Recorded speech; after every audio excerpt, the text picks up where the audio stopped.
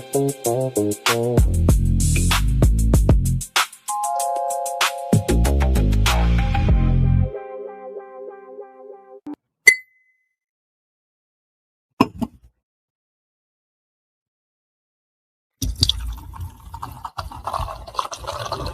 Layer's a hard place to live. Real hard. Ain't no soft landing nowhere in here. Smiling at you like it already know your name, already in the room when you walk in. That's the slings and arrows, you don't hear them fly, you just feel that sting and wonder where it came from. Whole layer wrapped in dark mystery. Old magic in the walls. Wizards whispering deals they don't keep. Dragons watching from the shadows, counting bodies like loose change. Succubus love looks sweet at first, then you wake up lighter than you went to sleep. Heart tax, soul pawn. It's war out here. Quiet war. Betrayal wears silk and smile real nice. Same cats break bread with you. Be the one selling your name 2 streets over. This whole thing a stone cold trip, baby. No fair fights, no refunds. So whatever shield you walk around with, it better be battle tested. Not shiny. Not shiny. Not fresh out the armory, I'm talking chip paint. Bent edges. Blood you couldn't wash off even if you tried. Cause the Layer don't care how fly you look in your armor. They care what's still holding when the smoke drifts off. If you still here tomorrow, still breathing, still standing on your square, then yeah, you's a bad mother. Shut your mouth.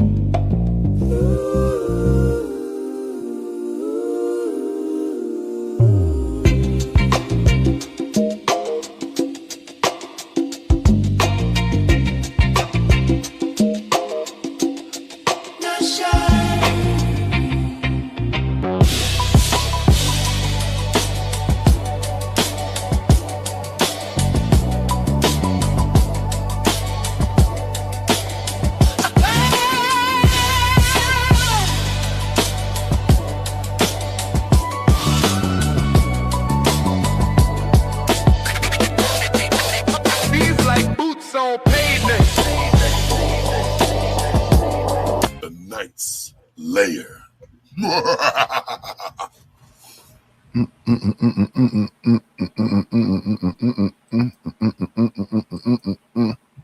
What up, party people? Your dreams have now been fulfilled. Get out your seat and let's get ill. Broadcasting live from the West Coast, Oakland, California, to be specific.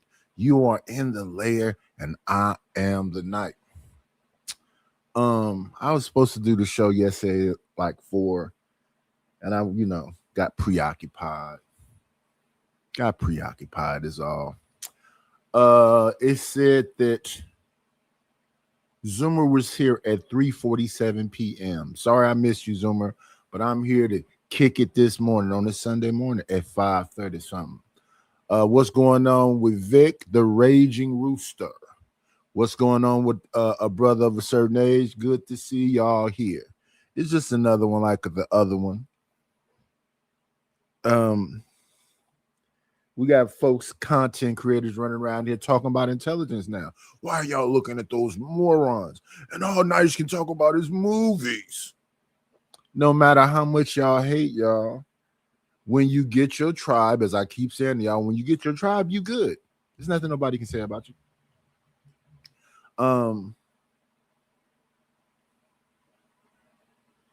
Us as a whole, I don't see where we work together.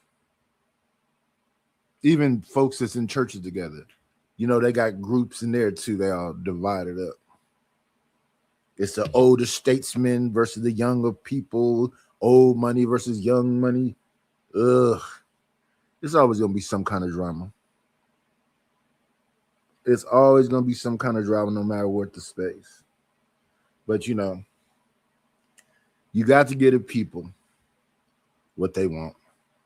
So let's try doing that.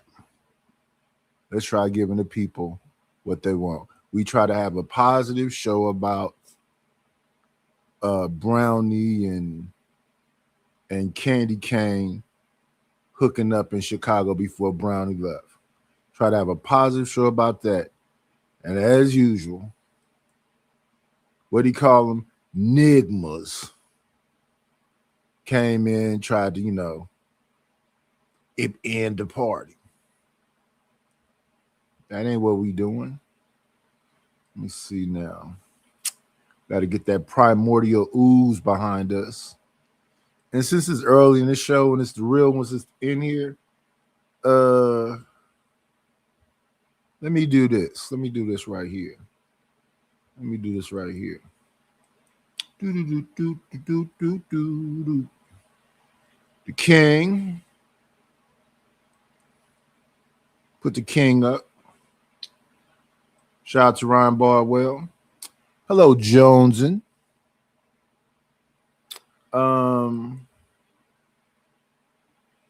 I want to put that up so I can do this.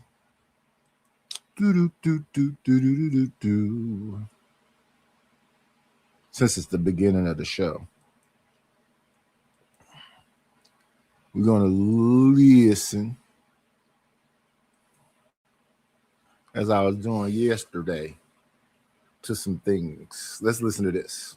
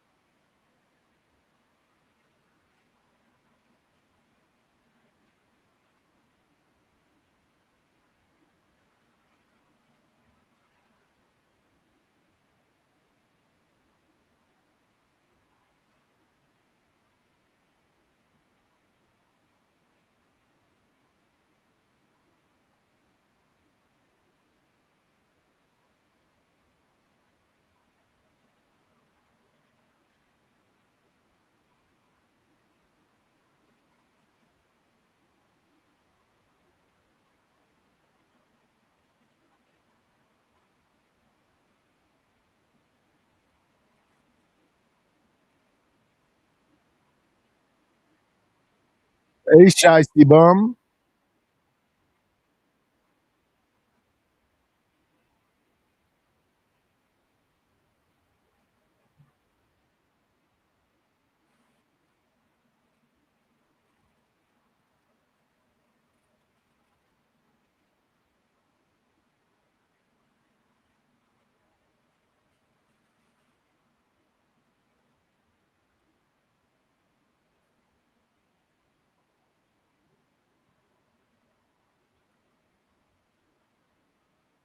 Nice.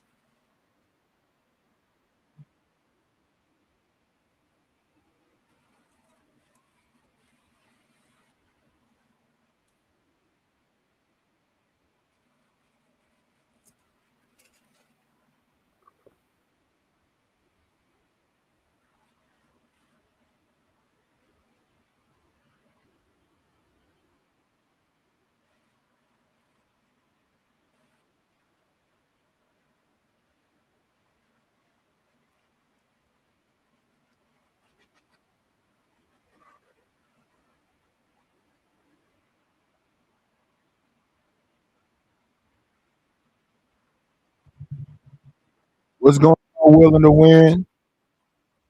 What's going on, TMKC?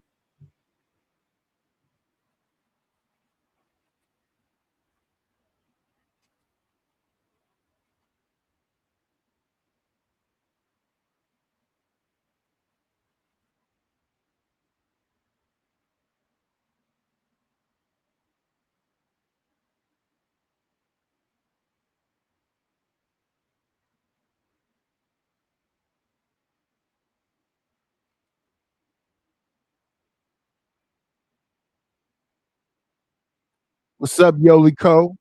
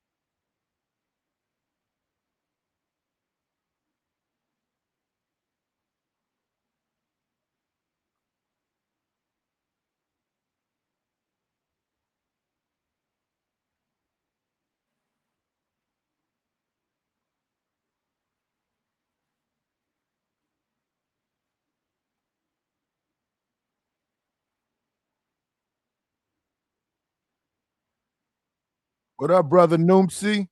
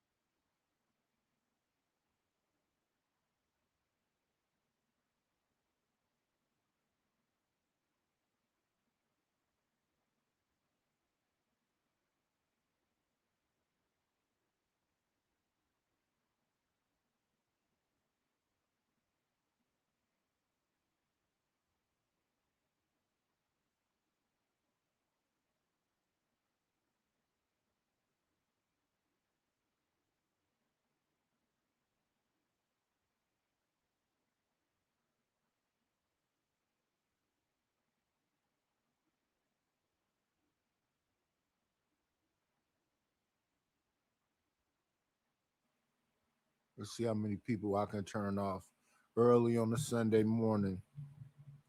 Telling y'all I make all kind of music. Haunting sounding music, romantic sounding music. I'm diverse with it. Pulse of glass. Glass, rainfall, no vocals.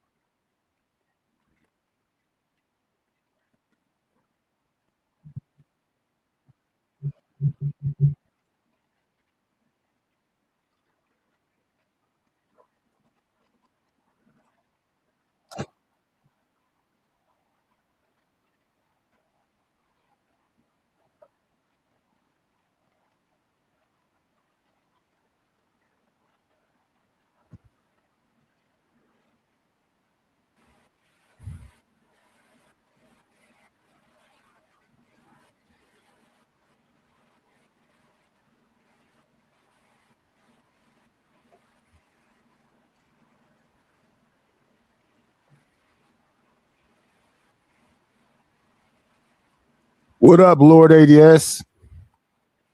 What up, Polar Bear?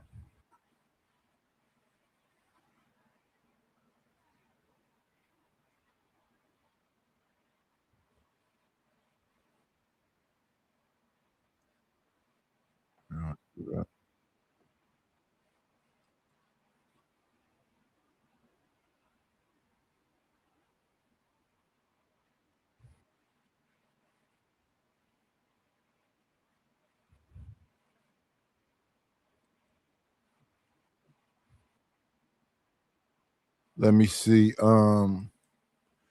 LA, can you hear the music? What's going on, Vampires of Tomorrow?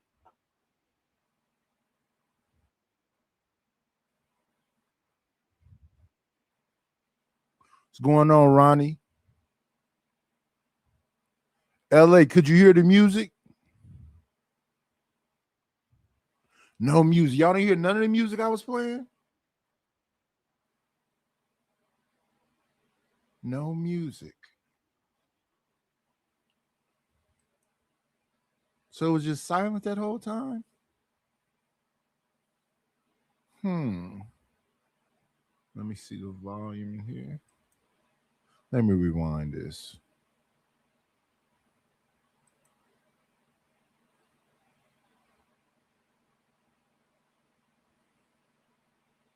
It was just silent.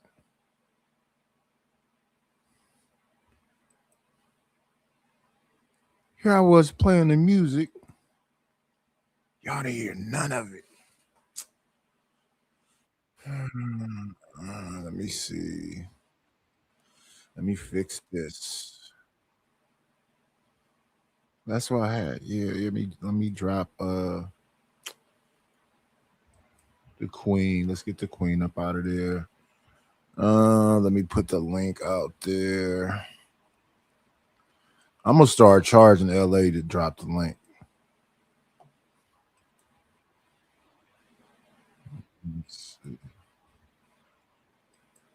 I played y'all some bangers.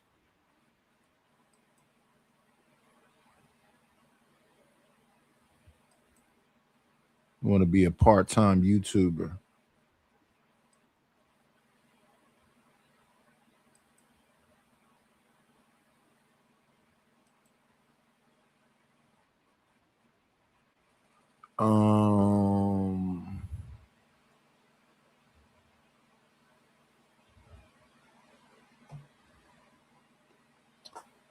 There are moderators in the chat. Are you guys reading the chat?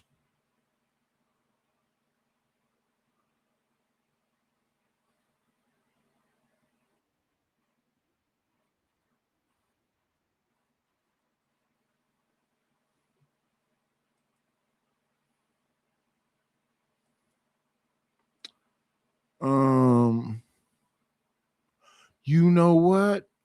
Let me do it again. I know what I did wrong now. Let me see.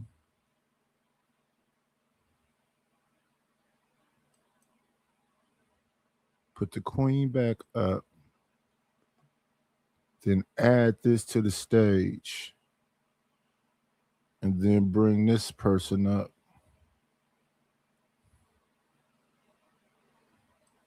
Come on in.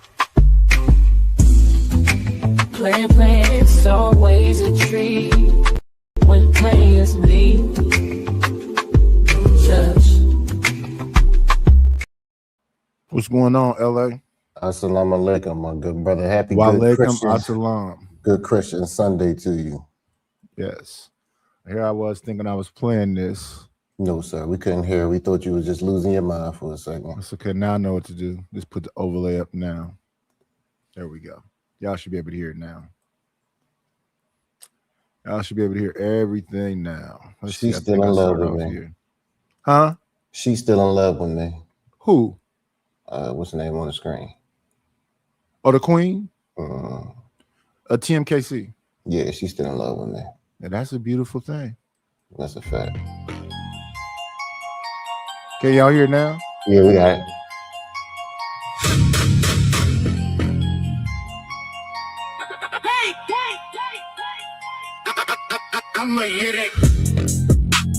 What up, Fasting?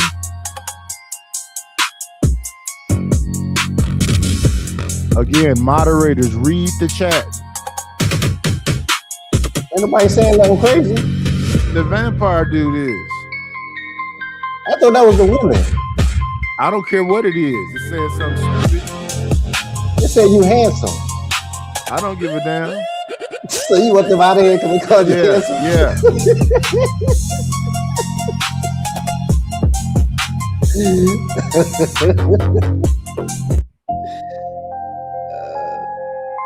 Skip that.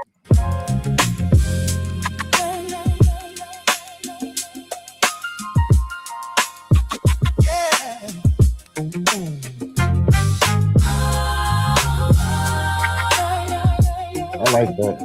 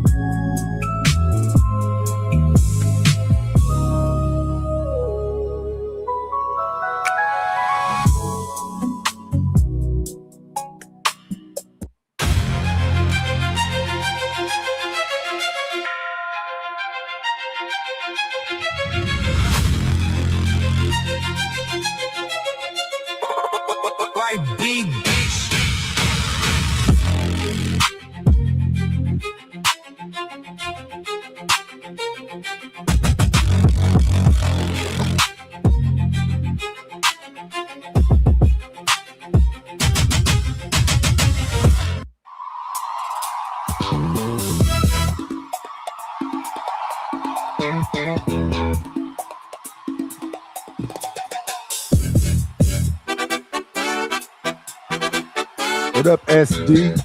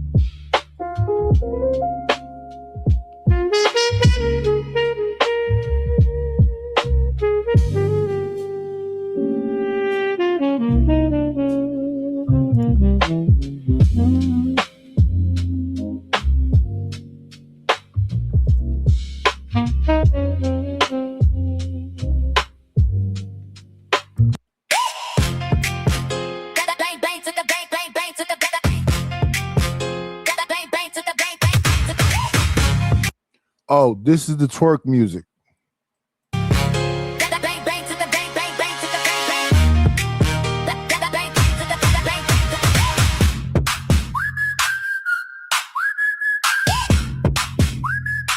What up, No Chaser?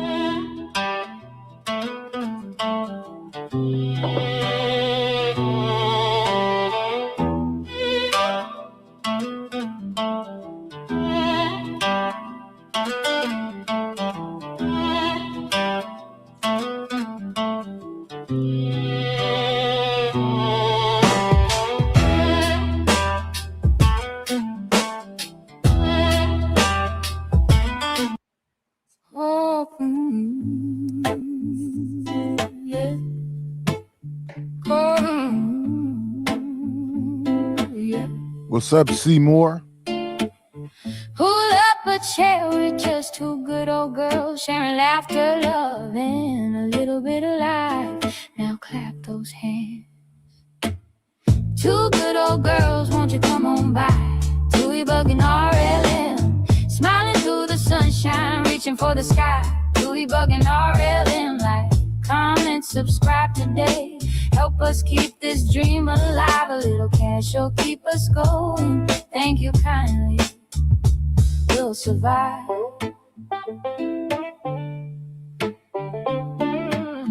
Got coffee.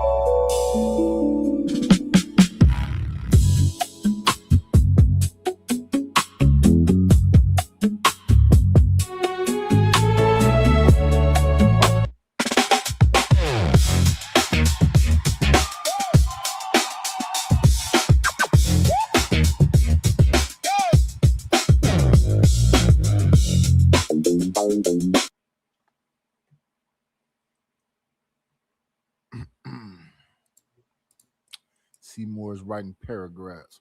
What's going on, A-Dub? We holler at everybody. We got A-Dub, we got Stanley, we got No Chaser,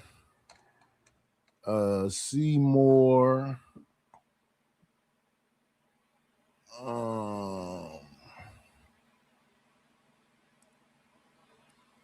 let's see, Shiesty Bum, Ronnie, the vampire person, Stacks up here. That's a fact. Polar Bear, that's a new name. Brother of a certain Yoli Cole. TMKC just came by to say hi. She's still in love with me. They be doing drive-bys. The Rage and Vic was here. And Zoomer was here yesterday. We're going to be here today, though, y'all. We're going to kick it Sunday. We're kicking it today. You say that every day, sir. I don't know about that. Yeah, you do. Let me see. You want to move that? What you did, a 3-hour show yesterday? That's what they've been lately. Lately, they've been 3 hours. You did one at 3 o'clock? I was supposed to do one at like 4 something. Okay. But I just was comfortable kicking it. So I just laid down. Relaxed. I was up, but I was looking at, YouTube on the TV. There's no way for me to, type or whatever. What's going on, Willing to Win? What's going on, Red Pill? I had some of the best oxtails I ever had in my life yesterday. It was good. Yeah. I never really had a bad oxtail though. Oh, I have. There's some people who don't know how to do it. But this restaurant that funny enough, the restaurant sell terrible calamari. What kind were they? What kind of oxtails were they? Yeah, because some people just bake them. Yeah, they don't even do a whole lot to them. There's a little, salt and pepper and garlic and onion powder, garlic powder. They'll do it like they'll boil it. Some people. Yeah, it was in the gravy sauce. I gotta find out how he cooked it. Jamaicans, they use Scotch bonnets and that's what I like. Yeah. That's you want the full-fledged Jamaican oxtail. Yeah, I like that spicy. But contrary to belief, Dominicans don't like spicy food. They don't like spicy food and they don't like cigars, which you would think it would be the two opposite here. I've looked at a YouTube channel. What is dude name? He's a Jamaican dude, and I followed his recipe, and it was delicious. I cooked it in a slow cooker. My sister do that too. Yeah. I like it when they cook it on a grill first, though. But I'm gonna find out. And the good thing about these oxtails, it was a special that they run. I gotta find out. It's 700. Have you ever had ossobuco? No, I don't think so. It look almost like a oxtail, but it's bigger and it's cheaper because oxtails get expensive out here. Like a motherfucker. And it used to be slave food that they threw away. Yeah. So all those things, we made into delicacies because chilling is a delicacy. Yeah, I love it. Oxtail is an actual tail of a cow. It's a delicacy now. That's not just, they used to throw it away. Yeah. Now they found out they can make so much money off of it. Shout out to them poor people. They do it every time. What's this? This all we have to eat? Let's see what we're gonna season it with. I just want to know where we find all these cows at. I don't know. That's a lot of oxtails, brother. Because I'll be looking at Les. I forget what this thing is called. Texas barbecue, I believe it's called. Yeah. Well, he be buying the whole tails and trimming them down. Yeah, I would. Because his whole thing is all about oxtail sausage, everything. That's his whole barbecue thing is oxtails, and he be going to buy them by the box. Yeah, but it's cool to have some young, healthy people with you. They can, make that an easy thing for you, and it's I think it's all his family.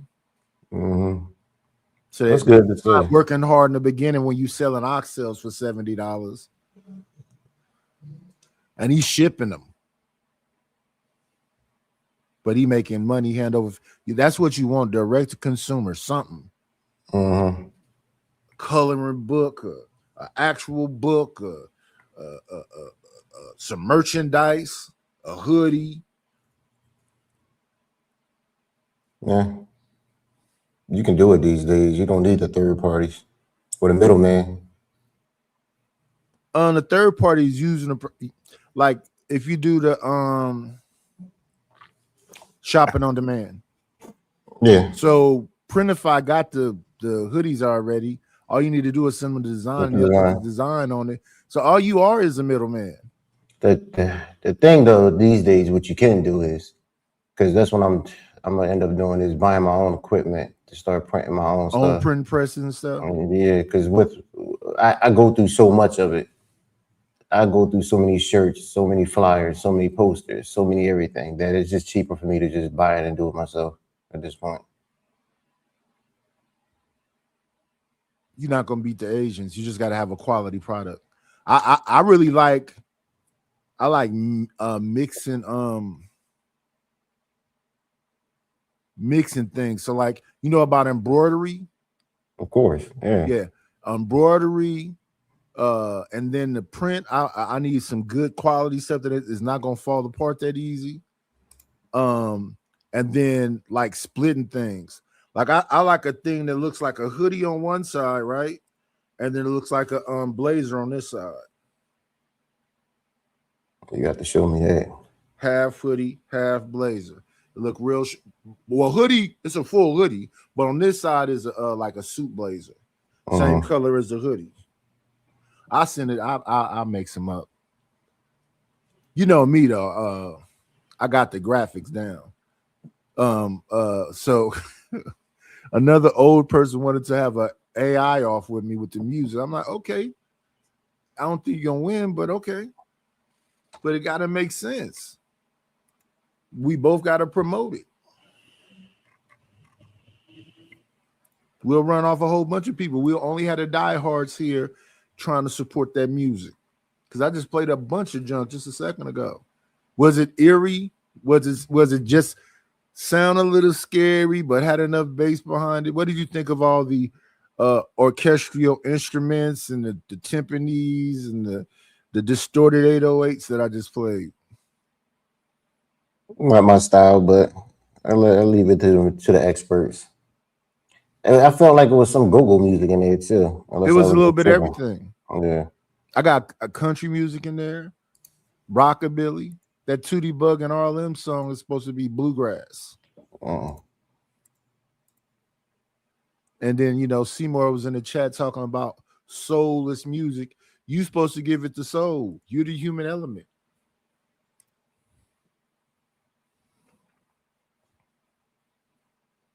And then I would like to see, you know, Seymour got some kind of skill or something. That would be cool. Like, you know, maybe you a juggler. You know how to spin bottles. I don't know. What is your talent? Because you just seem bitter for a young person. Is it a girl or a guy? Who, Seymour? Yeah. I don't know what his pronouns is. It has a D voice.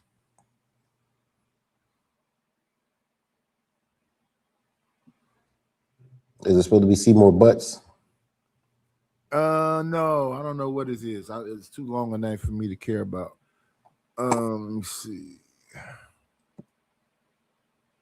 We are going to go to Baby, only you. What's your favorite food you fuck with? Who, me? Yeah, if you had a go-to meal. A go-to meal or something I really like? Let's say something you really like. Something I really like. I like bass, Chilean bass, over some vegetables and maybe some mashed potatoes. I like the oxtails. I like a good brisket that's just, you know, got the right amount of fat. It's cooked all the way through. I like a brisket with a mashed, probably too, macaroni and cheese or something. But of all of them, I probably go bass. The other one they call it branzino, with root vegetables with the butternut squash ravioli.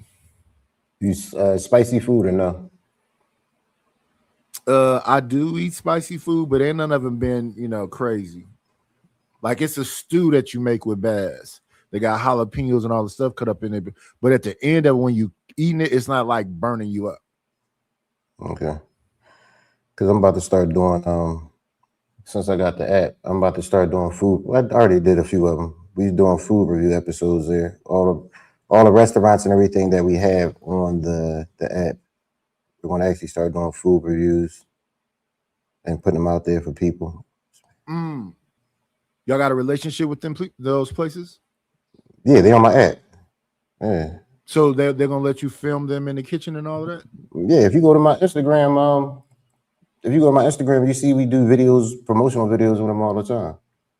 So we just actually doing sitting down, reviewing the food, letting people know everything. Yeah. That's gonna be fire. Yeah. What am I doing? I'm sharing this, making this full. And the crazy part is I'm not even a foodie at all. I'm good with pizza. But I see other people go crazy over it. See, pizza is an interesting thing also. I like Round Table.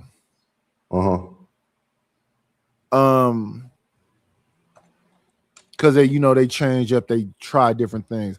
I like their buffalo chicken pizza, and they had one that was a barbecue ranch chicken pizza. I like those too. And with all other with the Domino's and the other place I think of the pizza places I like is called Sabel's.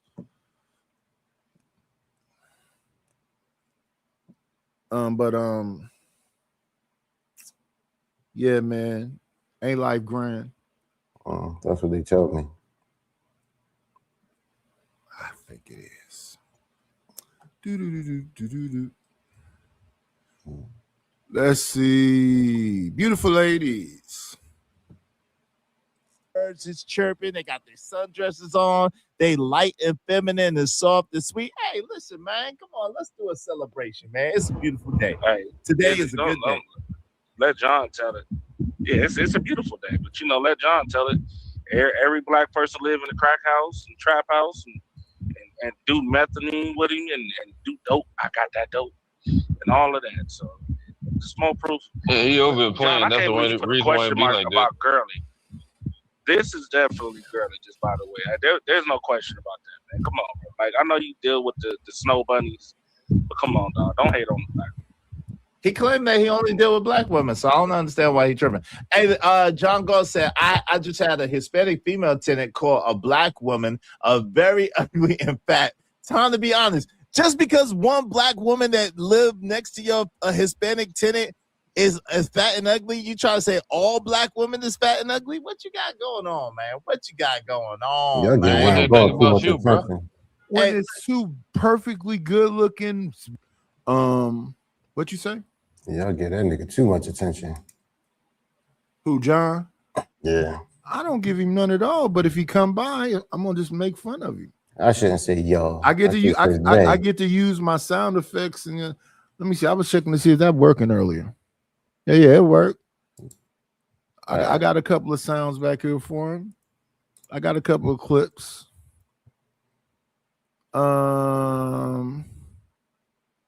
I even got some sounds over here. But we got the boxing ring bell. We got the Jeopardy thing. Got an applause.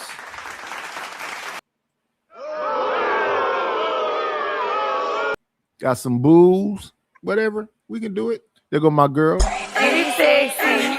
Get it sexy. Get it sexy.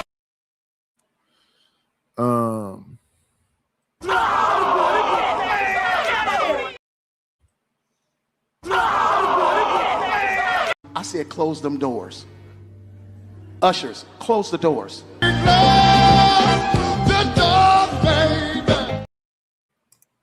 Sometimes in life, the odds are against you. But if you give it your all, if you do the best you can with what you have, you still might not be able to really do shit.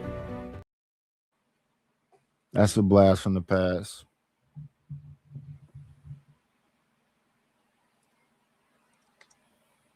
Yeah. I don't know why people so shocked at the shit he say anymore. Shocked at what? Who say? The John? boy John? Yeah. John is he putting a little bit more energy into his what they say it's called cloud chasing. He put a little more energy into his cloud chasing. What's going on, Zoomer? Like what? What you mean? I think he want to be with those people he always arguing with. He want to be able to be on Izzy Band panel. He want to be able to be on Witch Doctor panel. He want to be able to be on Angry Man panel.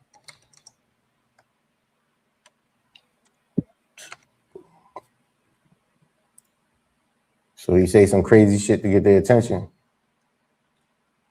Ain't that what Sharon used to do? Isn't that the reason for the rim? Yeah. And then they start calling them lovers of men. Forget rim. Rim is disgusting enough. Let's call them lovers of men. LOM.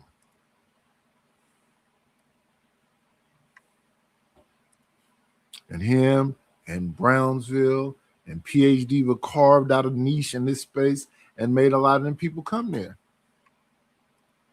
Provoking them. What you supposed to do? Then you say you got to get their attention. Nah, I'm cool.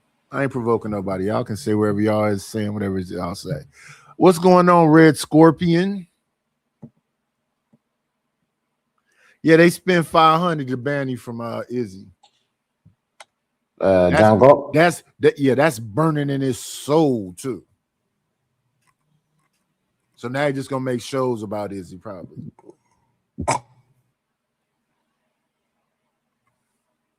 He gonna say, "You need to make a new song about me." No, the one I got already works. That's a fact. You don't play it no more. I think you're scared. Well, there's nothing wrong with healthy fear. Okay. Yeah. I thought y'all made amends. No, I'll never be cool with it. In real life? In real life, I'm not cool with it. Oh. It's certain people on here, I would never want to meet them in real life. For a while, I didn't even want to be on IG with them.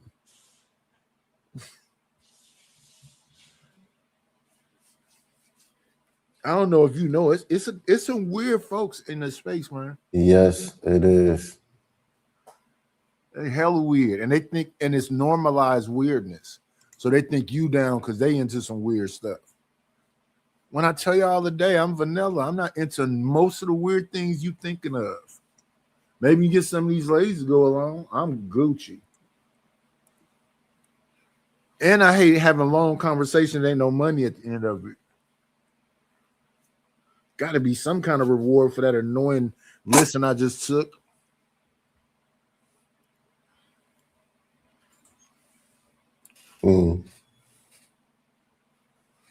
Or maybe you went to long conversations with people. Nah, I don't even like when my girl talk over 5 minutes. I'd be like, why don't you shut the fuck up? Brutal. That's life. Yeah, I don't like long conversations. In my real life, I don't even talk that much. Like, I talk more on YouTube than I do in my real life. Me too. Yeah, I kind of don't even like talking. When I'm talking to real life, I want to know that I'm learning something. It's going to be some money at the end of it. If it's just talking to be talking, nah, I'm cool. Yeah.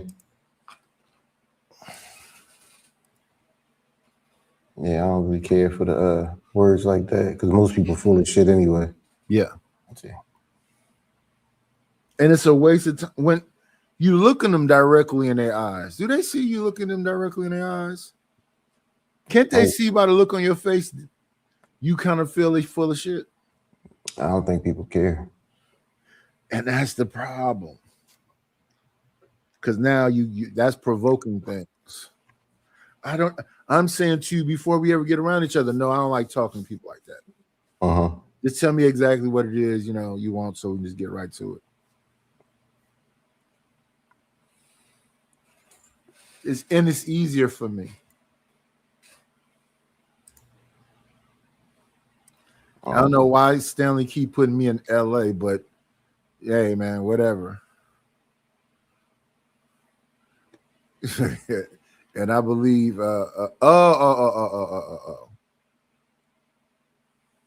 he's talking about you. He's not talking about us being there. What about it? You got to catch up to his wittiness. That's a kind of sad LA. I guess he's calling you sad. Why? Because I don't like talking? He said he feels sorry that you're lonely. Wow, that's how he got that out of there, huh? Yep, he didn't hear you say you was cussing a whole woman out. That was crazy. And not to mention, I live in a country where it's women 13-1, and I'm one of the dudes who got the most around here, so I don't think loneliness is an issue. You would think he'd sound happier, huh, guys? Really? Yeah. I'm retired at 43. Listen, it would seem like you'd be a bit happier. What's happy? You're retired at 43. You have access to new means of income. You're in a active place, and hopefully, it all goes well, and you'll pass some of that game down to somebody else, and we'll just, what they say, when you go from working to being the boss, streamline it. Yeah, that's the goal. Like I've been listening to Adrian Broner talk about praising Al Heyman.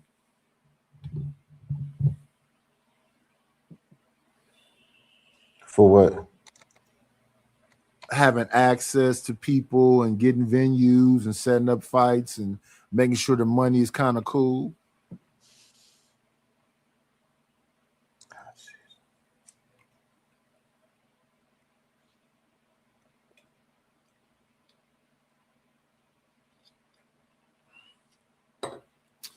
Mike Tyson had Cuss D'Amato. Then Cuss was gone. He was with the young white cats he wasn't really feeling. Jake and the other dude. And then he ended up with Don King as his manager and Robin Givens as his wife. Oh, that's a combination for your ass. Whooping your ass. But look how he bounced back. Hey, Genesis. He gonna have bounce back ability because of the all-around person that he was. It wasn't just the boxing. It was the boxing. It was the comments. That man was electrifying. Some people got it. Some people don't. Adrian Broner had it. Do you like his streaming? I ain't catching anything wrong. Streaming for the most part is about humiliation rituals. Is that what he do? Walk around drunk all the time, you say? Well, he ain't been drunk. Well, for this 45 days, he's supposed to not be able to drink. And he ain't been drunk. He's not drinking at all. Not even wine. Did I say hello to Genesis? Let me see. Let's give Genesis a better intro. We got some Genesis junk over here. For so long I felt this way. Where is it at? There it is. See if we can hear it.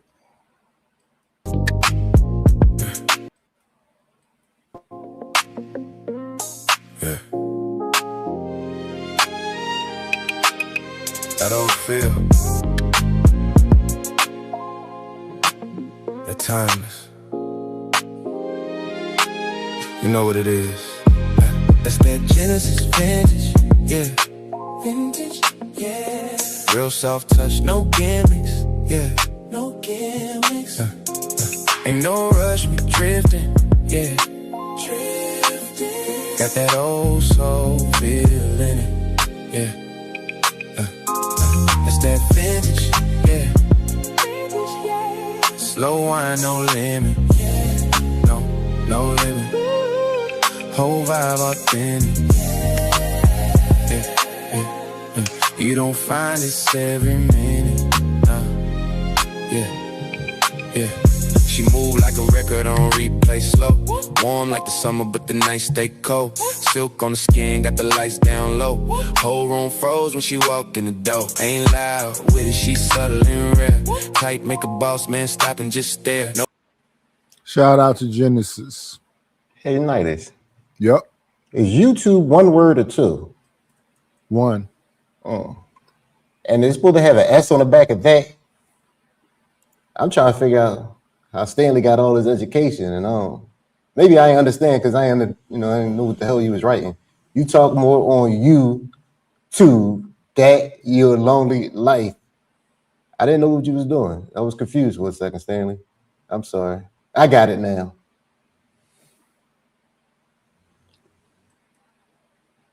I got it. It took me a while to catch up, like you said. I understand that comment.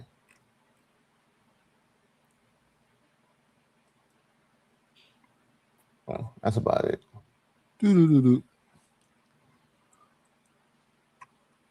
Man, it's a trip to look at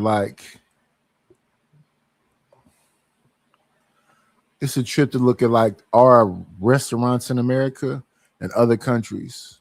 Like what? Like McDonald's in China. Yeah, like McDonald's here. They got steaks and all kind of stuff that got nothing to do with no McDonald's here. Like, what is all this? It's like a it's like a 5-star restaurant or something, but it's McDonald's. You can get a McDonald's for a couple $1 million if you want.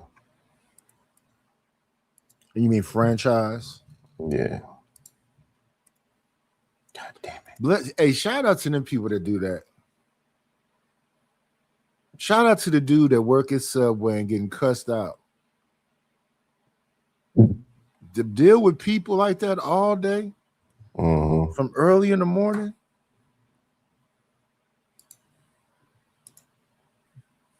Well, you do it on YouTube. And Subway sucks. Those sandwiches are horrible.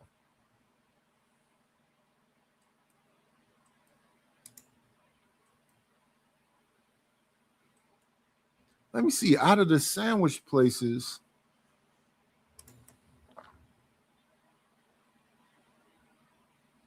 so you got Panera. They soup is good.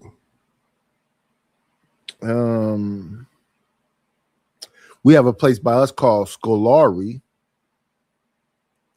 I think every sandwich I've ever had out of Scolari has been delicious. Never heard of it. Must be a West Coast thing. It's a little family, but everything I've had out of there has been delicious. Most of the sandwich I've had off the food trucks in Alameda, whether it's a banh mi or it's a burnt in sandwich, all those sandwiches have been delicious also. So I don't really know. Oh, and then my favorite sandwich is called a torta. That's from La Pinca Azul truck on High Street, on the back streets by the gas station. It's very dangerous over there, but that's the best sandwich. My favorite burrito used to be right in front of my house on 25th and International. They moved from being right on the front to in the back of the building. But that's my favorite burrito. My favorite torta is on High Street. Right next to the gas station, and the gas station is dangerous too. The burrito truck is dangerous and the gas station is dangerous. And the police really don't be doing nothing because this cat's walking around bare-chested with a pistol in the back of their pants. You can clearly see, just wandering around. As they should. Nah, they supposed to be getting locked up, homie. No, sir. Let them be free.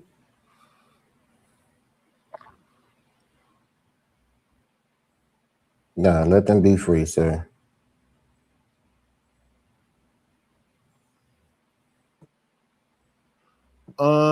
You're not gonna own no land, period. When your house is completely paid for, you still gonna have property taxes and insurance you got to pay. You will never own the land. Depends on what country you're in.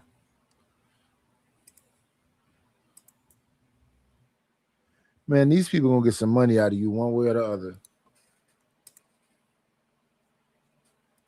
That's why I say I try to be people virtual assistant. I don't know how you do that. I try to hook up to be on Fiverr. I don't know how you do that.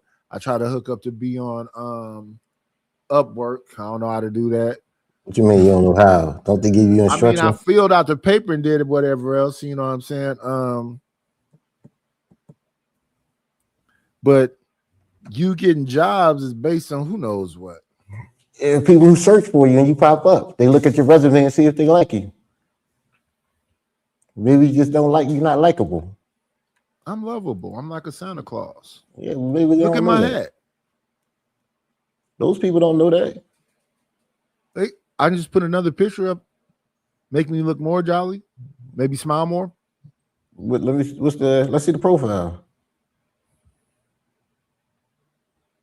Can we see the profile? What the what you call it? Yeah. Your Fiverr. Your Upwork profile. No. The profile, my Fiverr is a profile from my LinkedIn. Oh, okay. No, you're supposed to put them all together.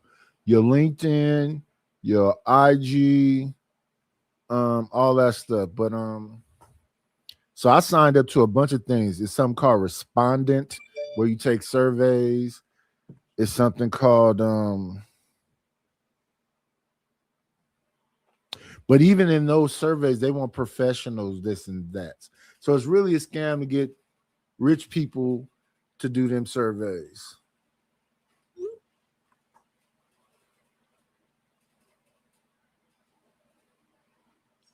Oh. I appreciate it. Oh, wait a minute. A black woman is bored, y'all. Let me see where my sounds are at.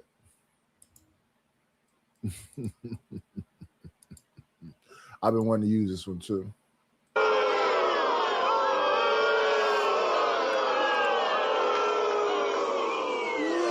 You suck. What they want us to talk about, beef or some shit? No. Well, let's get back to this kerfuffle. Well-sized, healthy women on the camera. You want to go find somebody in that slumlord apartment or house that you got going on? Hey, B-Love said you could tell John doesn't travel at all. Hey, Big Bad Coon, he said bring John up. We need a little chaos. Hey, John is welcome to come up if he wants to. It's up to him. But go ahead, Charlie. The fact that a Hispanic could walk up to you and be comfortable enough to say that in front of you says a whole lot about you. That didn't happen. That didn't happen. She said it to John Gawk. She didn't say it. Yeah, I know. The fact is, I know. But you know, and shout out to B-Love. B-Love sent me some beautiful pictures of her this year, and she looks very healthy and beautiful also. You better leave B-Love alone for Mr. Brown get on your ass. Mr. Brown gonna get on you. Mr. Brown? Who is Mr. Brown? All I said is she looks healthy and you know, vibrant. I didn't say it was no weird pictures. I'm not a weird dude like that. Y'all got them sick minds. Who's Mr. Brown? I said I ain't seen you on the panel in forever to be loved. She said, yeah, I stopped being on panels because people started being weird. I said, okay, cool. So, well, I'm not gonna bother you. And she said, I can show you how I look right now, though. And she sent me just a picture, just this. And she looked happy, healthy, skin looked good. I don't know why I can't give people positive statements without y'all making it weird. Because you a weird ass old man. What's going on, Coach Ferg? But when you get old, shouldn't you have the opportunity to cuss people out and be weird? I guess. Ain't that the whole point? That's what you keep telling us. Hey, listen, aren't you supposed to let that old man act a fool and laugh at him, buying some drinks or something, put a little young something on his lap? That's what y'all want to do. Y'all want to beat the old man up. If I was everybody, that nigga nice, man. I'm hitting right in his shit. Hi, Joy is real. I don't even know what Coach Ferg is saying no to. I was just saying, hello, Coach Ferg. I like to greet everybody that come into my domicile. It's so small.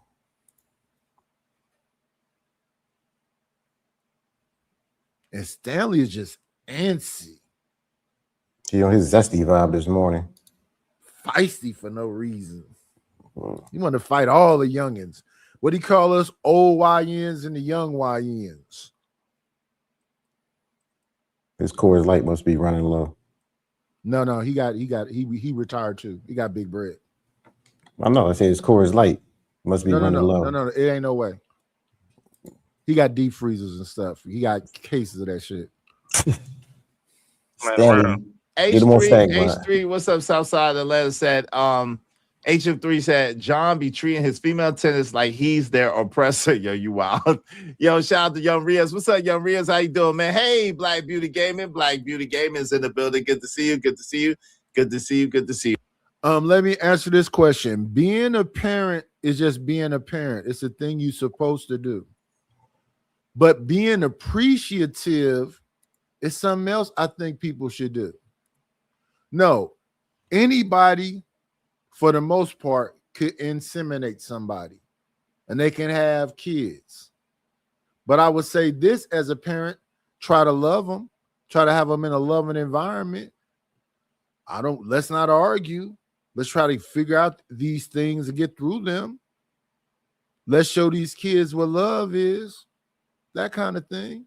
But no, if you just spit out some human being and don't give a damn about it and put alcohol in their baby bottles so they can go to sleep and blow charges in their face when you smoking weed, no, fuck you. But what kind of parent are we talking about? Respectfully. There's some horrible parents out here. Some actual monsters. We just got through looking at these white folks the other day. They got what, 16 kids or something? You know about that case, LA? Yeah, they arrested a family because they live in Appalachians. Oh, they some hillbillies. Man, you should see them. Oh yeah, they some hillbillies. So the lady started having babies at 15. By her father? 16 kids. Huh? By her dad? No, not by her dad, by her boyfriend.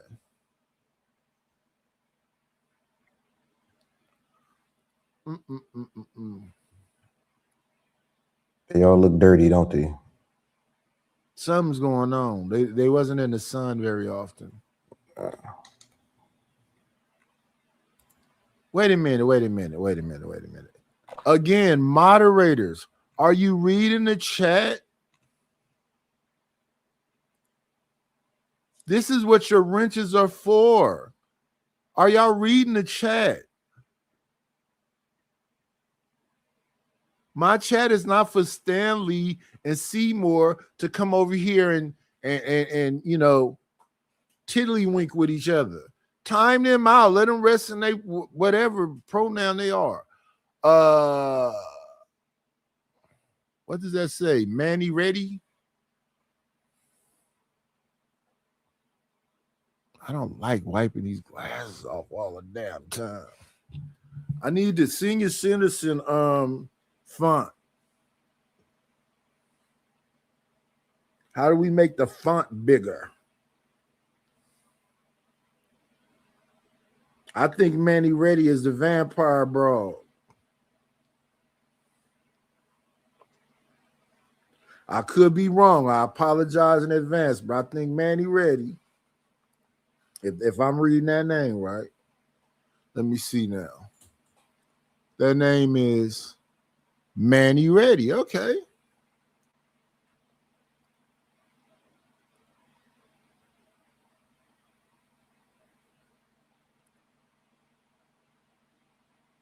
I don't even know what that means. Am I hearing? I'm hearing silence. Don't fuck with me. You got a young dude that want to pop up here on us. Watch you get into the bullshit. Come on in. Playing, it's always a treat when players leave.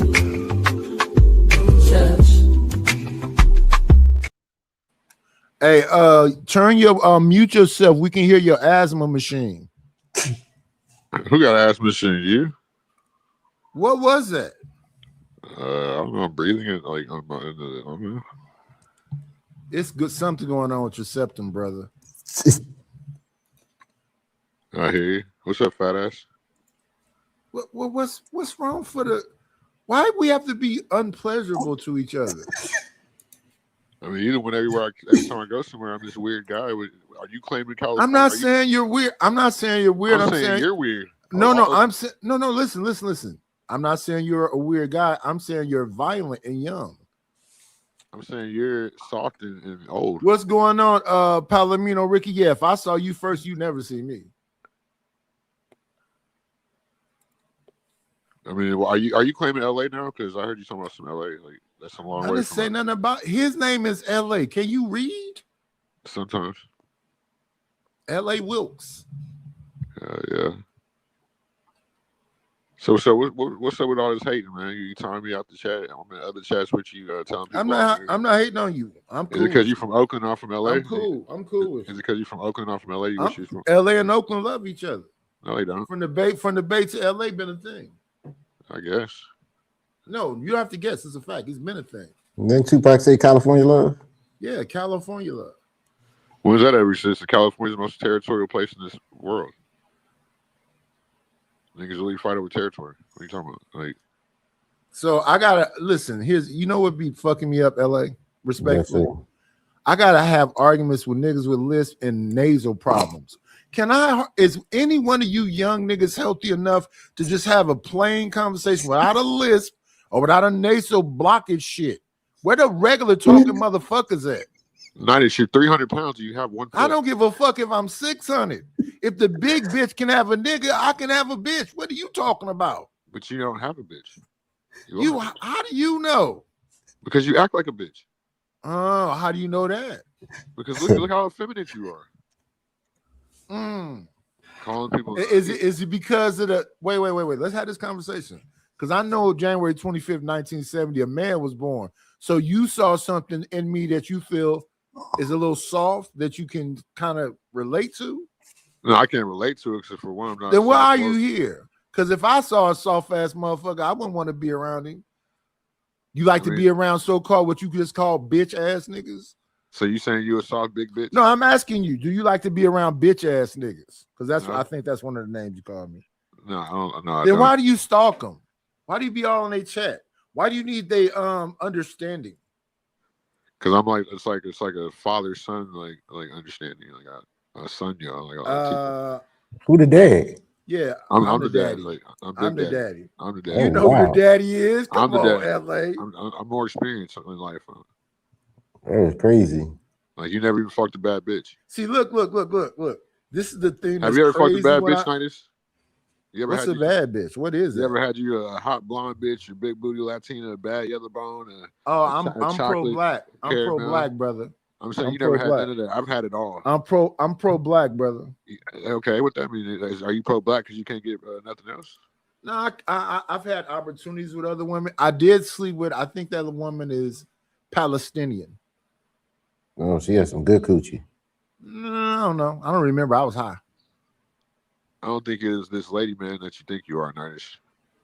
You're the lady man. I'm a man. Period. No, so I'm a ladies man. You're a lady man. Nah, I'm a you know, like in the Philippines. It's plural. Yeah, I'm positive you need to be showing your hands right now while you talk to me. Weird ass motherfucker. What is wrong with you, bro? You all right? Hey, LA, have you ever really paid attention to a young dude that want to come argue with a senior citizen? Isn't that weird? Citizen? Isn't that weird? Yeah, he in the 60s. See how don't hey, wait. You can't have nasal blockage and a stutter. Pick a you just stuttered. No, not at all. Hey, you should because I'm trying to be nice to you. I don't want to, talk to you like I normally talk to people like you. You don't know how to talk to people like me because I just demolish you. Why you got a gap between every one of your teeth? I'm old. That's not good. These are my original teeth. You got some fucking saber-tooth tiger teeth. I've never looked in a man's mouth like that. I mean, I can see fucking you damn near your whole fucking stomach through your mouth. Like, I don't know. You got what you probably melted drinking all that hot alcohol. You sound so gay. I sound so gay. What's gay? This dude sounds so gay, man. So you sound so gay. Hey, everybody in the chat, can y'all listen? Is this supposed to be like offensive?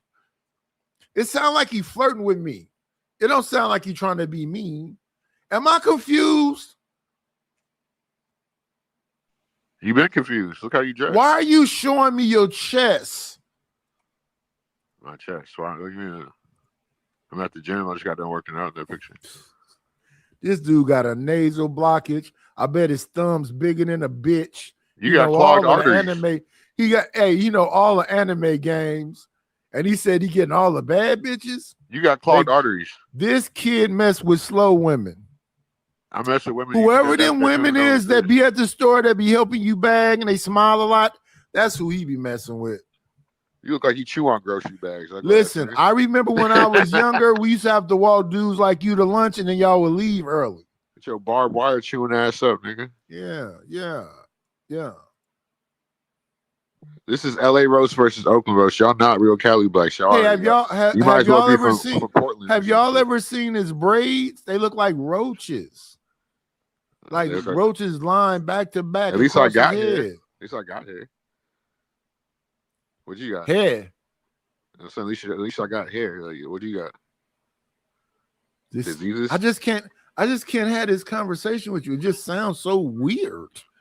You're weird. I would never in my 30s be talking to a senior citizen about his teeth and his hair. Why? How could I'm just wondering what went wrong. What went wrong? Where did tell me y'all where it went wrong? What? I said, tell me y'all where it went wrong. Was that an attempt at singing? Yeah, I'm singing. Yeah. Oh my goodness! So I got all my teeth so I can sing. Hey man, check this out. Tell me where did it go wrong? That is from Tony. And you got to do better, son. What's going on, Danner? You look like a mastodon, like a fucking elephant, like a fucking... All the things you naming, are like all the things you're naming, people love, right? What, wild animals? All the stuff you naming. You look like Timon and Pumbaa from Lions King. Joe Kuda Matata head ass. I'm a heterosexual male, so I don't know what that is. You ain't leading a heterosexual nothing. They women want to choose you. Oh man, this is hilarious. You ain't leading a heterosexual nothing. Women ain't choose your ass for shit. What? Nigga, I said you not leading a heterosexual nothing. Women ain't choosing your ass for shit. I would have never in my 30s been somewhere yelling at an older man about his cock. Well, nobody said nothing about your cock, weirdo. Your cock you can't find? That's all you just been saying this whole time. How many stomachs you got lifted to find your dick? Why are you interested? Why are you interested in finding my dick? No, LA, let him talk. Why are you interested in finding my dick? I'm not interested in finding your dick. You just said that. You said how much work do you have to do to find the dick? That's what you just said, weirdo. No, I did. I said how many stomachs you got lifted to find your dick. Yeah, you asking me that. That means you want to know how much you got to lift up to get to it, you weirdo. I don't have to lift up. That's why I don't be. I be trying to save you.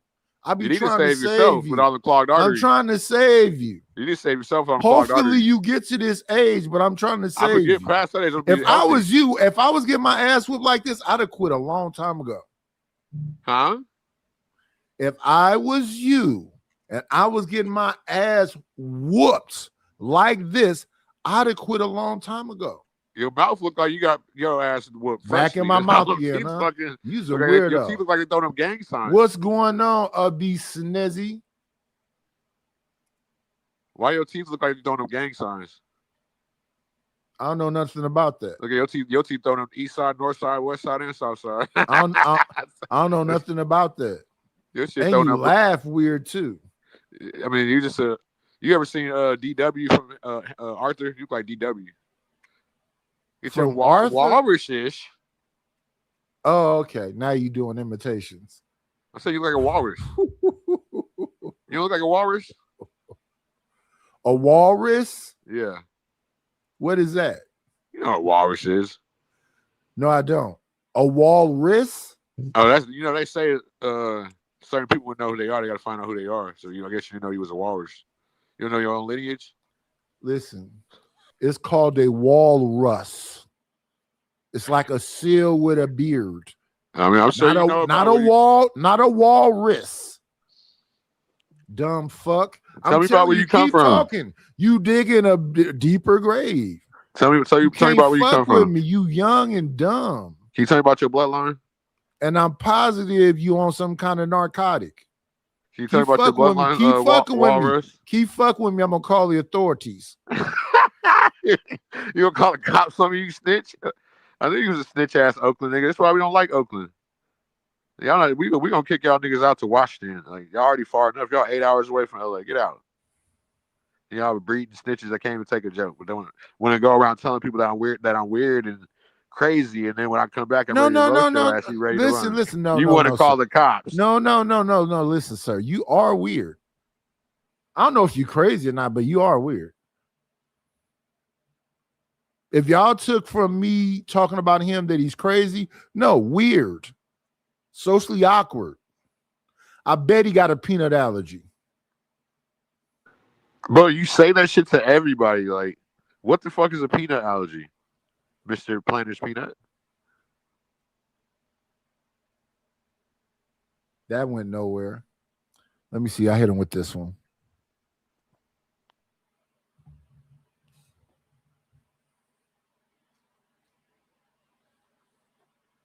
Has he ever even seen Planner's Peanut? That's a skinny peanut in a tuxedo.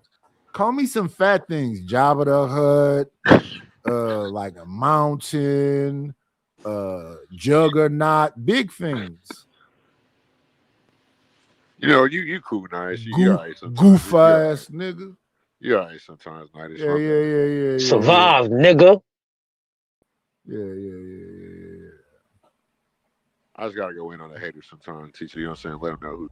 Do not listen to these ignorant niggas, man. This shit need to stop. Mm-hmm. Is that like Never go for retard.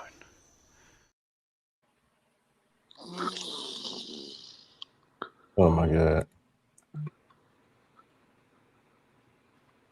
Are you okay, sir? The problem with us is we don't trust each other. Are you okay, sir?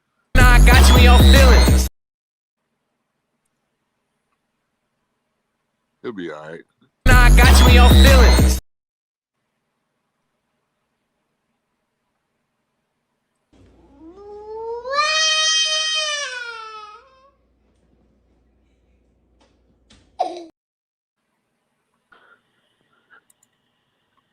Are you calling an ambulance? Nah, I got you in your feelings. Easy work every time, LA. And he be thinking he be doing something when he be up here. It's hilarious. It's my favorite people. All right. Y'all support the show, support the stream. I mean, and definitely hit the like button. I think your time is up, Imperius. What's up, Imperius? Welcome back. Yeah, John treats his tenants like I treat John.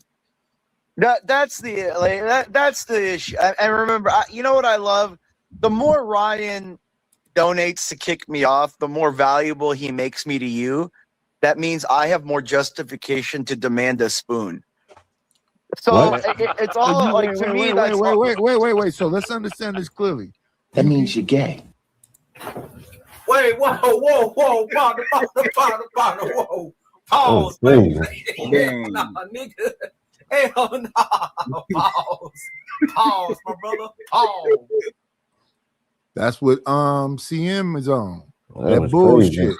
Hey man, I'm over here being quiet. You want some more? That booger sugar. You want that some booger more? sugar. You want some more? Goof I'm over here ass trying to be nigga. quiet. What's going on, Relentless? Listen, I have never in my life wanted to ask a man, does he want some more? I'm saying you want me to fire you up some more. You're a man? I thought It's you were just elephant. it just sounds gayer and gayer, as you said. You look gayer and gayer. To you.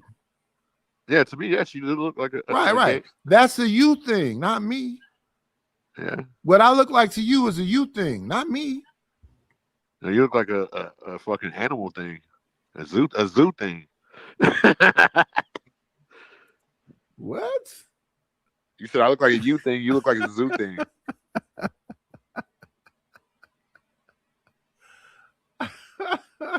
Hey, I was quiet. You talking about He doesn't even hear himself I thought talk. we were listening to it, period. You a goofy dude. Because Ryan spends money to keep you down, you get gayer. Imperius is never gonna happen, brother. It will happen. Mind over matter. It's never gonna happen. Give it up, man. Hey, I got somebody who you can spoon with. Got that right. Yeah, we did it. I got this. Nah, that's not my type. You like a black man, right? This is the perfect man for you to spoon with right here. That's the perfect man for you to spoon with right here, right here. Understand satire. That's the perfect man for you to spoon with right there. But he looks Mexican. Is that Chud?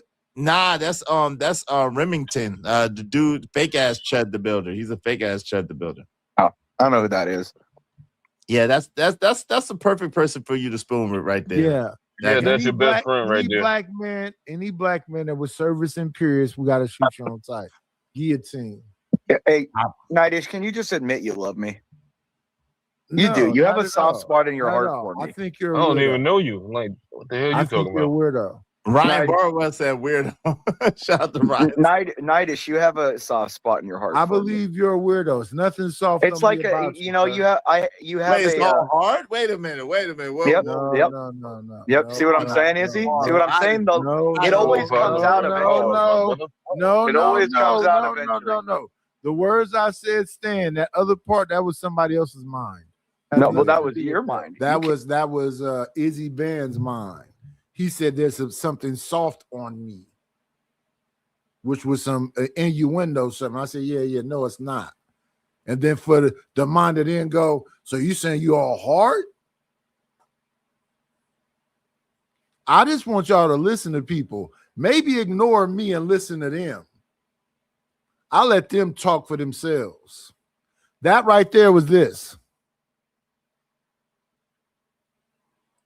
Came out of your mouth. No, you the freaky weirdo. Came out of your mouth. Weirdo. Hold on. You said You it's the nothing. freaky- Hold No, on, this you said man it's said I got a nothing soft spot for him. And you I said do not. there's nothing soft. There's nothing soft for. Yeah, When you think exactly. about him. So that doesn't mean that his freaky dreams come to life where I get to be that other word. No, I just Okay. don't have no soft spots for him. I know there's somewhere in that donut hole heart of yours that you have a soft spot for me.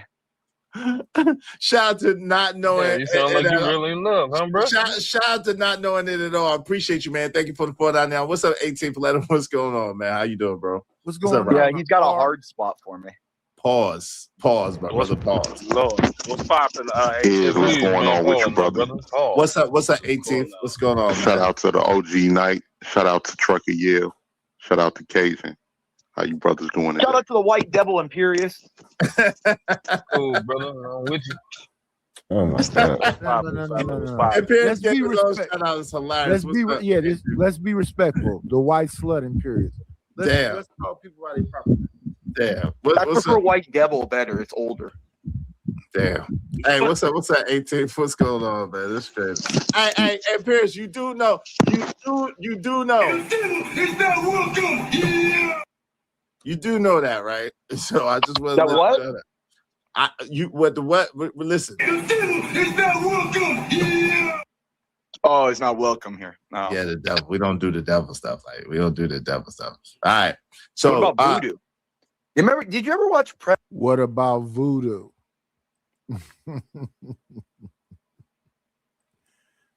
We don't do the devil stuff here. What about voodoo?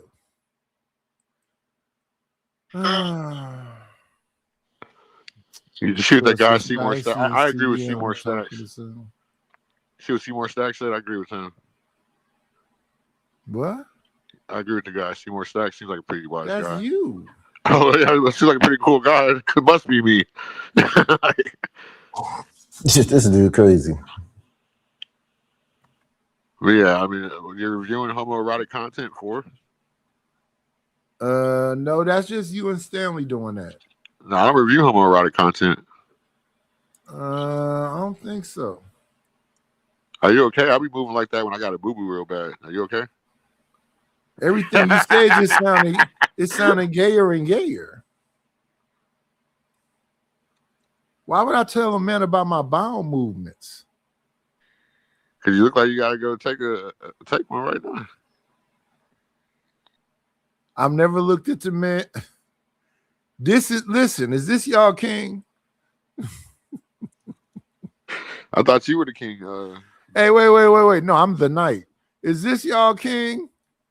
Burger King. Let me give it again. I'm gonna give. These jokes ain't going over. It's not a laughy face in the chat. Work harder. I'm not you. I don't gotta work. I'll be me, and it works for me. They're listening to you. You know who's who? We got 45 people in the building. Be entertaining so we could have 100 in here. Shit, buy some more bots so you can get 100 in here. Buy some more what? Buy some more bots. Damn, Nightish. He said rocks. You heard me. You know what I said. That's why you trying to act like you ain't here. People's wait. Ella, they smoke rocks in 2026. Yeah, my brother. Buy some more bots so you can have 100 people. Like you did last time, remember? I shouldn't even say that when he says something. I should just let him talk because he killing himself. But let's go. Predator 2. Do you remember that movie Predator 2 with the voodoo guy? Where there's no he was like what can't be stopped. There's no killing what can't be killed. Yeah, exactly. He knows that it cannot be killed. Yeah, dude, King Voodoo, or what was his name, dude? But yeah, that's what Izzy's like. Izzy's like King Voodoo over there. What does that mean? Pause. What does that mean? What does that even mean? I'm so confused. Trying to be like the voodoo priestess, man. That's what he's talking about. I've never seen it. Let me get back to this. I don't know. Let me 18th Rob, what you want to say before I get back to this? Because I don't know what this is. Oh yeah. They was shout out to Brownie, shout out to Candy Cane. They was in the downtown area. Okay. And the downtown area around Michigan Avenue, and it's called the Loop. And it's similar.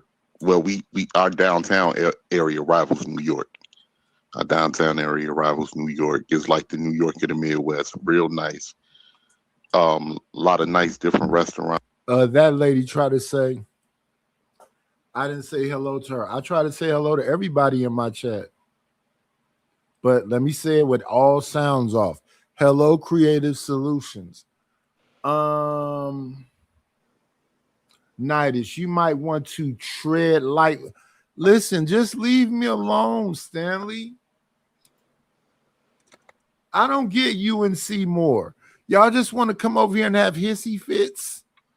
And why you keep bringing my name up? I'm just trying to chill on the panel. You want me to cry, baby, make fun of you again? Cry, baby ass, grown ass man. Y'all just want to cry. You don't want to cry. Keep bringing my name up. I'm just trying to chill on the panel, bro. That's all. Like, enjoy. Then act right, then, nigga. Act right, then. Who you talking to, little boy? Talking to you, son. No, ain't your son. It's different places to shop, and it's for people that think that it's a war zone. It's only certain neighborhoods. It's certain neighborhoods. Yeah, exactly. But one thing that Candy was saying that's true. Usually, a lot of the residents that grew up there, they don't. We go to different neighborhoods and stuff like that in different places, like the downtown area. But a lot of the times we stay around where we live at or where we grow up at. We don't. It's a lot of places that we don't frequent often for people that born and raised here. 18th, can I ask you a question? Yeah, Nightish. Was you proud of this episode? The two sisters got together. It was all positive day. They did the 360 Kendrick Cam. Wait, pause. Two sisters got together? We watched that, or what are we talking about here? We're watching it right now. I'm not talking to you, sir. I'm talking. Do they get naked? Like, wait. When you say get together, hold on. Okay. Sorry, my bad. Go ahead. Go ahead. Relax. We're not gonna let Beelzebub come up in here and corrupt things when we got a positive thing. Well, I am white, so go ahead. Well, you're not even that. That's the social construct. Y'all peach colored, look bruised. If y'all catch a cold, you look like a zombie. Hey, did you know PH Diva said she loved my little pink thing? That's what PH Diva said. I'm sure she did. Yeah. They call them missiles back in the day. They call them white clothes. No, I'm not talking to you though, brother. I'm talking to the man from Chicago. Do you think this was like a good look right here, Brownie and Candy Cane? Oh, I absolutely loved it, man. I loved it. It was cool. It was real cool to see, two people that were very. Yeah, it was very positive. It was a good look. What do y'all think about that? I don't know who they are. Two sisters. You don't know who Brownie Ellie is? No. You don't. That's interesting. Well, Brownie been around here for a minute. Candy Cane been around here for a minute, and I liked it. Brownie supposedly moving from Chicago to, I thought, Texas, and she they had that meeting before she left.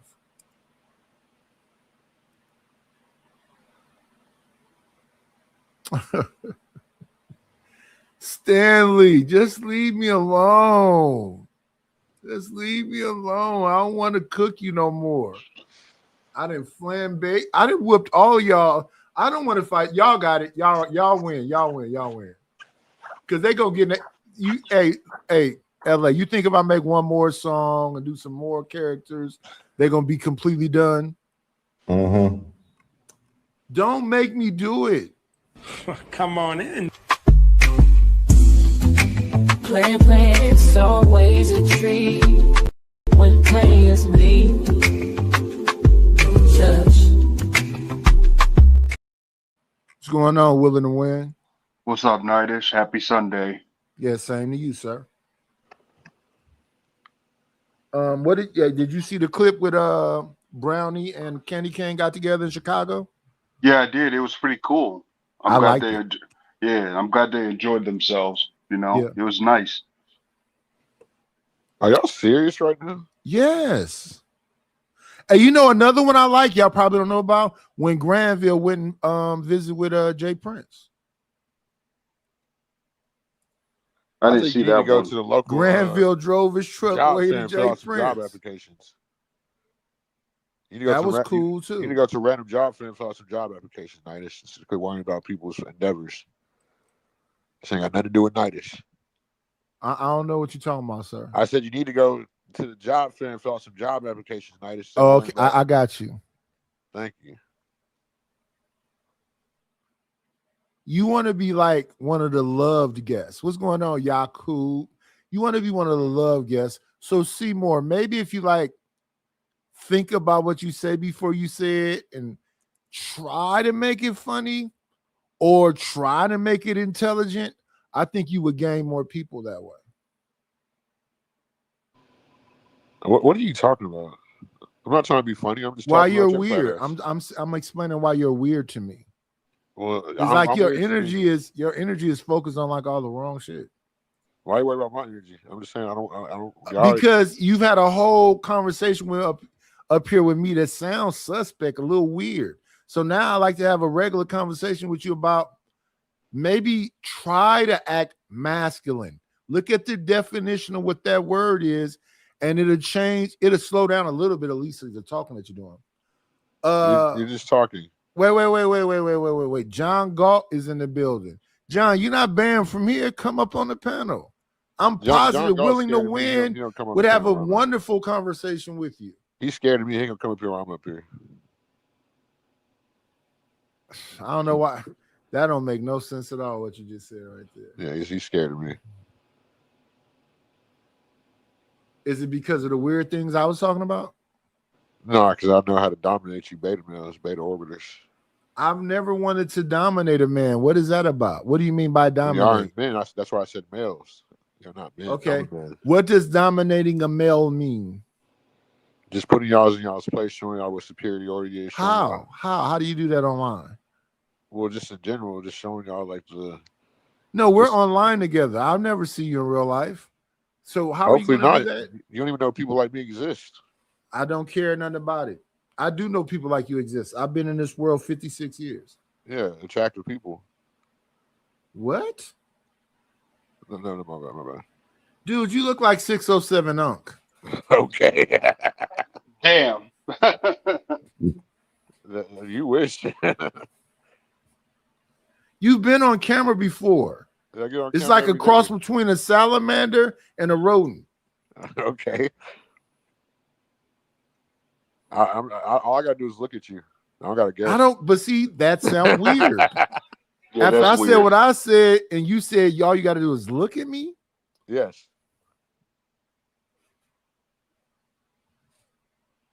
And that's the joke. Nightish, I think he's getting entertained by you. It's weird though, ain't it? Yeah, it is. It don't even make sense. That's the thing about and brother, I want you to do well. I'm an old man, but listen, you, Kills, Stanley, the Urban Rat, the Slumlord. Matter of fact, since he said something to me, let's go ahead and get his song out the way too. 1.27 seconds, y'all. I like that John Gold song from the DJ's booth. I like that John Gold song, Nightish. Let me see. Nightish, I like that John Gold song. I like that.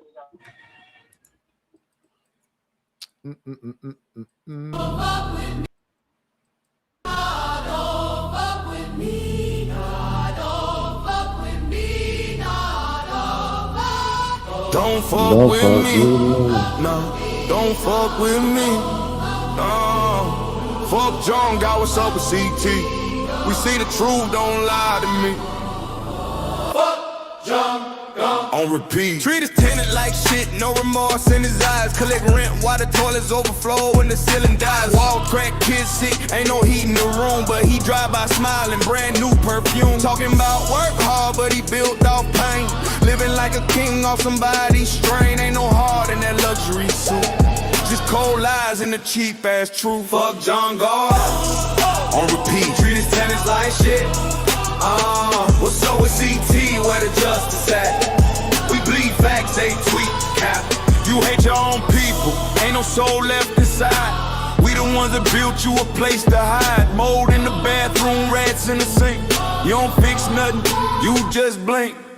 Every check you cash got a tear behind it. Every brick you lay got a scream inside it. You ain't rich, you just rotten and greedy. Call it business, but it's souls you're feeding. Landlord of lies, you ain't human no more. You profit off poverty, lock every door. We see you on TV, smile so sweet, but outside your building we can't eat. On GG, it's like shit. What's up with CT? We still asking C.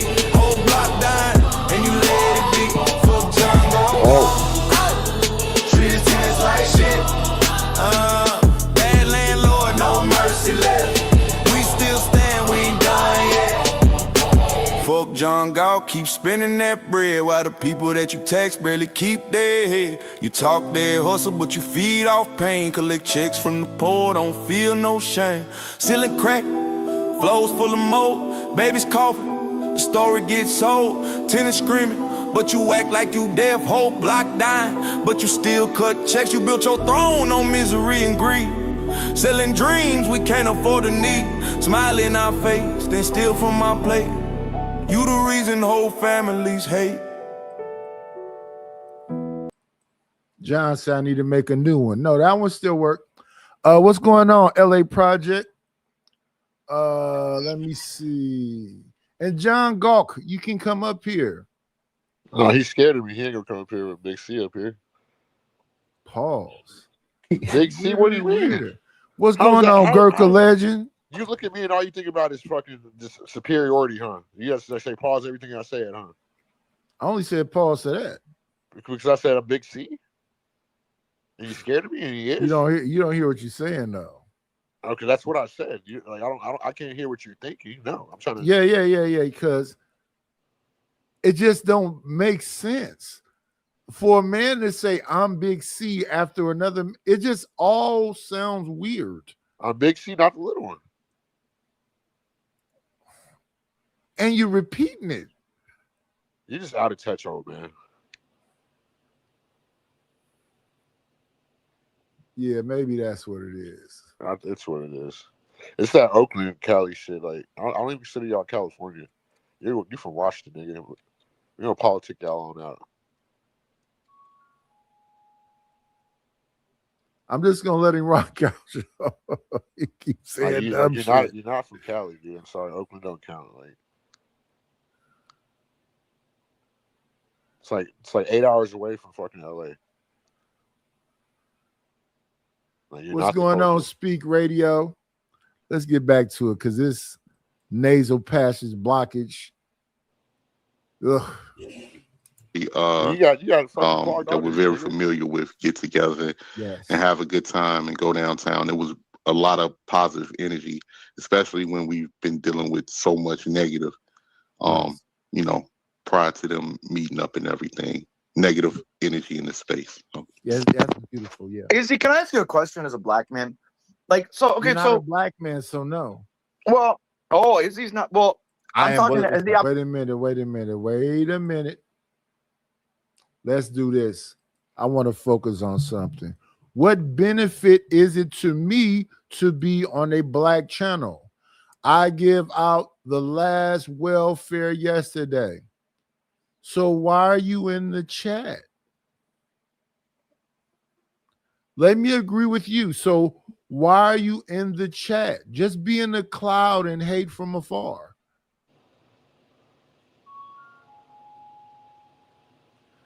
Because I wouldn't even write this, because people that really give a damn will just eat all this up. And I told you he was scared. They'll clip all of this up.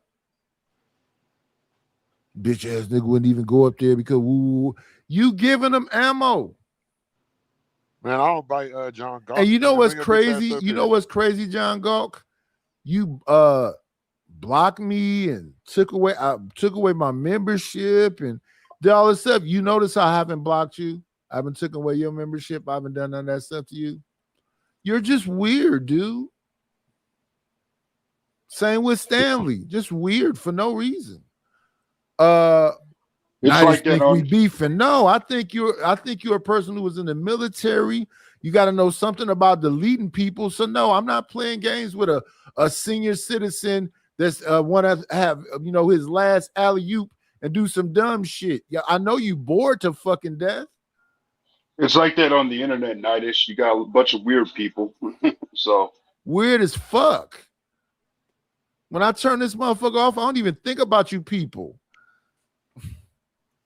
And motherfuckers be talking about, I got shit in my phone. What? You storing up shit? I don't got nothing in my phone.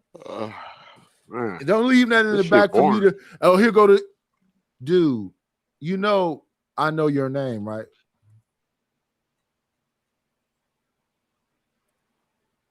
You have a nasal blockage problem. So it's hard to listen to that nasally bullshit, right? So I go over there to your channel. I be hoping somebody else talk other than you, but you won't let people talk. So why would I spend my time on a nasally, selfish, narcissistic motherfucking channel who just gonna do all the talking and talk about how you so smart? Everybody over there be whooping your ass on your channel. That's why you try to shut them down and block them. And same thing with Stanley. I used to whoop Stanley ass on his own channel. See, I don't know what I'm gonna do. I'm gonna drop him. You talking about John? All of y'all. Please. Yo puss ass, Stanley puss ass, and John puss ass. All three of you. Embarrass you on your own shit. Oh, drop him. You see, I haven't dropped you while you be up here. I'll let you say one dumb thing after the next so that people can hear, oh, that boy's slow. Y'all be nice to him because y'all can tell he's slow. Last time you got on my panel, you were asleep. Yeah, because that's how boring that shit is. Checkmate. The fuck are we talking about? You proving a fucking point, moron. Then you go to sleep everywhere you go. You got fucking epilepsy. Come on now. You got wait, respectfully. Most of you niggas is boring. You're boring. That's I'm the one. Listen, listen. Listen. When I come on your channel, I'm all alive. I'm the energy, and I'm an old ass nigga. You be sleep. Before I go to sleep, I turn that shit up. Then I go to sleep, and then you kill all the life out of it that I just brought into it, like you doing up here. They didn't come to see you, Otis. What are you mad about? I don't understand why you delusional like that. Delusional like what? Like Stanley and like John Gall. How? Y'all show repetitive bullshit, sheer shit. All three of you. That's your shit. And you got video after video of that trash. Motherfuckers is laughing up here right now, game goofy ass lame. That's your shit. What you mean? You're a reaction channel. Listen. You're a reaction channel to the only people. Reaction channel. Listen. No, me and you are talking right now. We're not reacting to shit. We talking to each other. Please. I'm talking to a big lip, 607 Unc looking motherfucker about is he funny or not, or if his shows are interesting. You think you're funny and your shows are interesting? They're better than this. What? With all your little AI fucking no rhythm bullshit, you fucking muskrat built ass motherfucker. Your feelings. You look like a fucking gerbil. Remember when I was younger, you used to be, haters like you. I'm not a hater. You're how I see it. a bitch lying on your dick and everything. I don't gotta lie. You trying to lie to kick it. Everybody up here know you weird. I'm cool. Nobody's confused about it. I'm cooler than you. Like, what do you mean? Huh? Naturally. What? It's not even a question. Like, what you That doesn't even make sense. Not to me that you didn't even question. Wait. You look like a salamander. You sound like you got a bad nasal blockage. Your jokes don't ever go over. What are you saying right now? Your head is as big as my body. That even sound gay. No, everything's not gay. Oh, Because you live here. pause. That's a pause. It's crazy. LA, does he hear himself? Do you It's see wild. yourself? You're the one all animated. I'm laughing at you, not with you. You're the one fucking just out of character, just out of body. Hey, let me ask LA. Yes, sir. What did I do the most on Fight Club? Yell, right? Yeah. And the most in the Black House, yell, right? Yeah. Because there would always be some weird dude like back this cholesterol. that think what he's saying is important. Well, let me let you talk. You fighting back cholesterol. No, I got all of the cholesterol. Yeah, clogged artery, diabetes, 1 footish. It's just if that was funny, that would work. It was funny. You look like a fucking you dress like a fucking orange. Like a fucking. What's orange going with a on, hat Buck 9mm? I dress like an orange. Yeah, you're like an orange with a hat on and some glasses. Anybody, somebody put smiling emojis in the chat so he can think that what he's saying is possibly funny. I look like an orange. Yes, with the hat on and glasses. Mm. Like like the fruits they used to feed you and like teach you in school, like you had to like spell with them and shit. That's what you dress like. Get your Sunday fruit dressed ass. Like, why are you trying to roast with a real LA nigga? Like, you're not even Californian. Like, I will expel you. I've already expelled you, you fucking Washingtonian. Nightish, aren't you know what from the fuck is Oakland? up by Oakland? Like, we don't go over there in California. We already territory anyway. You niggas ain't from Cali. Y'all can get the fuck Are you out. from Oakland? Not Nightish, aren't you from Oakland? Yeah. That nigga ain't from nowhere. He ain't from nowhere. I'm from the city of angels. Okay. City of dreams. Los There you go. Angeles. There you go. Real Cali black. We got a little different swag to us. I'm just from plain old Oakland. Yeah, you're a weirdo. And you would call everybody else weird because you wish you're from LA. Why would I wish that? Look at all the fucking teams. They all left Oakland because it's lame. Golden State left. How do you win a championship? I thought you left for the fucking state when you was broke. When you was a broke team. These niggas won a championship and left Oakland. It was so lame. Talking about the Warriors. The fucking Raiders have been to Oakland, LA, St. Louis, Vegas. It's Oakland lane. The A's even left Oakland. Come on, y'all suck. Y'all are not from California. Knock it off. That's why you are the way you are. You fucking mouse house gerbil.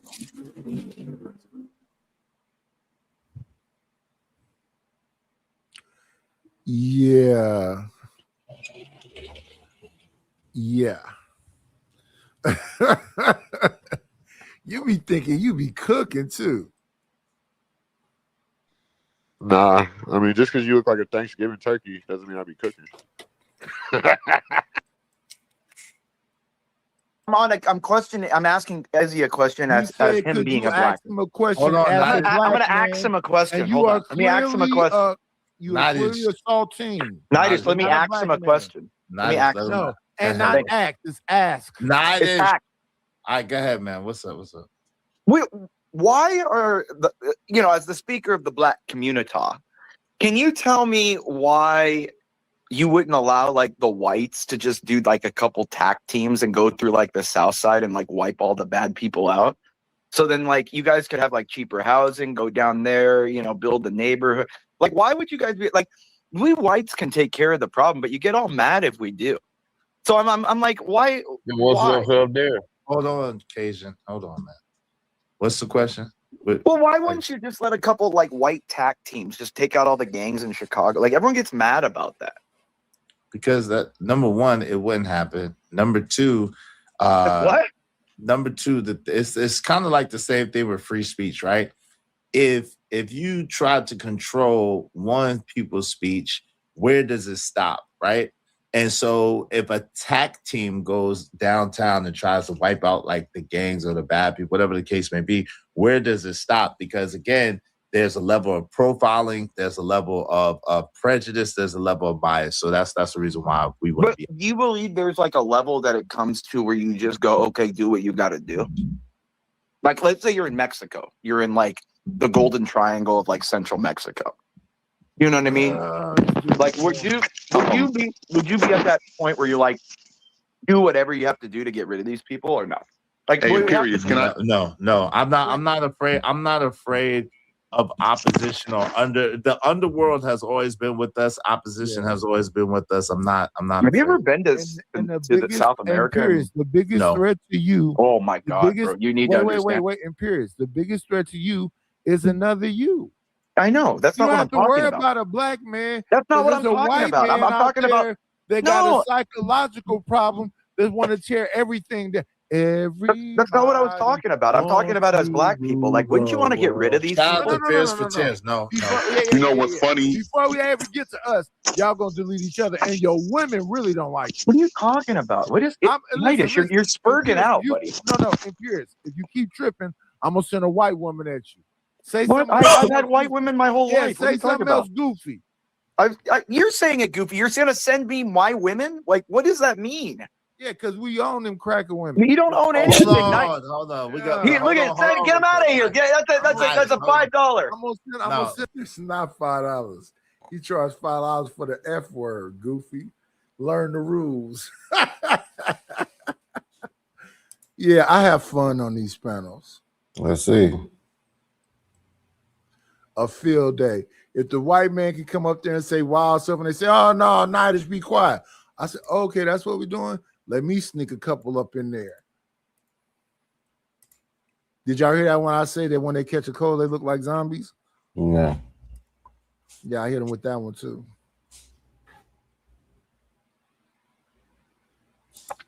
Rapid, there is no topic. The show is called And Did. Yeah, this thing ain't never got no topic. He's a litter. Yeah, I don't have topics. That's why you can come up here and just chop it up about whatever. Because the conversation is more important than this show was the other day. People watch Izzy Channel. They saw this. Nobody watch Izzy Channel. Okay. Y'all old niggas Okay, don't you think we watch y'all, you bro. don't. Okay, Huh? you don't. But most of this audience we sharing. What's going on, EJ 300K?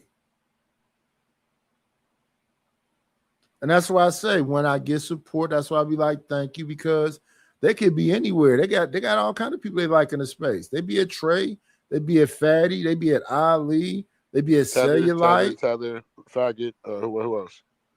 Why would you use the F word when I'm in penalty? My bad. I'm just saying those dudes. Let me just help you out a little bit because you're a little young and you got to learn. Maybe next time you'll be a little kinder and not use F bombs and do the most. My bad. It slipped. No, it didn't. It was there. You had it there. You had it there. No, I didn't. It was an accident. I don't want to argue with you about it. Well, next time be a little nicer, okay? No. I was admiring Candy Cane because Brownie is kind of young. I think Brownie just 30.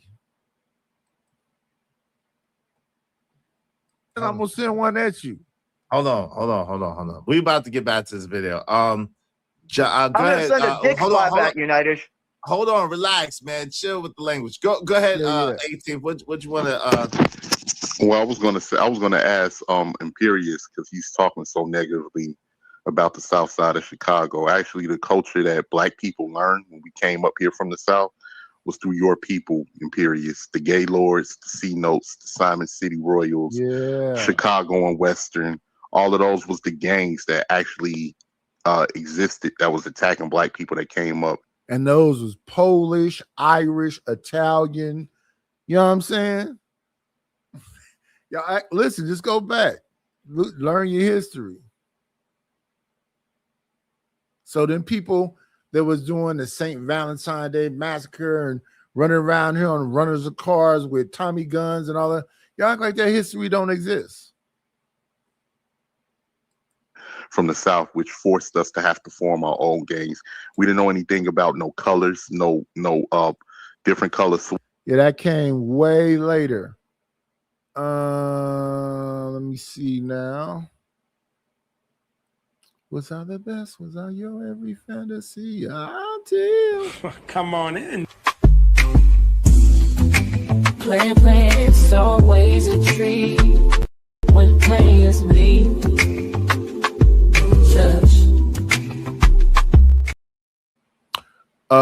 Good morning, Sir Lord ADS. That's nice. Good morning, brother. What's up, LA? Willing to win. What's going on with you, brother? What's up, Lord ADS? Man, I'm still trying to get the dust off from last night, bro. My brain is still kind of doing a little dance. So You too young for that, Lord ADS. Lord ADS, what's up? What's up, Will? Hey, this man say work out often. He doesn't partake in too many vices. He drinks his water and all this other stuff. So why is he saying a night wiped him out?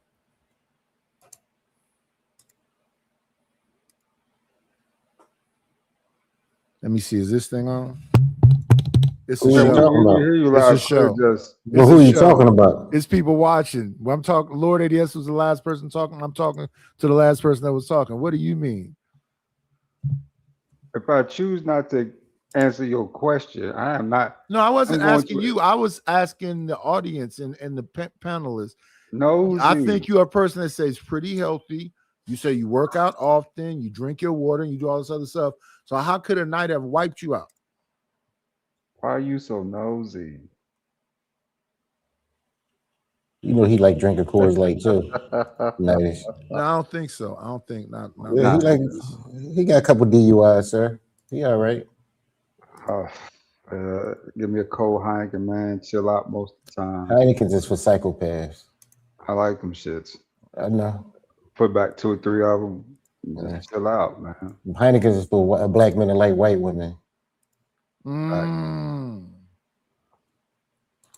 Besides that, last night France lost too. Man, I was so pissed off about that France lost last night. A French man called me a nigga the other day.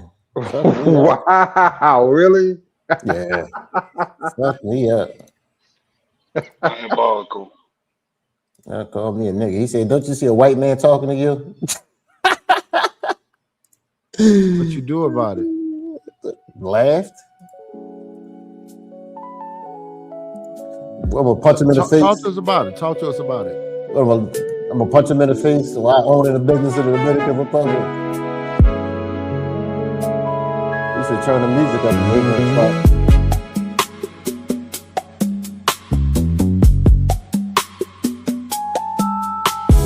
Should the music be sadder, guys?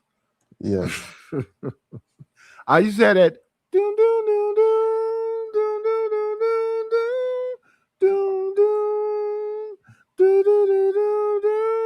That's the end of the Incredible Hulk after he tore up everything.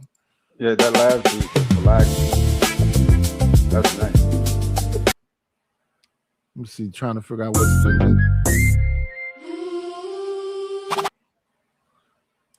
again and again. What was that? Run them back. Whole squad outside. Pressure never left. Again. Back on the grind again. We'll get you up out of here. We'll pull up this one right here. Say hello to Miss RLM and Tootie Bug. Let's see, here go that song right here.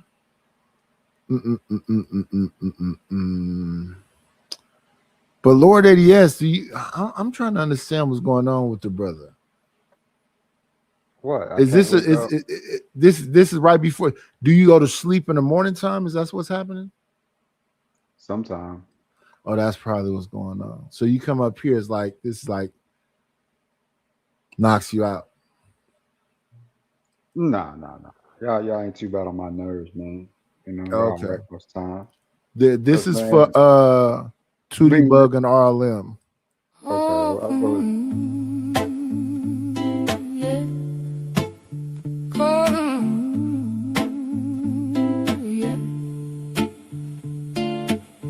Pull up a chair with just two good old girls sharing laughter, love, and a little bit of life. Now clap those hands.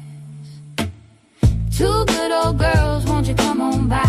Dewey Bug and RLM, smiling through the sunshine, reaching for the sky.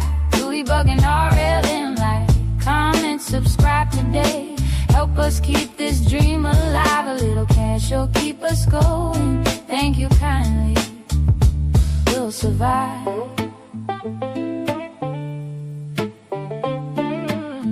Got coffee brewing on the stove. Got stories only friends can know. Porch swing, rocking, banjo playing. Every day's a brand new blessing. A little laughter heals the soul. Music makes a broken heart feel whole. Come on over, stay a while. Leave this place wearing a smile. If you need a little joy today, come on in, we'll make a way.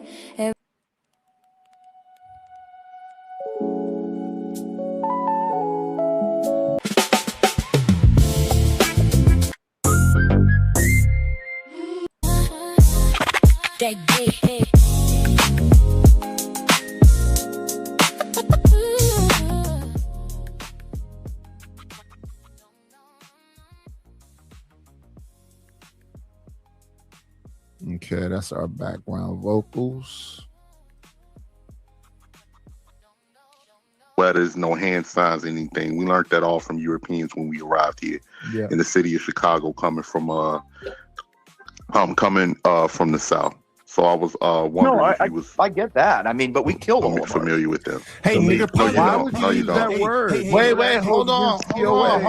Hey. Let me jump on the nigga. No, Let me hold jump on on the with the fucking nigga. hardy R, man. What's wrong with you, man? Hey, they blacks. That's what they are. I Well, call them what they are, man. Well, Right, don't no, do video, the not hardy video, R over man. here. That's what they are. Well, we don't have to do the hardy different R over over there? here. Okay, see, this is the problem. What you say? Stop video. That is a way to get rid of that NIGGA word. If y'all really want to be rid of it, is add the ER to it, and they'll stop saying it. Why would you want to do that? Because we need to be done with that word, right? They want to I know say what the ER anyway. Yeah. You think that's gonna stop They don't it? want to say NIGGA. That's just like saying to stop killers, just raise the price of bullets. That shit don't work. Man, it work, man. Trust me. Nah, people be hitting each other in the head with bricks and Yeah. and who knows what. That is Come not on. going to Do you stop. think the Negroes have enough stomach to literally beat somebody to death with a brick? At least Yeah. I don't think they Oh, got yeah, stomach yeah. for it. Yeah, sure. I don't think they got a stomach, bro. That's just like saying black people don't stab each other. What are you talking about? Okay. I just don't think they got Wait, stomach wait. nowadays. So wait. Yeah, you do have to have the stomach for it, but you don't think it's that many people that has a stomach for it? Nah. Most of these niggas don't know how to fight. They know how to shoot, but they don't know how to fight. What the hell they got to do No, I with wasn't hitting talking somebody with a about brick? fighting. I'm talking about beating somebody in the head with a brick. If you're gonna beat somebody up with a brick, you gotta have some level of skill to do that, right? They ain't gonna No. just hit him in the head with a No, brick. no. What are you talking You hit about? it- No, you hit them the first time, they get a little woozy, then the rest of the hits is kind of easy. How does it work? Where you come from? Put this way. Oh my You gotta, goodness.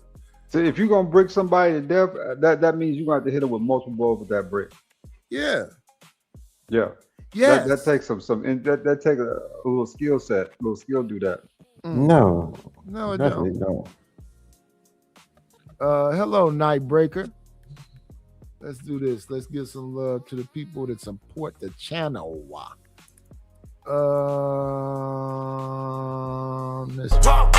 Thank you for the money. Cheese, Betty, the dough. Buddha, scratch, Skrilla, paper. Thank you, Miss Wanda. I appreciate you. I appreciate you. I appreciate you. In fact, let's go inside and see what was said. What was said? Okay, thank you, Wanda. Appreciate it. Let's get back to the whole John Galt want to argue with me on Izzy channel.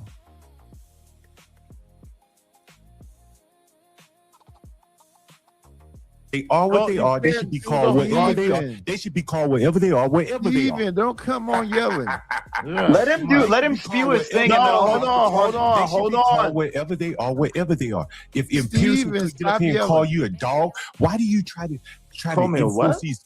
Imperius can get up here and call you subhuman. Why do you try to enforce the ER rule? You're subhuman. Nobody. What are you talking about? He didn't call. What? Hey, Imperius. Hey. What are you talking about, John Galt? Hey, Izzy, I don't want to hear Nightish, man. Put him down, and I'm seeing. Spend some money. Send me a cash app first, man. That's not how that works. I'm just forewarning you. Get his big fat black ass. Look at how he comes in here, Izzy, and look at Izzy. You're gonna let John spoon you and not me? You're gonna let John spoon you and not me? Relax. That's how wrong Nightish, started. pause it. Nobody's spooning me. I'm a grown ass man. Relax yourself. You know what? I was gonna spend some money. I'm confused. I would have thought that John and Imperius was on the same team. Why don't they like each other? Oh, I don't know. I don't pay attention to these people like that. All I know is that John Galt supposed to got his money together, spend the money. But he wanted to do like he did on CT channel. Drop him down, CT. And CT rush, drop me down. You ain't sending no money though. So why did you rush and drop me down if he ain't sending no money? How much for the whole day? See, I said $200. And then CT said, whatever you got, man, whatever you got.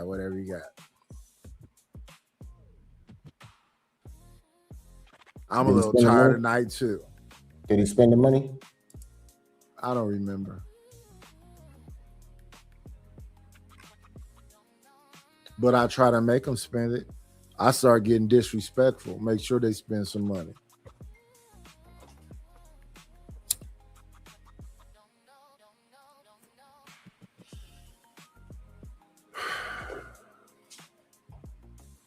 Even on their channels, I get disrespectful. Like Stanley talking about, I think we beefing. I want to be left alone, sir. Whether we beefing, cool, whatever else. I just want to be left alone. My old man. I think Imperius will dog him out real good, and he'll take all Imperius dogging. I whooped on you and Imperius. Get dog, boy. Spend some money. I whooped on you and Imperius together. Spend some money. If Imperius don't dog you good, I'll put you down. Money. One thing for sure, you ain't gonna spend money. Spend some money, girl. Because you about to be homeless, boy. You about to be homeless. Spend Look at some these money, lazy girl. black sitting up here about to be homeless. Something that large is never homeless. It is a home. All right, it is a home. It's never homeless. How do we go? Black, sorry, lazy motherfucker. Yeah, yo.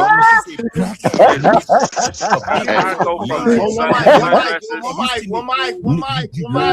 I just wanted to say something real quick to you. Give me 1 second. Hold on, John Galt. On your way to the streets, you are not ever looking at women, boy. 1 second. Okay, 1 second. Shout out to Big Bad Cool. Hold on, yo. I gotta celebrate the money. Hold on. Shout out to Big Bad Coon. Said, here we go. Thank you, man, for the $5. I appreciate you, man. What's up, AB California? What's going on? Did he say spoon you? He did say spoon me. That's weird. I don't know what's happening. Hey, Mo Love. These people are crazy. Yes, they are. Oh, Mo Love is my girl. Oh my God. Mo Love, give me liar. Give me Mo. Give me Mo. Give me Mo. Give me Mo. Liar, nigger. What? Hold on with the ER. Hold on. That's what they are. I can't help but call what they are sometimes. Listen. If you say the ER, you gotta pay or get it going. Come on, man, relax. You gotta pay or get going if you say the ER, man. What's up, Ryan Bardwell? Our sponsor of the show said the rage is real amazing. Yeah, it's crazy. Yeah, no doubt. Hey, shout out to Irby Fatal. What's up, Irby Fatal? Salute. I feel like Nightish is gonna have going to cardiac arrest right now. I hope he does it on he's stream. breathing real hard. I hope he does it on stream. When the sheriff show up to throw his black ass out, I hope he's in There's a no cardiac sheriffs arrest. that can throw him anywhere. there. They'll need a whole damn When crane. they wheel his big They'll need a black damn dumb crane to get him out of the stupid room. When they wheel his big black stupid ass out, I hope he's Wait, on I live have a- streaming. John, I hope he's on live stream when John, they I wheel have your a dumb question for you retarded and ass out of here. Watch them Can I the ask- words. That's Can what I- he is. can I ask- What can wait. we call the blacks now? No, We John can't call God. them anything. We gotta John protect God. them. We can't call John them stupid. God, I want We to can't talk call to them you and dumb. Imperious. I don't want to talk to you though. You low IQ black. No, I want to talk to you and Don't Imperious. talk 'cause to me. y'all- I Hey, don't we Hey, got Nidish, why do you look like the shit emoji? want to talk to me. Why do you look like the shit emoji, Nidish? You Doug, talk to him. Tell him what he look like shit, smell like shit. He colored like shit. He shit colored. Take it all, Nightish boy. Your ass about to be on the street anyway. I'm more. What Nidish? I mean, what else can Nidish take? He's already taken the whole grocery store. Imperious and John, can I talk to you too? Nope. I Izzy, don't I'm- want to I'm- hear yeah, damn thing you can I- got to can I- say. can I I just don't want want to have a damn thing. conversation. Hold I on, don't try wanna to hear get damn hold thing you on, gotta try. say. Why are you trying to I get don't in want the to have no midst of them conversation with you, going back black. and forth? I don't want to have a Let conversation it with be you, a black. fair back and forth. Yeah, No, come I don't on. wanna have a Hey, John, go ahead, Nidish. You got the floor. Yeah. Y'all gay is all day, and y'all want a black man behind y'all, and y'all came up here saying that weirdo stuff. Why y'all want to be spooned? That's goofy. But anyway, Nidish, no it's one can get nothing- behind it's you. Hold on. There's let him- nothing that John Galt and Imperial Piss can say about me that's gonna make me feel any kind of way. But I tell you this, somebody, if y'all care about a masculinity, get this whatever they represent up out of here. Break bread. Nidish, the only way to get behind you would go to the International Space Station. Shut your fat The only stupid way to ass get up. behind you would be to go to the International Space Station, Nidish. When are they evicting your fat dumb ass? When are they going I to don't know why evict y'all your acting like a dumb, bunch of children stupid around here. Y'all need to cut that joke out. dumb, you fat dumb stupid Homie, break dumb bread ass. and Your fake children bread. won't even come help your fat Nidish. dumb stupid Stop ass. the You gonna be out on the video. street, you fucking ugly ass children. All right, send me the. I be making them snap, man. Brother, that's too much energy. I That's be way making too them much energy. snap. That's funny as That's shit. crazy. That's funny as They shit. be so angry, just like Seymour was up here. They be so angry, and we just merely saying words to each other. What's up, Gurkha legend? My goodness, man. You see how angry John be? I don't even talk about him no more.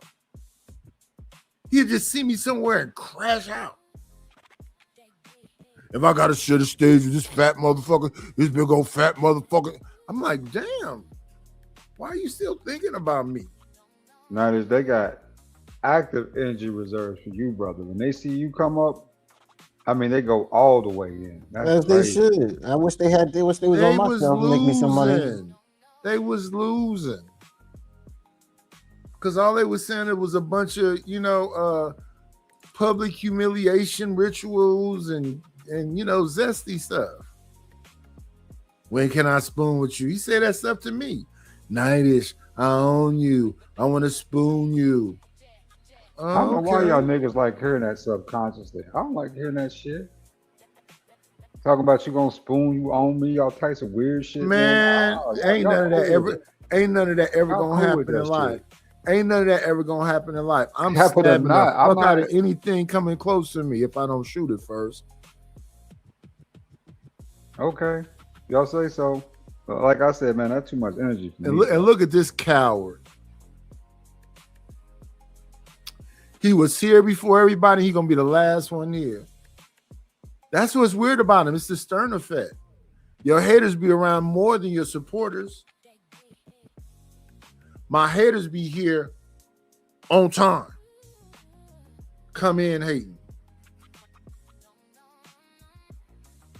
There's no reason for it. Listen, if there's no reason for you to be on the panel, there's no reason for you to be in the chat. Does that make sense? He said he don't like to be around blacks and get Nightish the fuck from around him. On the panel we looking at, he's saying that, right? Mm-hmm. But he's in the chat. He didn't refunded me the membership, blocked me from his channel and all that other stuff, right? But he's in the chat. How strange is that?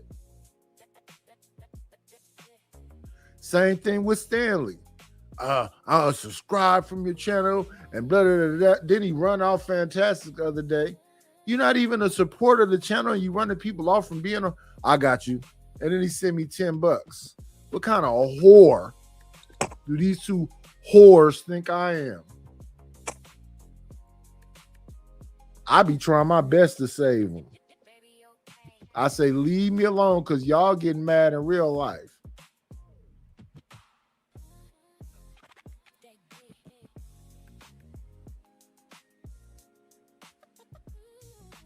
Some of y'all need to go to church.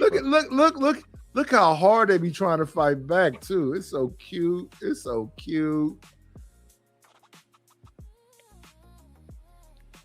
So John Gawk say I'm finna be homeless and panhandling, and Stan she is talking about how the monetization got taken. Aww.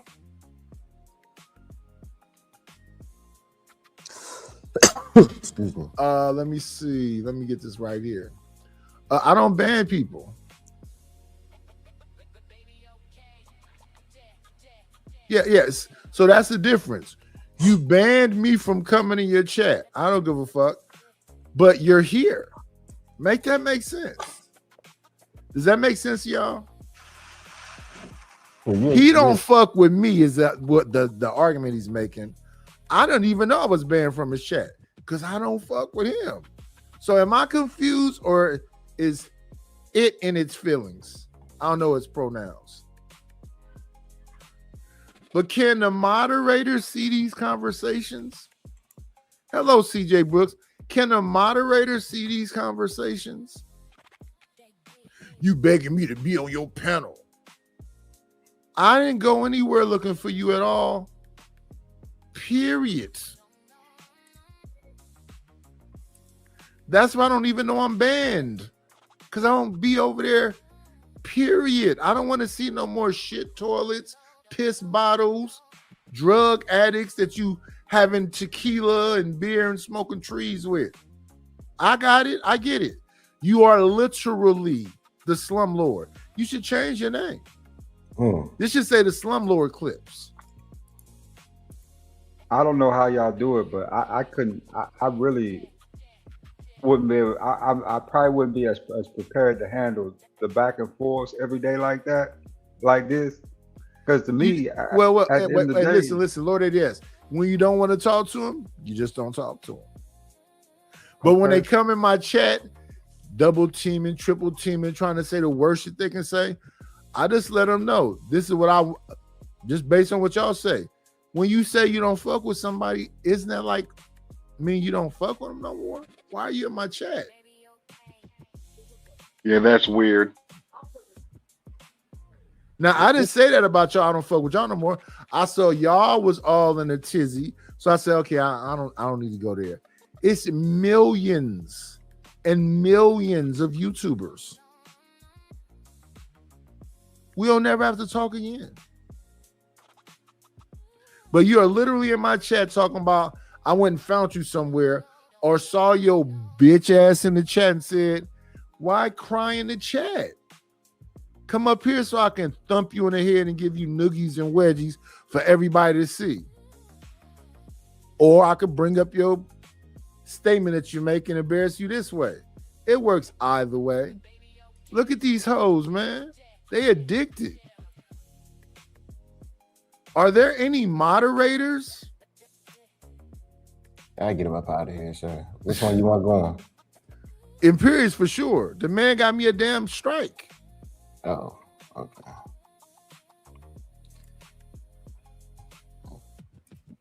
You know, I don't care about no white man anyway.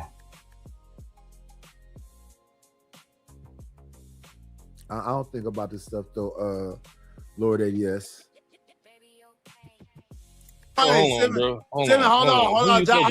on, Cajun. Send me the bread, John Galt. You down until you send me the $5. Come on, man. With the Look who face is smushed all up into the camera. My goodness. Let me see. Here we go.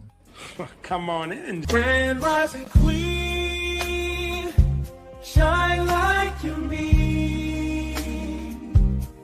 Forever may you gleam. You are everything. Good morning. Oh, good morning, Nighters.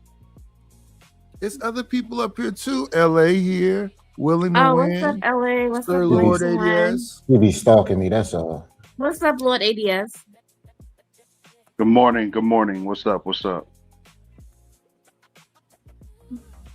We are looking at a show that was supposed to have been about Brown. What up, Yellow, Chris and Candy Lucy? Cane having a meeting. I'm trying to throw on my some pants right quick. So I'm about ready to get up out of here. So Why do you share so much? Every time I get ready to do something, y'all call me back over. Like, hey, Lord, ADS, give me 10 minutes. Nigga, don't come on the show. What the fuck is wrong with? See, I gotta say, this is why I don't like the blacks. I'm with John Galt on this one. That's why I don't like the black. He do this shit all the time too. Brother, I'm constantly doing something in the background. Y'all think I'll be sitting around here doing shit where I be quiet? I be doing other stuff, man. So why get on the YouTube show? I'm busy. Because I want to enjoy a conversation while I'm doing something. But Well, I can't get the nothing chat. done if LA Wilkes is around here yelling and screaming, why am I on up here? Now that's another 3 minutes I just wasted yelling at you. Well, you But like ADS, we didn't need to know that though, respectfully. Well, you know now. He a light skinned nigga with 3 braids. And the more Don't pay you no know, attention to the him. better off you are. Mm. Learn something. Get your ass in churches, man. What y'all doing anyway? When the last time you been to church, Will? When's the last time you been to church? I went to church the other day. No, you didn't. I watched TD Jake's old videos on YouTube. Oh, okay. You watched videos. Okay. Well, when's the last time you stepped Watch into the a videos. building? I watched TD Jake's on YouTube. When's the last time you stepped into a building? I'm in the building right now, my home. Yeah. You are the building, sir. You are the church. You see what I'm talking about? He don't even know. And what you do is you congregate with other people and make that a more powerful spell. Talking about spells. So hold on, you think congregation and church is spells, Mr. Nighters? I believe you are the church, and if we have a meeting of the minds and a bunch of our minds get together, it's very powerful. So yeah, it is a spell. I think this whole everything is a spell, to be honest with you. What we live in is a spell.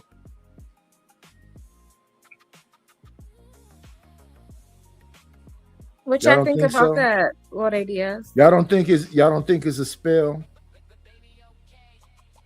Being in the church is a spell? No, the whole existence.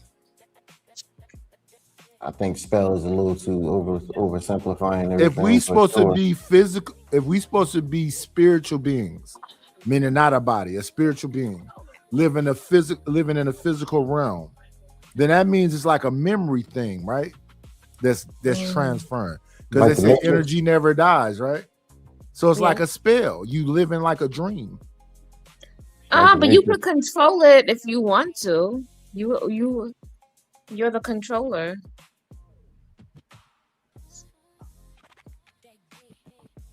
It's good if you really believe and hold on to that.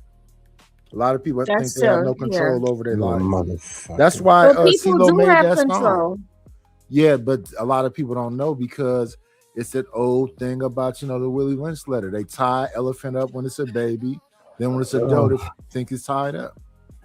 It's not about even physically doing that to you nowadays, even though they continue to do that. It's more so about controlling your mind. That's facts. Just keep us scared. God is coming, the aliens is coming, the asteroid is coming, the planet's finna slam into us, the earthquake is finna be the biggest earthquake. Damn, can a nigga take a breath? The end of the world. Every 2 seconds. But it's been that way forever. When have we not been in war? All my life. When have they not been terrifying people? Since War of the Worlds, since war games. They keep doing it over and over again. Psychologically, I just got you just. So yes, I think it's all a spell. Then when they start talking about there's another you in a different dimension. There's another you here that's called a doppelganger. Look just like you. Y'all don't have the same parents. They keep telling you freaky stuff. There's pictures from 100 years ago of you in it, or somebody looks exactly like you. It's like somebody don't know how to create a new plan. We all just being reshaped from the same little cookie cutter thing. I did catch them at their own game because I did met a girl. I met a couple of people that I feel like I knew in the past life. And I was just like, yo, I feel like I know you from somewhere, but I couldn't pinpoint it. And I met her in the military, and she felt the same way too. She was like, I feel like I knew you from somewhere too. Yeah, men can't have them kind of conversations. Yeah, that's a little weird. Yeah, a dude come up to me talking about, I think I know you from somewhere. I'm punching him in the face. No, but it was a real mutual feeling. Like we felt like we knew each other like our whole lives. But just imagine you hear two men and one man walk up to another and say, I feel like I met you before in life. How would that go to you? How would that? I say it like that. You guys take stuff too personal. Y'all be wanting to fight. I got No. I'm a lover, not a fighter. What's going on, Studio Mansions? That's like John telling Nidus he felt like he met him somewhere before in a prior life. I'm slapping him nice teeth out the front. And it's gonna be funny too, because it's not gonna look like a hard punch, it's gonna look like. I don't like dudes with good teeth. Mine ain't good, so why should yours be? What's going on, the Chatter King? Hold on, you say your teeth aren't good. Yeah, I don't like them. Why you say that? Because it's the truth. You don't like honesty? I mean, do you got cavities or something? What difference does it make? I don't like them. Some people wish they had teeth in their mouth, and you talking about you don't like your teeth. Yeah, I know. I don't like them. What's going on, Bird Watcher? See, these are all these names. Yes, listen, y'all, subscribe to the channel if y'all gonna be over here. Because what's this weird Sunday? Y'all be nice. Doing the most. And you see me on camera 1,000 times. Whatever they look like to you, those are the actual teeth. Go back and rewind one of your shows. I don't hide myself. See, I'm on camera now. Let me see. Let's get back to some more yelling at me. Nidus, when you're panhandling on the corner, you're gonna panhandle for donuts, not change. All right, let me get back to this guy. 18th letter was trying to say something. Then Trucker, then Cajun. Go ahead, 18th. What's it? Yeah, I was just going to say for what Imperius was saying a little bit earlier. Izzy. Yeah, even our mayors, like the history, even our mayors was gang members. Like Mayor Daley Sr., he was a member of an Irish gang called the Hamburgers. And his sons and all of them, they had... I paid for that one. I watched the hard ER though. Regardless, I'm gonna drop you with the hard ER. Stop the hard ER. Can I pay for that too? Can I pay for that too? Because that's what they are. Why I can't call them what they are? Why I can't call them what they are? Why you want to call I should be people able to hard call them ER? what they are. No, that's what they are. I want to be honest. Truth in labeling. The truth in labeling. He is what he is. He look like shit. He smell like shit. He gonna be out on the street like a black ass. NI6. See, Izzy. John's got to learn. John's got to learn. One mic. Piece of shit. Izzy. John. Hold on. Silent. One mic, y'all. One mic. Come on, man. I can wait. You black fat piece of shit. You lazy. You lazy piece of shit. You about to be evicted, and you still laying your black stupid ass up on land. You weren't stupid. You weren't stupid. One stupid ass black, and you got these blacks like no love. I here patting your black ass on the head while you got to be out on the street, boy. Hey, Coors Light. Put your black ass out on the street. I can't wait till they put your black ass out on the street. I like to be out on the street though. Are you about to be out on the street? When's the date, boy? When's the date, boy? When Johnny Boy get back home, when Johnny Boy get back home, you gonna be that's wrong. all he got, Johnny Boy. When Johnny Boy get back home, you gonna be boy, wrong. you about to be evicted, boy. When Johnny Boy get back home, you was up here talking about you gonna be like JP. I heard you say it, boy. Yeah, that's the way you like. Well, you say you want to live like JP. You and Johnny You Boy, a low piece of trash underman. You a piece of trash, fat, lazy underman. You really typify the problem with black. You can yell at Johnny Boy about lazy, sorry black. Let's see if you yell at Johnny Boy and say, damn, that's a lot. That's a lot of hate, old lazy, bro. sorry My black. goodness, bro. It make hell burn. That's enough hate to make hell burn, bro. What the hell? That's crazy. Angry for no reason. That's hate. On bullshit That's real hate. early in the morning. Hey, Chalk, what's going on, Chalk? Early in the morning, man. What did you do to John Nitish? I made a song about him.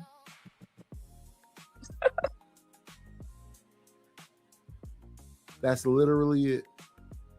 It can't be worse than he say he liked the song, yet he didn't took my membership away, blocked me from the panel, blocked me from the chat. Him and Gospel of Bob. Yeah. I don't know why they get so mad though. I'm not sure either on that one, brother. But damn, though, man, that's more hate that I didn't see in marches, nigga. And they coming at you directly with and I ain't with talked that to smoke. them. And listen, I ain't talked to them. I don't know how long. I don't go to John Gog channel. I don't go to Stanley channel. Once I was blocked or whatever else, I was like, okay, cool. It's millions of channels on here. So then to wake up today and I got John in the chat, Stanley in the chat, Imperius in the chat. Yeah, they hateful. They ain't got nothing else to do. It's just too damn early in the morning for that, man. I mean, take a chill pill, man. Everybody need a drink. That's just go back to sleep, bro. It's too much. It's just too much this early in the morning. I don't know how you do it. Yeah, it is early. Are you on the West Coast, Lord ADS? Oh, I'm straight out. I don't like when she flirt. Wait a minute, Lord ADS. I don't like when she flirt directly in front of me like that. As a man, what should I do? Well, you should respect that we both served in the military. Let me drop Lord ADS first, or do I drop Creative first? What did I do? Drop you first. Oh my God. She said it's early in the morning. I want to know if he's on the West Coast or the East Coast. East Coast, Eastern. So 11:21 would be early in the morning. Yeah, bro. That's that is not early. Me and Nitish is on early time right now. That's what. Yeah, I'm a day sleeper. I don't really sleep at night. So I like to go to sleep around about like 10 a.m. I don't. I like to be up in the sun. I need some vitamin D. I need to be in my garden. I need to be doing all that stuff. So I need the daytime. Yeah, weekdays I'm up at 5:30, 6 o'clock in the morning myself. You know what I'm saying? Either taking a walk, like Creative Sale, just kind of doing stuff to get stuff in order for the day. Well, I'm up at that time also. You see, it's 8:22 a.m. right now. So I was up at 5, 4, 3, 2. I don't sleep in it at night. I don't sleep when it's dark.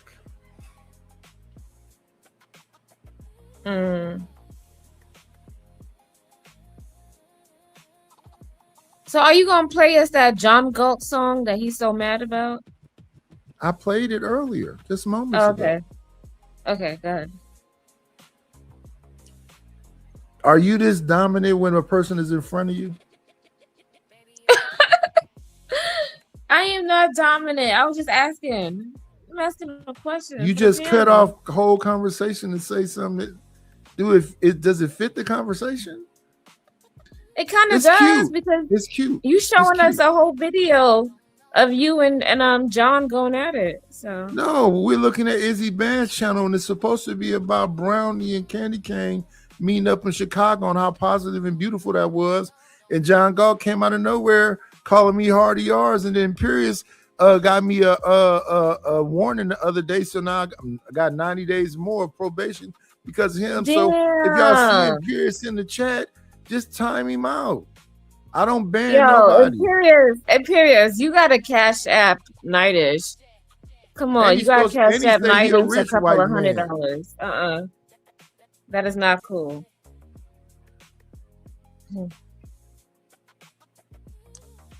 I don't know what's going on. I like to cam up. We know that LA is a short dude, Milk Dud Head. I don't know why he hiding. We know that Lord ADS is a beige diva. I don't know why he hiding. I don't be getting it.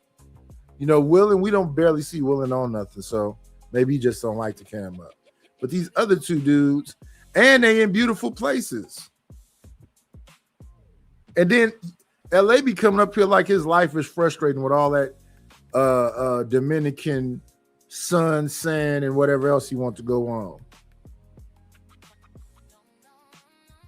You think Atlanta's a beautiful location? You think Atlanta's a beautiful location? They used to call it a black Mecca. Yeah, back in the 70s. Well, I mean, when you had that kind of history, doesn't that like inspire you currently? A little bit here and there, but a little bit, yeah. Yeah. If you see the current conditions of Atlanta, you might have no. Oakland current conditions are pretty shoddy too, but I do remember the Panthers. I do remember positive times. I do remember having good times. People paint things up like it's the most horrible place. This is still a first world country. Facts. I'm not living in the Appalachians or nothing. I'm on a city street where it's Whole Foods and what you call it? What's the other one? Trader Joe's. Sprouts is my new spot. Yeah, Sprouts. Yeah, so Sprouts, bro. we got Michelin star restaurants around. So when John was saying all this stuff the other day to whoever that dude was, his whole point was it's a black county, it's supposed to got some money, which is PG County, whereas all the the excellence. And I be on that same thing too. I always be wondering why it's not a black town like it's a Chinatown, Little Italy, all that kind of stuff. Where black folks with some money puts a little area. It could be a strip mall. It don't have to be a whole lot of something. It don't have to be a whole thoroughfare, but a strip mall where they teach you some kind of class where you can get a job. They got some cheap clothes. Maybe it's a couple of restaurants in there. We got to get some beauty salons in there, barbershop. Where's those at? You're right. We need a town. You're right. If we had a town, I don't know if I want to move there. I'm gonna be honest with you. Right top. Why? What's wrong with that? We can have like soul food. We can have like a sneaker spot. We can have like clothes. We can have a little bit of everything, like a little like grocery store with items that's hard to find, but we know we can get it from there. You got your samples and come on in. Plan, it's always a treat when players leave.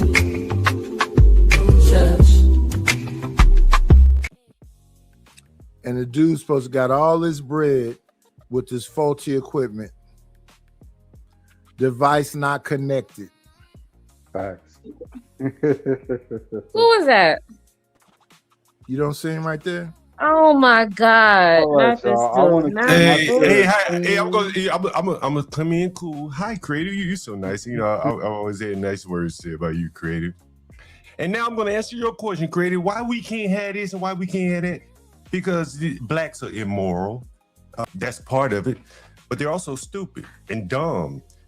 Our oldest blacks are just dumb and stupid and lazy as the young blacks. So where you gonna build anything from? You're not gonna build any Chinatown, no Koreatown, no any kind of town with a bunch of lazy, dumb, low IQ blacks.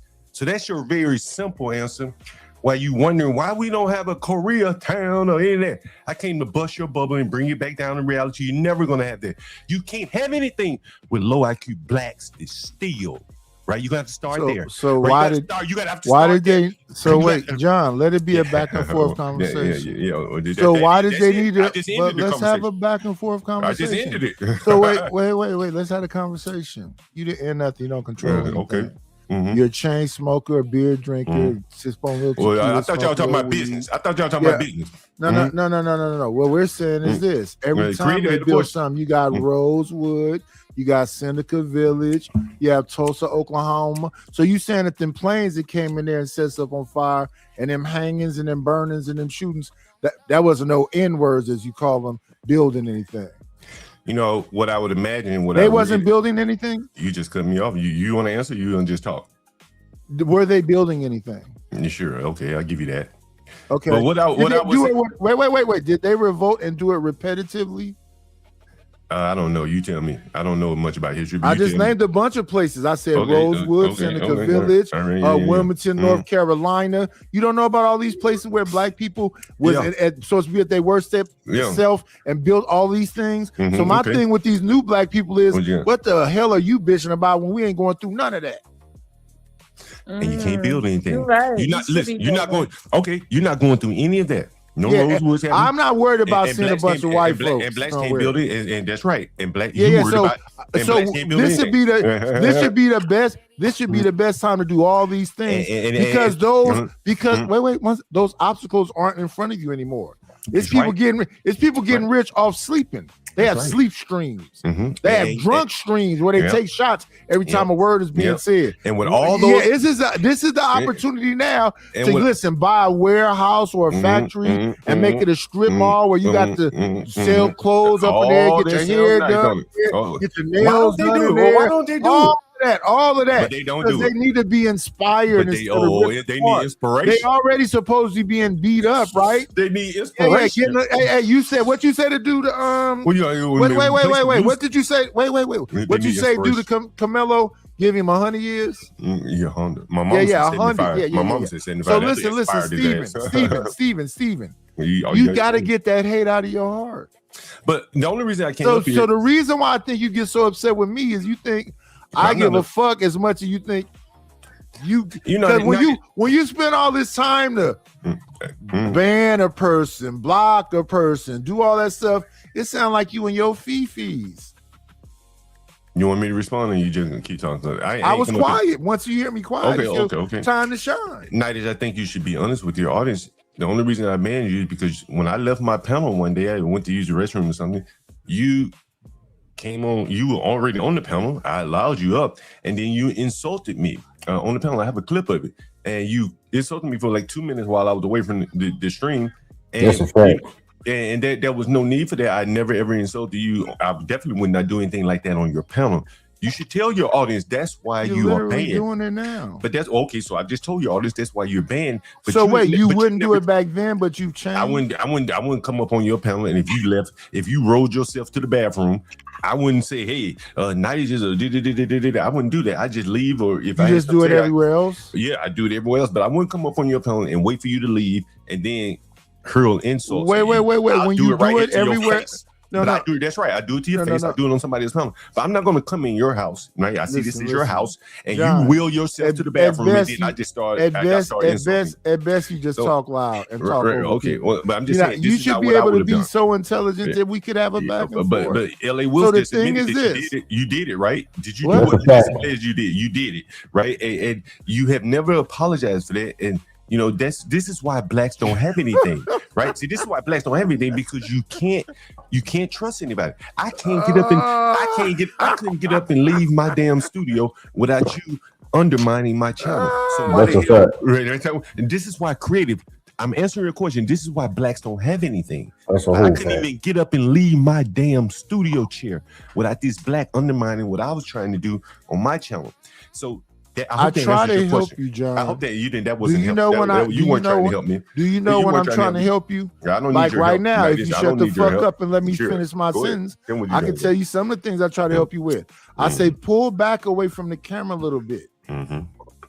Show your full face, right? And Nah, I then don't stop want to. doing that bobbing up and down shit. I got you. You've been saying because that, and I'm it's still doing it. weird. All I right. told you that shit was weird a year ago, All right. and you still doing it. This whole time you've been up here, all we seeing is your head go up and down like this. Do you You's want a to weird apologize? motherfucker. Okay, but do you And, want to and listen, apologize since for you what banned me, fuck Do you. you want to? Since You fuck don't even want to apologize. Fuck what you. Fuck you. Since you banned me and blocked me and all that other shit, keep the Creative, same energy. Creative, Stay the I hope fuck away from me. Creative. I hope you're Stay seeing the this. fuck This is- away this from is why me. Black- this is Don't why pop Blacks up on panels. This is why Don't Blacks pop up can't in build chats. anything, Brady. Be a weird motherfucker from afar. I won't know what you're doing because I don't watch your shit. Creative. Can you see So this do now? what? Listen. Creative, you see Be this a now? weird motherfucker Creative. from afar. Let me ask you: do you see why Blacks can't build anything, Creative? You see this? Do you see this? This is from a 60-year-old man who came up, and I just started my channel. He came up to undermine my channel. I got the clip, so he can't say I'm lying about it. He hasn't refuted it one time. You ain't lying. You ain't lying. So imagine Blacks trying to build something with this level of undermining and lack of trust in the environment. And ain't nothing coming out of this. It's the whole damn ground has been basically, just sprayed with Roundup. Nothing's growing. Nothing's coming out of this. At best, you get some one or two people going cash apps here or there, but you're not going to be able to build anything. And I wanted to point out something. Look at someone like Izzy. I'm just giving you a little game here. But why do you do that name calling stuff? You Okay, on my well, what's panel? wrong? Talk Okay, about okay, me. okay, well, Don't you look talk at- about oh, I don't wanna Izzy talk and about Izzy. Angry Okay, Man well, I can and talk- I can- Fantastic you and know, that's Sharon great. That's Bracy. great. Okay, I Why don't do you name do them that? all. Why do you go? What? Wait one second, Because I brother. don't follow One those second. internet Why rules. are I you call calling names. all the But people that's fair. names out? That's You fair. just a clout chaser. Okay, clout chaser for what? They have no clout. Why are you up here when you say you get no benefit from it? They have no clout because sometimes. Why I do are you come- up here Oh, if you say you get no I- benefit from it? I'll explain it to you because Creative asked the question. And I said, you know what? I wanted to give her the real answer because So all I gotta do is send a broad at you, and then you No. L.A. Wilkes could have. L.A. Wilkes could have asked the question, and I wanted to come up and tell you Blacks why things aren't working out for you, and they seem to work out for the Chinese and the Koreans and the Indians and everybody else. I wanted to rub your face in the shit that you lay on the ground, right? This is why you ain't got shit, right? And every day I'm gonna rub your nose in it. This man has literal properties that belong to him, where he shows his literal shit in the toilets. Yeah, They backed up. Blacks can't even flush the toilets. And he shows his literal Blacks can't even flush the toilets. kitchens that just shit is just thrown everywhere. Blacks can't. People, wait, with piss bottles, and people live in that, and he's in there with them. Why don't you pull up the piss bottle? Wait. You take these videos with you inside the property. Yeah, when I go inside the So property. you're yeah. inside a property with backed up shit, piss bottles, a kitchen that look like it's just nobody's never wiped off. I don't live there. So who made it like that? You ever ask yourself You're that in question? there though. You're in I there don't though live there. with cameras. I don't live there. They Sir, made it you're like that. in there though with cameras, and it's your property. Okay, so they made it like that. I'm showing you how Blacks live. I'm showing you how Blacks live.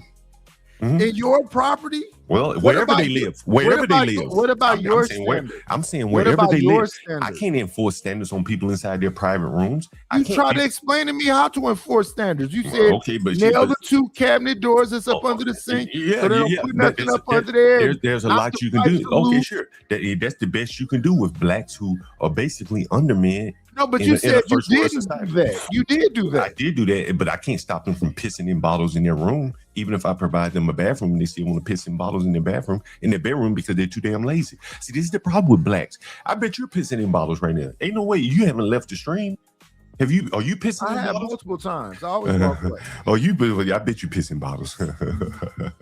You do too. You big as you are, I know you ain't getting You up do all too. night. You do I know too. you know. I bet You you do ain't. too. You do Okay, too. Sure. You do But, too. You know but you do. That's why you so- saying it to me. Anyway, so I Because can't- you no, listen. but you're fat When and you lazy. So, projecting, when you're fat and- projecting, because things, you're fat and and you're lazy. perfectly healthy, and You're they fat stole and your lazy, bike. right. So now You're you got fat to and- be still a little bit more. So that's why you piss in bottles. Nice, I You got can't 3 be on your bikes. bike and piss in the park. Nice, no I more. bet you can You used to ride a bike ride as to far the as I park and piss in the park. Nice, nice. Do Where you the think- kids play, do you huh? think- Do you think you can ride a You used bike to as go far as I ride your can bike to the without the park, battery? right? I'm asking you a You question. got all you got to joke. I'm We had asking you a this question. Do you think? conversation. Hey, but We had look, this creative. conversation. Did you have Before any they more stole questions your before I bike. left? Before, oh, you can leave now. It's pussy. crazy. Now You I had want to no ask time because to I know the none of you black, none of you niggers can And answer she the better question. not even respond to you. It's so Creative, creative. look at the fucking sidewalk. So Don't do no creative, reckless if you eyeballing. need me to answer some questions, I answer the question for you, creative. Otherwise, I let you finish off the babble with Nightish because he has no answers for you. Play the video, Nightish. Matter of fact, if you're gonna play the video, I'll hang up here for a while. I'm sure your audience would rather me hang up here than leave. Why don't you play the video, Nightish? That's what the audience is here for. What do you know about my audience? I saw the chat. They want you to play the video. How many people want Nightish to play the video? You know why they want me to play the video? We want to see a cucking of black men. You want to know why? The ultimate cucking of the black men. Hold on. The ultimate cucking of the black men. You want to know why they want to see the video, sir? Well, I don't play it. Play it. You're more interested there than you are here. Yeah, maybe your platform just isn't interesting as it is. I only came up here to answer a question for creative. So let's go along with that first, like you said. I was the whole energy. Oh yeah. Yeah, you came up there all out of your bag because you can't forgive me like a weirdo. Yeah, I don't forgive niggers. I don't forgive niggers. I don't forgive niggers. I don't forgive niggers. And I don't forgive niggers. Okay, and I don't forgive niggers. And I don't forgive niggers. Pay me my $5, sir. What for? What? For all them hard ERs you keep using. Was it? Man, he know what he doing too. He watched Imperius do it, so he wanted to come over here as a black and try to do it too. I told you this dude is a bum and a weirdo. You popping on channels, yelling a bunch of stuff nobody cares about. YouTube don't play that, huh? Especially when it's a white man saying it, evidently. John said it enough times right there. Let's see, am I still leaving on the channel? Because, yeah, they called that last time, they called it bullying, cyber bullying. So hold on. So Imperius, he goes around to all these channels and say that? Yeah, he tried to. He tried to harass us sisters, but they like it. And then he tries to, just mess with TOS. Like John know not to say the hard ER, and John know not to say the G word because all y'all dudes is under control. No, that's just the rules of YouTube. We're not on Rumble. We're not on X. This is like that's how you know you whooping them when they do that kind of stuff right there. That's intentional. Yeah. He was doing that on Izzy channel. Izzy kept saying, "Stop using hard ER. Why couldn't I pay you?"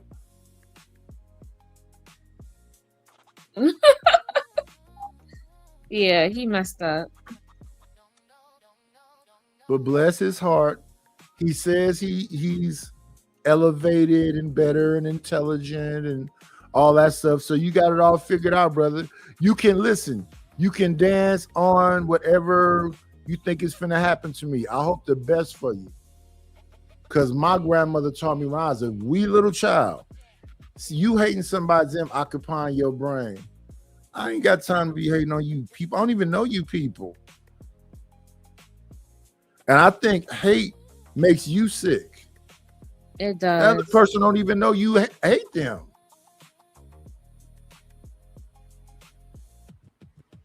And then you got Ellie up here talking about, you right, John, Nightish did do that. Instigating ass.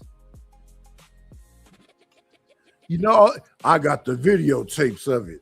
I don't got no videotapes of you. I told you way back when this thing began. I'm not weird like y'all. People be bringing me stuff and emailing me. Look what this and look. I just ignored them things.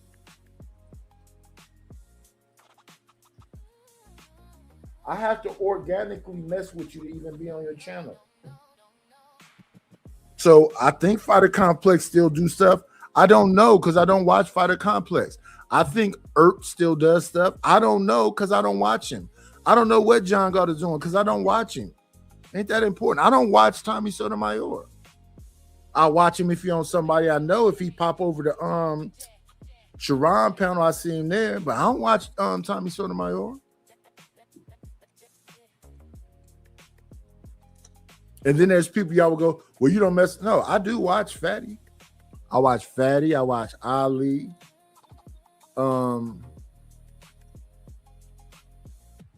I I watch don't Nino even watch Nation them, sometimes. but you know what, Fatty is not too bad, you know. Just don't get on his bad side. To me, he's a little bit funny, but And then, what's going on with you and Chanel dressing like the 20s, or was it just Chanel dressed like the 20s in a flapper dress?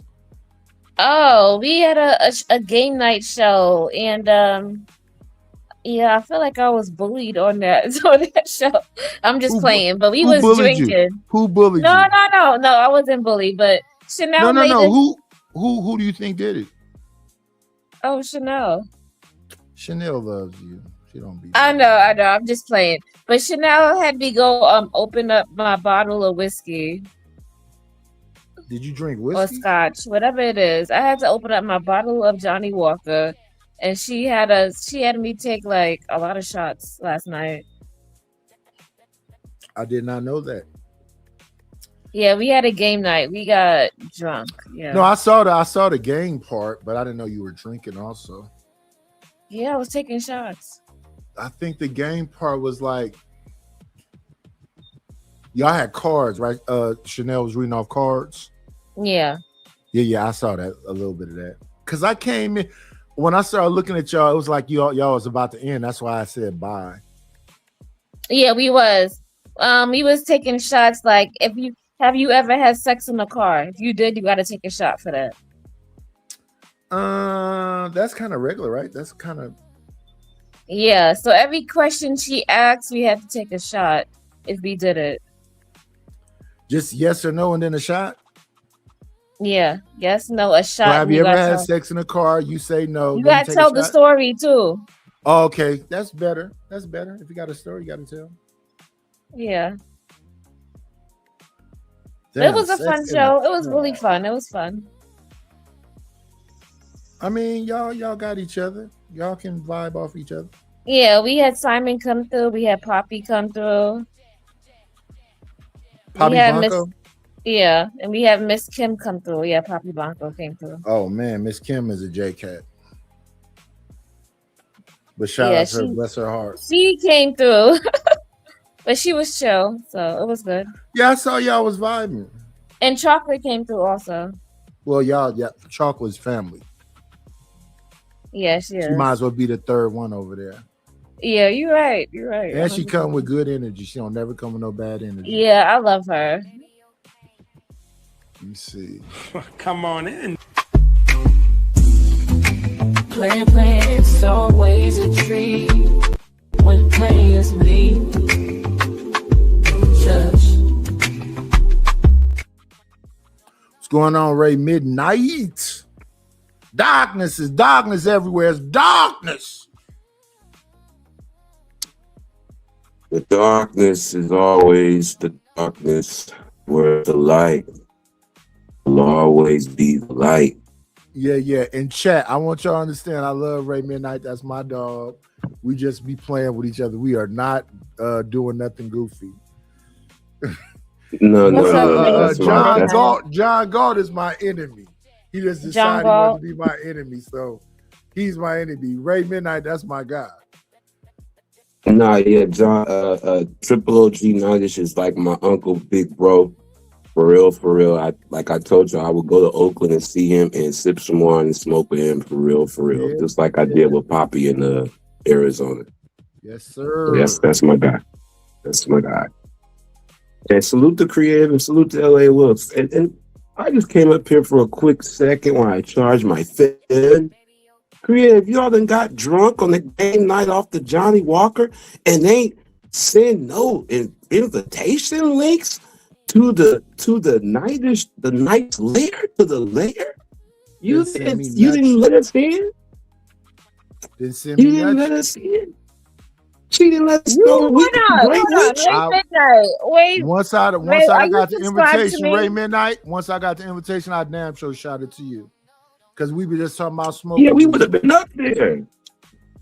It would have been a good night too if y'all would have came. We would have.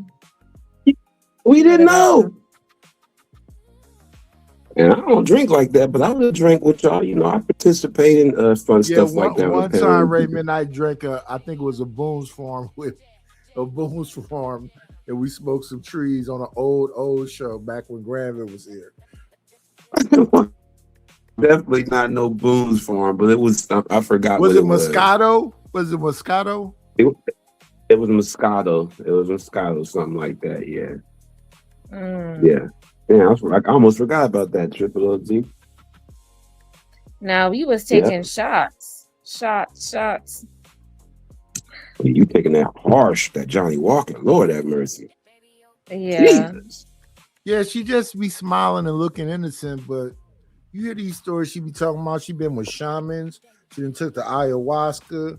Have you skydived? No, I haven't, but I'm gonna do that next. I'm gonna do it. Also, Creative pretty bold. She would do it now. She ain't afraid. You know, she'll try everything. And look at Ray Midnight. I'm almost up out of here. I'm in the last ending of the game, right? I'm damn near 60. Why would it be crazy for me to? No. It is what it is. Because they think anything they be saying it don't bother me. But why wouldn't you and I just want one sample? Just get her to leave St. Louis Obispo one day. What you mean? Because she said she be traveling and shit. Oh, okay. You already traveled this city? Nice. You want me to come see you in your little town in Oakland? Mm-hmm. Ooh, not the little town. It's not little. It's big, but no, it's little. Yeah, it's kind of super little. Yeah. Because you go this way, it's Alameda. You go this way, it's San Leandro. You go this way, it's El Cerrito. You go that way, it's Montclair. Oakland is tiny. Oh. Well, I'm gonna go. If I go to Oakland, I want to go to San Francisco. San Francisco ain't Oakland. That's two different places. But it's not that far from each other. Yeah, they somewhat close, but they're two different places. I know. And now San Francisco is another place that's famous for their restaurants. Yeah, I want to go to San Francisco. That's one place I do. And how far is that from me to Oakland? How far is San Francisco from me? It's like a trolley ride. We go to Embarcadero. They got the little boats you get 20 minutes over there. And then they got all those subway cars and stuff over there. It's easy to get around. But so hold on, is it hard to drive around in San Francisco or? It's a lot of like crazy hills, and you ain't gonna have nowhere to park. You have to have like a valet park your car or parking one in parking structure. Yes, it's not easy to move around in San Francisco. So what do you suggest if somebody go visit out there? Oh, you got to be on feet. You got to do the Uber and like if you going directly to San Francisco, you should probably do. Yeah, I think you can move around because it's mostly like Oakland has buses and the BART. Y'all got the e-bikes? Real easy. We got the e-bikes. We got the scooters. It's easy to move. It's a bunch of different ways you can move around. It's just a couple dollars. And I think that's the same way in San Francisco also. You would be better on foot than really trying to like schedule like Ubers and Lyfts and all that stuff. If you don't mind riding a e-bike or an e-scooter or riding a trolley or riding a bus, yeah, you can move around there really easily. You just got to watch your back. Yeah, that's the thing up here. The e-bikes it's not crazy, especially if you're a lady. Yeah, that's the thing up here. The e-bikes and the e-scooters. About the next 5 years, every city will probably have it, if not already, because everybody in Mama finna get an e-bike. Well, now they got them cars that drive by themselves. The Waymos, I still don't trust those. I ain't messing with. Yeah, I don't trust that either. Yeah. Yeah. Especially now if they going on the freeway. No. Yeah, but San Francisco, if you don't mind doing a little bit of walking, it's a bunch of things that can take you to some of the best places. So definitely those streetcars, whatever they call them, and the bus. You know, the only thing I think they're about. gonna be on the main thoroughfares, and you can get to all of the restaurants, and, a little bit The of walk. only thing I think about is Frisco, Triple OG, and Creative is and LA Wilkes is. The first thing I think about Triple OG. You know what I'm finna say when I think of San Francisco and trolleys, right? Bipping. No, older term, older brand, a brand. When we think of San Francisco and the trolleys as black folks, you get what I'm saying? The first thing we think about is pickpockets.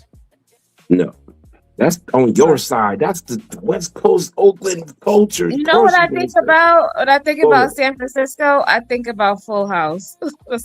That's a good one. That was not my answer. But Yeah, that Full is a good House one. was just them in a house, though. It didn't give you the energy of Yeah, the beginning made you San think that Francisco is it really glamorous if you really think about it. It looks glamorous. It is. That's what Yeah, it's it known looks for. glamorous. Yeah, it looks glamorous. It doesn't look poor. Frisco doesn't never look poor. I was saying rice aroni. I was saying rice aroni, you guys. Rice aroni. Rice, because it got how the cover of rice aroni box, if you're in the black household, you see the trolley, you see the San Francisco Bridge. So the first instances of San Francisco in my life of California was rice aroni. And that song ends the San Francisco treat. Yes, San Francisco treat. All that's famous. Yes, that was a famous jingle and commercial growing up. Rice aroni. And it was good too. To be honest with you, when people say stuff like leaving a hood, everywhere wants to be a hood for some reason. So if we take this little small place called Oakland, we got a bunch of different areas: Ghost Town, Dogtown, Funk Town, Sobrani Park, the Village, 69th, 65th. You got the 20s, the Twomps, you got the Murder Dubs. It's a bunch of different stuff all around here, and they all kind of like cool for the most part. But I don't like when people try to make this criminal element seem like it's the majority of places. No, it's just when they do something, it's loud. Yeah, Yes, I agree. I like that. Yeah, I agree with that sentiment. But the thing Because y'all when I call a see hood, the thing y'all call a hood, even the projects, it's a bunch of church-going people in there, law-abiding citizens that had to kick their kids out and do. Yeah. The so-called hood ain't what you think it is, and the element that is the threat in those places are loud. Also, they're not undercover. They're walking around in hot-ass sun with Nike Techs and the damn North Faces on. Lord you know have it's mercy. too damn hot to have a damn North Face on. Too damn hot Watch to have them. a fucking shiesty mask on. Fuck, why don't you? Yeah. Covering your whole ears and scalp in 90-degree weather. What's wrong with you? Jesus, that's a mental, psychological thing for these young kids. But for the most part, when I see black people, I've been places where black people have been excited to see a black person. Many, yes. Like, oh, brother. I'm like, what's going on? They be excited to see you. I've never seen so many in one spot. So I mean, But see, they don't never show like you said, it happens very loud. But as you know, with social media, especially in the last 4 or 5 years with threads and stuff, you get to see the other side of Oakland when you see the black and Mexicans partying in the backyard, the old folks on the porches and stuff. Like when they kick it though. They don't ever. They get loud when they have fun too. Here's a crazy thing that Oakland took, I think, from LA. You know they be having hood days, right? Yes. That's not an Oakland thing. That's some other shit. I never heard no hood What days is a when I hood was day? younger. It's when so people from the village. So when I was younger, I went to Lockwood Elementary, but I didn't live in the village. I lived on 73rd and Fresno Street. And then my grandmother lived at 6919 Hamilton Street. So that's 69, but it wasn't the village. Those people from that area have hood days in this place called Greenman Field. So it'd be everybody that went to Lockwood, lived in 69th Village, or lived in 65th Village. So it's like a section of the of your city party. It's like a block party for your It's like section. when the Crips. It's like when the Crips. Let's say the Hoovers have a hood day. It's like that. Like, hey, Crib, you from New York, ain't you? Where's you from? Yeah. So it's like y'all having a borough party. Well, for the borough. we have block parties, like Yeah, it's like that. yeah, that's Like what that. I'm thinking. Yeah. Yeah, it's like that. Mm-hmm. Can people from different blocks come to that party? Yeah, they cut off the whole block, not and it's people not like that out here. If you like they from block off the if you're whole not block. from the and it's a village, they be block like, party. yeah, what you here for? Yeah, they're just a little bit more strict about those kind of section parties in Cali than they are anywhere else. Like Atlanta, they have their own days too. They have Glenwood Day and all that, but everybody could come though. Yeah, so we had those. So like the Twomps, they'll have a hood day. You know, it'd be like the Moors and a bunch of dudes that was in the 20s back in the day. They had them. Yeah, so when they Texas say and Cali Oakland big don't have Crips and Oakland don't have Bloods, but they got like families and streets. So there'd be this family, there'd be like 30 or 40 of them and generations of them that was on this block, and they had a hood day. Their hood days look like family reunions though. Yeah, in Cleveland we had block parties because we didn't have gangs. It wasn't no Crips and Bloods before I came in the 90s like that. So it was block parties. It was about the blocks, the streets. So yeah, we had stuff like that. Yeah. Unlike the East Bay Dragons is a motorcycle club. They have parties. Yeah, they still now the biker party still functions. The black biker functions still go. Creative Solutions, no matter where you go, those functions still go. But just don't be young thinking you gonna go and have a good time. It's only for the grown and mature folks. Oh yeah. Don't be taking your young ass to a biker party. I've been to a dragon party and young people outside pissed off. Stupid. Why are you there for? What you gonna do? Why are y'all here? Folks. These are It's not. old niggas. They playing that old shit. Yeah, it is. Yeah. These are old. Yeah. These are for the salt and pepper people. Yes, absolutely. And if you want you with some salt and pepper, you're absolutely welcome to come, because that's where you're gonna find them. So when I see a young chick there, I know what they're there for. Listen, right? That's why they be mad. It be a bunch of young chicks their age up in them parties up. And the older women be mad that them young chicks are there. Like, oh, we know what your young Yeah, ass the here older for. women do be mad, and and these older dudes they be going, and I just be like, oh my. The older chicks be looking at the young chicks crib like, she thinks he cute. What your ass doing there? Is that what she got on? She knew what she was doing, girl. Get her, Ethel. Get her, Ethel. Yeah. Hello, Oak Street Bella. We're not being messy. We just looking at this meltdown of John Gawk. Just because I could I'm have seen you being in the biker club too, Triple OG. I could have seen you with a vest going to a biker lounge. Oh, yeah, I never rode a bike though. I haven't. My uncle no. was in the club and my cousin was in the club. Yeah, I ain't never rode a bike before either. So they're a few generations of them. My aunt lived right around the corner from. It's called what's they called? I know a bunch of biker clubs, but this one is called right there on 80. I forgot I was going to say one. Because I said their name earlier, but I forgot it that quick. Something Dragons? Yeah, the Dragons. Yeah.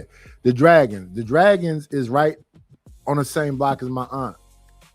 So I've been around these folks my whole life because I always visit my aunt. In fact, she just passed away recently. I think she was 81. East Bay Dragons. East Bay Dragons. Yeah, East Bay. Yeah. A lot of folks migrated to Cali from the South. Didn't the black folks? That's how they got there, right? Triple OG? Yeah. My dad's side is from Mississippi. My mother's side is from Arkansas. Mm-hmm. My mother's from Pine Bluff. My father's from Jackson. Yep.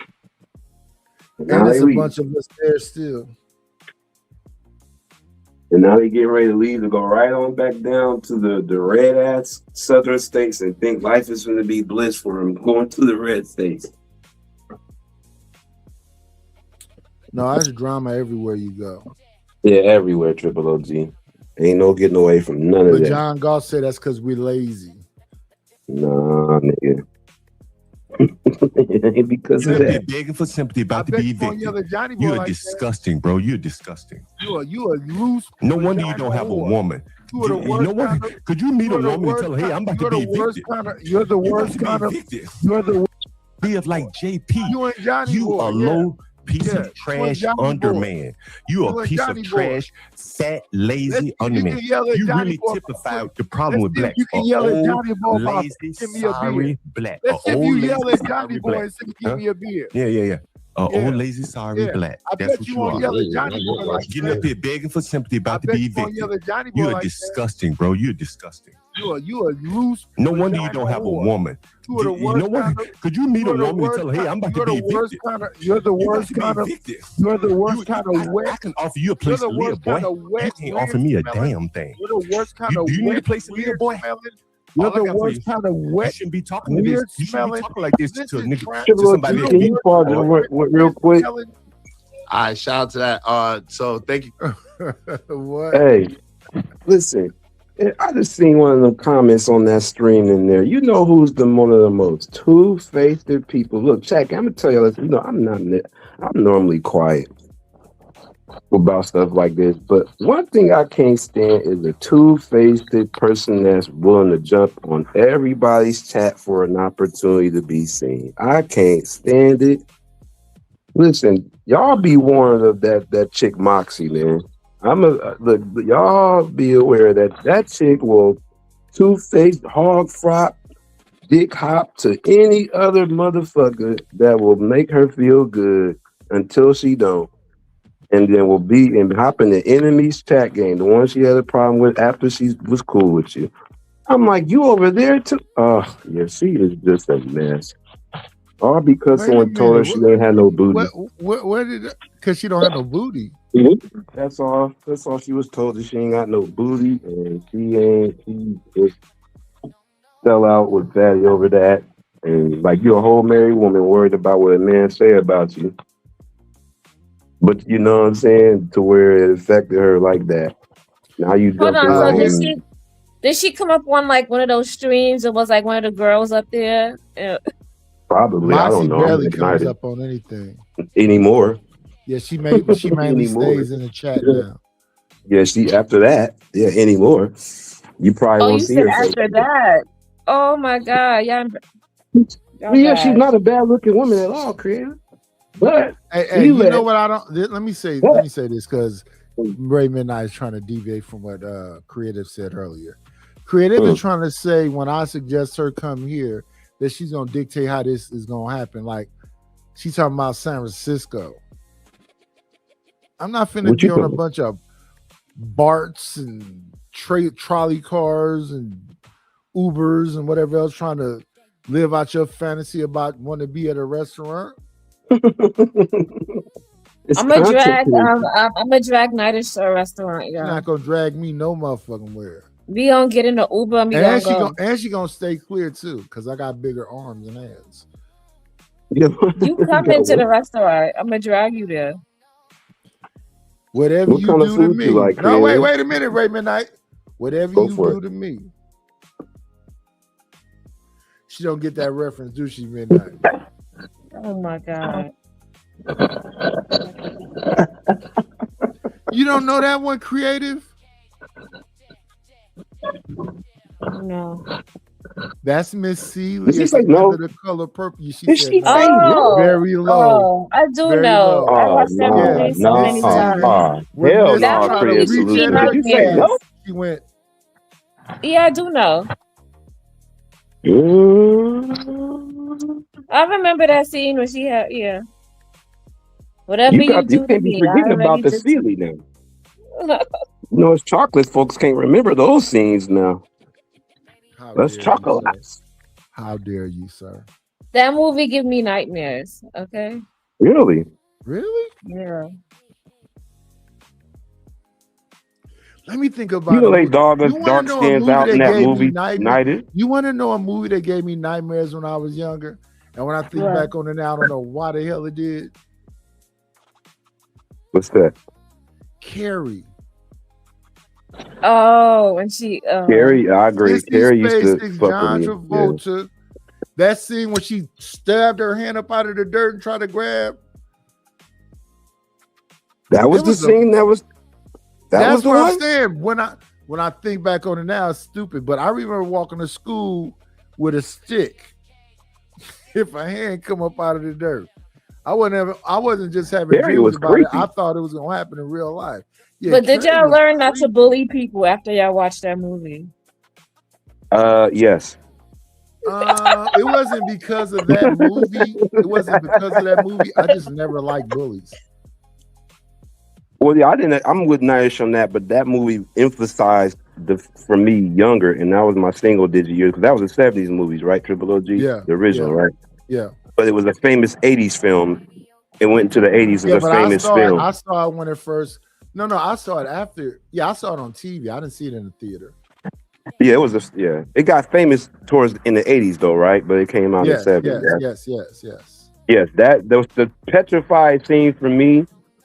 Was the prom when she spazzed out, when her eyes spazzed out. But Ray Midnight, it was so many horrible movies. Well, not saying bad, but scary movies Yes, in back the in the '80s. day. Yes, The I agree. Exorcist. Yes, It. yes. Stir of Echoes. Phantasm. Phantasm. They don't even mention that one no more. Triple OG. Phantasm was another one that I used to keep, be like, that thing be Man, because them was vampires, right? That was a town possessed by vampires, right? I was the tall man. The scary dude was called the tall man. Looked like a buzzard. Yeah, he looked as Vampire scary and creepy as hell, boy. They had a house that was weird as fuck, boy. Mm-hmm. Poltergeist.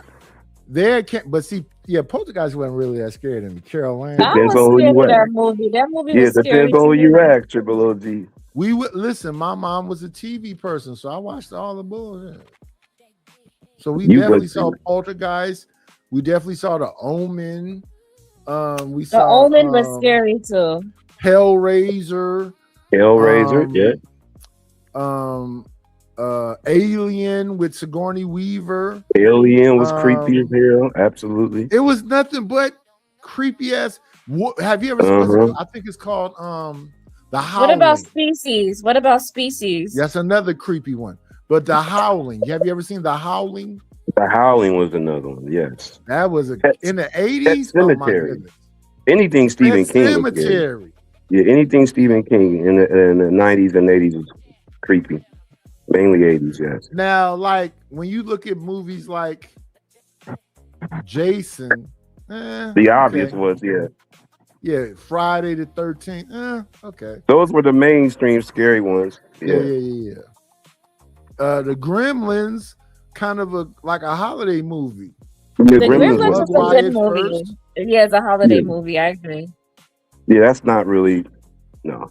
Yeah, the so they had a Gremlins little was bit of that scary. comedic type horror in there, but that horror.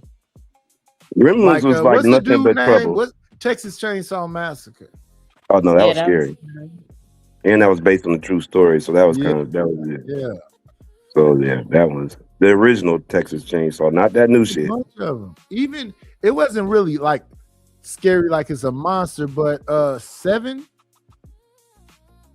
the movie Seven with Brad Wasn't Pitt and Seven- Morgan Freeman, That was more of a thriller though. but they was chopping people up. That was a psychological thriller. Yeah, but in real life, if somebody come over to you and holler at you, and then they drip some cyanide in your food, and the next thing you know, they chopping you up in pieces and spreading you everywhere. Oh, you mean like Dahmer? You mean like Dahmer? Yeah. Yeah. I remember the Seven was, Dahmer years. Seven was the boy that got all the allegations against him. That also was in Usual Suspects. What's his name? He was Kaiser Sosa in Usual Suspects. He was in LA Confidential. He was in Seven. You don't know who I'm talking about? Yeah, I didn't see none of that. I ain't watched the Usual Suspect. You never seen The Usual Suspects? Not Oh, from somebody beginning to said end. The Hills Have Eyes. That's a scary movie. That's a scary one too. That's that. Yeah, That's yeah, that one. uh-huh. Well, I'm cool on the country. I don't want to be nowhere near the country. Me neither. I don't. I'm Thank scared. you. Thank you. Wait. Who said that? Thank you, Gurkha Legend. Gurkha Legend is right. That was Kevin Spacey. Kevin Spacey was Kaiser Sosa. Kevin Spacey was in LA Confidential. Kevin Spacey was in he said The Usual Suspects. It was some other movie you said you liked. Well, Kevin Spacey. Children of the Corn was a good one, Triple OG. Children of the Corn? I didn't like it though. I didn't like it. Was all right. It wasn't like.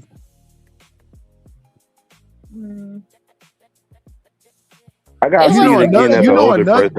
another creepy movie that was a trip to me. I think it was called The Cell. It was Jennifer Lopez and Vincent D'Onofrio. Yes, I did see that one. That was kind of like a creepy ass movie. Because she was supposedly living in his head, or he was living in her head, or some kind of. No, I think she was in a coma and she had to get out of her head. She was in a coma. Yeah. Let me see. Let me look right quick. The Cell. And Jason would not be too scary today for the new generation, but for our time, that motherfucker shit was scary as fuck. It was from my thing with him was he just had this, super kind of strength. Yeah, like wait a minute, you ain't dead? Yeah, see. Okay, The Cell from 2000, following psychologist who uses experimental technology to enter the mind of a comatose serial killer. He was in a coma. Oh, he was in a coma. And she was somebody who could go inside your mind and see what's in your mind. Oh, so now I gotta rewatch it. And then she was getting turned out by looking in his mind, because even though she was looking in his mind, he knew. And he started playing games with her. Yeah, that movie was like, you know what? A lot of movies, when I rewatch it now, I could understand it a little bit better because I'm a little bit older. Because when I was younger, I didn't really, I was just watching it to watch it. Yeah. He was a crazy man that was in a coma. And she was supposed to be some kind of like psychologist that was going in his brain. And so he now was I'm supposed to that not know. movie. But he knew she was in his brain. Okay, so now I'm a rewatch. He that had movie. control over her, where she thought he's in a coma. I got control over him. I'm in his brain. So he was torturing her and doing all kind of stuff to her in his brain. In my dream, I'm supposed to be able to control my dream, right? So if you find some way to get in my head, I'm still thinking, okay, creative solutions in this dream. I can do whatever I want to do because it's my dream. And that was a psychopath. Yeah, that shit was scary as hell. Oh yeah. Vincent D'Onofrio been in a lot of he was in what's that military movie called? Is it Hamburger Hill? Where he fell in love with his weapon. This is my gun and it belongs to, and then he popped himself. Oh my God. Yeah, Vincent D'Onofrio is a hell of an actor. It's a lot of actors, I think that my favorite one Forrest is Keanu Whitaker Reeves. is a very Keanu Reeves. Keanu Reeves is a humanitarian, but let me think. He acted in a lot of good movies. No, I'm not saying he doesn't act in good movies. I'm saying that when I think of actors, like he's an action film guy. He's a good looking guy, but yeah, Full Metal Jacket. Thank you, Gurkha Legend. That's Vincent D'Onofrio. I would not put Keanu Reeves up there with Morgan Freeman or Denzel Washington or Sidney Poitier. When I think about acting, it's a little bit more than he. Oh, you're thinking about the emotions and all of that. If they could play those roles to the fullest, I get what you're saying. Because his stuff be kind of like pure action, or it'd be the like, same character he's sentimental. playing. Sentimental. Yeah, you're right. He'll do good love scenes with a woman. He's a good-looking cat. He's an honorable guy in real life. We see him riding on subway stations still. He give people money. He's a good person in real life. So I like Keanu. But Keanu would be, I would put him there with like Christian Slater.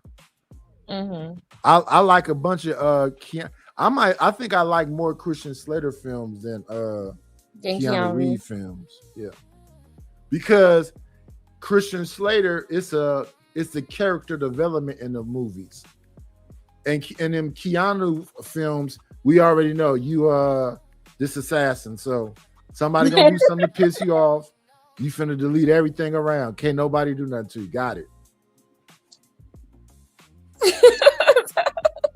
Whereas in them Christian Slater films, he be getting whooped. He just managed to survive.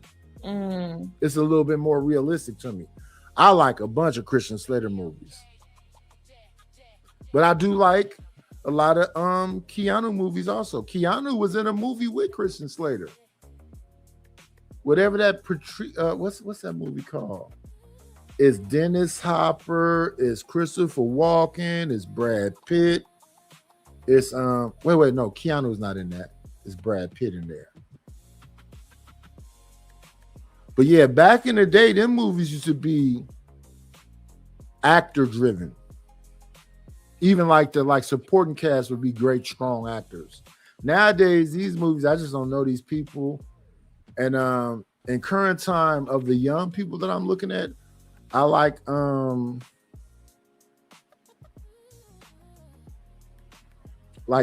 Phillippe or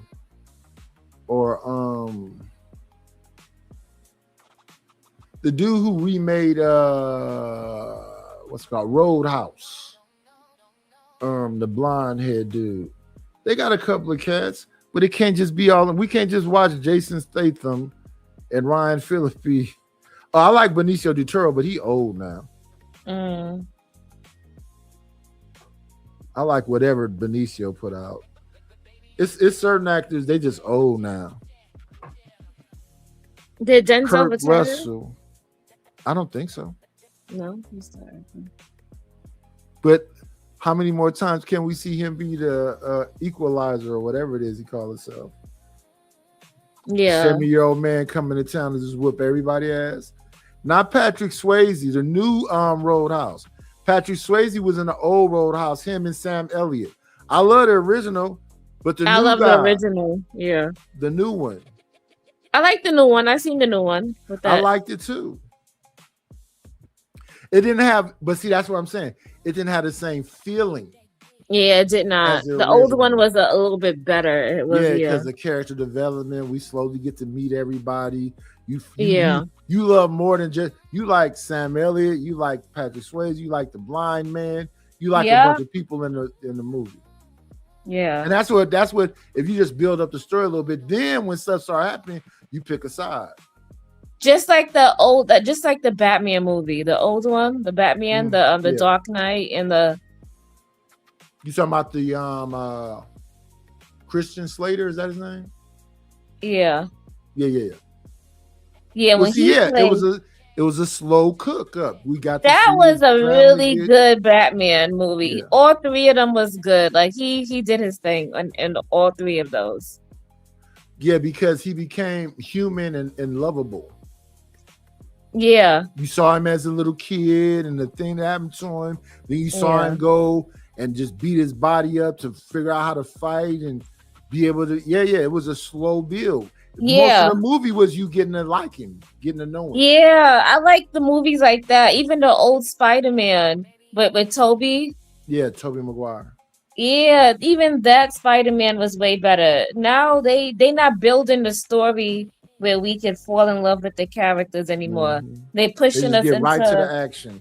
Yeah, I don't like it. Like we want to see the storyline. We want to see people like grow We and want to see climb the and stuff. old auntie that's teaching him how to, still be brave because Yeah. yeah.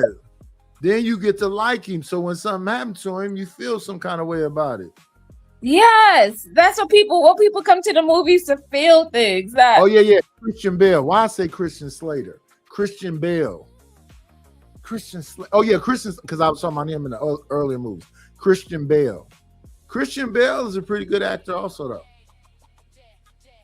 Yeah, all these remakes are becoming whack. I like the older movies a little bit better because I think they was more into the movie and like really making it whole and building up the characters. They really cared about it. Nowadays, that should be so whack. I'd be like, waste of time coming to see it.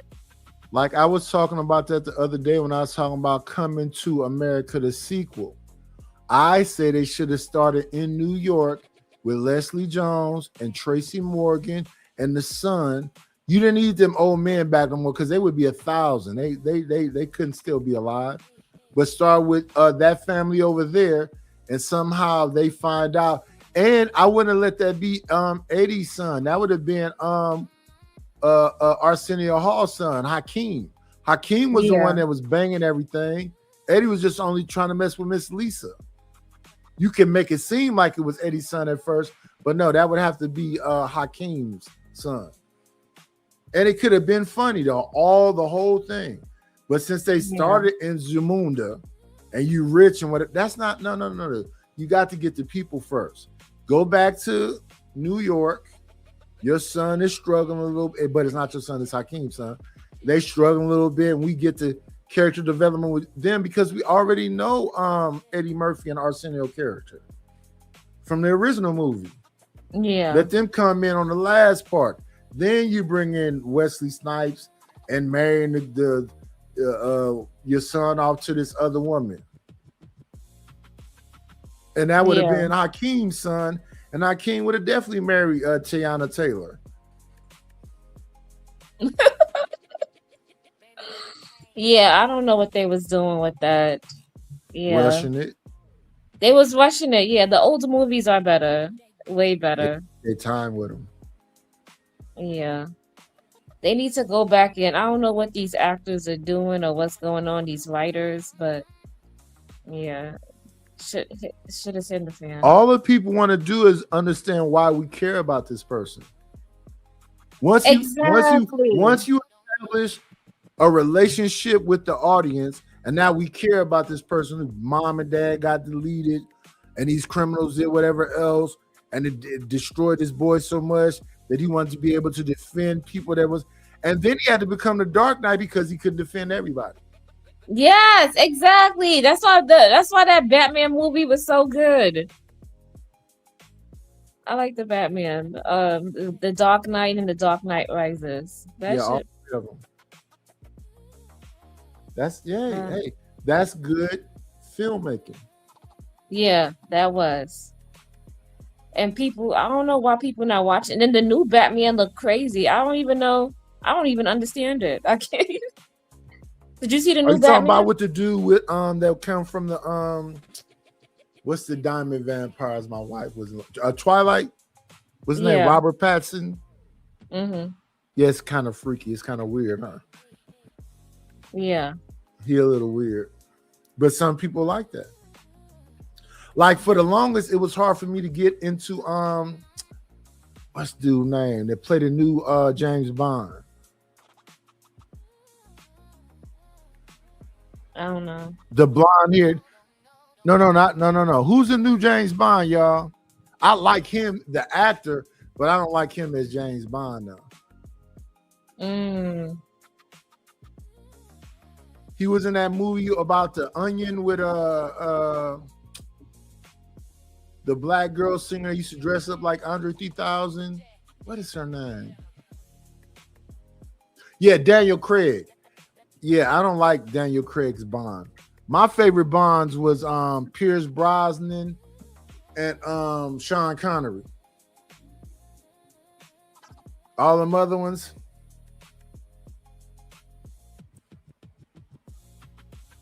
I like Daniel Craig in all the movies except the Bond movies. Glass Onion, yeah. I liked him in that. He got another movie where he was in prison and they broke him out and they robbed a race car track. I like that one too. I like Daniel Craig as an actor. So Nightish, you don't go to the movies. Do you go to the? No, you don't. I'm naming movie after movie. I was gonna say, what movies are you excited to see that's coming out in 2026? What movies do you know about? That's a good question.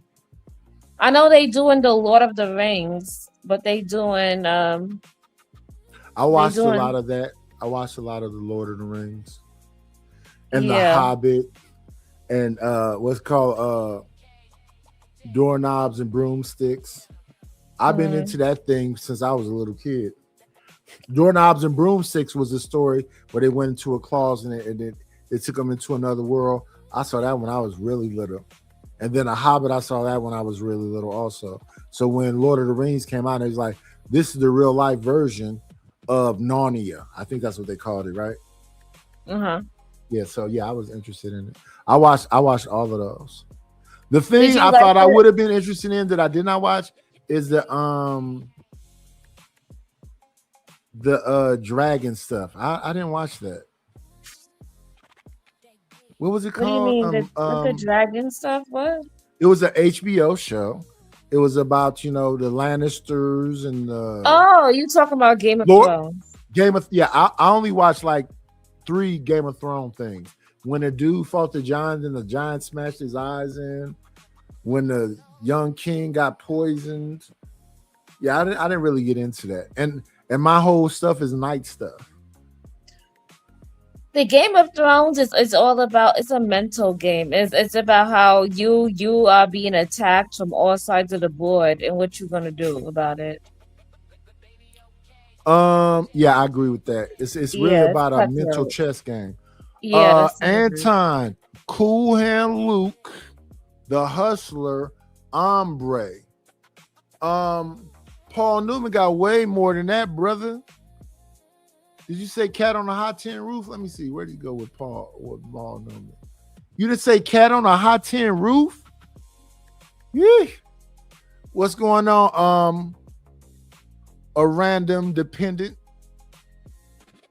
What's going on, TK? Yeah, Paul Newman. Listen, I got a clip up here. I don't think people be knowing these clips I be playing, but I got a clip up here for you, Brody. Let me see. Paul Newman. Here we go. What we've got here is failure to communicate. That's Cool Hand Luke right there. I got some do y'all know who this is? They said True Blood is back on.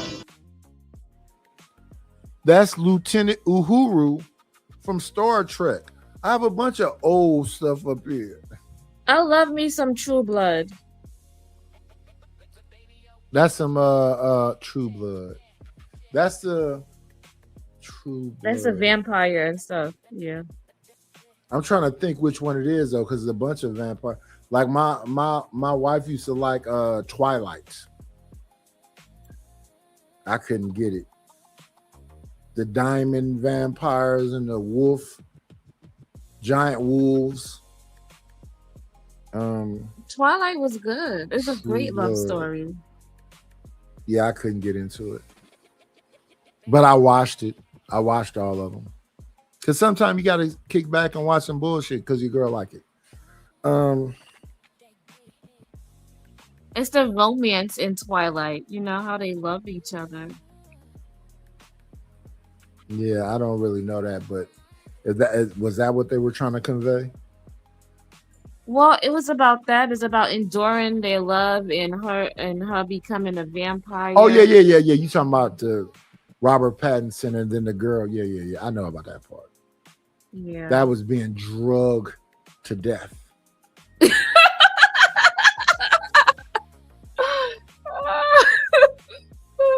was a good show. 3 movies, right? 3 movies, right? They did 4. 4 movies, even longer. And I watched all 4 of them. These are the sacrifices you have to make sometime, guys. Hold on. So go ahead. You can play this. Okay. No, go ahead and ask the question. Oh, I was gonna say you didn't make any sacrifices by watching her shows. Watching the shows was a sacrifice. No, by her watching your shows, she had to make. I never made her watch my shows. You did not? No. I don't mind being alone. I watch my shows alone. Okay, so she forced you to watch those other shows. No, I wanted to do something with her. Okay. Y'all just evil. Why? How can she force me to do anything? She be busy, I be busy. We don't be around each other that much like that. Then when we be around each other, because this is to make the heart grow fonder, right? So when we be around each other, okay, we both here. Then okay, for me to be here, I'm gonna have to watch this Diamond Vampire movie with Robert Pattinson, this frail woman, and then this look like a Latina boy that turned into a wolf. Okay, I'll just asking. That's fair, right? Isn't that what y'all be asking for? To be emotionally available? Yes. Right. And then y'all flip it on a nigga and say he love bombing y'all. Well, let's move forward. You had to throw that in there. We can move forward. Well, I'll take over. Hold on, Paris, no, you can't. Let me acknowledge the money. Relax. Shout out to Cajun Darkfire. Thank you for the $19.99. John is out. Thank you very much, Cajun. I appreciate you. But y'all be like Cajun Darkfire and support the show, support the stream. I mean, if y'all want to bring John Galt back, it is $19.99. Thank you very much. I was saying that John's got to diversify his racism. The N-word is kind of getting old. I can go down the list. I can go Scoop, Fade, come on, Mooly. relax. What? I thought, wait, that's not the N-word. Yeah, bro, I want nothing at all, man. Relax. Shout out to Moxie Wells. Thank you, Moxie. Okay, John, you gotta Moxie's crying because her husband likes me more than her. Hold on, real quick. Shout out to Moxie. Hey, John, you gotta pay $10 more. The other $10 was for the 2 F-bombs, so you owe $10 more to come back up. If someone wants to crowd fund with John Galt to help him come up, he paid $10. He needs another $10 to come back up. I can't drop. Hold on, I can't drop Nightish for $10 either. If you want me to drop Nightish, it's $20. And if you drop Nightish, that don't mean you get to come up. That means you just drop Nightish. If you want to drop Nightish and come up, that's $40. Just for the record. $30. Do you think Nightish is wearing the world's largest? Hey, I know more words than cracker. I know. No, I want Nightish. Drop me down. Drop Nightish. Nightish, the only words you know are related to food. Okay, one more. Here we go with the ball. Hold on, real quick. So John is still dropped down, but he dropped Nightish. If you want to bring Nightish back, thank you, John. If you want to bring Nightish back, it's $19.99 or $20. If you want to bring John Galt back, it's $20. Yo, Imperious, watch your mouth, man. Come on, man. Well, I know. I was saying the only thing we don't need. They didn't want to hear me say "Oh, Faye." Let me see. When do I get back up there? Or do I ever you come was back? dropped for a minute. 20 minutes, supposedly.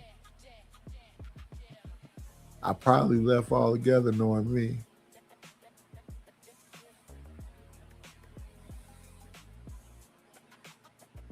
Y'all left all together after that. Let's see.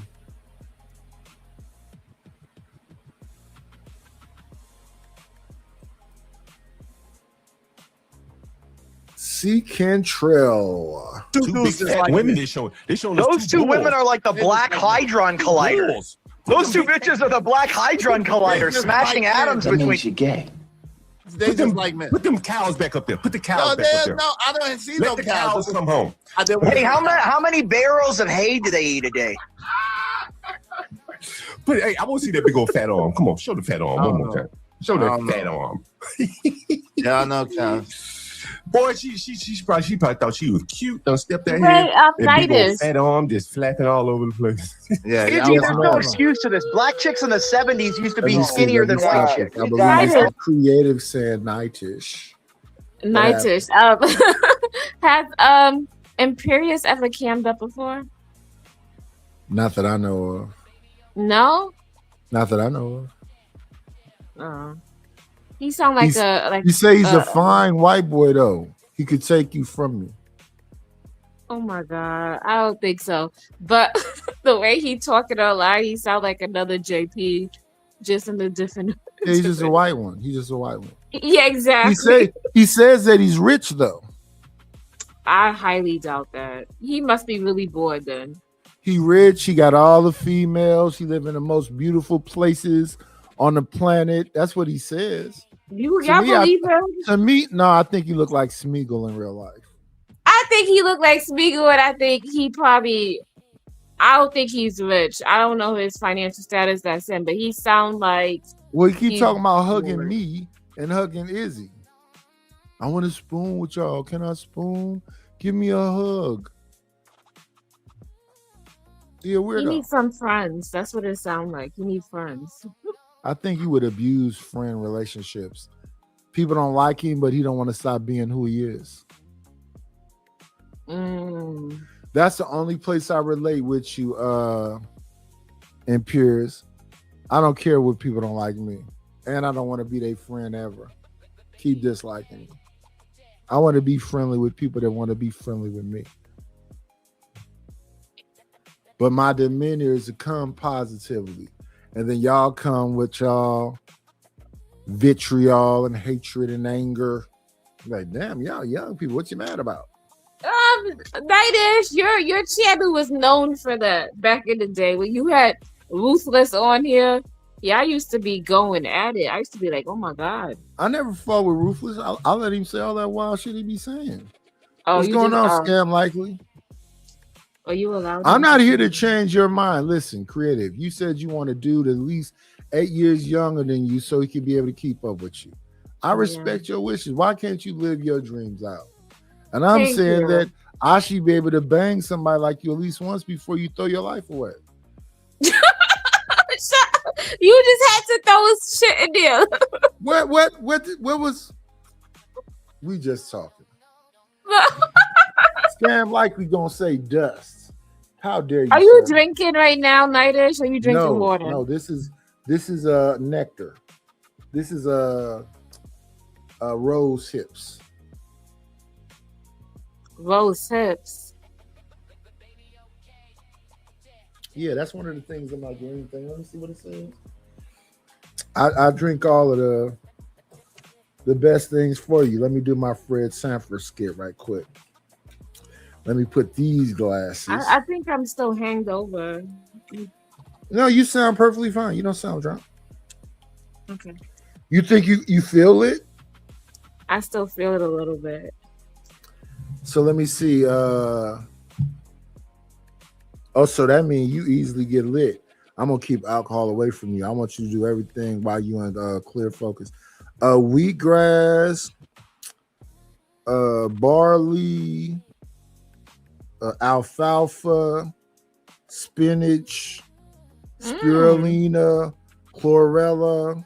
Ooh, that's a good drink. I got some broccoli, pills, so- I rose got hips. some- Rose hips. I knew that was a real thing. I'll take my We pills. got carrots, Araceli cherries, extract, green tea, matcha, acai berry, beetroot. It's a bunch of stuff in this thing. I think I had that before. I gotta take my pills too. I'm taking chlorella and spirulina pills. Yeah, that's in that. That's in that right there. Mhm. Chlorella is supposed to get like metals out of your body. Yes, both of them and spirulina. Yeah, and spirulina. We used to get the spirulina, aloe, and hibiscus juices from this place called Yo Black Muslim Bakery. It's aloe vera, so that's supposed to be healing you. It's hibiscus, and it's spirulina. No, chlorella. No, it's all of them. It's spirulina, aloe vera, and hibiscus. It tastes a little. It's sweet, slimy, and kind of like. If you ever had hibiscus, it's kind of like, what would you call it? Like, it's almost like I know if what you eat a hibiscus cinnamon is. candy. They have it in the islands. We boil it and we drink it as a drink. It's a drink in the islands. But I didn't know that spirulina and chlorella has so much B12. There's a lot of B12. They be telling people to really mess with that sea moss though, because sea moss has more of what your body needs than most of these things. Yeah, it does. And sea moss came from it's sea moss, doesn't it? It grows in the ocean and lakes. You can get sea moss. People like blend it up and try to mix it with something to make it more palatable. But all that is, like, they call that a buffer when they put the candy taste outside of the medicine so you won't taste the bitterness of it. So they'll make a sea moss mix with something because they think, I know that Zoe Williams sell a bunch of different kind of flavored sea mosses because the original flavor is something to you got to get used to it. Like for a long time I wouldn't mess with mushrooms, but now that I'm older I mess with them. Now you like mushrooms? Yeah, different ones. Shiitakes, portobellos, whites. Yeah, I love mushrooms. They're so expensive though at the grocery store, but I still get them. Yeah, that's why you got to grow them. You know what? I haven't figured out a way how to grow mushrooms. Have you ever had like a wall of vegetation where you can they literally grow it off the wall?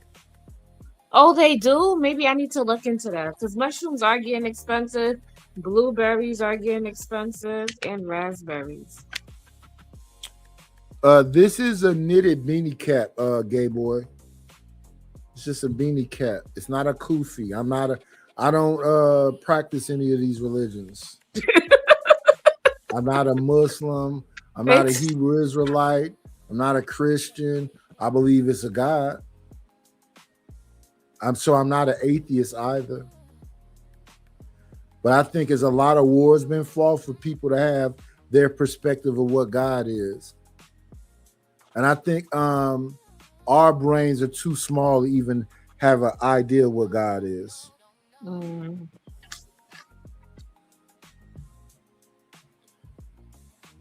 But shout out to the people that know how to quote scripture and get people to listen to them and do all that stuff. But yeah, I don't think they know what the fuck they talking about either. But bless their hearts. I don't think you should. I feel like when you do stuff like that, you try to tell somebody what to do. You're taking their free will and their ability to think and guide for themselves away. I forgot who that was that was talking about Newman earlier. If that was you, Anton. Hombre is one of my favorite movies because in that movie, Paul Newman had to live with the Native Americans, and that man was eating dog. Oh my God. What's going on, Simp God? So when that movie went in, white people started talking about we can't trust those Native Americans because he was like, you don't know what you'll do if you starving. And he had to save all them people in that movie. They're in the stagecoach. That's I love Hombre. I love Cat on the Hot Tin Roof. I love what's this one we just showed where he said you have failure to Cool Hand Luke. I like a lot of Newman movies. Even when he was old man Newman. I like a lot of Burt Reynolds movies. But we got some black folks that can rival all of that. We got Sidney Poitier, we got Halle Belafonte, we got Woody Strode, We got Scatman Crothers. We got Philip Michael Thomas. We got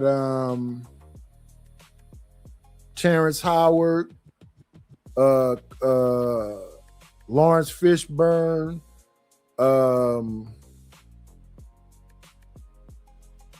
you got what's the dude with the messed up eye? Because he been in movies since Fast Times at Ridgemont High. And he did a great bit of acting when he played Bumpy Johnson. Forrest Whitaker. I like a bunch of Forrest Whitaker stuff. You got Idris. You got Dandris. You got Michael Beach. You got Michael B. Jordan. There's a lot of great black actors. Delroy Lindo. It's a lot of them. It's a lot of them. You got Don Cheadle. You got Chiwelte. There's a lot of them. What's my boy Michael something that was from The Wire that played Chalky White in what's that what's the show with Boardwalk Empire?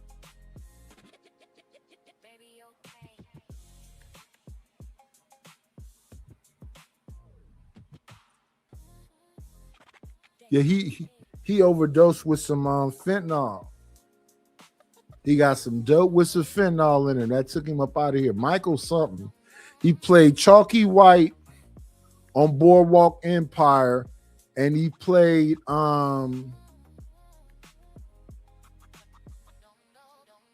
in The Wire. He was what was his name in The Wire?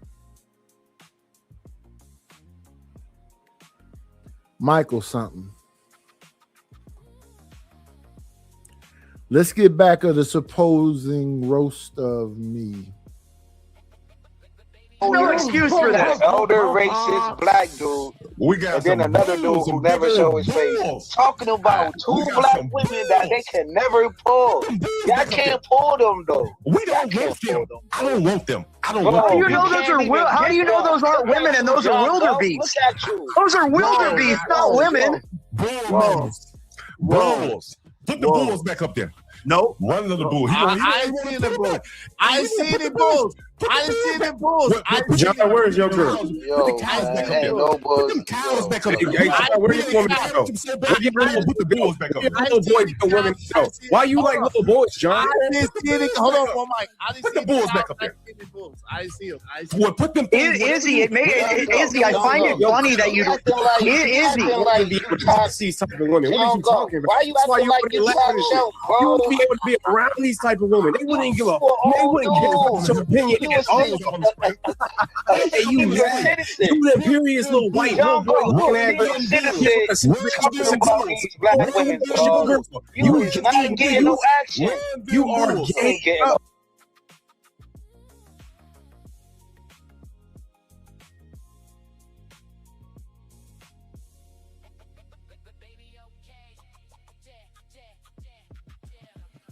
Moderators in the chat, are y'all reading the chat?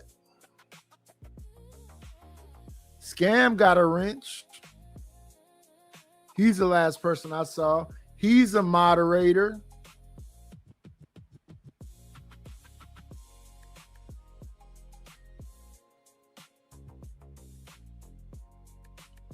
Anton, I see him. He's a moderator. Are y'all reading the chat?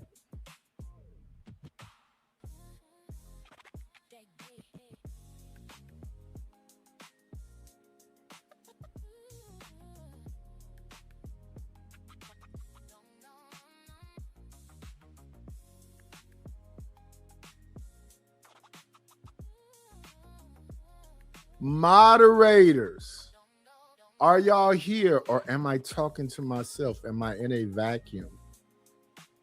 Moderators, are y'all reading the chat? Creative Solution timed out King Pix for, I guess, 1 second because King Pix is still talking to me. So moderators, please read the chat. I don't want to ask y'all to time out these game goofy lames that I'm not going to remember nothing about 2 seconds from now.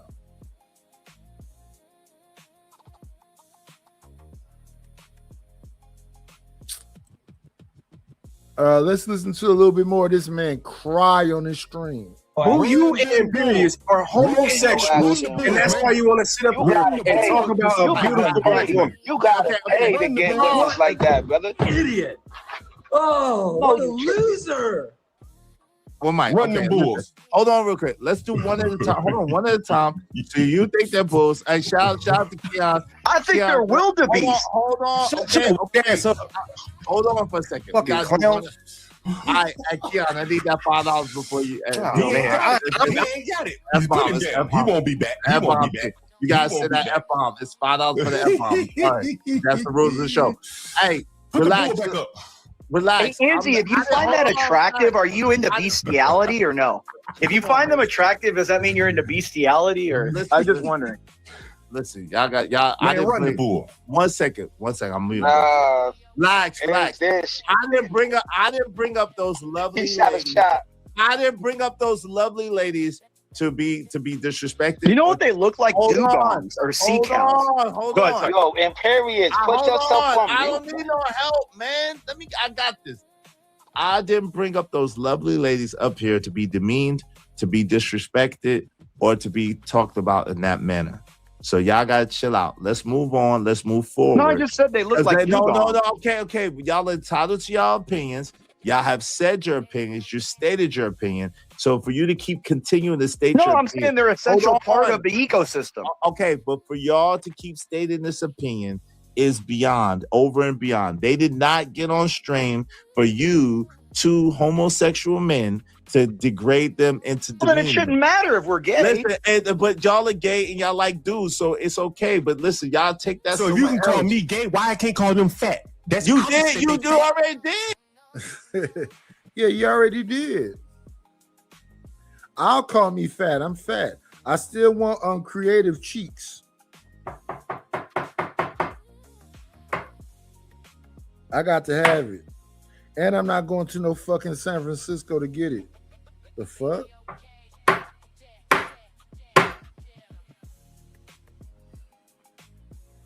I do already like dark-skinned women. I just like them a little bit bigger. I like I told y'all, like Chaka Khan, Nicki Minaj.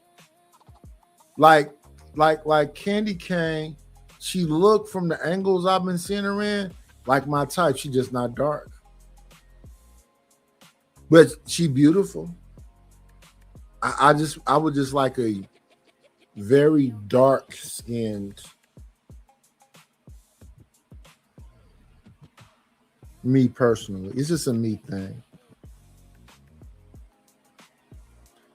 My first girlfriend that I labeled my girlfriend name was Antoinette Ratcliffe. If you could look like, we used to call her Nettie. If you could look like Nettie, not be Nettie and no weird shit, but that phenotype, that presence, that's what I'm talking about.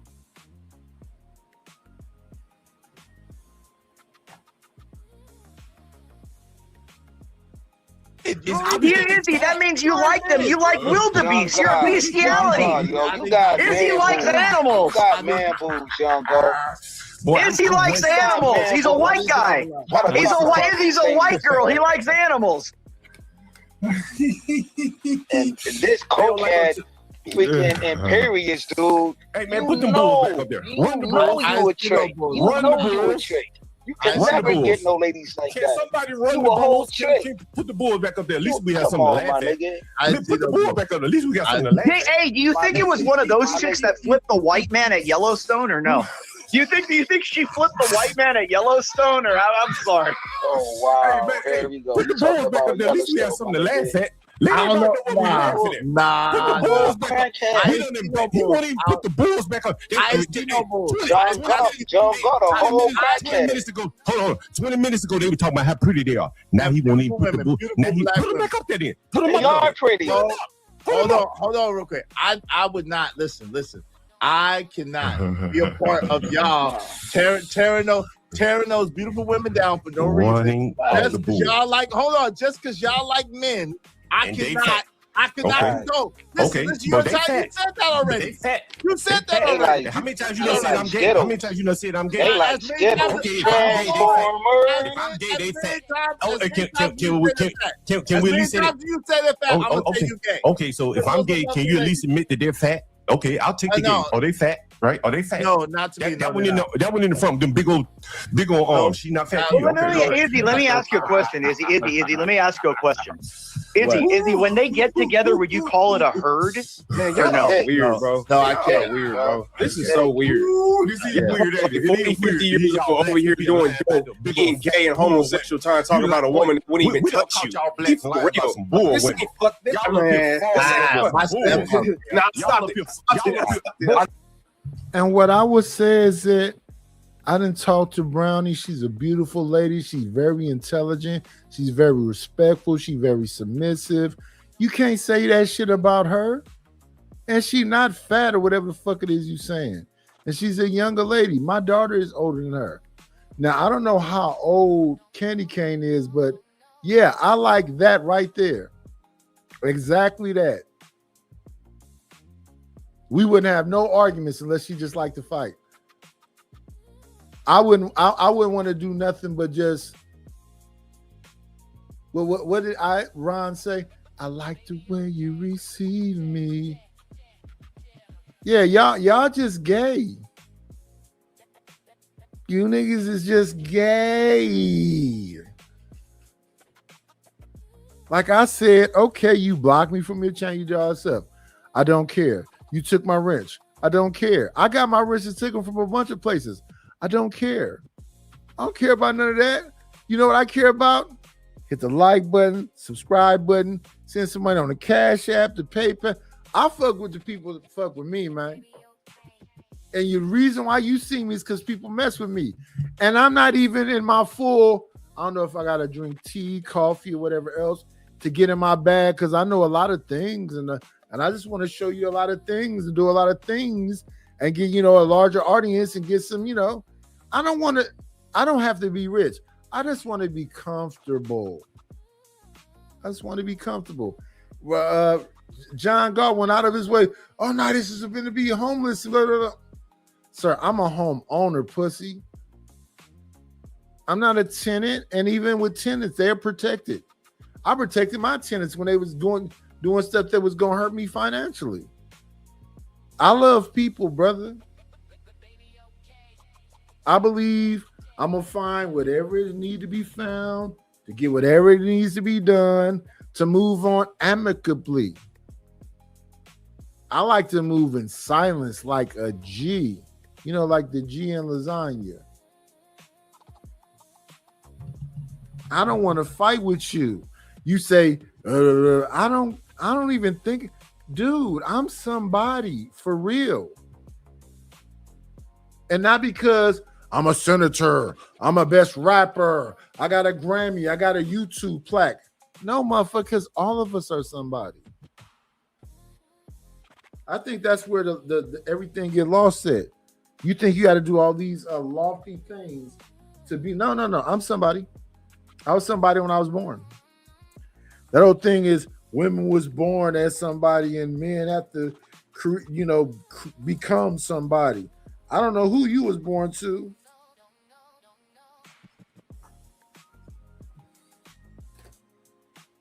I don't know who you was born to. All the people I know that have childrens that I've listened to have conversations.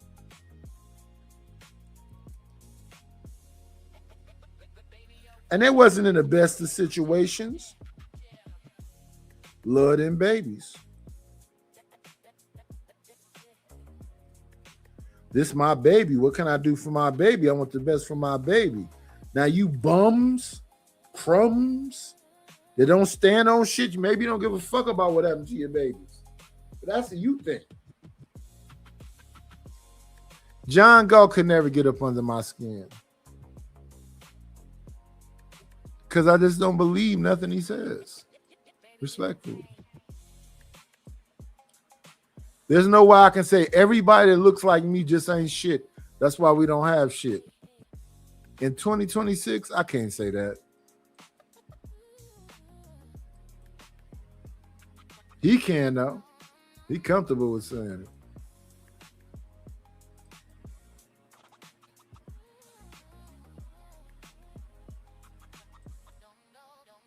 You NIGGAs ain't ish. Keep watching me. Support the channel. That man a wild boy. And y'all mess with him. Away. Let's get him up out of the framework.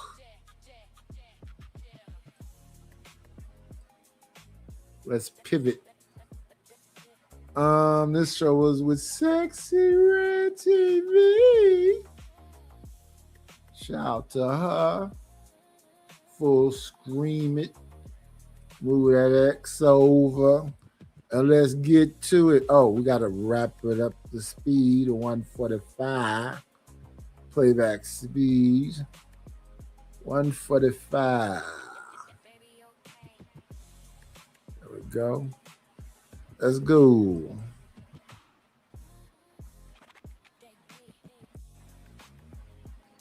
That was very weird. And then that video just surfaced up this morning, actually. Yeah, and then it's weird that all of a sudden now they all deactivate all their social media and they're lawyered up now.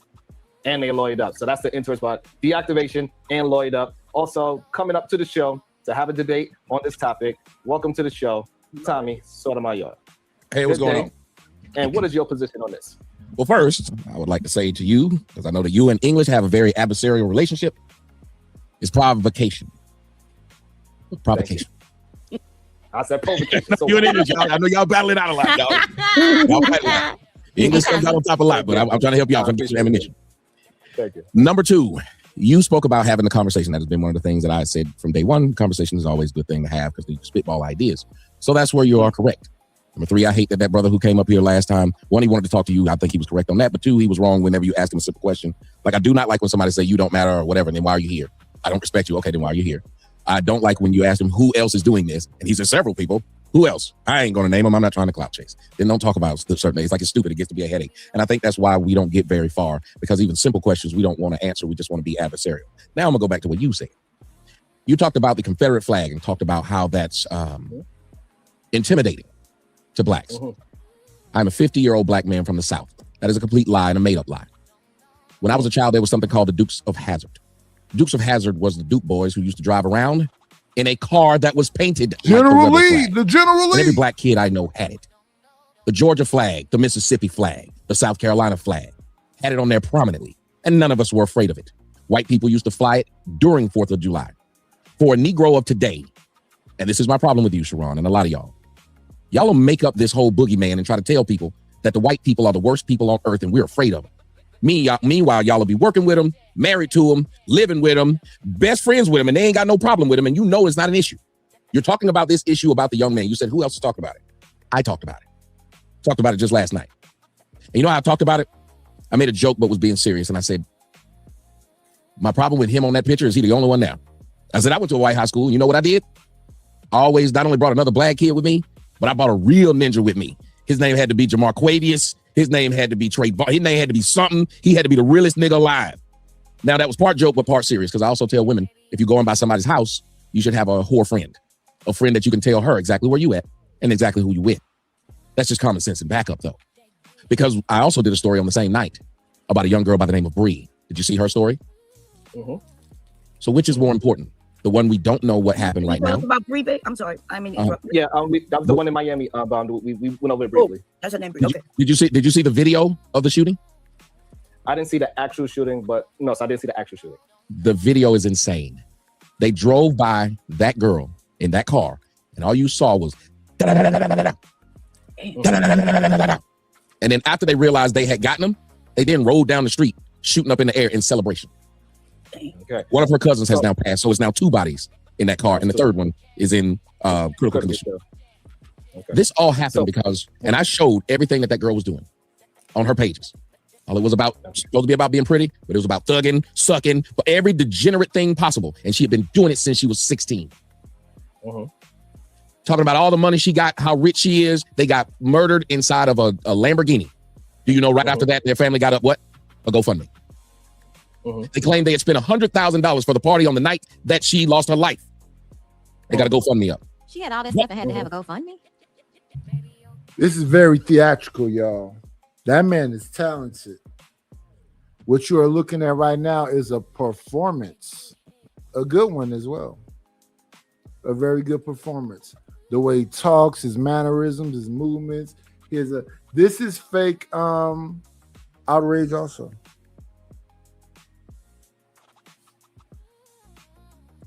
But if it's good enough for you, send him a Cash App. Send me a PayPal. Do all of this shit. I ain't never gonna try to block nobody from getting their blessings. If it works for you, break bread or fake dead. Don't play with my money. Homie, break bread or fake dead.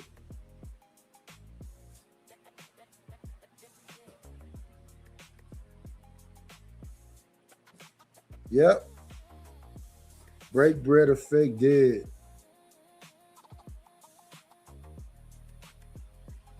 That's how I move. Let's see.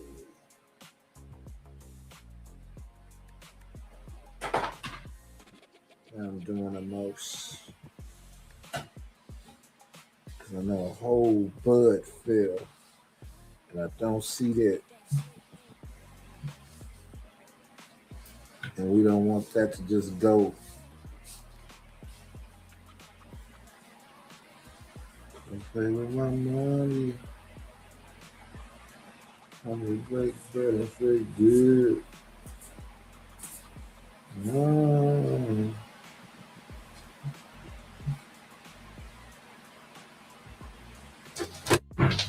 Oh shit.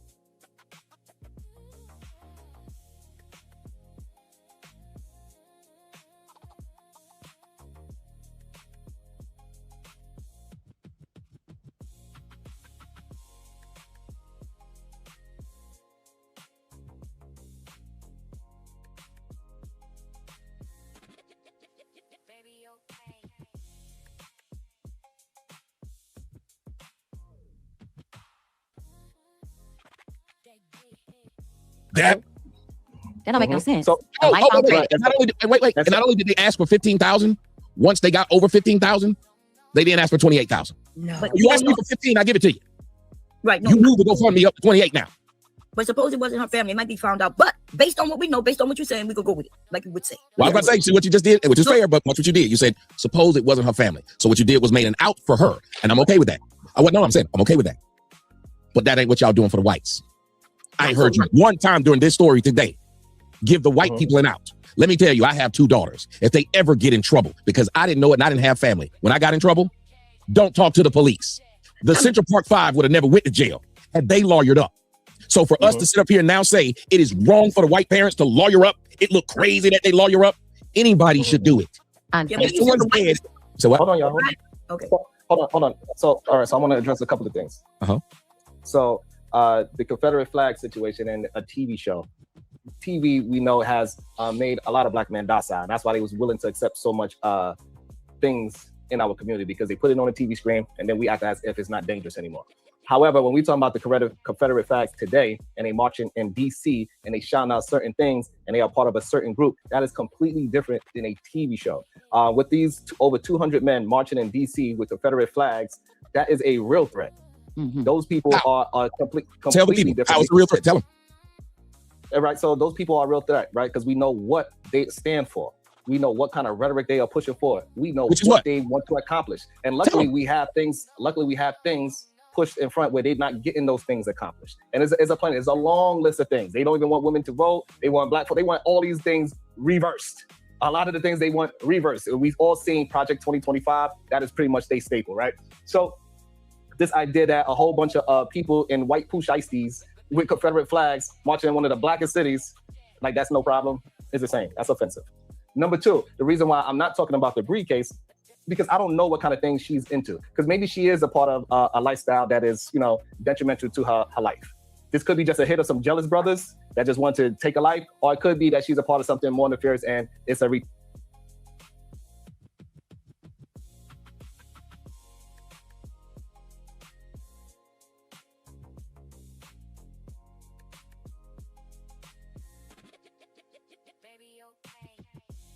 retaliation type of situation. I don't know her lifestyle, but I do know this young man, from far as I know, he has not done any of those things. He was on a trip with his girlfriend for what now we understand now. He's on the football team, and clearly he didn't know how to swim or something nefarious happened.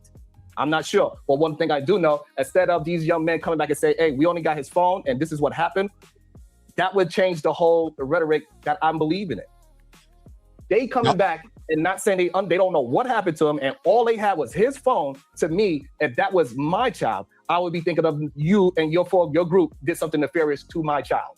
No matter what color the skin of those other people are. And if it was your child, that's how you'd feel. Now, if it was your child was the ones who came back? Listen to what you just said. If my child was the one who didn't come back, I would then think your children did something. Now, once they said your children did something, are you not going to parent your children and now lawyer up? See, that's what I don't like. If you're going to give all this grace to one side and you're having a fair conversation, you'd say, I understand why the white people got lawyers for their children. Do we? Because I just made a general statement. I wasn't.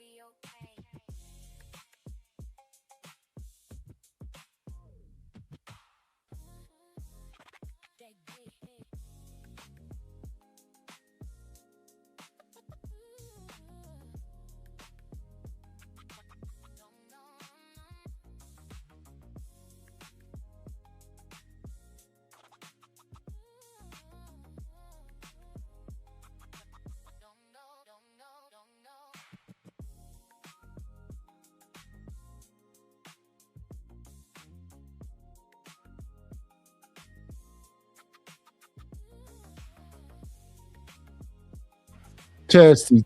Here we go. We back in the game now. All right.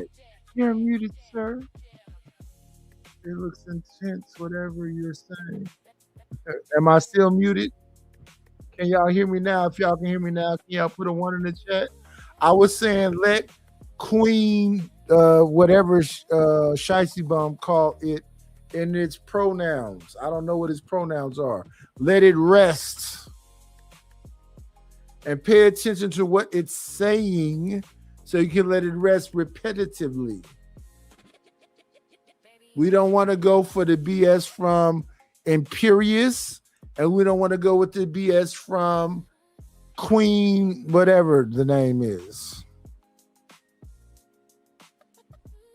Thank you. So to King, Queen, whatever that is, Gate la boca, manecon. I'm talking this wrong. I think what he just said. Hold on. So what I'm saying is that when they came back, it wasn't about, oh, we are getting accused of something and now we are lawyering up. That's not what happened. What happened was they came back. I got the phone. I don't know where this young man is at, even though the last picture is with me on a boat.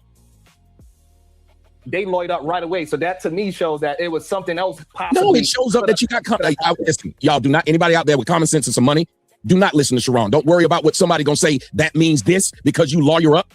The literal Constitution tells you that's the smartest thing for you to do. Do not listen to no Negro that tell you if you didn't do something, you wouldn't get a lawyer. You know how many black people ended up in jail by not having a lawyer? They That's not what he's saying, man. though. That's not what he's saying. It is. He said that's the first thing I think because you lawyered, that is something wrong. And all I'm saying is that makes no sense. But you're conflating two things that's not a part of this conversation. Because all they have to do is say, hey, we had a problem. They could have called police and say somebody's drowning. They didn't do that because they got his phone. So they ain't called for no emergencies. All we know is that they left and they came back one man short, but they had all 5 phones. That is a problem. That shows there's something more nefarious possibly going on. That young boy is an athlete. It's kind of strange that he would just drown. But y'all are saying, again, one, you're saying that you at the beginning you stated we have too many people online who, as soon as something happens, they got, what'd you say? Everybody done solved the case 3 times. You got 2 documentaries. You said instead of letting the facts come out. And then you turned around and all you have made are assertions and assumptions. No facts. Everything that you've done has been anti the white people in this case. You haven't given them any grace, said maybe this isn't bad. They did the same thing with the black girl who went to Tanzania.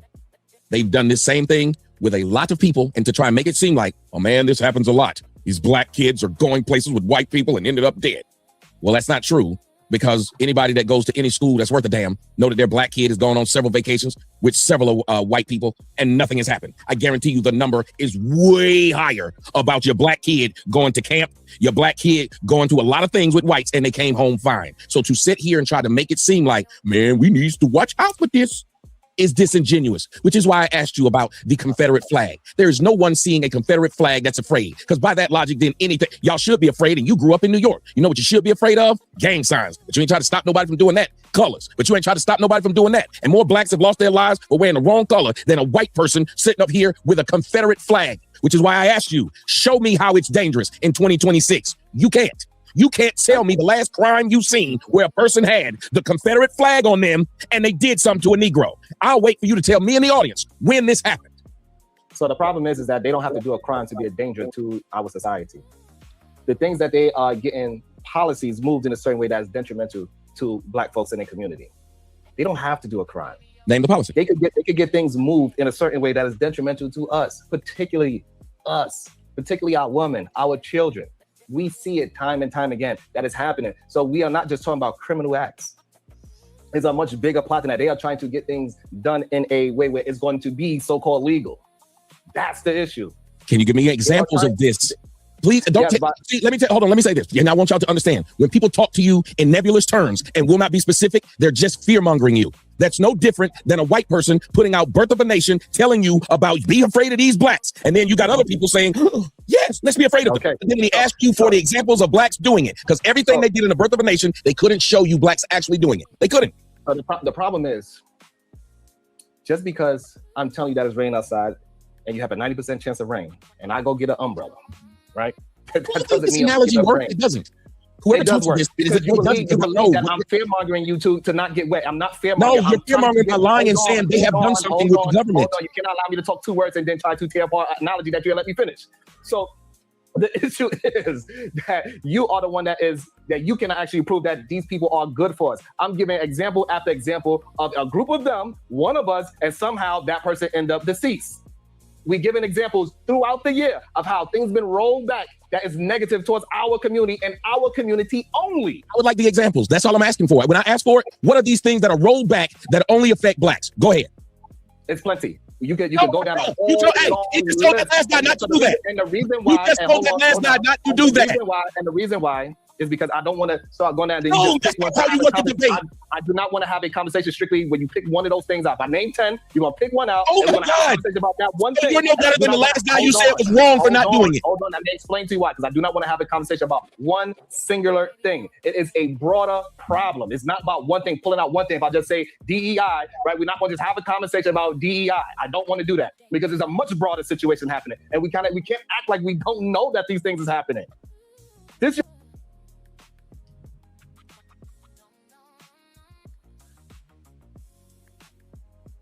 I mean,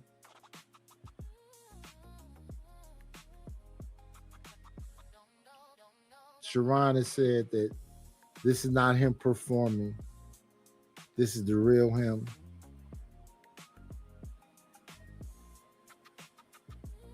Tommy Sotomayor is saying this is not him performing.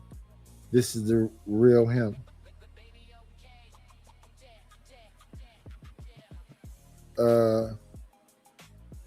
It could be me because I'm a scumbag. I ain't nobody special, but it seems very performative.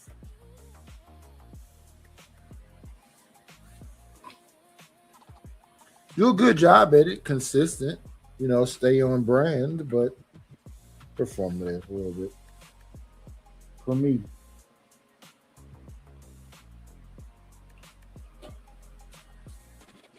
For me. But let's continue to listen, please.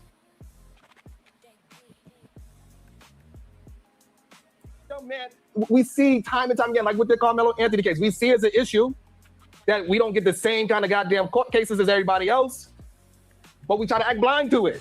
All we want is to be treated civilly, not even equal. And for some reason, when we just bringing up examples where we are not being treated civilly, that is an issue for some people. And I don't understand that, especially when the people that look like me is acting as if they are blind to it. Yes, we understand that there's a bunch of children that are privileged, that are going on trips where they the only one there. But one thing I would tell you is this: if any situation is a 5% chance that your ass could pass away, is a very dangerous thing. And people avoid those things like the plague, something that just have a 5% chance of you passing away. Human beings avoid those things, like the plague. So that to try to make it seem like it happens so little and we shouldn't pay attention to it, that is a fallacy in itself. If it happened at a 3% clip, we should pay attention to it. Christ. Do y'all understand what this man just said? If it happened at a 5% clip, yes, then that means you'd be able to prove it. If somebody asked you to prove it, you wouldn't say, I'm not going to prove it. You would have proven it, and you can't. You cannot prove that 5% of black children that go hang out with white people end up dead. Your own analogy just betrayed you, sir. You're right. If it was 5%, we should be worried. And if 5% of 40 million people were passing away, it'd be an epidemic. So for you to sit here and tell that a lot of these people, and that's why when I fake yell like this, can I get away with it? And people send me lots of money.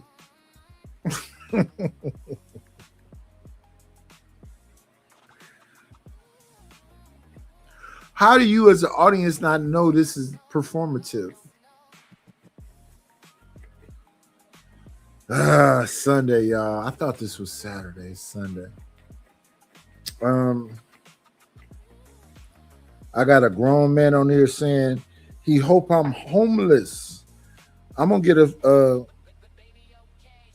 a couple dollars to move. I'm finding because the thing that gets me is that I'm not broke enough to benefit from the things that John Gawk think I can. So I gotta find somebody where they'll take like 3 months of rent. I can just drop that on them and then they leave me alone for the 3 months. And then we just, stay there as long as the rent is being paid. They should be happy. Sign like a 2-year lease or something, or 2-year rental agreement. Perfectly fine for me. I'm not a person that moves a lot. I like to be consistent, so I'm gonna be there. But you know, shout out to the motherfucking shout outs. Wait a minute, it did a double up. Let me turn this off. Let me see. Somebody's being kind. Turn this off. Oh, living humbly. I appreciate you living humbly. Let's give you the proper respects. Living humbly. Let me see. Living humbly. We're looking for the money songs. I'm gonna go old school with Living Humbly.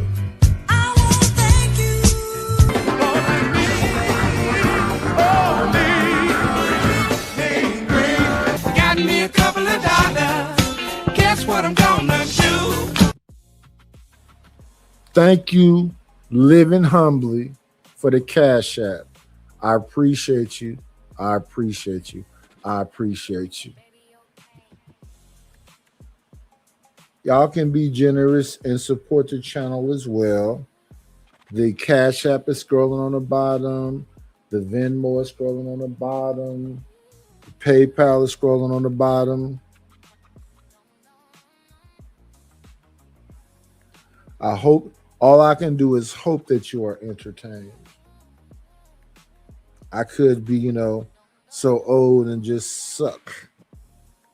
Let me see, was it something said with the Living Humbly?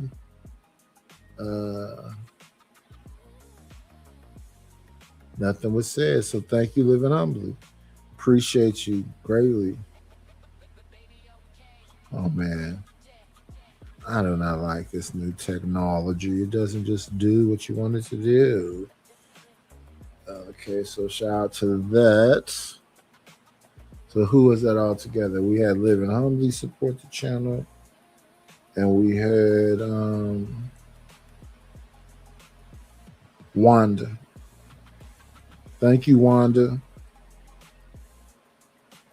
Wanda and Living Humbly. Yep.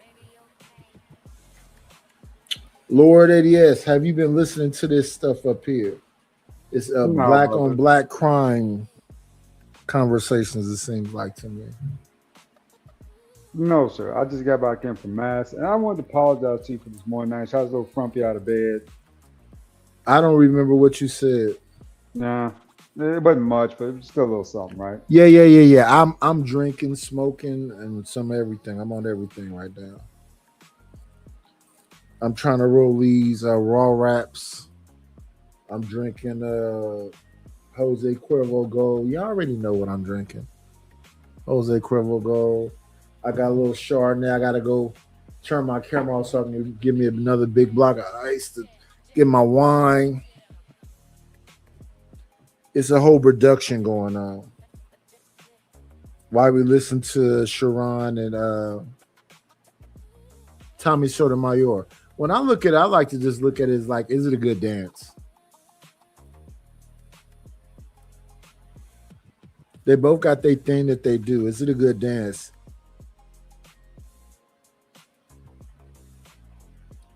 It really all depends, right? On the subject matter. You know what I'm saying? Between really, that's what makes the panels is like this, you know what I'm saying, what the topic is, and that, you know what I'm saying, people are intrigued or interested in their viewpoints on the topic or whatever. And you got some good panelists, right? Some good straight panelists who know what the hell they do. You know what I'm saying? So that's what really makes a panel, right? I made the most money over here when it was what they call sheer fuckery. Couldn't stay on the subject. People just hollering at each other and fighting and arguing. You remember Lord ADS? Then J-Hub came along and said, can you make it a little bit more intellectual and calm it down and have discussions and whatever else? But before that, it was just all. Let Happy go. Let Sherry Berry go. Let Ella Uncle go. Let Vic go. Let Pookie go. That shit was all chaos. And the people argued about it, but they spent the most money then. And that's cool from time to time, a little hell raising fun, right? But when that's the constant thing, though, man, that tend to play out after a while. It do. You know what I'm saying? For one, you gonna get tired of it. It's all the yelling and screaming all day, every day. Not It's me. kinda- I love it. It wakes me up in the morning. Shit. I could start it off like that and then calm it down and get to a better conversation, like we just did today. Earlier today, we had Mr. Gawk up here. No reason for me to be on my channel. He should have been forgot about me. I kind of try to forget about him. It's boring to have those arguments. You'll notice on that channel when he was talking all that shit, I was just up there kind of like listening to it. I wasn't interrupting him. Fat motherfucker, dumb motherfucker, black motherfucker. I was just quiet. I didn't interrupt. If that's how he feels about his people, you know, let that man rock out. It's plenty of panels where I just sit back and relax and let them do a whole breakdown of how much they hate blackness. You know what's wrong with United? I take accountability for the things that I do and try to do better. What do you mean by that? I'm not complaining about me selling my house. Trying to adjust to what all that entails. And then this is America. Money does still have some value, right? When I hear about people that ain't even from the country, that they have to call, you know, the federales on, can rent apartments. Why can't me as an American, if I got the money, pay 3 months in advance and go ahead and keep it pushing? I just don't like that other people get away with stuff. And I've been here the whole time. I'm an American, damn you. What don't y'all get about that?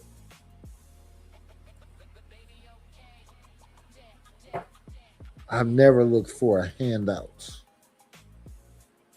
But a handout and a hand up is two different things. You mean I done paid all these dumbass taxes, did all this stuff my whole life, and now when I need something, a one-time alley-oop, I gotta feel some kind of way because a bald-headed dude in DC that's a slumlord try to hurt my feelings. All I'm concerned about, dude, is getting some verification from certain people for certain things that happen, and everything gonna be Gucci. Man, y'all too. Then after that, I'm gonna try to find some other thing, you know, that can be, you know, can happen.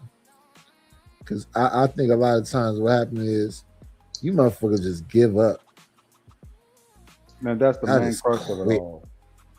That's the main crux of it all, brother. People tend to give up a lot. Right. You know what I'm saying?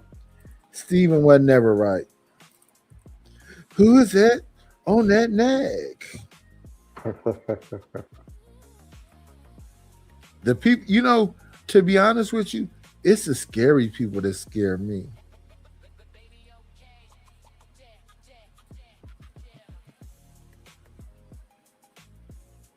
Scary people. People talk all that shit and they be scary on top of it. That's the thing that's scary to me.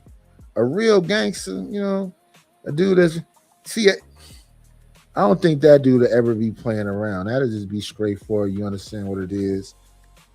Is you gonna get on it or, you know. But y'all be on here just mad for no reason. I'm ex-military. I'm G476 pass. Yeah, why you mad? You retired early because you got some mental illness.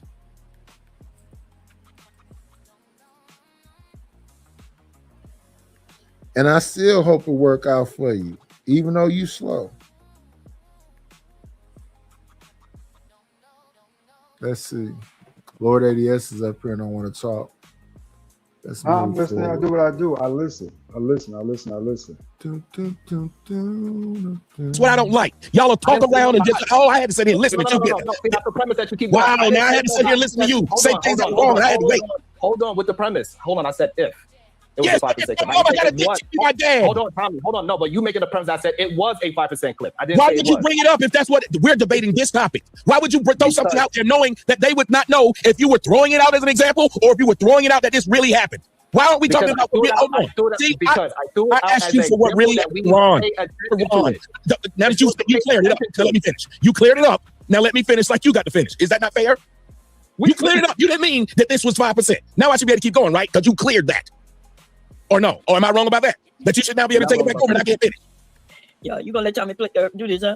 This is what he do, baby. He's great at it, but he wrong. But he know to try to switch it up. Yeah, he wrong. Okay, well, see what? Okay, I want everybody to understand. This is why I asked this man. I asked this man, can I talk to him? There is no reason why I should be talking to 4 people. There is no way to be able to happen. Sharon, This is just disrespectful now. will you show my avatar? You have to have OBS on? Okay. Yes, if you have OBS, yes. Go ahead, finish your statement. So he got to talk, and they just keep jumping in. They just Don't keep act like jumping you in. haven't been talking. Don't act like you haven't been No, talking. I had to Go ahead. listen to you, man, and you wouldn't let me talk. I had to listen to you.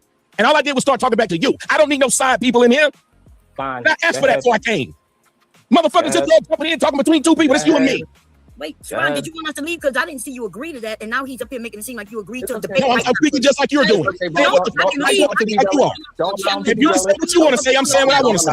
This is the dumbest shit. We just keep bringing them up here. Nobody thinks this is dumb. Is anybody else allowed to speak? Bomb, don't allow the derailment. I want to finish up the conversation. Don't allow the. Don't. No, I'm just We're gonna get to it. there's no reason for We're gonna get to it, Bomb. We got time. We got time. And just the logic of the person that you're having is I don't want to speak directly to another person. And she keeps saying, but I could keep talking. I don't know who does this. I got you. Hold on 1 second. Hold on 1 second, everybody. If nobody wants to talk to me, I wouldn't keep talking to them. Hold on 1 second, please, so we can set back the standard of what we're trying to accomplish. Listen, nobody is saying no likes, no shares, no super chats. I'm not going to make this like a difficult conversation where we could just have a normal conversation. I'm not, because it doesn't benefit me at all having these difficult conversations. Attempting to bring more attention to the case is all I'm attempting to do. And so I'm okay with just having a normal conversation. We can build it up, and if tensions get hot, we get hot. But we're going to have a conversation. We are not going to try to act like, oh, this and oh, that and this. No, we're having a conversation. I just want to finish out the conversation with Tommy. And he's not going to run just because me and his conversation. He's willing to have a disagreement with you. He's willing to have a disagreement with Sexy Red. So like I just want to finish out. I understand me and him both are long-winded. I get that, and thank you for your patience. Let's not make this a difficult. Let's not make this a difficult conversation, and everybody's going to get a chance. I did get in talking, even though he's talking to you. I need to say something because he's talking to you. I need to say something. I need to say something smart to Tommy. I need to say something smart to Tommy. I need to be sarcastic to Tommy, and he ain't talking to me. That makes no sense. I would never sit there and just add my sarcasm to you. You talking to somebody else? Who would do that? Did everybody hear me? Because I end the show. I don't like. Did y'all hear me? Did y'all hear me? I said everybody's gonna be there. It's gonna go back to just an open dialogue with everybody. But I just want to finish it up. We got a couple of more back and forth, and we just have it open as everybody have a conversation.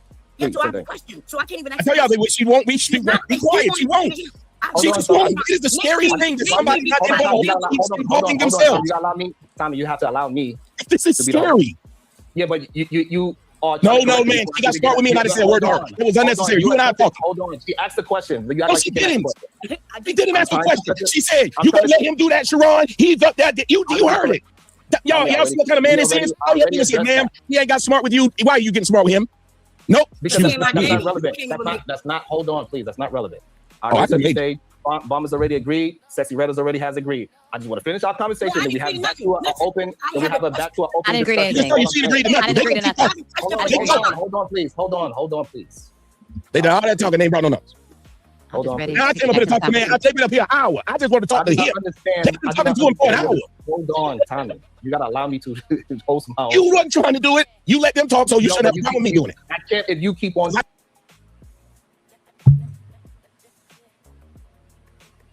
One of the pillars of the space. He cannot articulate. Yeah, I'm cool. You ain't never. Angry Man came over here once, and I'm cool with Angry Man. But what people do is they go, Angry Man said this, and Angry Man said that. I'll be like, can't give me like the context of it. I'll let you have an opportunity to come over here and explain what it is. he might see it going on and come over here and explain what he actually meant. I don't know. But I'm not watching nobody like that. I watched a lot of Sonetta, conscious community content, Brother Jabari, the Amin Ra Squad, Sarasu Seti, Young Pharaoh, Shaka Atmos, Brother Larry. I watched a lot of that stuff, but I can't tell you what they're doing today. It just was in that time I was watching that. I remember back in the day when Tommy Sotomayor was calling people hair-headed hoes, and I remember Minister Jap with the Doberman. Listen, I just never took that stuff all that seriously.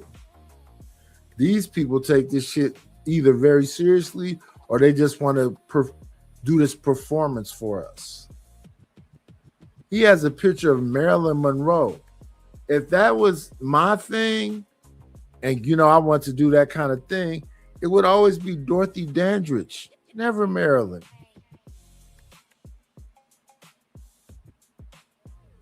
I came to talk to you. I asked to talk to you, to debate you on what you said, not nobody else. That doesn't make sense, and you know it.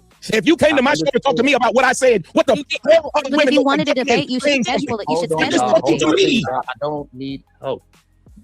You do need help. You drowning up here. This man is taking over. See? But I always say that. Hold on. Everybody always say that when I let people talk. Wild. No matter who comes up, it She's doesn't taking matter. over. Hold on, please. It doesn't matter. Wall Street really did it yesterday. He said I let him say it's okay. That's how I communicate. I allow people to talk. I want people to use their words, and I want to be able to use mine. That is okay. It's okay. Go ahead, Tommy, finish your thought. We're going to finish our conversation, and we're going to have an open discussion. Well, I had a question. So my question was... Hold on. After we finish, let me finish the conversation. This question needs to be answered before y'all continue. Like, you will never... Like, if I had to go use the bathroom, would you tell me, no, don't go now, wait, let us finish. So the question they wanted to just talk to each other and so my debate it question out. would have been, if you wanted to just talk to him, I can leave. That's what I was saying. See, it would have been easy when you said, well, yeah, Bomb, just come back. I mean, we could just sit up here and support, No, it got me fucked up. I'm not sitting up here just listening to two people and I got to be quiet. And I didn't know this was happening. That's why I'm asking the question. Okay? I'm gonna go back. I could sit back and wait. I could let the host of the show and Tommy do their thing because this is an opportunity for Sharon Bracey to go up against one of the rims.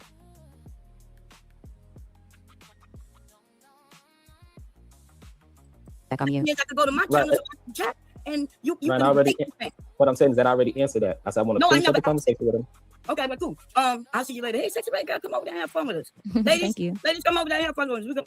We out. Bye, Sharon. I'll be back whenever. And Tommy, suck a dick, nigga. You don't play with me. You can play with him though, but you ain't gonna play with me. Bye, everybody. Have a good one, Bomb. Okay. Hey, she wants to leave the rest. She wants to leave. All right, so go ahead. Let's finish up our conversation, and we have an open panel back. Go ahead, Tommy.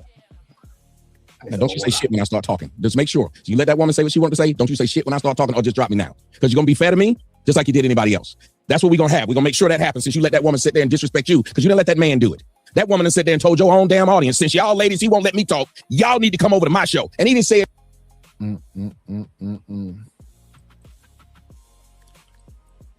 What up, Adam Block?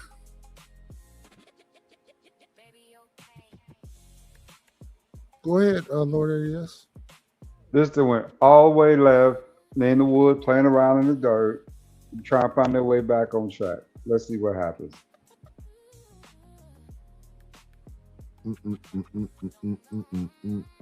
A word. He didn't say, hold on, ma'am, like he did that dude that was just up here. And then the woman who I ain't disrespected, talking about suck a dick, Tommy. This woman has wanted to talk to me. I didn't say a word to that damn woman at all. I said I want to ask him about what he said. How can another person answer what he said? It shouldn't be this much yelling, though. You grown. And that was an old lady. She 56. Now, keeping it real, you know what I'm saying? Tommy in his late 40s, in his 40s too. So, oh, man. I mean, it's so many people, put it this way. these are the folks who don't never lose their juice. These folks will be 65, 70 years old, fighting over, you know what I'm saying, topics, right, of discussion.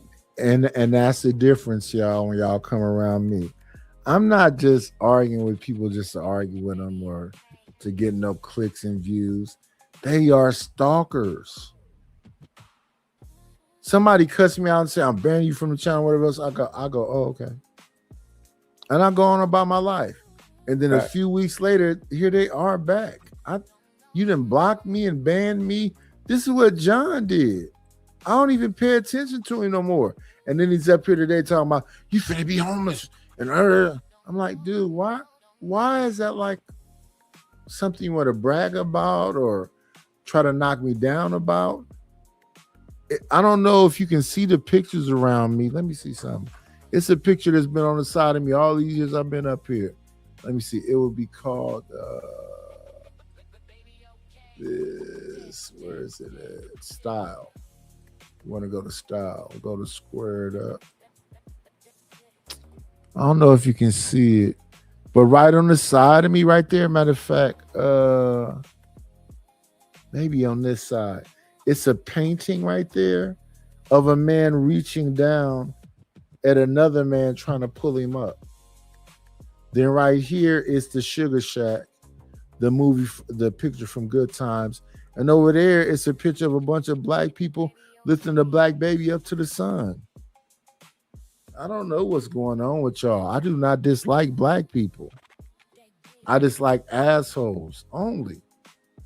Why are you being an asshole to me? Y'all done see me have conversations up here with Stanley when I'm going, no, Stanley, I respect you. No, Stanley, you're a brother. No, Stanley, I'm not trying to do that right there. It be in response to the things that you are actually doing. And then he somehow flipped that on me. Well, you calling me Stan sheet because you're calling me dumb. I already explained it to you. We supposed to be buddies, and every chance you get, you have to let everybody know, oh yeah, Nightish is dumb.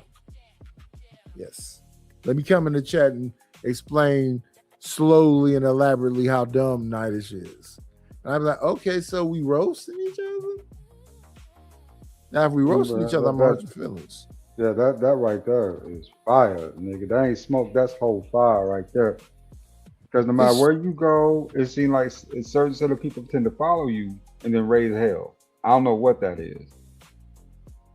You know, if it ain't one of them, it's the other one. I gotta make it financially beneficial to me. Facts.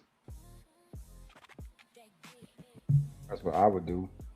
Yeah, because I done forgot already what John said to me tonight, but I don't be like, because I'm barely listening to him.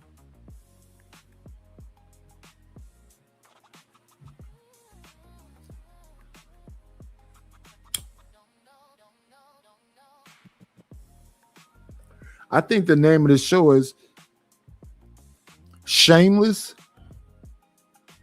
Father's an alcoholic. Kid going back and forth to jail. I think they're a tight-knit family. Man, Shameless, I hated when your girl was out there, you know what I'm saying, messing with just anybody there for a minute. Really, that was crazy. You know what I'm saying? She's so pretty. I was like, man, you too pretty for that type shit. You know what I'm saying? Listen, real life is real life. Facts. And I think, you know, she wasn't that bad looking. But yeah, to me, that's a little bit realer to me than a lot of things. We don't know who hoeing. We don't know when they started hoeing. We don't know if she really thinks she look good. She look good to us.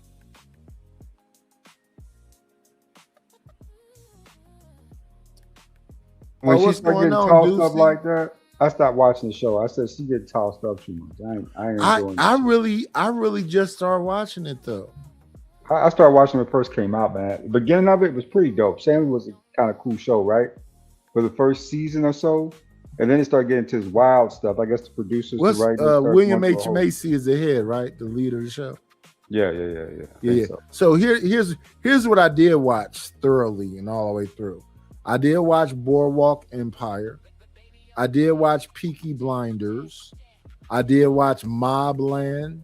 I did watch Yellowstone. I did watch 1923. I did watch 1883. I did watch Ozark. I did watch Breaking Bad. I did watch Snowfall. So it's a bunch of them. And all of them ones I named, any one of them is great. Go back and watch the new Little House on the Prairie on Netflix. No. That remake of it. I don't have Netflix. I'm a poor man. No. The most recent thing I watched that I liked that was like a series. Let me see. Most recent, like a series. Oh, Jack Reacher. Not the one with Tom Cruise, but the one with the big white boy. Oh, what's the other one? It was the dark-skinned brother. He had 7 episodes, 8 episodes. What was that one called? That was a good one too. And then I watched some with what is his name? The white boy with the big nose. I want to say Adrian Broner. What is his name?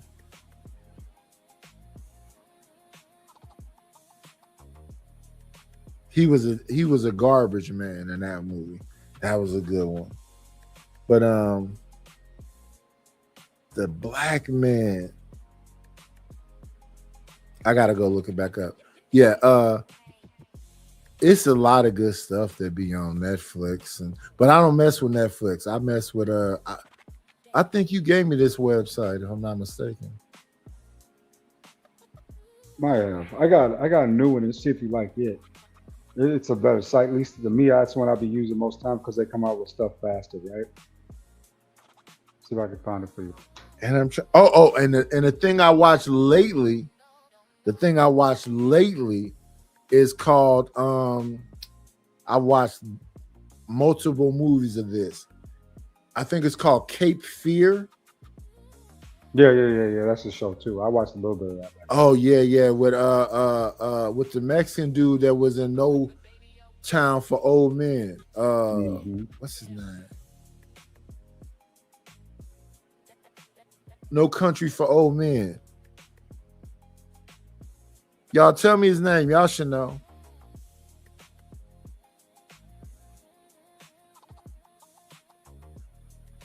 Nightish. Javier Bardem. Yes, thank you.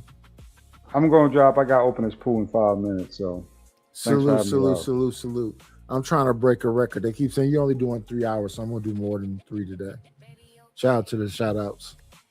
Yeah, Javier Bardem is the star of Cape Fear. It's been interesting. But let me see. I watched a whole series of Sneaky Pete. I like that. Sneaky Pete. I watched a series with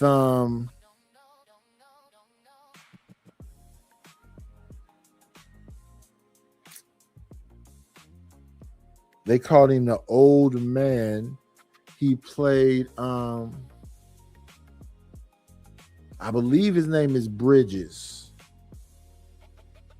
I want to say Lloyd Bridges. I think it's Lloyd Bridges and Boyd Bridges. Lloyd and Boyd?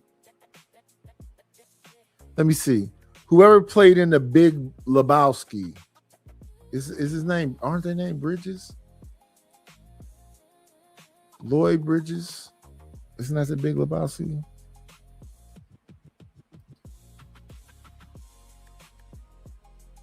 Is Lloyd Bridges and Boyd Bridges? Am I?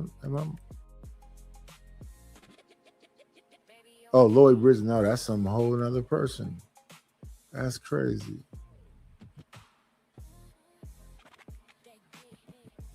That's not who I'm talking about at all. Let's see. Let's name it by the his name is not Lloyd Bridges. Man, that's crazy. But I know this actor also. Yes, Jeff Bridges, excuse me. Jeff Bridges. Jeff Bridges had a TV series called The Old Man. I watched all of that. It was supposed to come back and never came back. I watched all of King of Tulsa. It was supposed to come back. What else? King of Tulsa. Yellowstone ended. 1923 ended.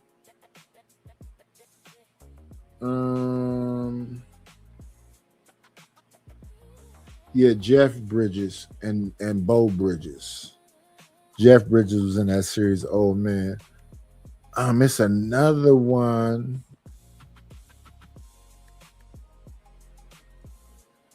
I kind of like more of like comedic type stuff. I don't need to be super serious. That's why I used to love Larry David. I used to love Seinfeld. I used to love this Larry David show, Seinfeld. I think it was a show called Terriers. Damn, this site has been reported as unsafe. Just tapping on it, huh?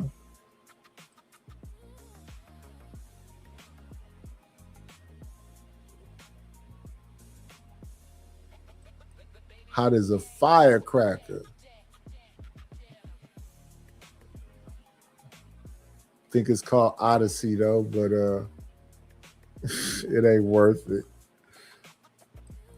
You just see it for 2 seconds and go red. The Odyssey, and then we're red. Yeah, that's too hot. Listen, y'all gotta have VPNs and all kind of other stuff.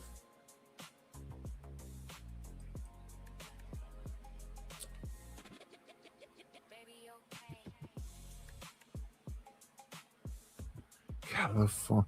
I think I know that show. Wait. I think I know that show. Wasn't that the show about the doctor that was like a drug addict? Is that the one where the doctor was like a drug addict? He owed like some gangs some money, so he had to do stuff for him. Ronnie? I watched a lot of these BS shows.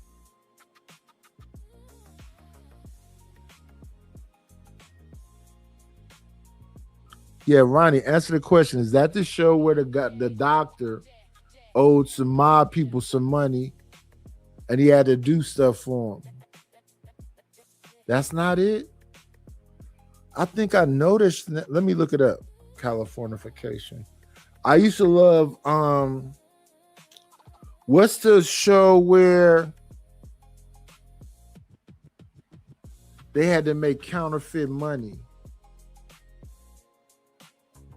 That's one of my favorite shows. Who was I looking for? Oh, Californication. That's what we out here. Let's go out here and find it right quick again.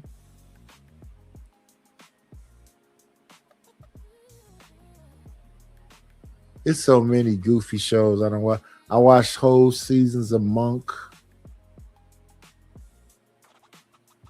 I just got through watching 2 seasons of some John Larroquette show where he's a private investigator.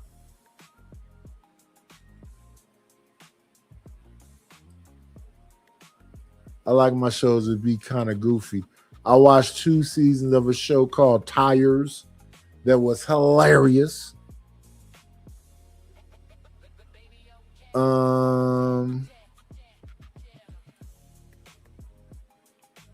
Let me do this right here. We want to see what California.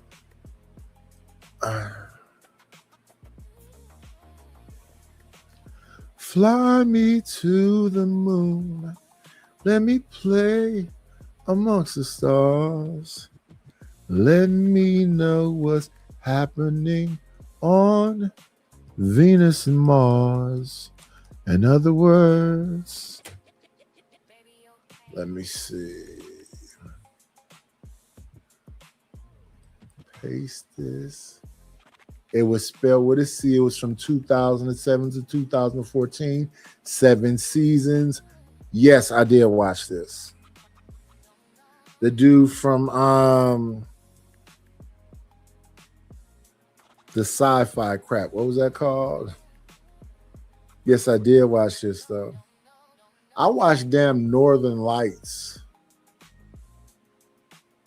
David Duchovny, that's his name. David Duchovny. Yes, I did watch this. But it's completely forgettable.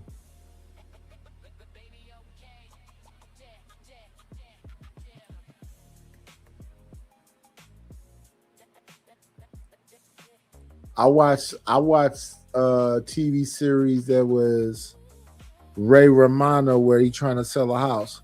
Completely forgettable. It was Ray Romano and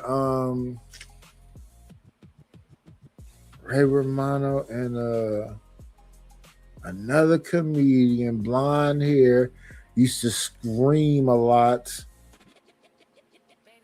Dennis Leary and Ray Romano.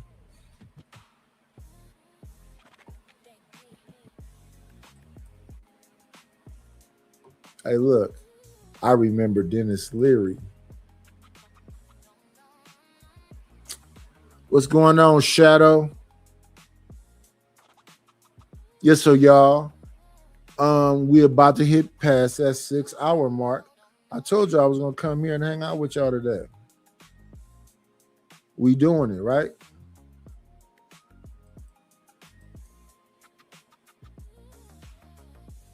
And then all y'all say is, he's a sellout, he crying, he's sassy. Instead of saying, well, hold on a minute, this woman just disrespected that man for no reason, other than I'm trying to talk to him about what he said. How can she answer it? And then he won't do it because he needs y'all women to run interference. Because if he stood on what he had to say, he would have just stood on what he had to say without having nobody. Ain't no way. Let me ask y'all a simple question. Yeah, I did see Ray Donovan. Ray Donovan was cool. I believe that Jack Reaper is better. You know what I like better than both of them? It was a TV series called Justified with Timothy Oliphant. I like Justified.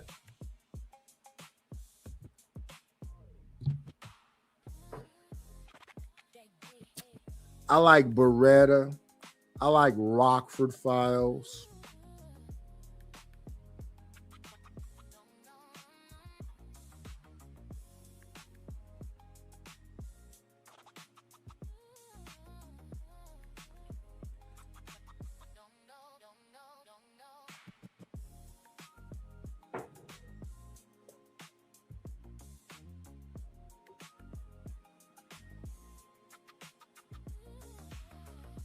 Rapid. I don't know.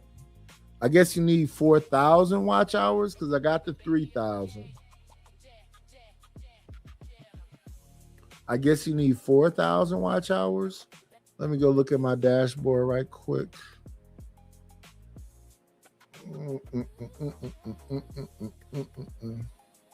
Why do I feel this way?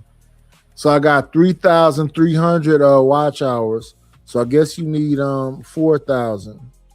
I didn't even report to them that they stole the ones from me. So maybe I need 4,000 because right now I got 3,300 watch hours. And I got the 500 subs. So I guess it's 4,000 again. But I'm just going to do longer little things like this I'm doing right now.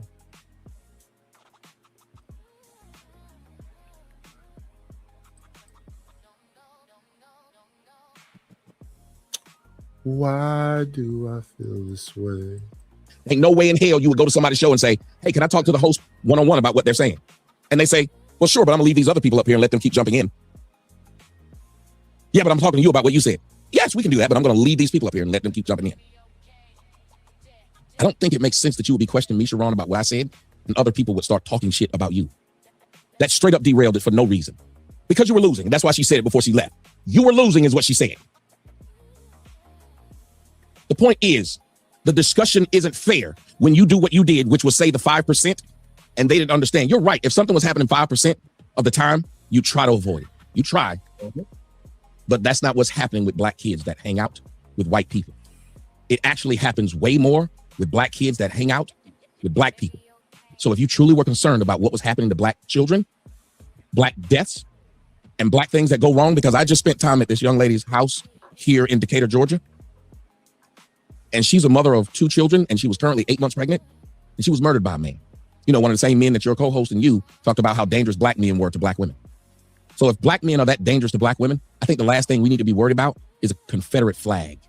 As a matter of fact, when you have people on your show who are advocating that black women go get non-black men, it wouldn't make sense that any black man would be worried about the Confederate flag when we're having people run to the other side because they claim it's safer. The Confederate flag did not get that woman shot while she was 8 months pregnant in her bed.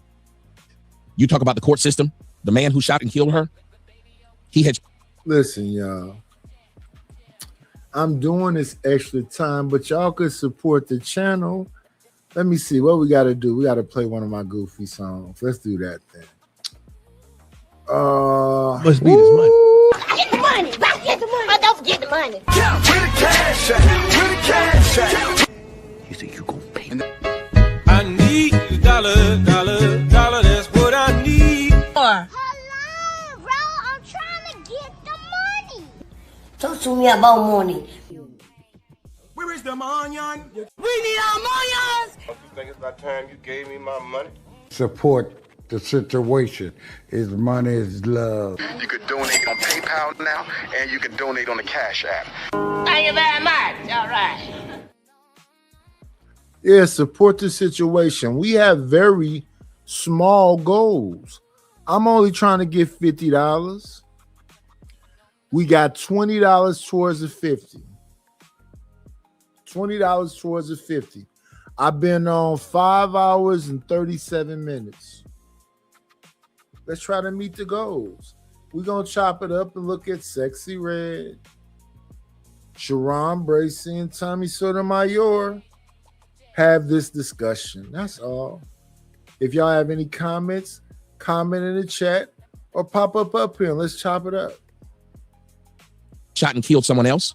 He got a 20-year sentence, due 18 months. He was out in 18 months. He murdered again. None of y'all made any video about it. None of y'all talked about it. None of y'all spoke about how messed up the justice system is that allowed a woman to be shot by a man who had just shot somebody else and only did 18 months in jail. That might be something we should discuss. The fact that young black children shot up this Lamborghini. Rapid. My normal time is midnight to 6 hours I was doing. I chopped that down to 3, so I typically come on probably about 3 to 6 or 4 to 7. I've been lackadaisical because when I was doing it every single day, it was day after day after day going by with no support at all. Now, I don't mind working, but it got to make some kind of sense. Y'all not going to send one red nickel, not a penny, not an Nation. I don't think I'm that trash. I don't think I'm trash at all. So no, when I go by, 3 shows and don't nobody send no support, I kick back for a minute. I come back and people be kind and they send support. I go, okay, so they want me to do a little bit of something.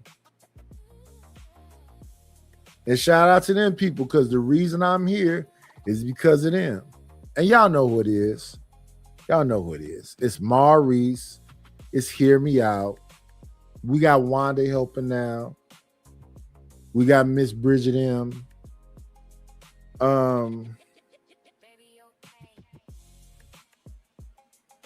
We got Ryan. We got CKJ3. It's them people that make me do this, you know what I'm saying? Because I don't think there's no confusion with me. I'm willing to chop it up with everybody, but people want to fight with me. I don't want to fight with John Gawk. He's just a scumbag. I don't want to fight with him, no. I don't want to fight with Stanley. He's just another scumbag. I don't want to fight him, no. I just want, if I'm such a piece of shit and you have to, block me and do it, then cool, let's stay right there. Leave me the fuck alone. Stay away from me. But I don't think we beefing because I don't even know you. I just feel like you a grown man and it's a million channels out here. You can meet all kind of people. I'm insignificant. Why even pay attention to me? That's the weird shit. Teeny Jeep. That might be something we should discuss. The fact that no one's been caught, no one's been arrested, and everybody knows who did it. But y'all expect white people, if a crime's done, they must turn someone over right now. And if they don't, we're outraged. Yet 8 out of 10 murders in Chicago go unsolved, and y'all ain't outraged that no one's turning their people in. Y'all ain't outraged that there's an actual thing that says no snitching. So when we... Yeah, all that's performative. All that yelling, y'all not outraged. Martin Luther King shit. What's going on, Taylor Bell? What's going on, Ryan Bardwell? Who all came up here while I was doing this other stuff? I think Adam, you've been here.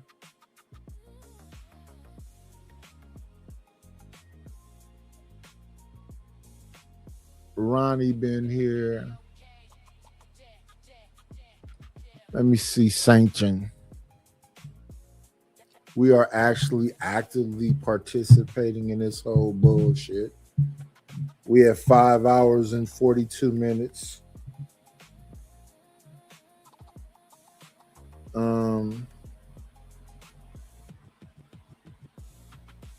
Let's do some appreciation for supporting the channel. I think we met our goal. I think we met the goal. So this first one is for Taylor Bell. Thank you for the money, cheese, fatty the dough, Gouda, scratch, Skrilla, paper. Shout out to Taylor Bell for the support. I appreciate it. I appreciate it. I appreciate it for damn sure. Saying that's how we keep the damn lights on in this bitch.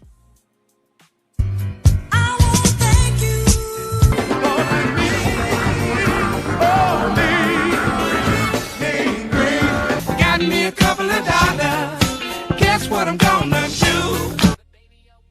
Shout out to the king, Mr. Ryan. I hope he can appreciate the king that I made for him right there. Got a Trump hat on, got his mask on.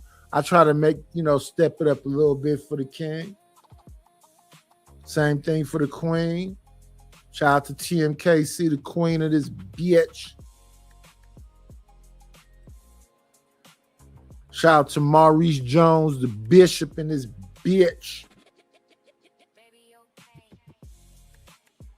Shout out to Just Hear Me Out, the other bishop in this bitch.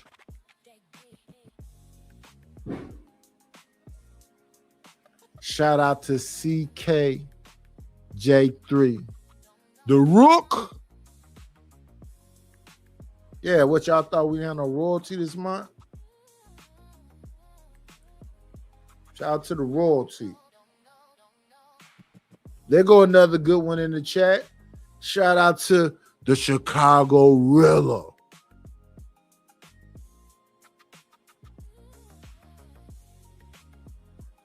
He normally says peace to the guards, but I guess Tommy got him riled up a little bit. Let's get back to it. We do it to each other. Not only do we get to murder each other, but we don't have to solve the case. But if a white person ever does it, they better solve it right now. If they don't solve it tomorrow, it's a racist. How is that a thing that you're selling people if you're not doing what I called it? Propaganda. Because you know ain't nobody sitting around and no white people with Confederate flags are fearing blacks. It is a lie. All right. So the issue is that all those black brothers that is doing all this street stuff and stop snitching, that is towards other street dudes, telling other street dudes not to snitch. That's number one. Number two, those young brothers that is doing all that violence in the street, they get their time in jail. So this idea that there's a bunch of black folks getting away with deleting other black folks is a lie. They're going to jail. They're going to jail for a mighty long time. We got plenty of cases to back that up. So this idea that is a bunch of black kids getting away with deleting other black kids is just not true at all. This thing with the other side harming us, the problem that we have is that they keep calling it an accident. That is the issue that we have. So it's not coming up as they are deleting us. It's somehow we keep wound up not being able to swim, and somehow when we climb up a goddamn tree, a rope is there. I don't know why that always somehow finds a way around us. Goddamn water that we supposedly we can't swim, and a goddamn tree with goddamn ropes around. I don't know. But somehow it's happening to us. And that is the issue that I'm having. So, and again, there's this idea that those kids that is in the streets are getting some street violence done to them, and that we are not talking about that. That is a lie. People are attempting to get people to clean up this whole street act for a very long time. And again, those people get accounted for. They go to jail for many of years. We just had a recent high-profile case. I believe his name is Fulio. I think Pooh Shiesty is going to, they go to jail. The other rapper that just passed away a couple of years ago from Memphis, they went to jail. The problem is we can't keep excusing the most violent people according to the CDC, or according to FBI stats. The FBI stats say they are the most violent people in America. And we can't keep ignoring that. The FBI stats say that we are the most violent people per capita in America. The FBI stats show that we are most violent to ourselves. Because remember, your whole analogy about why I would wear a raincoat or an umbrella, that's about personal protection. And if you're talking to black people, the first thing you talk to them about would be personal protection. And that personal protection would be, what's the most immediate threat to you? Common sense is the most immediate threat will get solved first. And yet I never hear y'all talk about the most immediate threat. You have a law, since you talked about what laws white people put together. I don't hear y'all talking about the law of abortion. The law of abortion that has allowed black women to believe that the child doesn't exist unless it's out of her womb, and that it's okay to destroy that same child. But if I was running down the street and your wife was pregnant 5 months and I knocked her over and she lost her baby, guess what I'd be charged with? Strange that it's not a baby because you don't want it, but it is a baby because you do. That law has taken out millions of blacks, not the one that drowned, millions. And that law, black support, that was put on the books. There wasn't a person with a Confederate flag. It was black women saying, yeah, we need the right to do that. When you talked about these, no, they are arresting these people. I gave you real stats that you could look up. 8 out of 10 murders go unsolved in Chicago. I am from the projects. I don't know if you are, but I am. And we always knew someone who had taken several lives who was walking around. King Von was not only walking around, but making music about it. And there's several of them. So when, yes, you can name some cases of people who did go to jail, just like you can name some cases of whites who went to jail. But to overblow this and act like it's an epidemic, just like you were able to name all those rappers, you'd be able to name all those blacks who lost their lives at the hands of whites. So the issue is that when we have the violence situation, you're 100% incorrect. We are only more violent in one stat. Everything else is them. They run the board. I said per capita. They run the board in criminal violent activity. If you look it up and say who's more violent, and we say, look who's more violent by who's in jail and convicted, they are. Per percentage, you can't do that, you know it. No, listen to it. I got you. The only thing we got them over in this per capita argument is the deletion rate. And we are all in 100% agreement that we have a deletion problem against ourselves. So yes, we agree. We delete ourselves at a very high rate. But even if, when you bring that in, it's still a very low percentage of human beings that's doing it. Right? I'm pretty sure you got the numbers of the percentage. So I'll wait for you to bring up the percentage of us deleting ourselves. So they are the more violent, hands down, when it comes to taking it, when it comes to the children, when it comes to, they got it. It is what it is. I don't understand why this conversation still goes on. Like, y'all don't look at the FBI stats. It's weird. And what was the second thing that you talked about? And you didn't address. You said no. You said that. I was telling you what. You didn't address the fact that they keep calling it an accident with us, and that's why you said keep. How often does it happen? You didn't address that. And I said, you see how often you were able to tell me about the rappers. Now tell me about what you said keep. If I said my girl keep coming home late, I can say that she only came home twice. When it's an accident, how we quantify how many accidents happen to us versus somebody else. No. I'm asking. You should be able to tell me. What I say, if my girl said you keep coming home late, she should be able to tell me about the times I came home late, especially since you use the word keep, which means it's a pattern, an often and frequent pattern. That's what that means. Yeah. That's it. If it's a pattern, you should be able to give it up. When it's a pattern, it's a message. She playing in your face. And if you love her, you'll let her go ahead and play it. And, you know, if she is a human being, she'll realize she played, she did that, you know, what we call gay shit. That's fagging.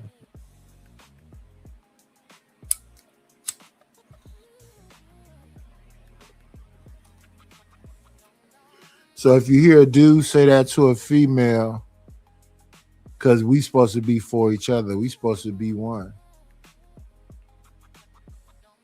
Even in this argument, you know, they're not looking for ways to build bridges.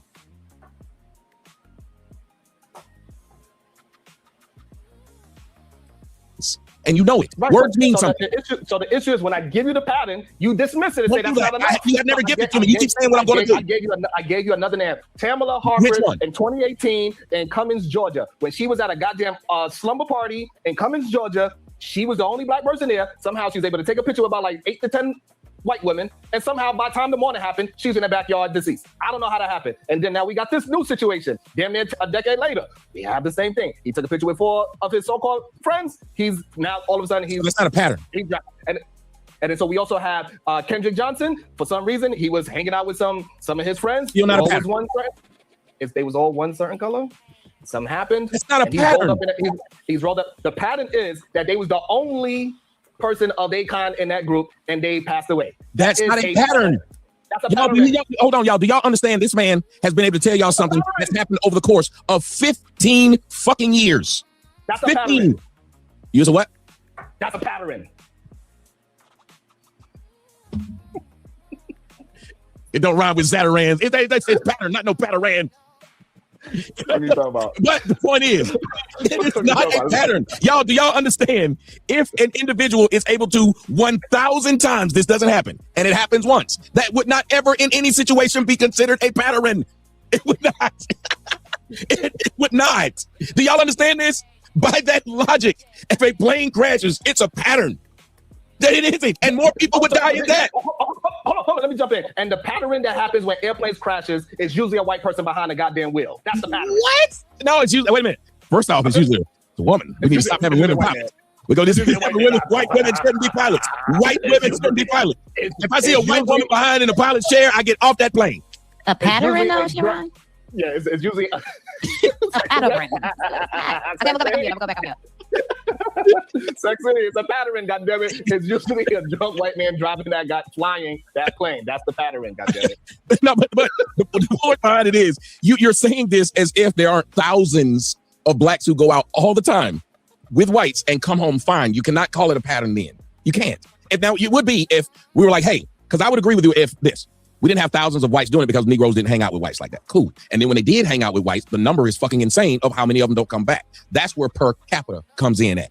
Because per capita is an argument. Like how you tried to make it seem like per capita is not an argument. It's not an all being argument, but it is a great argument. We're going to jump forward a lot a bit. This is just arguing for argument's sake right now.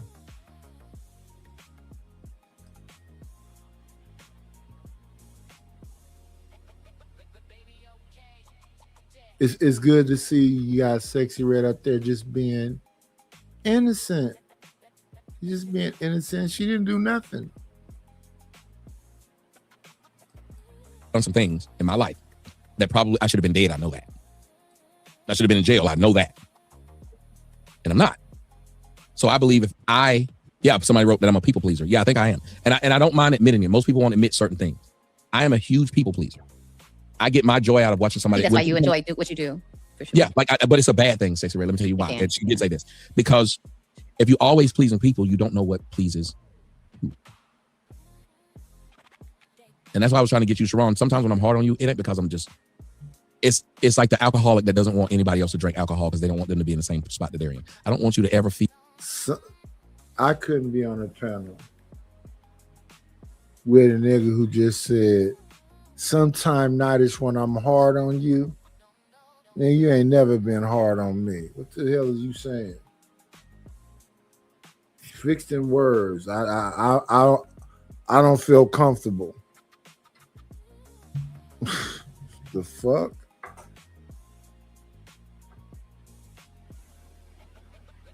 Feel like I want you to understand that those people are taking advantage of you because they want to see you do better. They wouldn't care if Tommy was there. They might hate me, but they'd understand that you're going to be able to use the footage with Tommy for your benefit. They wouldn't stop you from doing it if they cared. Like your wife. Your wife cares for you. That's why she lets you talk about all this shit and let me bring up what it is, because she says, I was with a white Russian. Tell your wife, das vidanya. What did my wife, she used to say this when I was in the shower. She would say, what, slokin padam? Slokin padam? I love that white girl. I did. You don't even try to learn no Russian. Nigga, I learned it. But she Damn, you know Russian, Sharon? What the fuck? No, I'm black as hell. I know more Russian than you. That's why I ain't been with this bitch since 2014. I'm black as hell, goddamn it. I don't play that shit. I'm black as hell, goddamn it. I'm like, hell no. What do you call a black man from Russia who receives a compliment and he's embarrassed by it? I don't know. What is it? I think a lot of black men. I think a lot of black men feel like that alone. They don't feel like people have their back and that people don't support them. How can we change that though? A couple people laughed at my joke. Thank you guys. Bless you. I'd say, not only that, but she had her father talk to me. That's when I knew she loved me. When her father, a Russian, she put me on a what do you call it? Like a Skype call, I guess, where he could see me. Maybe you don't need to change it. I'm more into that teach me how to fish shit and try to be respectful. I really don't want to knock down nothing that look like me, but we in the world.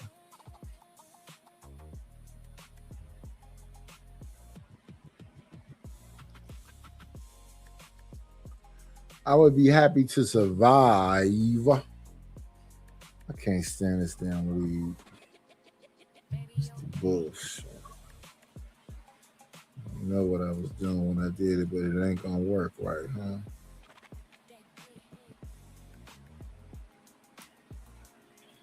Let me see.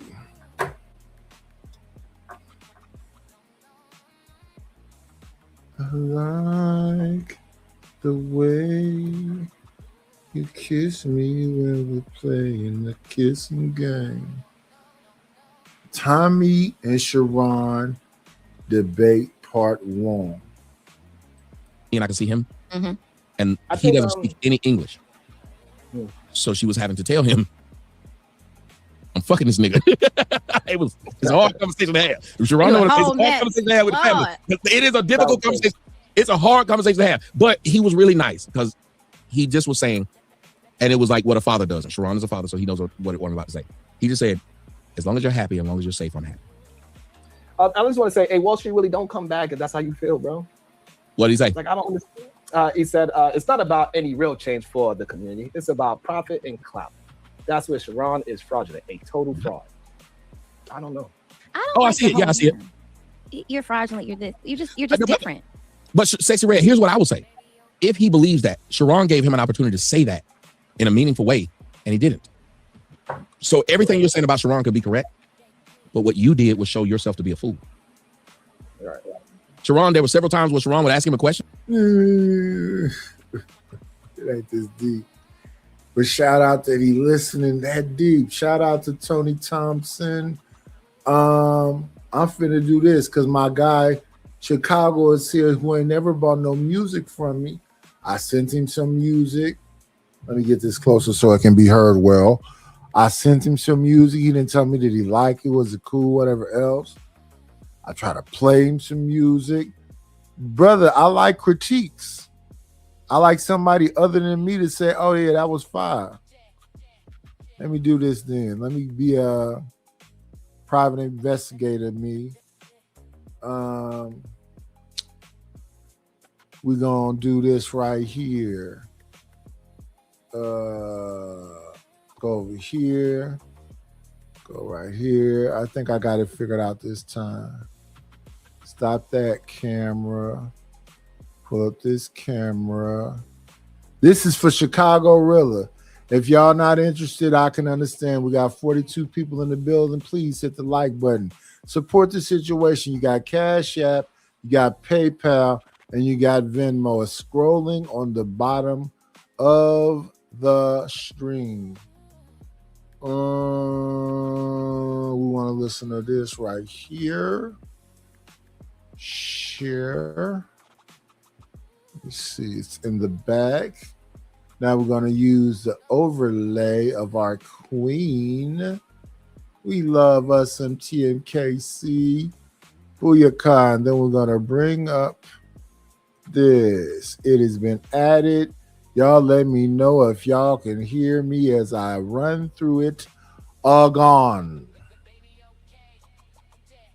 So we're going to start off with Glass Rain, and we're going to do this one.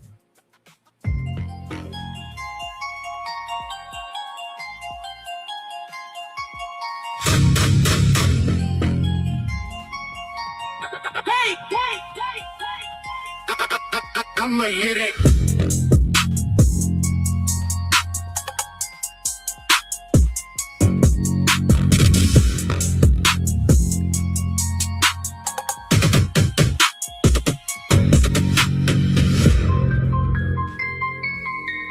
Oh, wait. Let me respond to my brother. Chicago, I just wanted your critique of it. I wasn't trying to charge you for it. I just gave it to you and I want to hear your critique of it. I wasn't charging you for it. But thank you. You did send some bread. This is a fact. But I wasn't charging you for it. Even the other day when Miss Bridget asked me for something, I just sent it to her. I wasn't charging her for it. I appreciate y'all support. Sometimes I just send y'all stuff. So I wasn't trying to charge you for it. I thought you was like into a bohemian type of music. And at that time I was making that kind of music.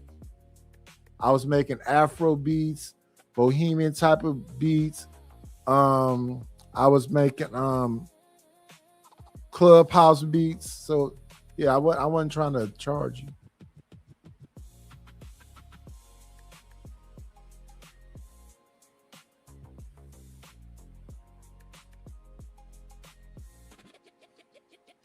Because I try to challenge myself and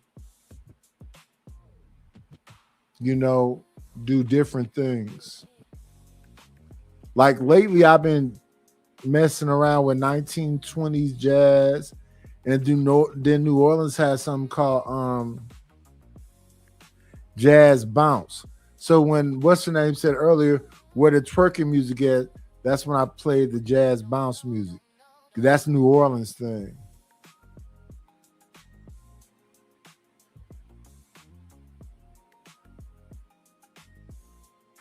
Oh, no. Thank you, Chicago. Thank you.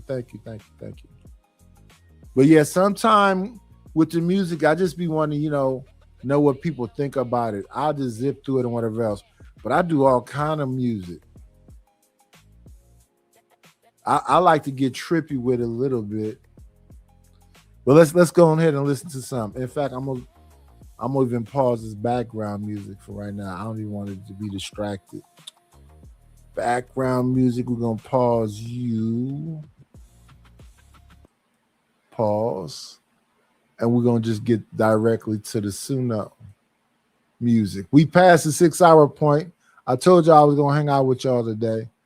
We're gonna get to this.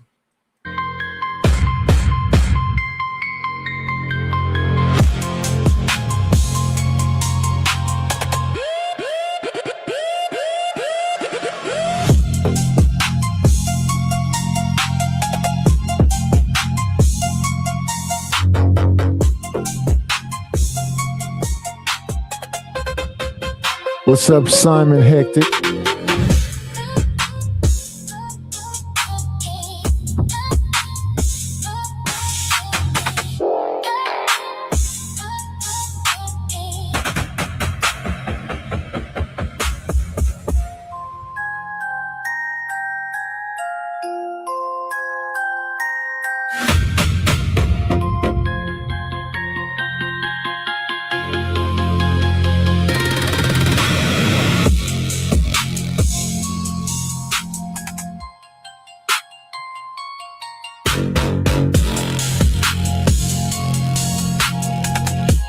I told y'all Stanley was weird.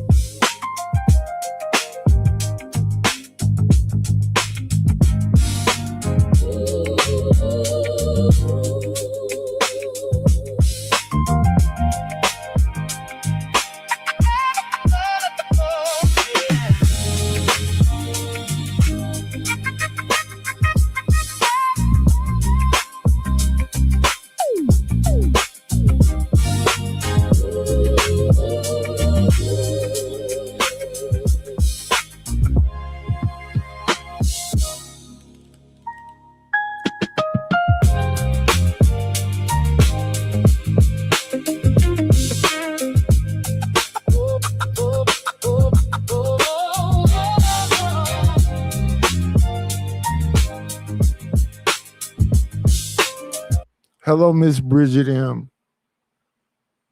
Let's move it around.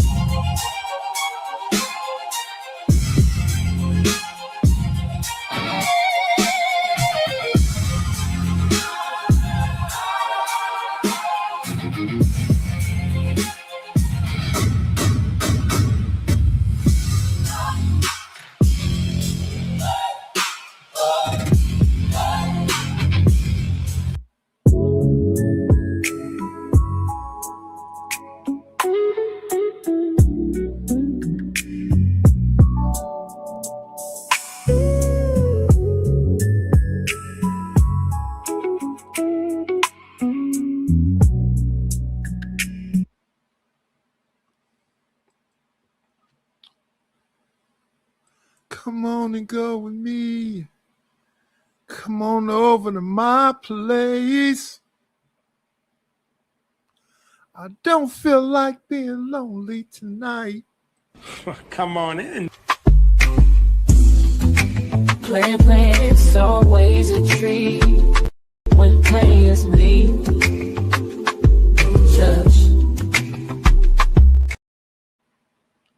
What's going on, Simon?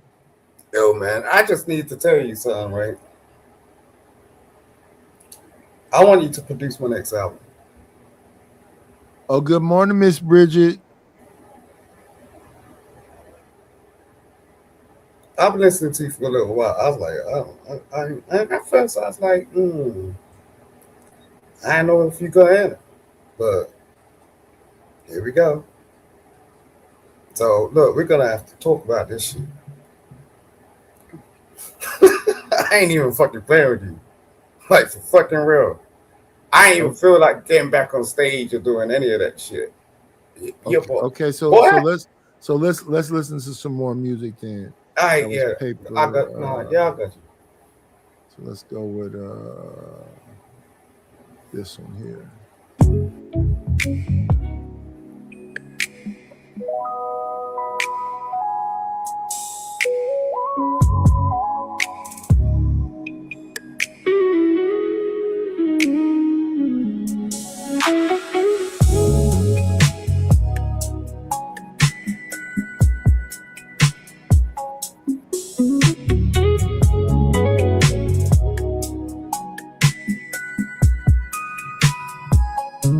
Oh, wait a minute.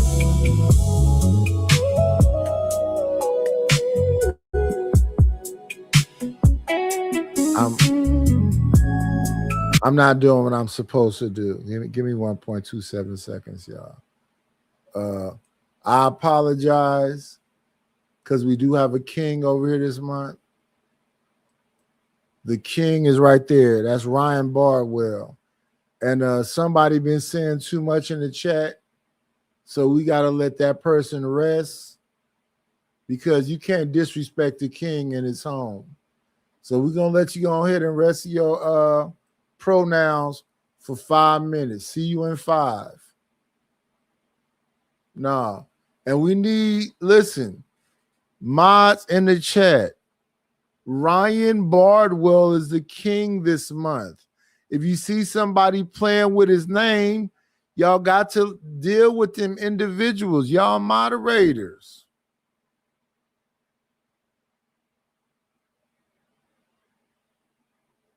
I had to go in the chat and get Stanley up off of Ryan's head. That's the king.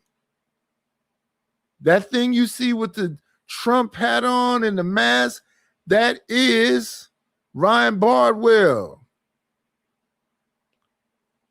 Nah, Chicago, Mizell got shut down. Mizell got, all I got now is Cash App, PayPal, and Venmo. Mizell got shut down. It was only one person that sent me any money on Zelle.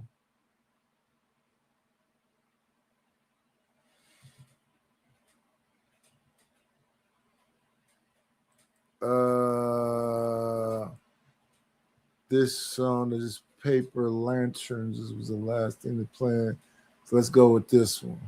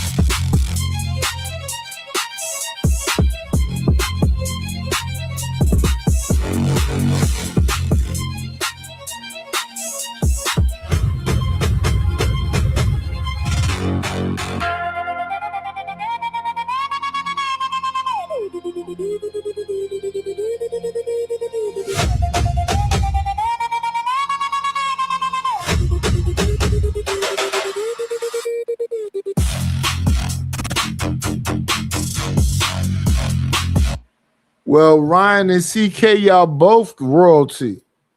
Ryan is the king, you the rook. So y'all both got power. Y'all don't have to be abused by Stanley.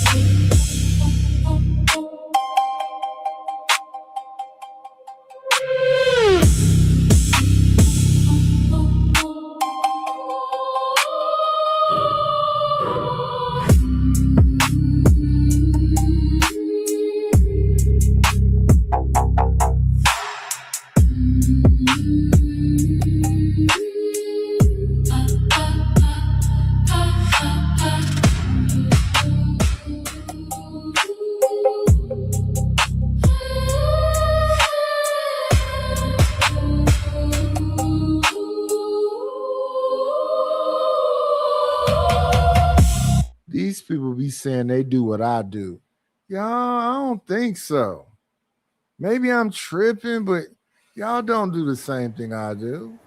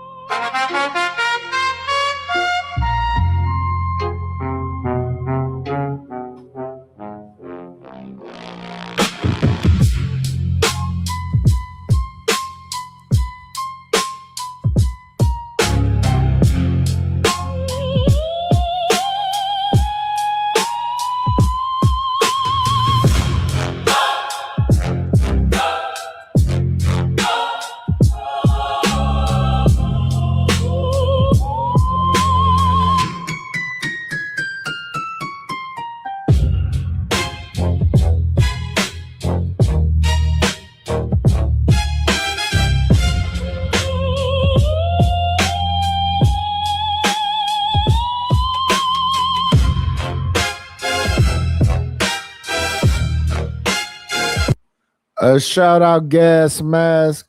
Yeah, I don't think we do the same things, even though this is AI. AI is pretty much making it all up themselves, right? And then you listen to it and blah, blah, blah, blah. So that's cool. You could just type in, I want a song like this, and it's just whatever else. I do more than that. It's a bunch of crap. Man, I would never want nobody to hear. I delete it instantly. Let's go to this, though.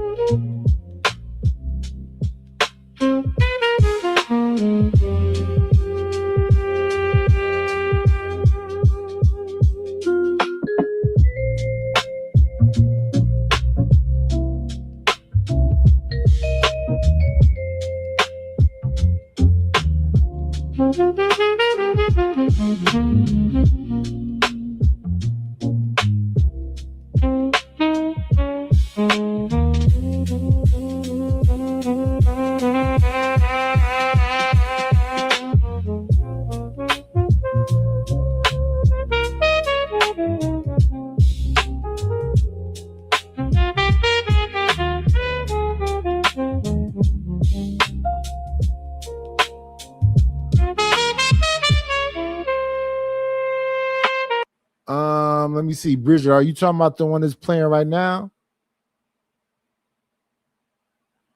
You said, what's the name of this one?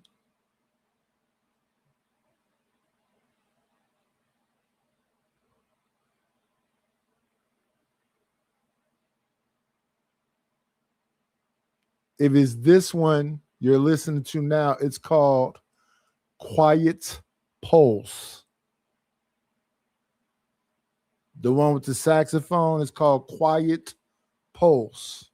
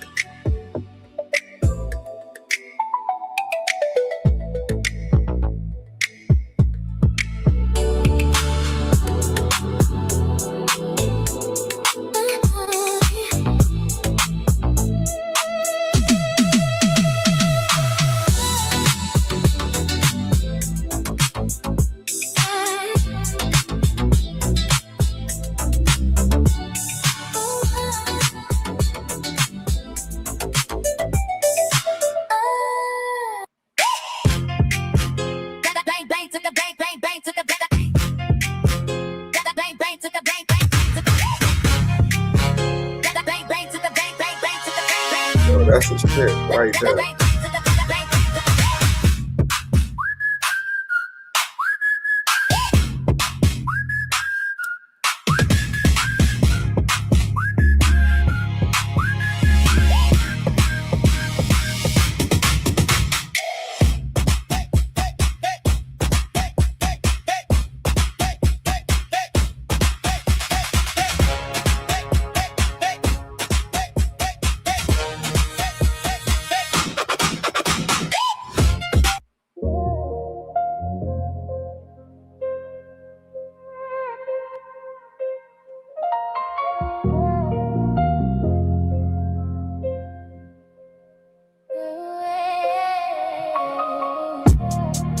Yo, Nice, what's that last one?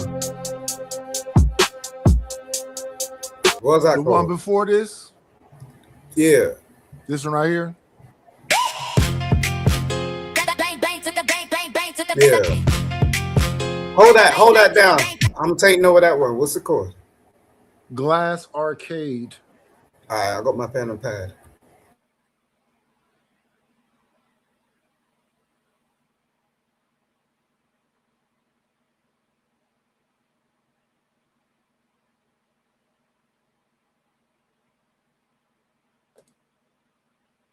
That was Glass Arcade, and that's really Silent Pulse. We're doing this.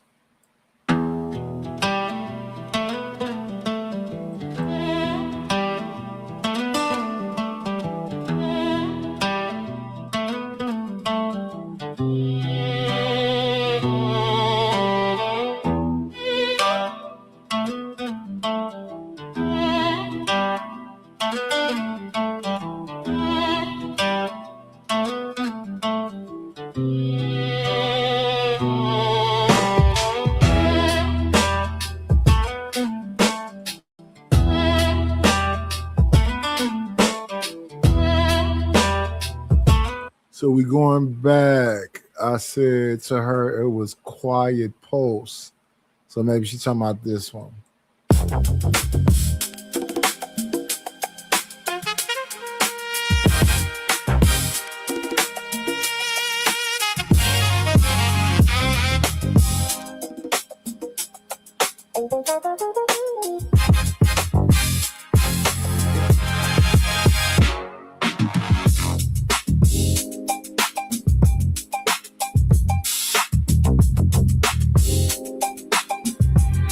So it's not this one because that's kind of party. She said it sounded ghoulish.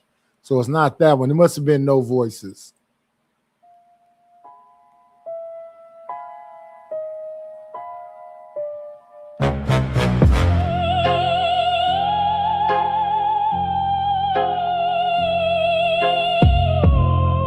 No vocals.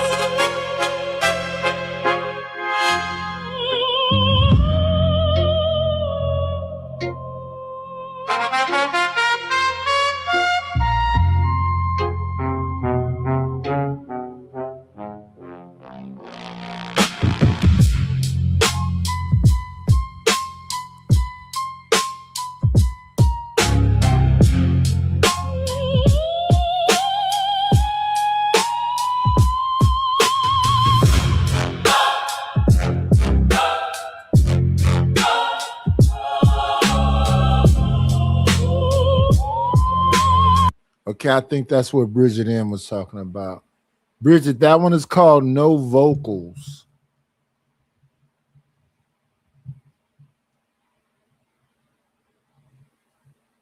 Yeah. I make J Brooks. I make soundtrack music. I make because listen, I spend the $30 to get the 10,000 count. And I just sit back and listen. I want it to sound like 70s blaxploitation action scenes when it's a shootout. I get into my bag. I play around with Suno all day. I have OCDs, so I can just sit back and just listen to skip this, do this, edit this, add this, put this in, separate this, saturate this, until it turns into what I want it to be.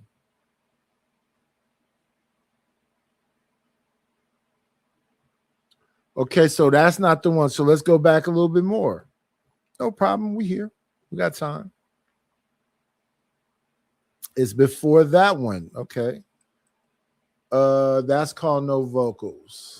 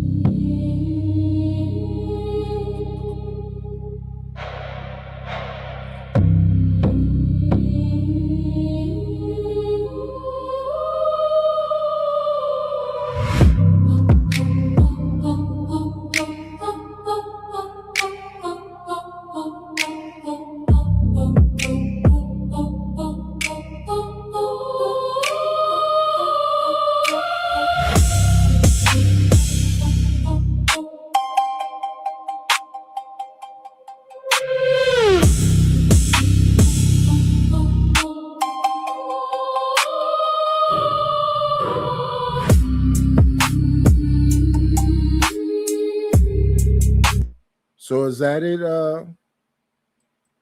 Bridget? That's the next one that, because I use Gregorian chants, men Gregorian chants, women Gregorian chants. I use things like a theremin.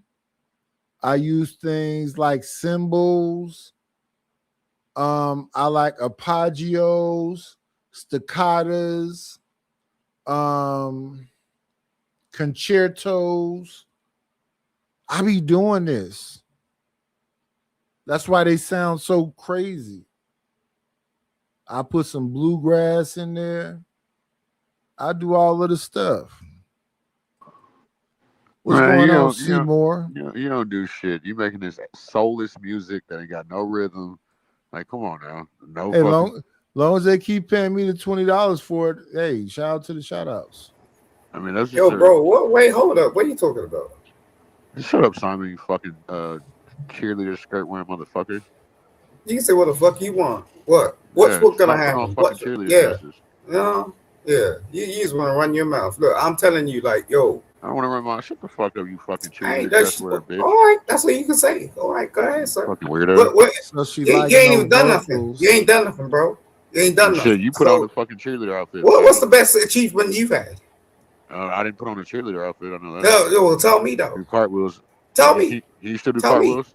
No, tell me. I didn't sell out to no fucking Freemason Illuminati. What's the best achievement you've had, nigga? Not selling out to the fucking Freemason. No, Illuminati don't talk about me. Talk about you, ho. Talk about you. Nobody in my bloodline put on the fucking. Oh, you can't do that. Oh, okay. Well, we got deals with Hollywood. We got real deals. The bounty is now in effect.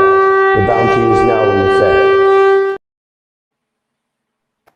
Is that what you did? Yeah. You're gonna drive around in your damn truck and do some shit. Huh? You're gonna drive around in your truck and do some shit. Drive around for what? You're gonna drive around. What? You can't understand English, you dumb motherfucker. I don't understand fucking your broken ass English, you fucking Brit bastard. This dude is wild. You I'll talk to you now, Simon. You don't want this smoke, bitch. Oh, fuck you, ho. You ain't hot nobody down. I dare you, nigga. I dare you. You don't know what's coming to you. I dare you, nigga. Come home. You can't even get a plane ticket. Does cartwheels. You can't even get a plane ticket, nigga. The fuck? What? Nigga, your dad might try to talk to me like, listen, bro. Talk is cheap. Talk is cheap, nigga. Talk shit. Let me let them rest in their pronouns for a little bit so we can get back to Bridget M trying to find a song that she liked. What the fuck? Y'all think I'm just gonna let y'all cry to each other? Get a room, goofies. The fuck? Strange ass. Let me see. So, Pulse of Glass. Pulse of Glass.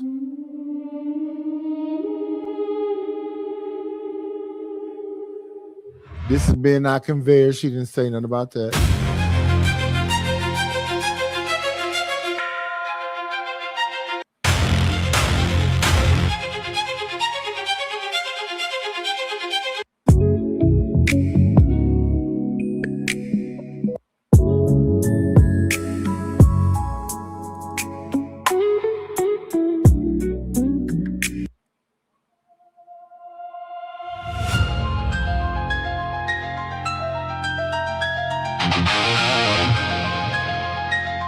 Ain't no woman in that one.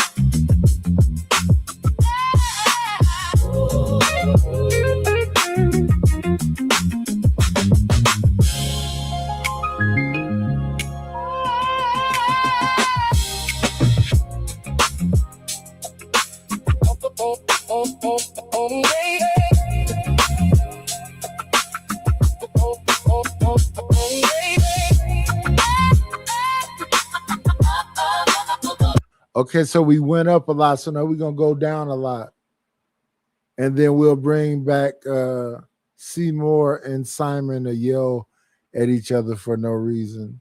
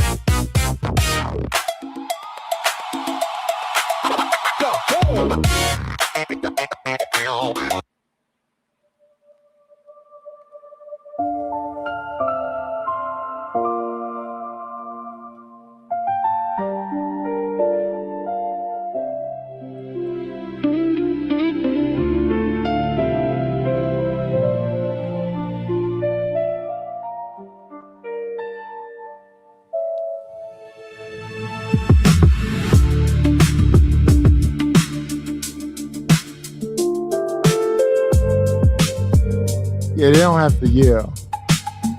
Y'all mics are pitched perfect, so you can just talk. You don't have to holler.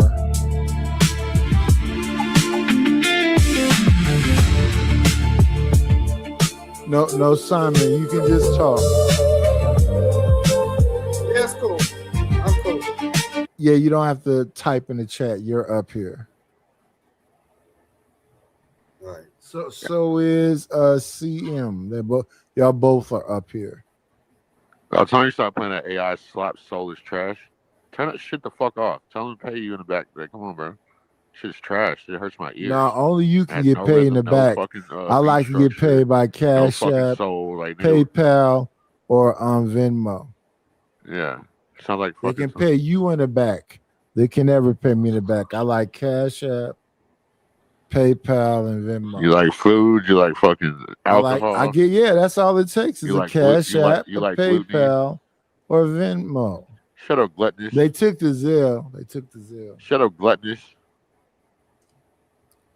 If the king, which is Ryan Bardwell, order You called another man king? Yes, C and K. Are you serious? Yes, C. Yeah. You just can called another man king. All you have to do is just say you want to drop him. Did you just call another man king? This nigga sound like he got braces on. Did you really just call another man king? He has a nasal problem. I don't have a nasal problem. Like weird. You have a weight problem. You got a clogged artery There's problem. something going on in his nostrils. You got a clogged artery problem. And make it sound Call like having he's a deep voice, sucking. bitch. It make it sound like he's Call having a sucking deep voice, you dick fucking when he warthog. talk. But it's Who a y'all, Timon nasal and Pumbaa? problem. Y'all look like Timon and Pumbaa. You got a nasal problem that make it sound like you sucking dick. It looks like Timon and Pumbaa.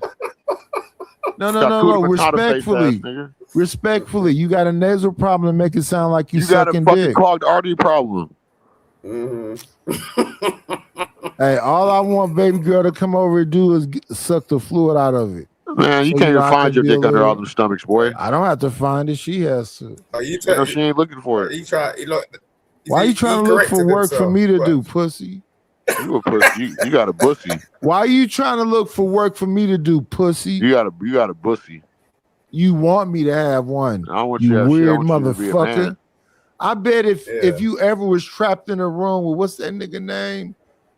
The nigga you like? No, the nigga you was talking about the other day. I don't talk about no nigga any day. Sauce- I bet if you was locked in the room with Saucy Santana would need security. I don't know who the fuck Saucy Santana is. Yeah. Yeah. Yeah, well, he was nigga. waiting.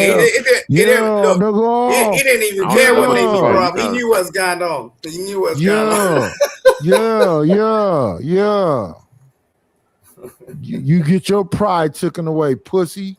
Well, that's what happened to you. That's why you called another man king. That's why your nasal shit is all fucked up from That's why your screaming. life is fucked up. You. That's fucking why fat your bitch. nasal shit. It's really nasal Nigga, shit. I'm Your damn near cone head 100. looking ass I'm up. damn near 100 years old, You pussy. look like it, nigga. And you ain't even gonna live it. a life that I've already had. You look like pussy. it. Oh my goodness, bless your heart. So you need to hit Weird that fucking salamander looking face, weirdo. gym. I look like a Any sow, bitch please. fucking you is fucking you because you Please. weird. Please. Yeah. She want to do some. She think you an alien, weirdo. She don't think you a human being. Look at the way your eyes is separated. You look like Mom Ra as a young man. Mama, right? Fuck nigga. I hate when fuck niggas try to act like they cute. Them bitches is fucking you because you ugly. They know you might not never get no pussy ever again. And you better put your best work into you, weirdo.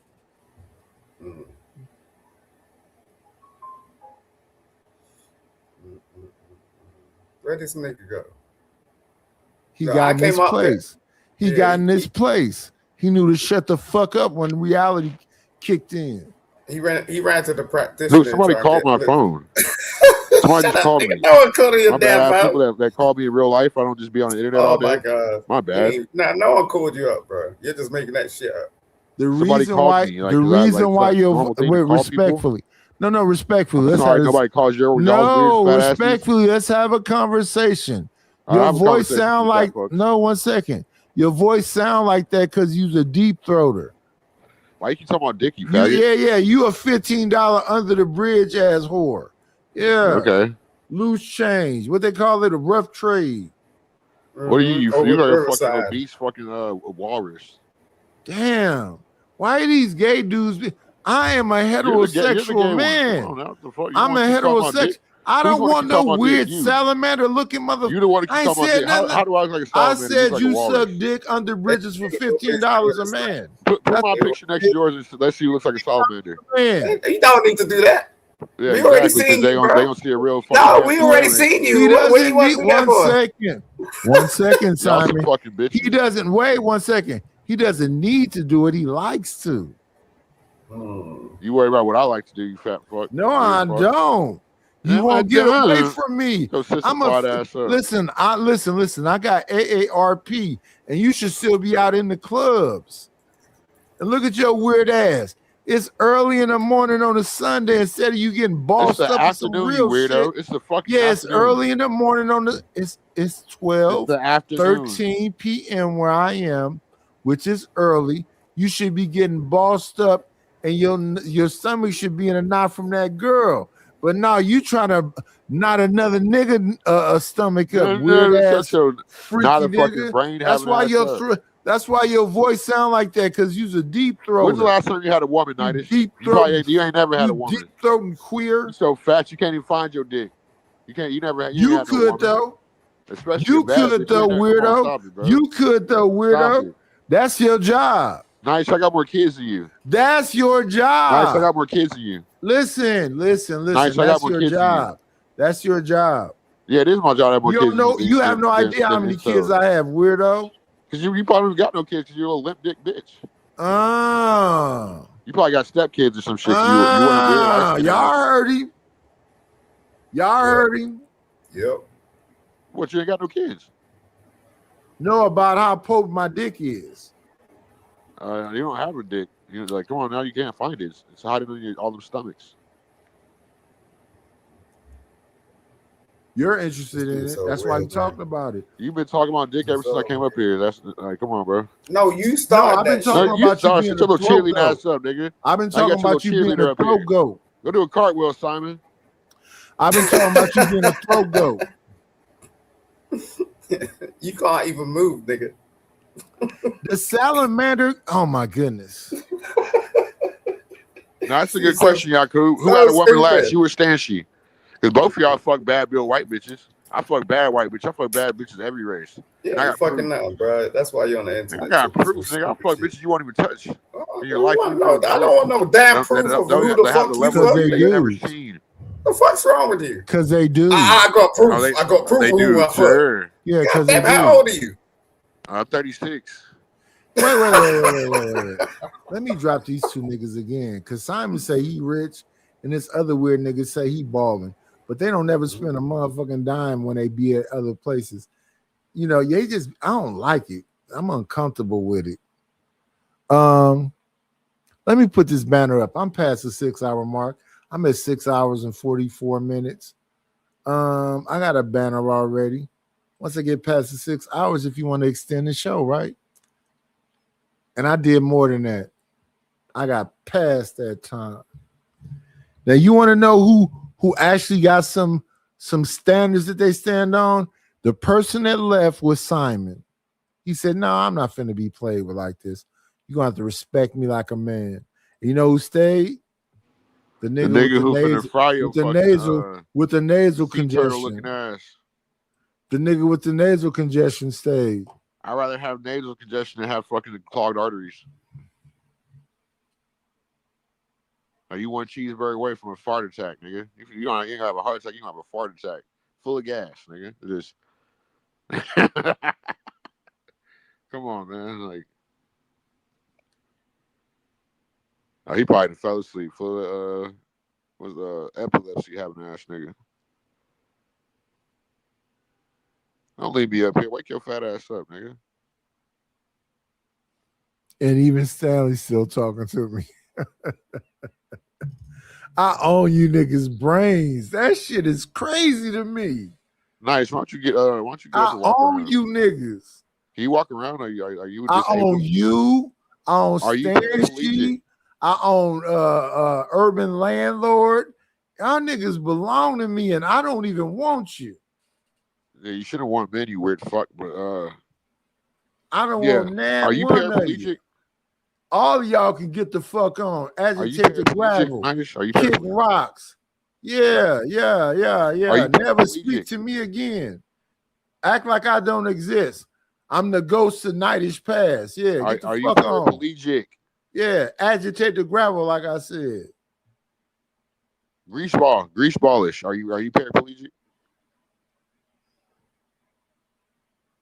I'm guessing so, because you never moved. I would never say nothing to another man about a ball either. Everything about you is weird. I don't like nothing about you. I don't like them salamander ass eyes, that narrow ass face. You's a goofy. He was goofy. And who braided your hair? They wanted your hair to look like roaches lined up. My hair looks like roaches. Okay. That shit is crazy, nigga. Chandelier head ass fuck. That shit is crazy. You embarrassing Pusha T. You embarrassing Pusha T. Pusha T? Well, you look like a fucking overgrown gerbil. Fucking, you like DW. I'm not a kink nigga like you. That's some kink shit you know something about. Kink shit? What? You don't want to be talking about dick and balls all since I've been here. Yeah, I don't fuck around, partner. Shit, me either. You don't have been talking about dick and balls since I've been here, you weird bitch. I never mentioned those words at all. Yeah, you have, you weird fuck. You have. You're focused on it. And that's why I'm saying. That's why your voice sound like that. Maybe it's not a nasal thing. It's because you a deep throater. Yeah, see, you talking about maybe that's why you sound like that. Come on, you keep talking about dick again. Yeah, you like BBCs. Yeah, on, okay. Come on, shout out to you, nigga. Come on, bro. I'm not into that. Come on, why you keep talking about dick, bro? I try to avoid any of that kind of game right there. I'm strictly into that pussy. You keep talking about dick, like I love pussy.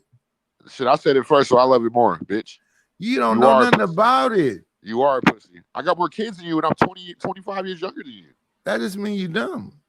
No, that means bitches like me. If I'm doing more fucking than you, I'm almost 30 you got the bread to treat them kids properly. Why are you worried about my kids? Exactly. Poor At least I got nigga. kids. You don't got kids. I knew you was gonna say some dumb shit like that. Y'all should clown this fuck nigga. You call me an N-word?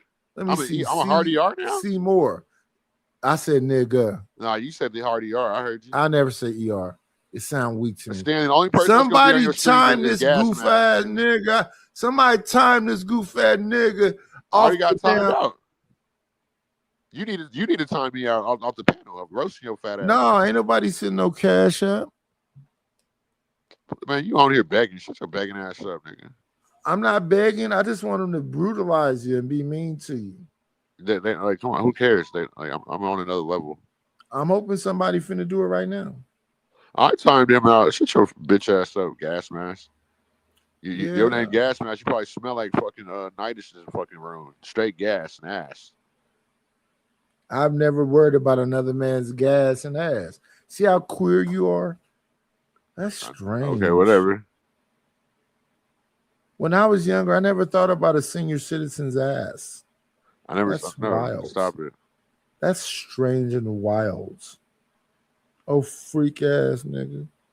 Bro, go to bed, bro. You tired? You No, I'm finna be up today. I said I was gonna kick it with the people. Let me say thank you to the beautiful Bridget M. I'm gonna send her a couple songs because she's such a nice lady. I love me some Bridget. Let's celebrate her though for sending me the cash for the song. What a waste of money. You need to send her that shit back.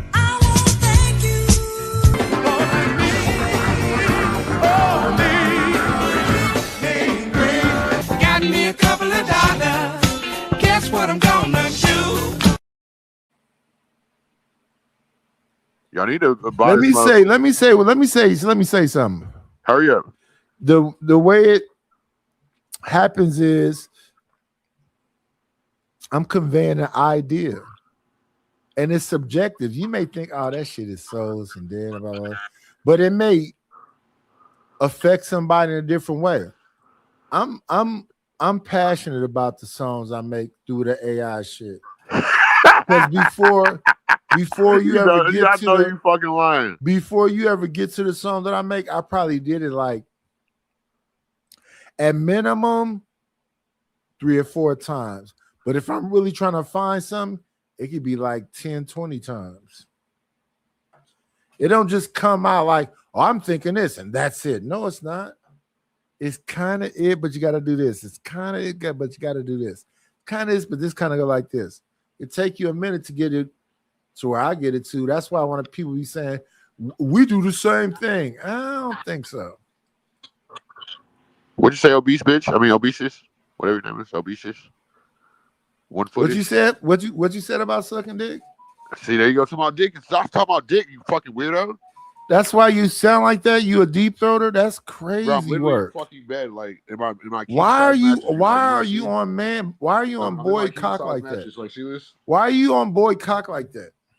So I'm in my king size match is something you don't own. Why are you on boy cock like that? That's disgusting. Why can't you like a woman? I love women. You keep talking about dick. What? Bro, every time I roast you, you're talking about, oh, you keep talking about sucking dick. You ain't roasted nothing. But you're a roasted pig. You look like a roasted You haven't roasted anything. All you've been doing up here is talking with that nasal drip like you said something important. Come on, bro. You got clogged arteries and fucking, come on, bro. And then you keep repeating that joke that ain't going over. You do got clogged arteries. You're going to have a lame ass weirdo. You're going to have heart failure. You a lame ass. You're going to have heart failure. You a lame ass. You're going to have heart failure. You a lame ass. You're going to have heart failure. And bitches hate you. Shit, they hate the fucking how I be dicking them down. I haven't had a woman that tell me she hate the way I dick her down. No, since she hate the way I dick her down to make her love her. I'm confused. You never understand. You never made a bitch fucking come try to slash your tires because you didn't dick her down too good, try to keep your clothes and steal you. Come on, you never had it. You're not here giving that dope dick. I got that dope dick. I got that dope dick, bitch. They love it. Yeah, you got that Dauphine. Okay, yeah, whatever. Whatever. He got that Dauphine. Whatever. Whatever. So you like drugged out when you hit him off? Whatever. You ain't no real. You be drugged out when you drug. You be drugged out when you hit him off. You from Washington, nigga. You be drugged out when you hit him off. You from Washington. You be drugged out when you hit him off. You from Washington. You be drugged off when you be. Why you worried about how I hit my bitches? Because you bringing them up. I don't mess with a lot of lizards like that. I know you mess with fucking lizards. So you look like a salamander, and your girl's a lot lizards, and I look like a lizard. Okay. And I said you like lizard. You like that fucking that reptile. You want that reptile opinion? Okay. Okay. You see how these ain't going over? Why are you responding like an going over? Why are you responding like these jokes? These jokes ain't going over. Why are you responding like an auntie? TT. These jokes ain't going over, gang. Why are you responding like now? These jokes ain't going over, gang. Okay, look at us. These jokes ain't going over, gang.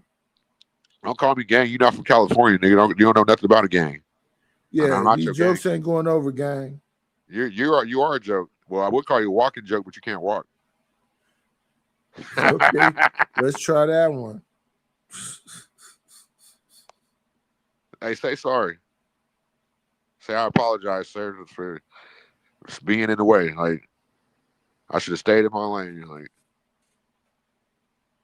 I think you should apologize so I get off your neck. I'm on a warpath right now. No, you can stay on it. They just see who's gay. You can talk about homosexuality and dick. So yeah, you the one that just last made that comment. If I do something, you do what? What? Now you fucking just spurging out, chimping out and shit. Like I think you sleepy. Chimping out. You think I'm sleepy? All night long. All night long. I think it's past your bedtime, sir. Once you get started, you. I think you trying to stay awake. You trying to stop yourself from falling asleep, so you like keep this. No. Ryan said, "Let me give him a celebration. Appreciate you. Let me see. We're gonna go with I like to go to the old school with them.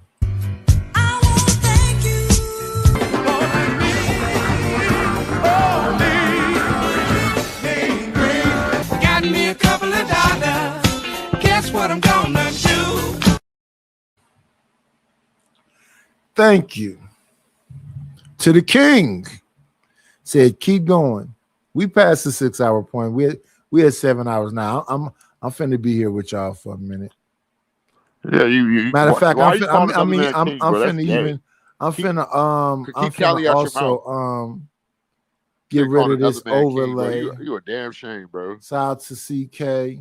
Appreciate you. Shout out to Ryan. Appreciate y'all. Thank you. CJK, whatever the fuck you call yourself. I'm not calling you CK. I'm calling you CJ. I don't fucking know you. Like the reason, like I don't know who the fuck you are. You got my name in your mouth like you fucking know me. You don't know me. Like everything you say sounds zesty.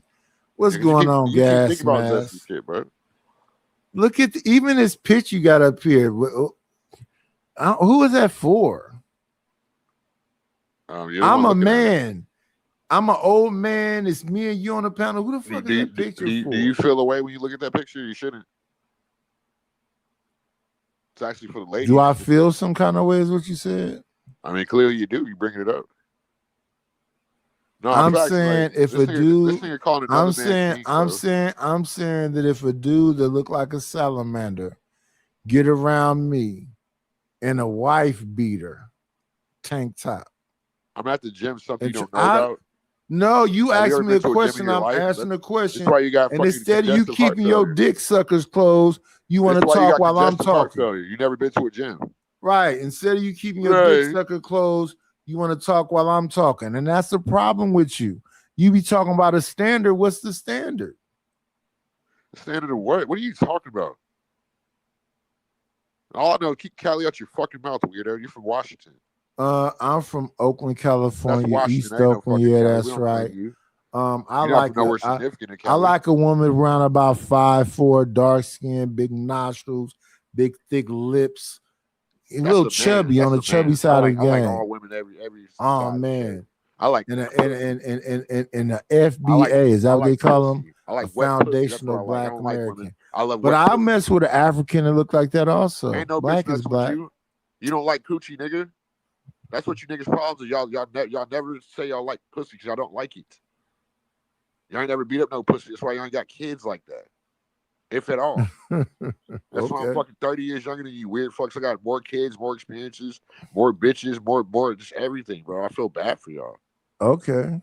You call another man king, like, come on, this bro is a fucking Freemason. Yeah, the king is Ryan Bardwell. That nigga ain't no fucking king. That nigga's a cracker. He's the king of the lair. Cracker. Hey, do you want him down for another 5? Oh, wow. Come on, bro. We'll see him back in 5 minutes. That's okay. Bad, you got to respect the king for always. That's for damn sure. Let's let him rest in whatever his pronouns is. We'll see him back at 12:36. It's 12:31. We will respect the king in the lair. I showed y'all he was the king. That's the king with the trumpet on. I'll show it again. I'm not biased over here. I work fairly. I run a clean show. Let me see. This is the king, Ryan Bardwell, right there with the trumpet on and the mask. We showed y'all who the queen was, the beautiful TMKC. We showed y'all who the bishop was, my brother Maurice. We showed y'all who the other one was, Just Hear Me Out.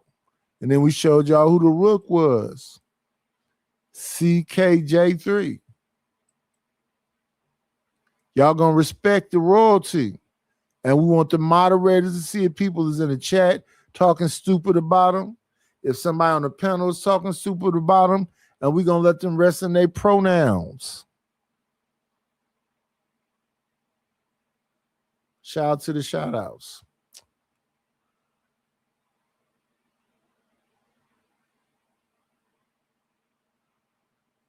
Man, what is happening this morning? People, let's try to live it out. Let's try to see what happens with it.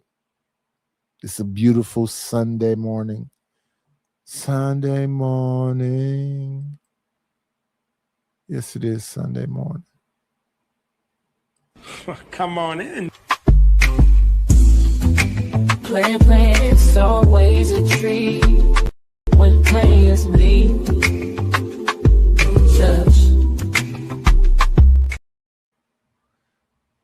They call him Stanley. So today his eyes is yellow, and his flames all around him. Yeah, I got a lot of these. Yeah, it's supposed to be like Vegeta and Goku and all of them. That's what they call Saiyan power. That's when you get into your full scrumph. Well, you know, Speak Radio made a few of these avatars, and I like this one because it stands out on dark backgrounds. So I figured I would use it. I was hoping CM would still be up here. I was going to roast two Cali blacks. Oh, you want to talk to him too? He got he got 2 more minutes. He has 2 more minutes. I'm not that interested in talking to him. One of you'll do. Okay. Well, I'm here for you, brother. Oh yeah, you've been here. You've been here all day. Mm-hmm.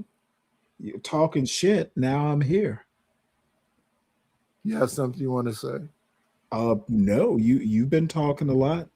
You're talking about owning me and bullshit like that. Let's see if you still owe me when I actually come up.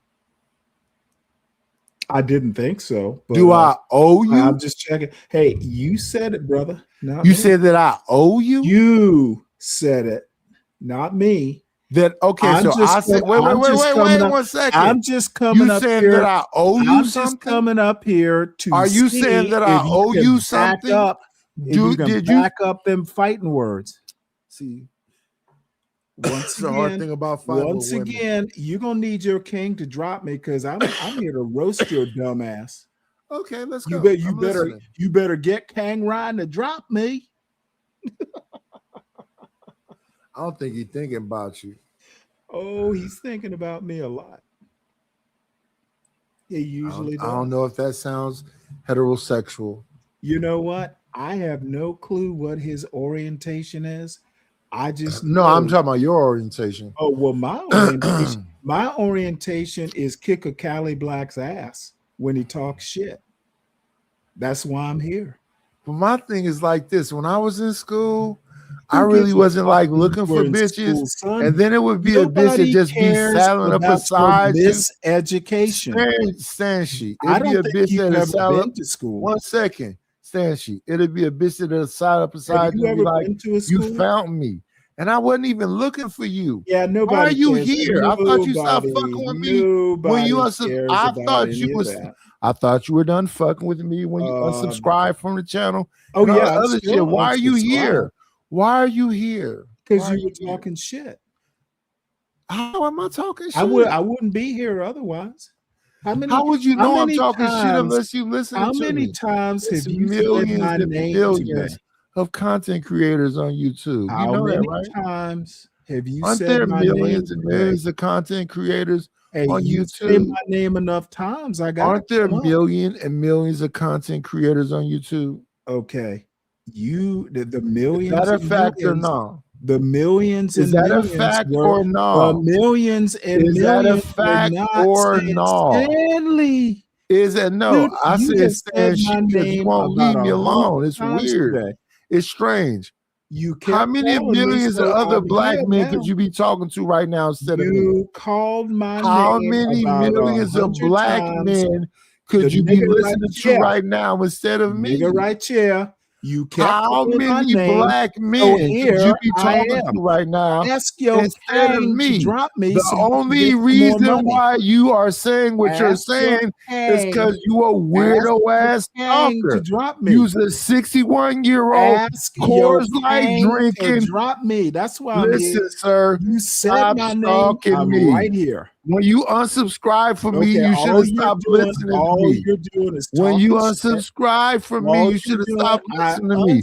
All you're here to do is run your dick suckers, and nobody cares. Subscribe from your you just want to run your dick suckers. You still the mic is yours. They told me you kept asking for me, so here I am. Who the fuck is the they? Either you drop me for free or get your Kang to pay to drop me. He's the Kang, isn't he? Man, don't ever associate Cali with this weird fuck. He's from motherfucker. Oakland. You're Cali. You're I'm Cali. Yes, too. he's not. Good. I got 2 Cali blacks. From Washington. No. He called another man king. I got 2 of you. He called another man king. He needs to get Cali out of his mouth. He called another man king. He's your king too. No, he's not. Yeah, he is. I ain't never called another man king. I got 2 slaves from the Bardwell plantation up here. Please, that's your dude. I don't play with that racist fuck. Ryan's a fucking racist. Y'all better ask your Kang to drop me. No, that's your Kang. You don't want to heard about that shit. Bitch. I told the motherfucker to self-deport. I don't give a fuck about him. You think I would call another man king? He knew I meant business. When I motherfucking say self-deport, I mean business. You think I call another man king? Why do you think he self-deported his ass? Because he knew I meant business. Well, because he likes. I'm here to teach you how to be black, like a real black. You don't gotta teach me. I'm here to teach you how to be a actual black man in America. You Cali black failure. Knock it off, brother. Motherfucker, make me drop it off. This ain't your panel. Failure of a black man. You have failed, and I'm here to remind you of it. Go make a pizza. Get your Kang to drop me. That's his Burger King. That's why he can no longer claim Cali. Called another man Kang. What the fuck? I called you a bitch. I'd rather you call me a bitch. I'd rather you call me a bitch. Of course you would. You call me whatever. I don't care. What are you going to do about it? You can call me whatever. I know I can call you whatever. I just did it. I don't bother me. It shouldn't. Nothing. I'm not over here calling another man king. Nothing you can do about it. I'm not even paying attention to you. I'm on this nigga. The only person who can do something about it is your Kang. No, it's his Kang. I don't have a Kang. No, he's your Kang too. If he's my Kang, he's your Kang too. I guess. Nighters calls him Kang, and you call him Massa. Same thing. I don't call nobody nothing. Y'all try to do that shit to discredit me. Don't bore me. Like don't bore me, young man. I don't fuck around like that. Now talk to me. Talk to me about all the kids you got. You're a hater. Talk to me about your more children than me. Ryan knows not to put it. Talk about all the babies. You are a failed father. You are a Ryan knows talk about all the babies. What the fuck are you talking about? Wait, are you inviting me over to your channel? Who? You know my channel's open game for you any time of the way. No, dude, I watched some of what you did. Dude, your last show had like fucking less than 90 viewers. I wasn't. That was my third live. I did 3 lives. Okay, no, yeah, you did 3 lives, and you probably didn't even break 100. On what? One of them? Are you crazy? I did like no, all 3. I did like 500. I haven't gone back to do the numbers because I don't care that much. Like I always do. Dude, you got 1,000 videos. Literally, I got almost 300 subs with 100 dirty videos. Dude, there's a difference here. Dirty dude. You got 1,000 subs. You got 1,000 videos and not even 300 subs, dude. Dude, I got 100 videos. Dirty and almost dude 300 had subs. like 90 posts in the chat because he was the only one there. Huh? Oh, don't hum me, dude. I was in the clouds watching it. Yeah, because you're a fan. Dirty Dude was the only one who was paying. That was my live that wouldn't even open yet. And he was not the only one there. That was, what do you mean? That was on like an hour and a half. Stop the cap. Wait. Dude, I get more. Wait. No, you get less viewers. Bro, every video. I like to have a conversation with people. I get more just be goofy and they don't understand I got the controls and it's wild. Let me give some respect on Ryan's name being over generous today. Sponsor today's show. Let's make sure we show some respect.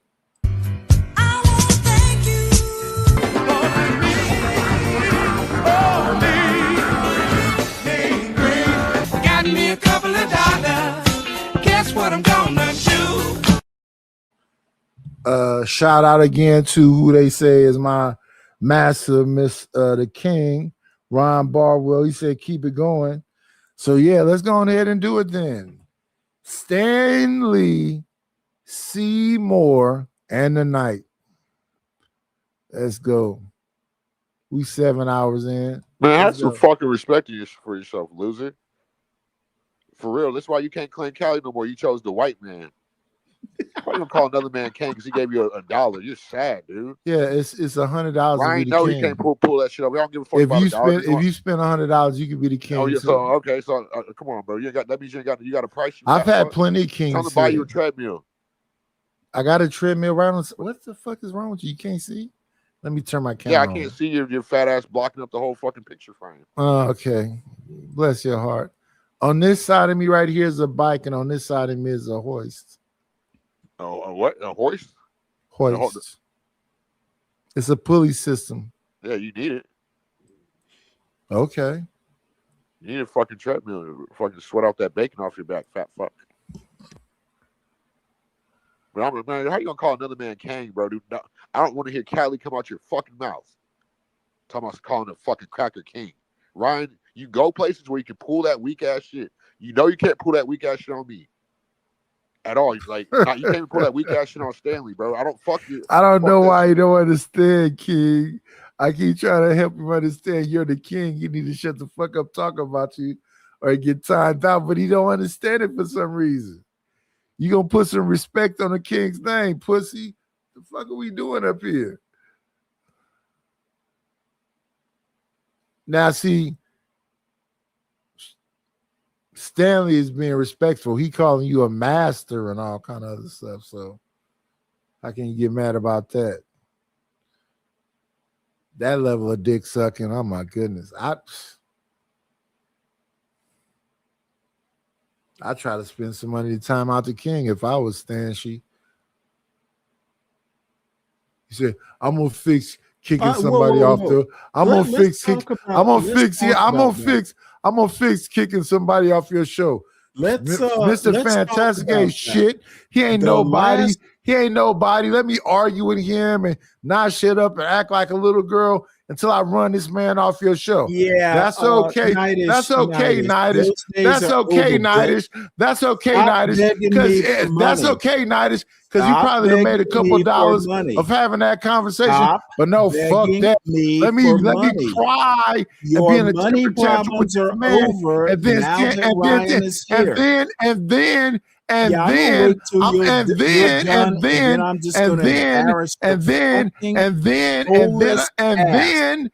then left your body when you accepted money from Ryan Bardwell. Pussy.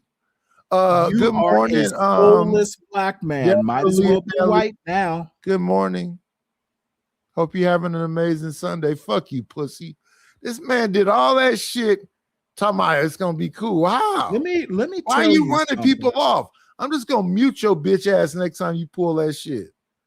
What shit are you talking about? Now he's dumb. Well, dude, all I know is the last money I gave you.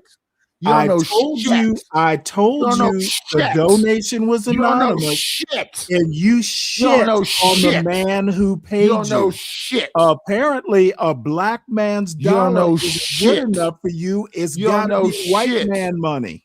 You'll not get another dollar from it. You don't know shit. Oh, motherfucker. I know when I say anonymous, I mean anonymous, you fucking untrustworthy bitch.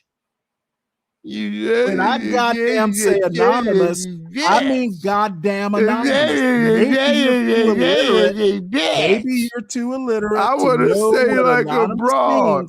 I sent you an anonymous amount of money because I was acting like a broad that day, motherfucker. And you wanted to be private. No, I'm a transparent. I am a transparent. We can't read. You got the white man's money because the black man's dollar isn't good enough for you.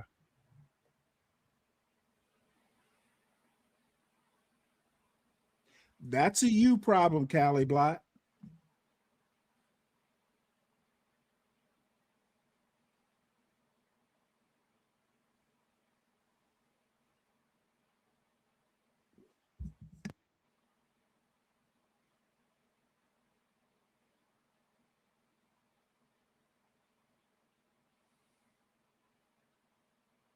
SD leave Bridget alone.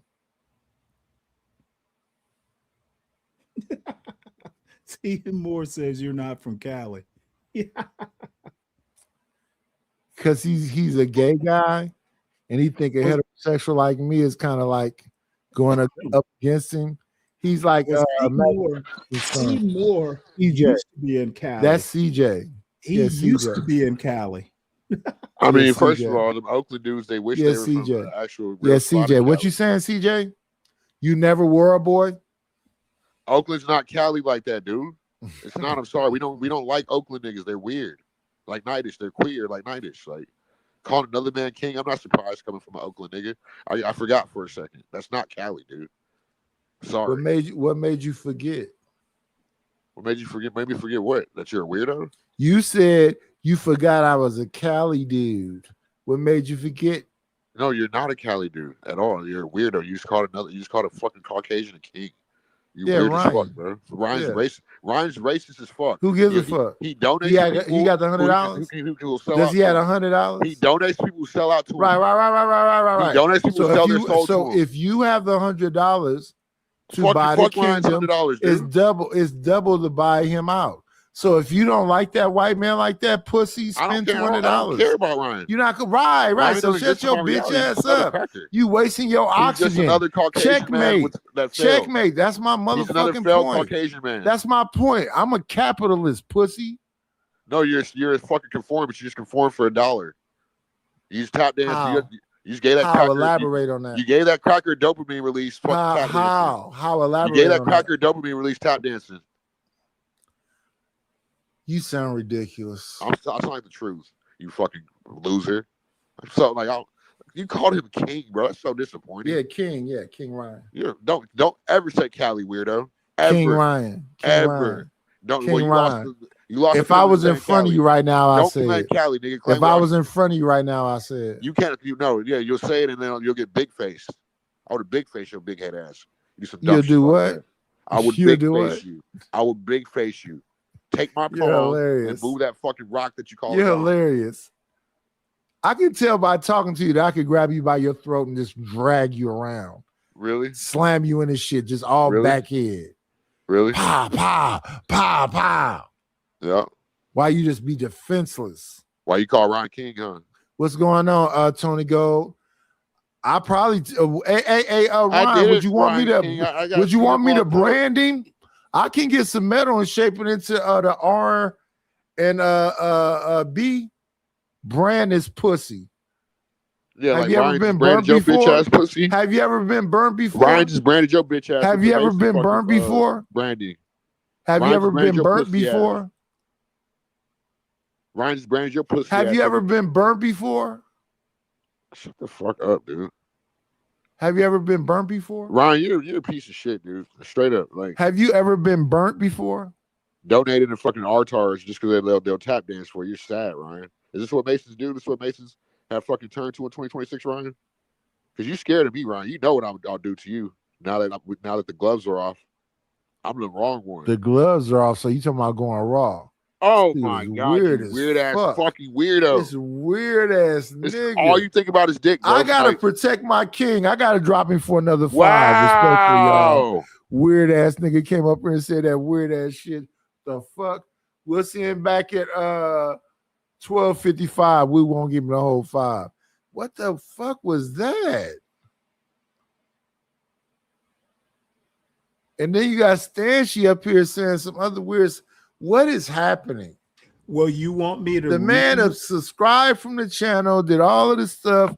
I'm cool with it. Move on with life, dude. Agitate the gravel. Well, motherfucker, I have moved on. You can't. No, you're not. You're here.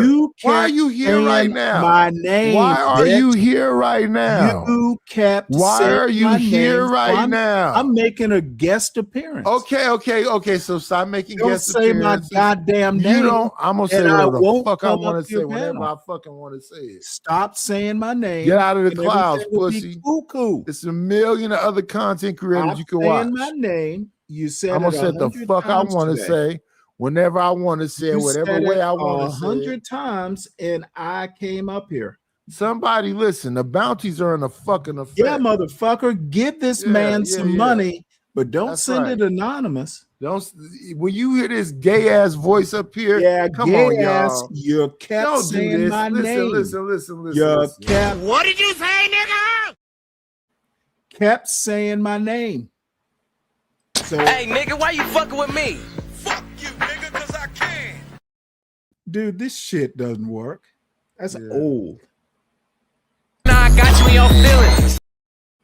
Yeah, I'm all in my feelings. You calling for me, so I'm here, bitch. Do something about it. Yeah. Do something about it. Yeah. He got his ass cooked. He got cooked. Yeah, I got cooked.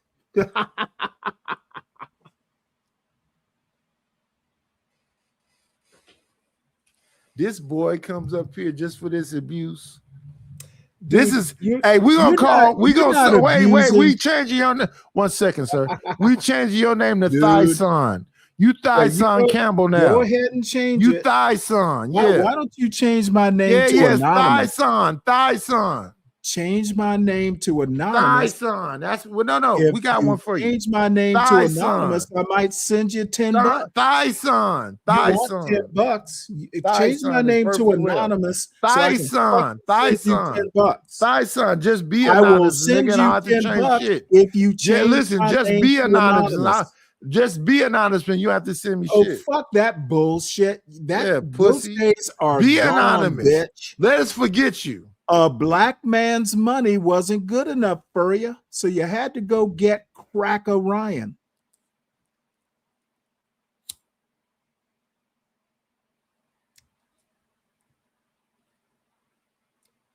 Save your love for me. Motherfucker, you can't even end the show because you've been commanded to continue. Yeah. I said today I'm gonna be here for some hours. I said today. Sunday, y'all got me. Ryan extended the show. No, he didn't. To extend the show is $50. You just said he did. To extend the show is $50. And said, keep working, nigga. I'm not done being entertained.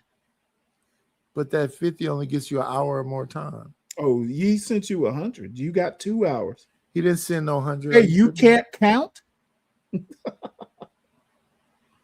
You can count, pussy. Hey, I don't work for Massive Bardwell. I don't have to count. I got my own money. Okay.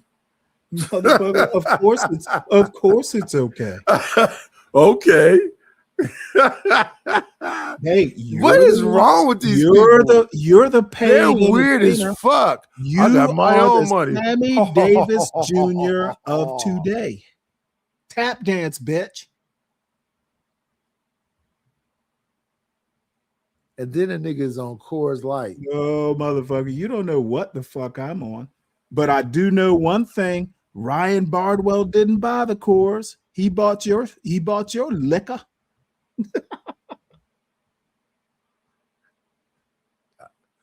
I'm gonna let him rock out. Shit. Yeah, hell yeah, you better. I'm finna be here for a minute. We almost said 8 hours. That's right. You must be here a minute. You don't have we almost said 8 hours. Ryan Bardwell. I don't mind it. I said I'm gonna be here today. He bought your free will for a couple bucks. And listen to old Stanchi. I try my best to let motherfucker. Nobody cares. Your best isn't good enough. My best is great. Okay, maybe for people like you and CM. Who?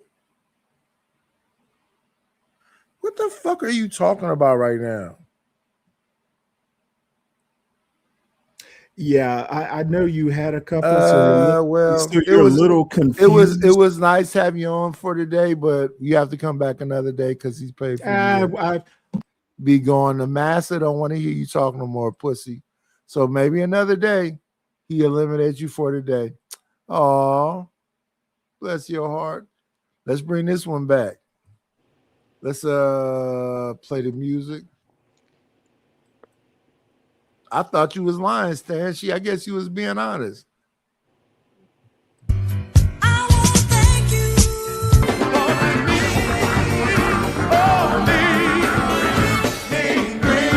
Got me a couple of dollars. Guess what I'm gonna do? We can move this banner out the way. Get rid of that. We're gonna be here for a little second.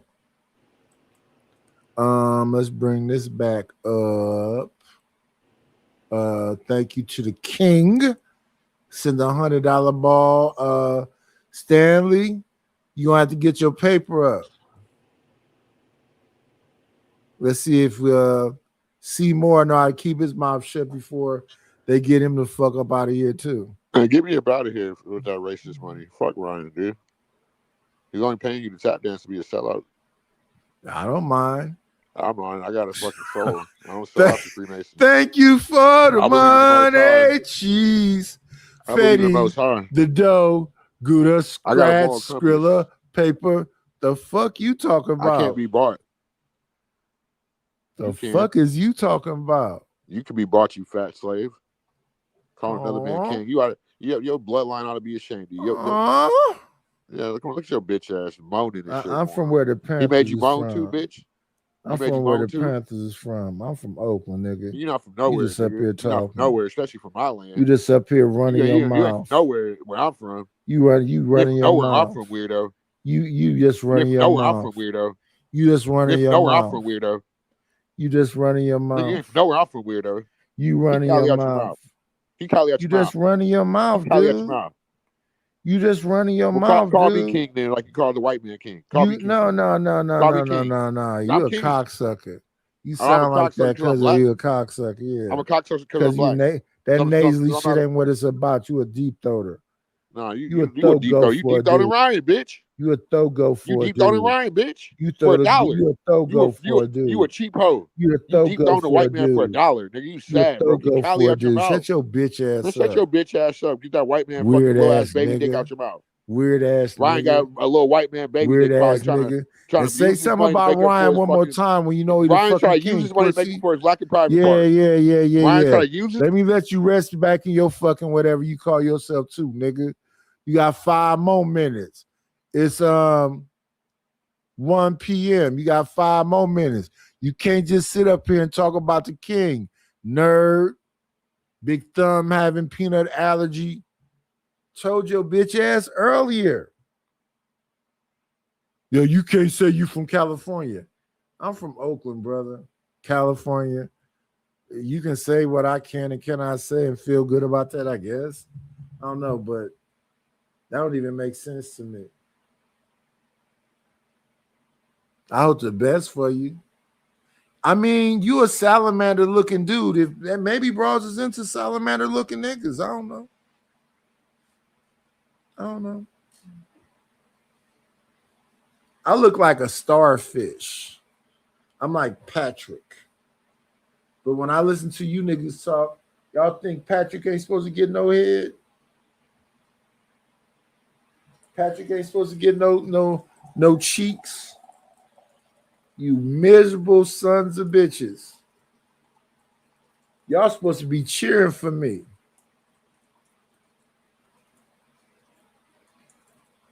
But no, I'm anorexic. My cheeks is all sucked in like a dolphin. And I got the face of a salamander. And some white bitches fuck with me. They say I look like badass.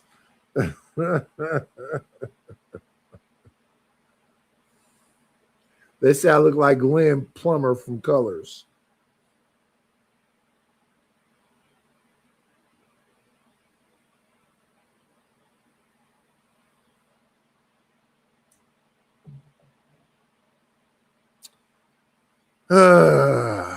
Delicioso. Know and love the way I do. I can say for certain that it's true.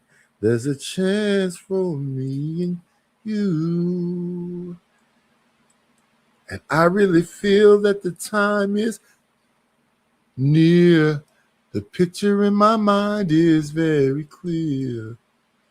Where is this at? Yeah, this is what I want.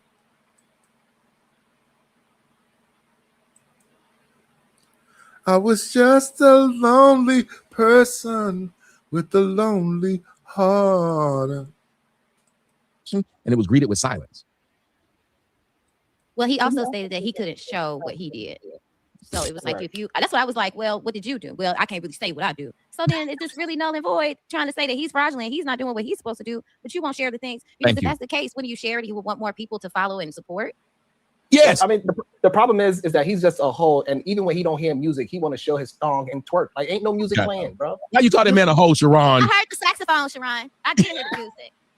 Why you call this man a hoe, Sharon? I thought you were above this type of speech. What's up? Good day. What else? Okay, the headlines is up today, ain't he? Hey, Pastor. Hell yeah. Look at Pastor in the building. Pastor really gets on camera. Shout out to Pastor. Ryan say play his song. What is Ryan's song? What's your song, Nightis? I mean, what's your song, Ryan? I can make you a King song, but what is your song that you think I've been playing? It's no problem with making one. Do you want to be horrifying and loud? Do you want to be soft and mellow? You just give me a description of what you want to sound like, and I'll go work on it.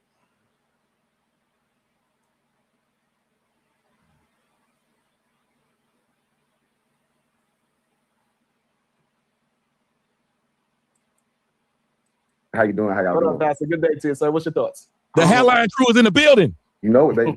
But check this right. You know, I ain't even mad at my shit, man. I'm a boss. You know what I'm saying? I'm a boss. I can you. box a little bit. I can fight a little bit, even though my hairline messed up. But check this. They pulled your, they punched your muffin cap back blue. Is that what man, they knocked it back. They knocked it back. I lost a lot. So I started winning. Check that. I'm gonna go on mute, fellas. I'm gonna go on mute. So my pushback is pattern recognition, right? So Tommy, you said that you don't think there's enough of this occurrence of black kids hanging out with white kids, outnumbered with alcohol, a lot of times being involved, and they're not being harmed or nothing bad happened to them. I see a pattern in it. I'm starting to see a pattern. You may not see the pattern. I see the pattern. What's your response, bro? Well, you said you see the pattern. Talk about it first, and then I can respond to it. But I see what you're saying, and I would love to answer this, but I want you to give them before I come in because I'm going to dominate the conversation. I'm not even trying to give myself fellatio, but I'm saying I'm going to dominate it. So I want you to be able to get that point out because you may be making a real point because I actually more agree with you than you think. Go ahead. Okay, so even with this Nolan kid, it was him and 3 or 4 other white kids, and there was alcohol involved. There was another black kid in South Carolina that was partying or dating a white girl, and there was a conspiracy to harm him, and there was alcohol, and he was outnumbered as well. That's only just 2 cases, but there's multiple cases that we can bring up where the young black man has been outnumbered by young white males. There has been alcohol involved, and there has been jealousy involved as well. With the Dylan Roof situation in the black church, there was jealousy with that. So this is either jealousy or alcohol, or sometimes both, involved and outnumbered a lot of times when these young black kids are being harmed around white people. So it may not happen all the time. It may be 1 in 1. It may be 1 in 1,000, but that 1 in 1,000 is worth recognizing. You're saying some pattern. Okay, I'm glad you said that one. I gotta say that.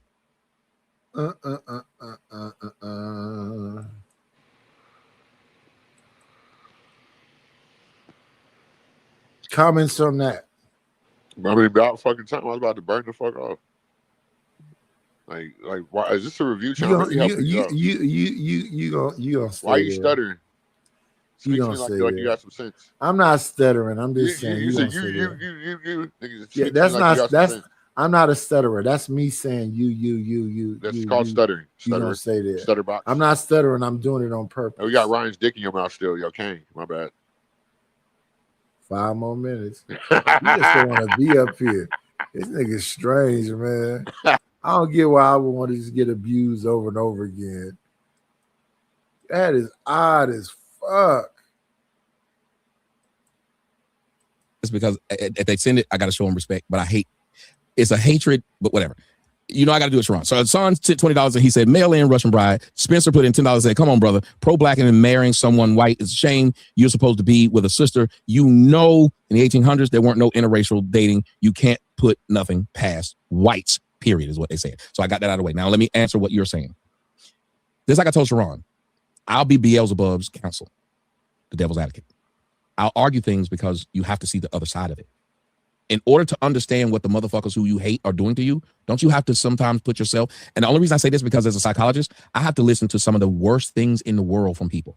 And I have to sit there and do this. Let me ask you something, Posada. Why do you think I have to do that? Why do you think I have to sit there and listen to someone tell me the most disturbing thing that they've ever thought of or did? Why do you think I have to listen to them and not cut them off and make them feel like shit? Why do you think I have to do that? I guess you got to see their perspective of why, first of all, what they're thinking before you can go into why they're thinking it. So I guess you got to unfortunately see that dark, those intrinsic thoughts that people probably shouldn't have to get to a changing their thought pattern. And to understand them and understand others like them. If you refuse to do it, let me ask you guys this question. Why do you think most white people know black culture more than black people know white culture? Why do you think that is? Because our culture is more interesting. Because white people are smart enough to know the only way you can know people is to know people. White people don't get mad. Remember what they did when they came over? When they came on Plymouth Rock? Before they took over the Indians, they had to understand them. You said they study us. You have to have an interest in the subject. I don't think white people. I think. Oh, think about it. A botanist. What does he do to plants? Plants are interesting. White people are not. You can't. Sexy Red. Do you see the problem with what he just said? Yeah. No. I'm just saying, like a plant life is more interesting than white culture. No. Is a plant interesting? It's up to you, Ryan. You want to bring him back up? He don't have to be down there the whole 5 minutes. You want to hear him say some more stuff about you? He can't wait to.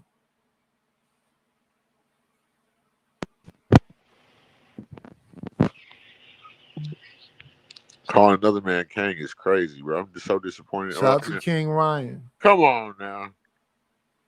And Ryan, what are you talking about? I'm acting like a hurt dude. Like, you know where you stand with me, bro. You should never disrespect me. You should never thought I was like these other sellouts you fuck with, bro. You fuck with me, bro, and you fuck me over, I'm coming. I don't give a fuck who you are. Whoa. Oh, do you not hear what the fuck gay, you just bro. said? That shit was Why you make everything crazy. fucking gay and weird, bro? Stop doing that shit. Crazy as fuck. Stop making everything gay and weird, bro, for real.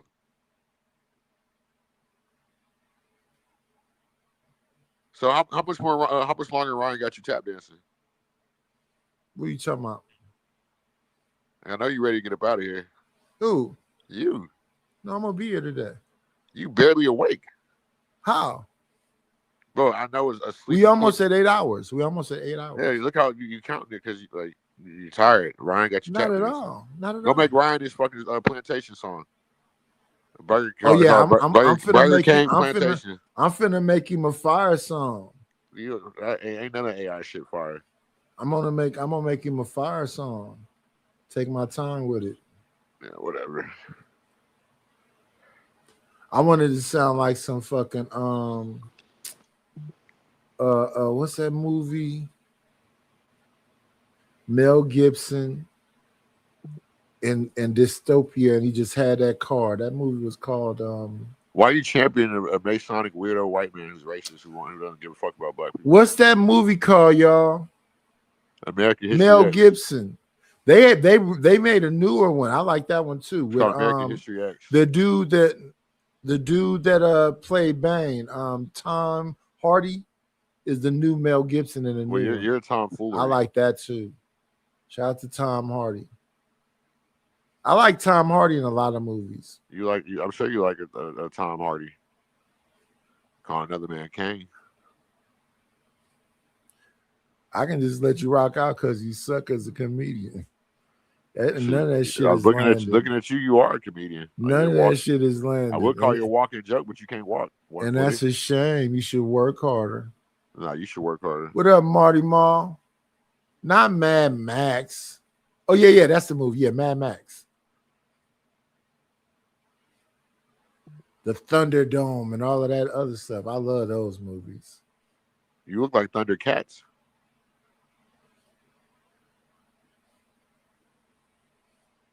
I don't think I ever look like the Thundercats. Yeah, you do. I ain't never had no tight stuff, and I'm a anthropomorphic syndrome. I never been none of that. I'm confused what you're saying right now. Yeah, I'm sure you are confused. Calling another man Kane. Yeah, Ryan is the king. No, he's not. I think he's a cracker. This is the lair. There's royalty here, and you can buy the spot to be the king and the queen and the bishop and the rook. You called another man and all king, of that, bro. You're like, that's sick. Hello, M. Mills.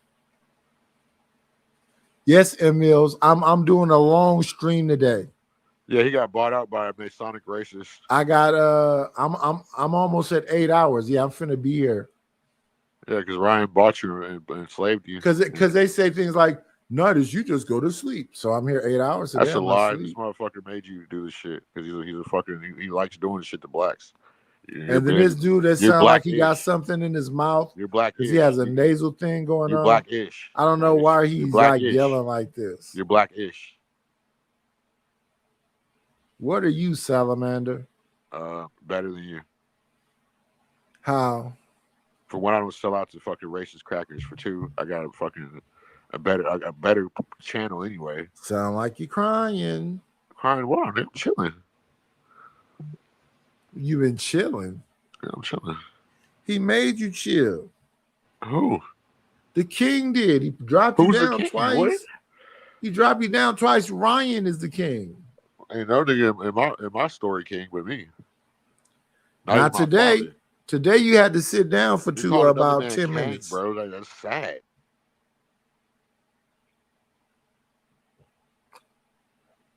It's not the dude. What are you talking about? I told you from day one, Ryan, you're not coming over to my channel with that racist ass shit, demanding shit. If not, you get the fuck self-deport, whatever the fuck you want to do. With all that racist tap dancing shit, sell out Masonic shit, you do with all the rest of these niggas, it don't fly over there. That's why you ain't been on my channel. We don't play that weird ass shit. You play that weird ass Masonic sellout shit somewhere else, nigga. I don't need your white money, nigga. And I told you this. If you want to donate, you can donate, bro. Other than that, all that sellout and Burger King. We don't need it, but if you want to donate. Yeah, but I'm saying, like, yeah. But we don't need it. But if you think they're gonna We sell don't, out nigga. dance, We don't, but if you're going to, you know. yeah, if you're going to, yeah. But I'm saying, like, we ain't selling out for shit. You can get the fuck out of here. Here we We're the go. biggest This who's donator on I'm my missing channel. today. Get it sexy. Get it sexy. Get it sexy. Huh? Where you at, big sexy? What the fuck wrong with you?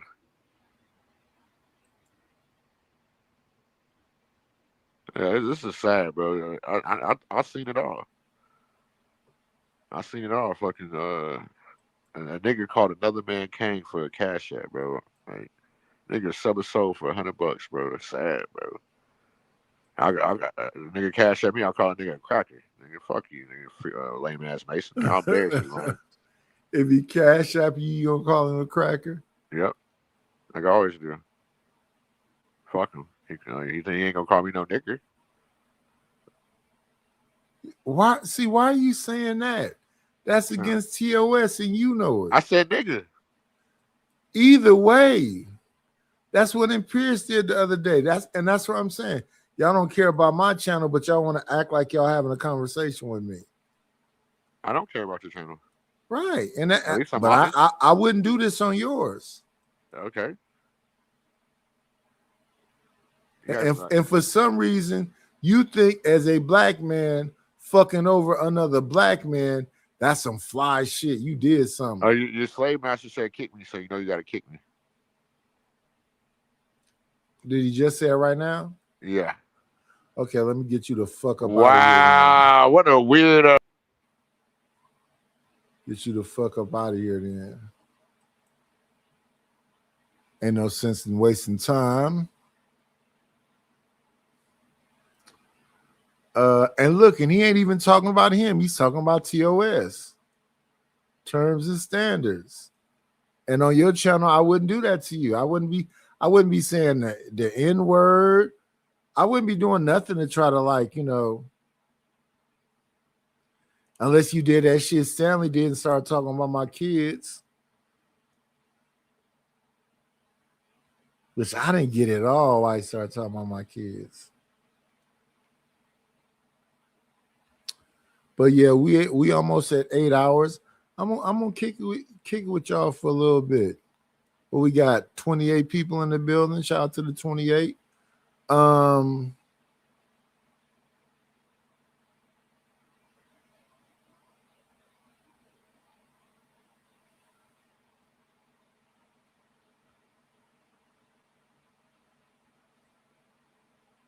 And yeah, I would never go on somebody else's channel and try to make it all about me when a lot of it is about me, though. Where are the cool people at? It's like 117. Where all the homies at? Let me go look through these YouTube streets and see where everybody done went off to. I said I was gonna be here this morning.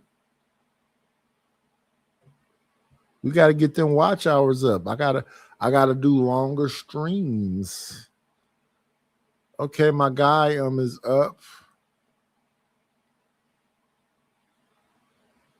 And I done went past but we got to get past 8 hours.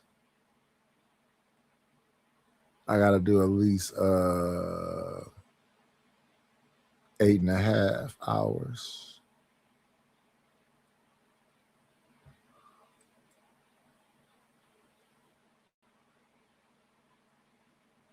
I gotta do at least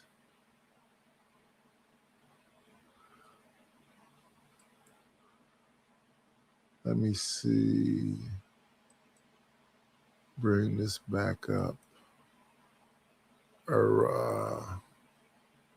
Pasta. Thing. Hell yeah. I like the plants. Plants are interesting, but whites aren't. Nope. This is why I can't take black seriously. If you can say a plant is interesting, you could say a white person is interesting, even if you don't like it or you think that it won't sell 1 million copies. Whites literally have made things that are not interesting. Whites have made ants interesting. Whites have made all kinds of things that we don't pay attention to. They turned it into a vertical.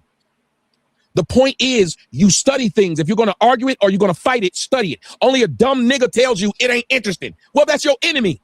It's your enemy. Even boxers study their opponents. Enemy. Even boxers study their opponents. Even boxers study their opponents. Football study their opponents. You have to study. This is a woman telling you this, brother. Look, I'm interested in my opponent. When I have a battle with someone, I'm interested in that opponent. Look, I don't have a fight with white. See, I don't look at white people as enemies. You're saying what you're saying. If you weren't saying what you're saying, if you walked in the door, if you weren't saying the things you said, they're not my enemies. If you weren't saying the things you said when you walked in, that's why I asked you. He says he's indifferent to white people, which means he don't care one way or the other. They're irrelevant to him completely. That's an interesting way of looking at things. I don't know where the accountability is in it, but it's an interesting way of looking at things.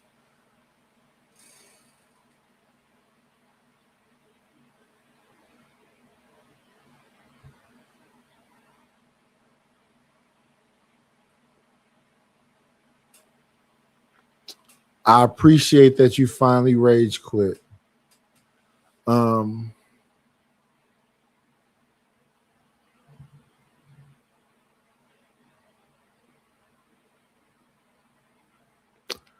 don't know why. I think you're talking about Tommy.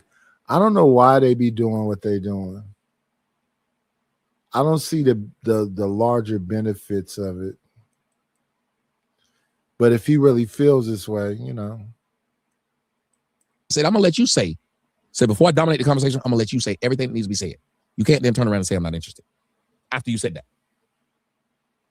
I said what I said because I see the pattern of young black men being outnumbered with alcohol.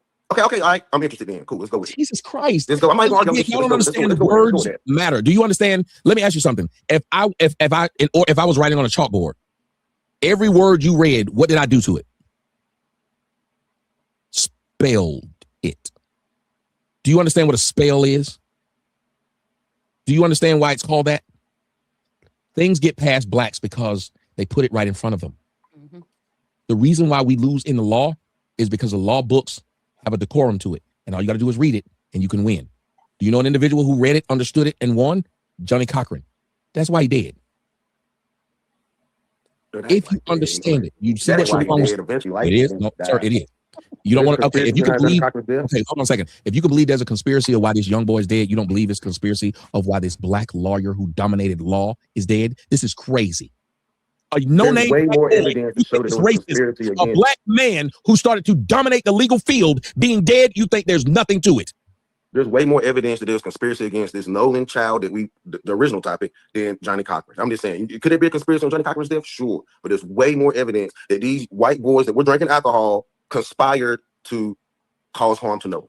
There's actually way more evidence that Johnny Cochran is dead because he was able to circumvent the Jewish white legal system and put blacks in position to be leaders of that. There's more information that will show you that he was murdered than this boy was. I would have to look into that. That's why I would have to look into that for myself. So I'm gonna look into that myself. But as far as the information that I have right now on hand, personally, I think there's more of a story of conspiracy for Nolan.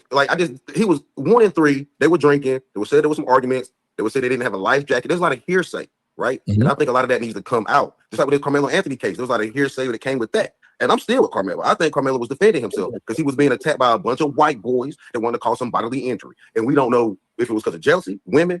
It could have been a combination of things. Let me ask you something. Are outnumbered. Yeah. Let me ask you a question. If the people at my party didn't like you, would you stay? No.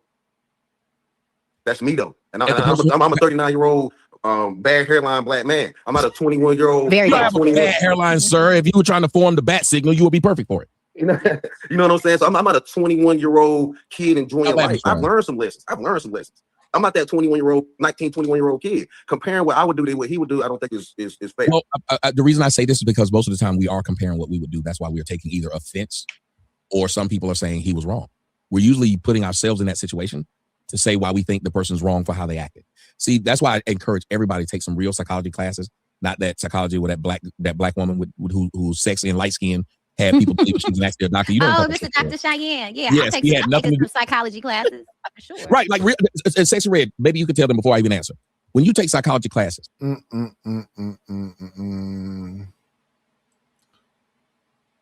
So we almost at 8 hours. I want to say I'm very thankful to Ron Bardwell and Seymour. You be up here for like a long time, and it'd be like opportunities for you to like talk about your manifesto, your philosophies, the way you like to see things go. I might agree with you about some things, but you just be coming up here to argue. And you arguing with people in the chat. I'm on the panel with you. You could talk to me. OG, what you think about this? OG, I think like this. And I keep it 1,000 with you. You don't be doing that though. You do not be doing that. What time is it? It's almost 2. I hope y'all appreciate that I did this 8 hours with y'all. I hope y'all got some little fun snippets out of the effery.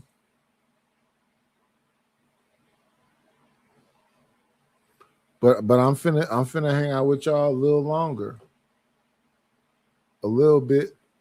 Just a little bit. Fuck what we do with it on the internet or whatever. Doesn't it change the way you sort of see situations? Makes you more of a critical thinker for sure. Yep. Absolutely. Well, I encourage people to do it because I'm telling you what we do is we will answer things. That's why when Sexy Red asked me, how would you feel if it was your parents? I didn't tell your daughter. I didn't tell her it was an inappropriate question. It was an appropriate question. But I told her it would be difficult for me to answer it because if I was being honest, I would give my daughter more leeway than I give your daughter. Okay. I see what you're saying. It's just like a lot of niggas out here giving the girls another chance. Because listen, it's a lot of niggas, and nobody want to talk about this. So took their girl back and she sucked, licked the nigga's ass, and he still took her back. Yeah. The reason we can't say it is because if we say it publicly, people are going to clown us. So we don't say it. But it doesn't mean it doesn't happen. Because men we love just like women. And yes, it hurts us to take this cheating bitch back who I want to stab in the back of her. I'm sorry, I'm getting personal. Yeah, too much. That's it. You need another shot. You need another shot. Who's shot? Who's shot? My bad. But the point is, what we do a lot of times is, as men or people, we will lie publicly to keep an image. So that's why you will hear people discuss Carmelo Anthony and the white boy from a personal perspective. And your argument will be acting almost like Carmelo either killed their friend, or their friend is being arrested and going to jail for 30 years when you think they should have gotten less. It's a personal argument. The sad part about that is we can't be fair and open and honest to people and tell them, you know what? Yeah, this is a personal argument. So what I'm telling you this is, when we're talking about white people, if we say white people are not interesting, then that means we don't study them. Then that means we don't pay them any attention. And when we do that, there's a reason why they're beating us. Because even, I'm going to say the word, even nigga culture, white people study it. Because if I'm going to fight niggas, I need to know what niggas do, what they think, and what they like. The best way to poison someone is to know what it is that they like to drink, eat, or smoke. What motivates them? What's their motivators? Yeah. Scorched earth. Tommy, take that damn Rams jersey off. Niners, baby. No, he know. You see why he know. You do. For those who know, and shouts out to him, he's a fan of mine. So, and I agree with him, because if you look over to the right, what do you see there? San Francisco. Yes, baby. So they know I'm a San Niners, Francisco fan. baby. They know I'm a Niners fan, and I can't be if I'm in the NFC West. This is sacrilegious. But Todd Gurley is a friend of mine. Makes sense why you was getting all those fruity ads the other day. San Francisco fan. Y'all see that? This nigga shooting back. This is inappropriate, Sharon. Why are you shooting back? You don't waited 30 minutes to shoot back. Nah, but well, he gave you the floor because he wanted to give you the floor because he said you wanted to give you the floor. I thought we was cool. I apologize. I said I don't mean to do this. I do it too. I got a big personality. It happens. I completely understand. Nah, but I just want to say that pattern does exist. You know, it may be a 1 in 1,000 pattern. That pattern does exist. It is real. I think that, you know, young black people, even older black people, we saw the black woman that was a football mom that was hanging out and fell from ended up having a broken neck and lost her life. So I just think we need to be vigilant. So what do you think we should do if we're being vigilant? Because when I tell people to be vigilant, I ask them to do something. What are you asking blacks to do other than the word vigilant? What are you asking them to do that are practical? Stop hanging around so many white people without weapons and without your own. God bless the child that has their own. If y'all going to go to the lake with these white people, have your own life jacket. Take some swimming lessons. You know what I'm saying? Know your alcohol, know your relationship with alcohol and drugs. If you're going to take some self-defense classes, learn how to shoot a weapon. Wait a minute, why can't you go swimming with niggas? You can't swim. Hey, get a life. You can get a life jacket. If you go to a pool party, nobody's in the pool. Everybody's outside the pool. Am I tripping? Take some swimming lessons. Yeah, you are tripping. And the reason why you can't even swim. I cannot swim that good. You're right. I'm talking to myself. I'm one of the niggas that take swimming lessons. Sharon can't even swim. What you about to say, Sharon? Like a goddamn otter. The reason why nobody goes inside the goddamn pool party because everybody knows it's dirty. Everybody pisses in that damn pool. No, Sharon, y'all don't listen to Sharon. He eat whole cucumbers, like straight up. Yeah, we ain't listening to that. He cooler than a cucumber though. He eat whole cucumbers. Sharon cooler than a cucumber though, so at least we know he hydrated. He eat it from the tip. You know what they say about hydrated men, okay? Right. He eat it from the tip to the back. Don't do it. Don't do that. Don't do it. Don't do it. Don't come to stop. Right? I ain't gonna call you baby old Bracy today. I'm not gonna call you baby old Bracy today, man. Thank you. I'm just saying, you got to at least warn a nigga before you do this. You can't just start. They were sliced, Tommy. They were sliced cucumbers. That was after people complained about the first. That was after people complained about the first time. The first time, this nigga thought he had a pickle in his hand. It just. Anyway, listen. I said the same thing. I told people they need a buddy with them when they hang with white folks. But let me ask you this, Posada. Can you agree to this? We got to stop expecting. If y'all believe white people are mean, why do we also expect them to be nicer than us?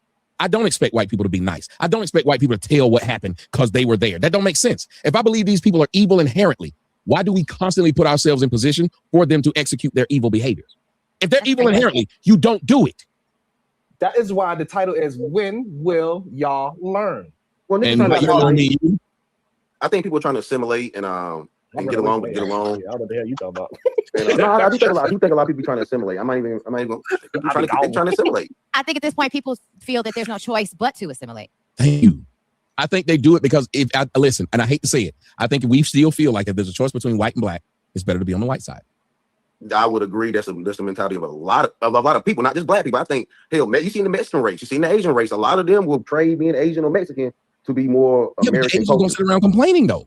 The Asians don't sit around complaining. When's the last time you said they some complaining ass people too? Oh, they complaining that we They boycotted complain this. too. No, they complain about what niggas do. They're not complaining about what whites do. Yes, they do. Look, everybody complaining. We all complaining now. Come on, Asians, first generation Asians talk like whites. Nah, they complaining. Everybody complaining now. Black people are not the only. I don't know a first generation Asian in the United States that doesn't they talk like a white.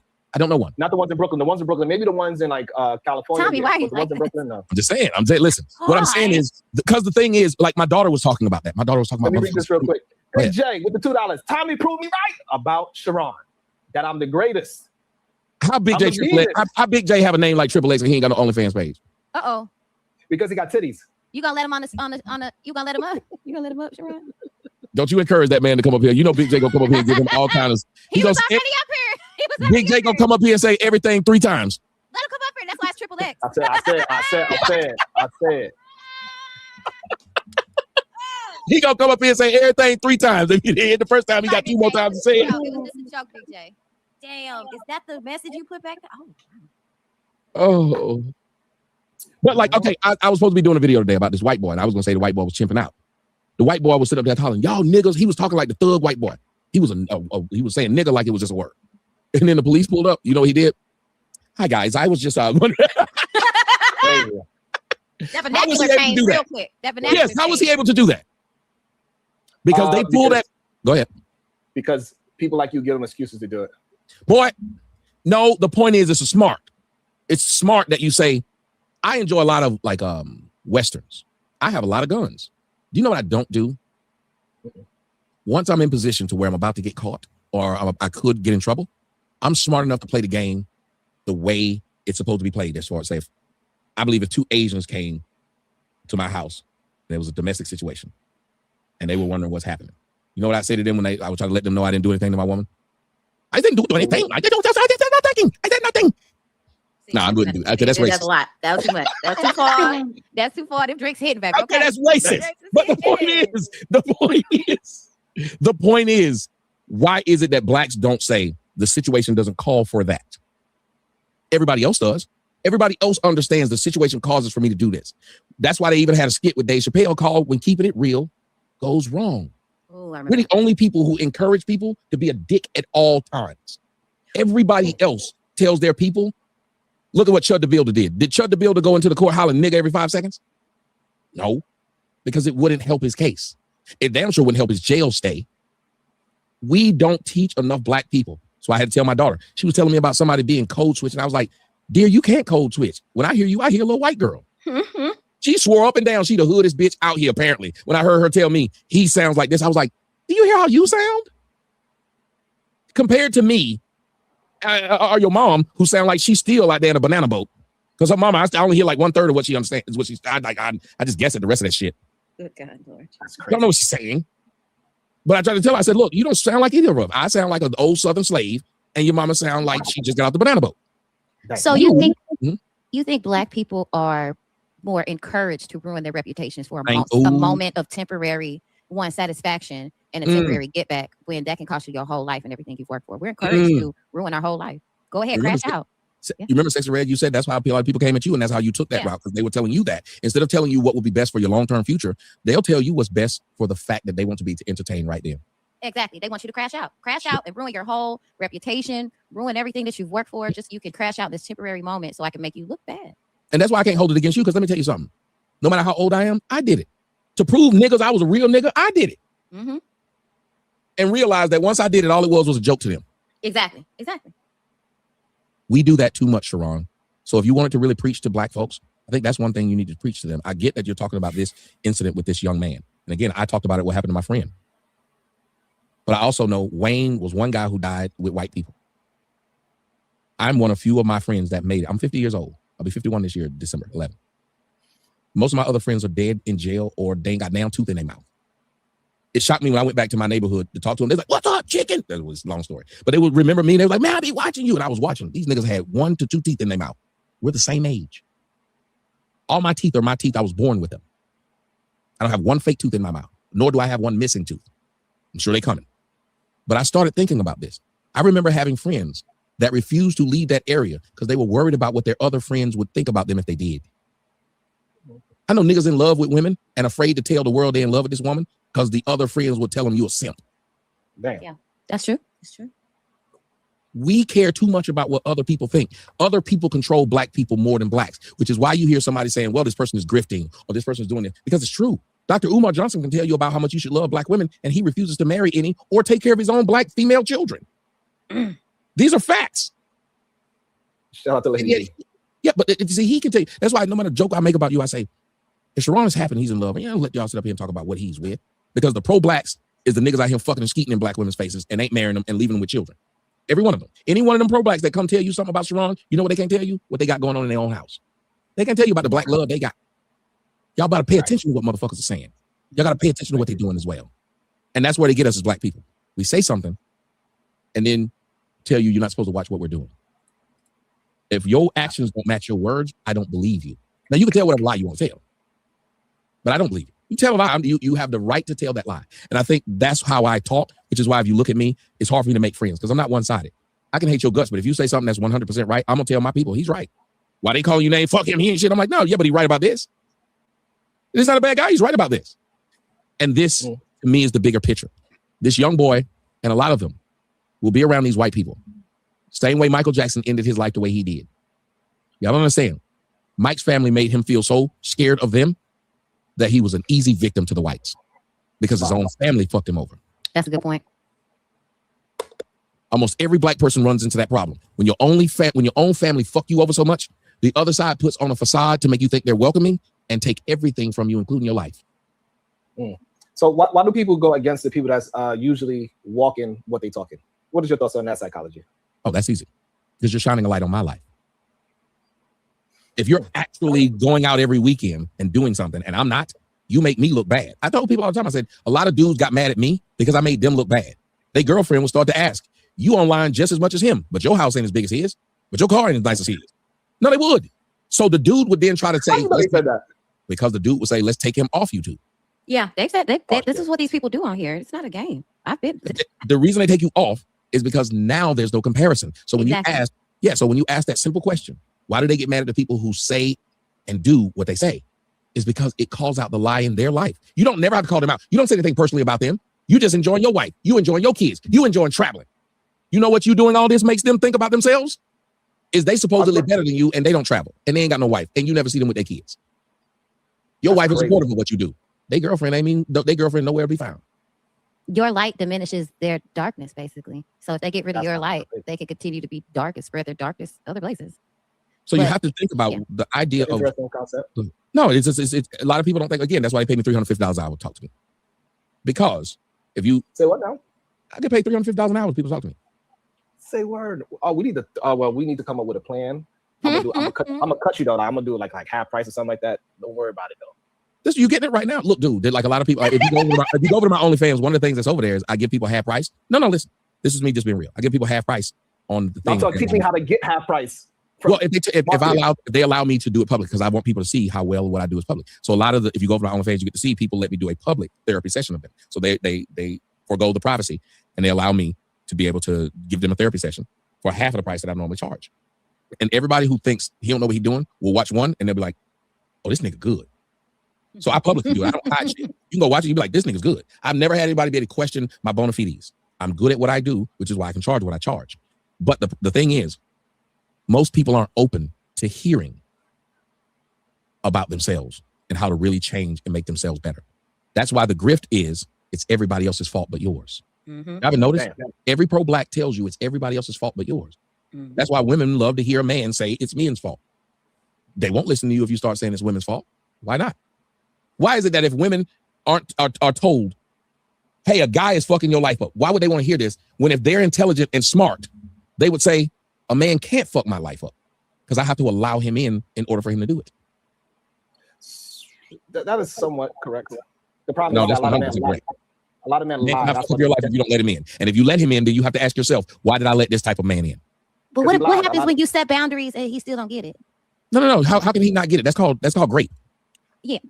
Yeah. You can't. If you don't give me your time, is that predatory behavior? If you ask somebody, please leave me alone. I don't want to deal with you, and you they don't keep even have trying to ask. to.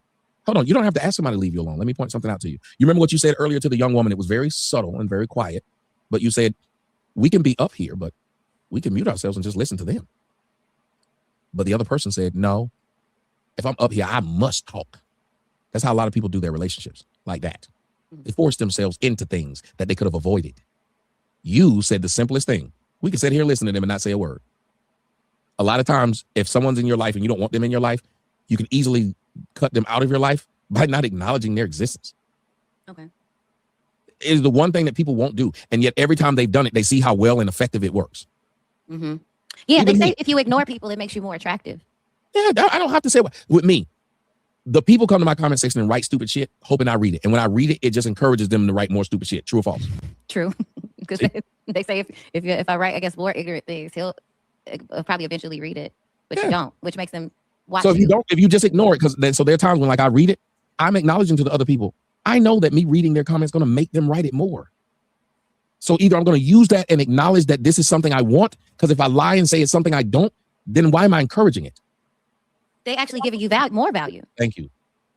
Stop lying to people. I don't lie to them. I said, I've been told them, I said, oh, I need your comments. Because when you make these comments, I then get to further whatever it is, my mission or my mission statement or what I'm trying to prove. I use that. But I'm not going to sit up here and lie and say, I don't want you to act ignorant. No, I kind of do.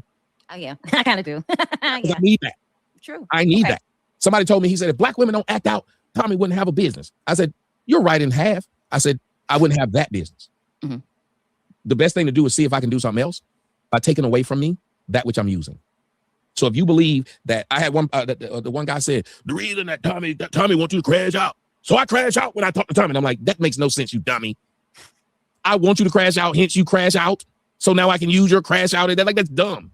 If you want, a lot of times in black situations, you know what hurts white people is when you don't give them what they expected. White people, what did Chud the Builder do? That's right. He went around calling people nigger. Why? Antagonizing, because he wanted a reaction. So he can record what you did. Mm-hmm. Do you understand Chud the Builder wouldn't have existed if every nigga heard him holler nigga and walked off? Yeah, you just ignore it, walk away. Walking away is more confusing to them than responding. He would have, his channel would have never did anything. No. His channel got big because of, is it? You can echo now? His channel got big because the white people who like seeing black people upset, like watching a white guy call black people nigger in public and watching them get upset. That was literally the thing. You know why I never went around and called black women hair-hatted hooligans in public and recorded it? Because then that meant I would have just been antagonizing them. I never did that. Notice, my own fans used to get mad at me that a woman I would call a hair-hatted hooligan because I seen her fighting in the streets would come on my show, and when I would interview her, I would be cordial to her. They'd say, why you ain't cussing her out? You must want to fuck. I say, one, yes, I do, but two, no. I would always say, look, unlike you, I'm a professional at my job, and my job is to try and understand this person who has done this thing now, because it doesn't represent the one person. There's a lot of people who do that. Why don't I try to find out what makes them tick? Right. So I think with the Chud thing, I think it was more of his people boosted him up than us fighting him. It's more people that just looked at him and walked away than engaged in him. But eventually you're gonna find somebody that's gonna be ignorant enough to engage. If you do it by the numbers game, somebody's gonna eventually say something. But I'm saying that was his whole listen to what you just said, by the numbers game. Do you understand fishing is the same way? You go fishing, it's the fucking numbers game. You didn't catch all them fucking fish. We didn't even do that until we got nets. Before we had fishing nets, a nigga would throw his rod in there, and then he had to wait. You got problems. You got problems, boy.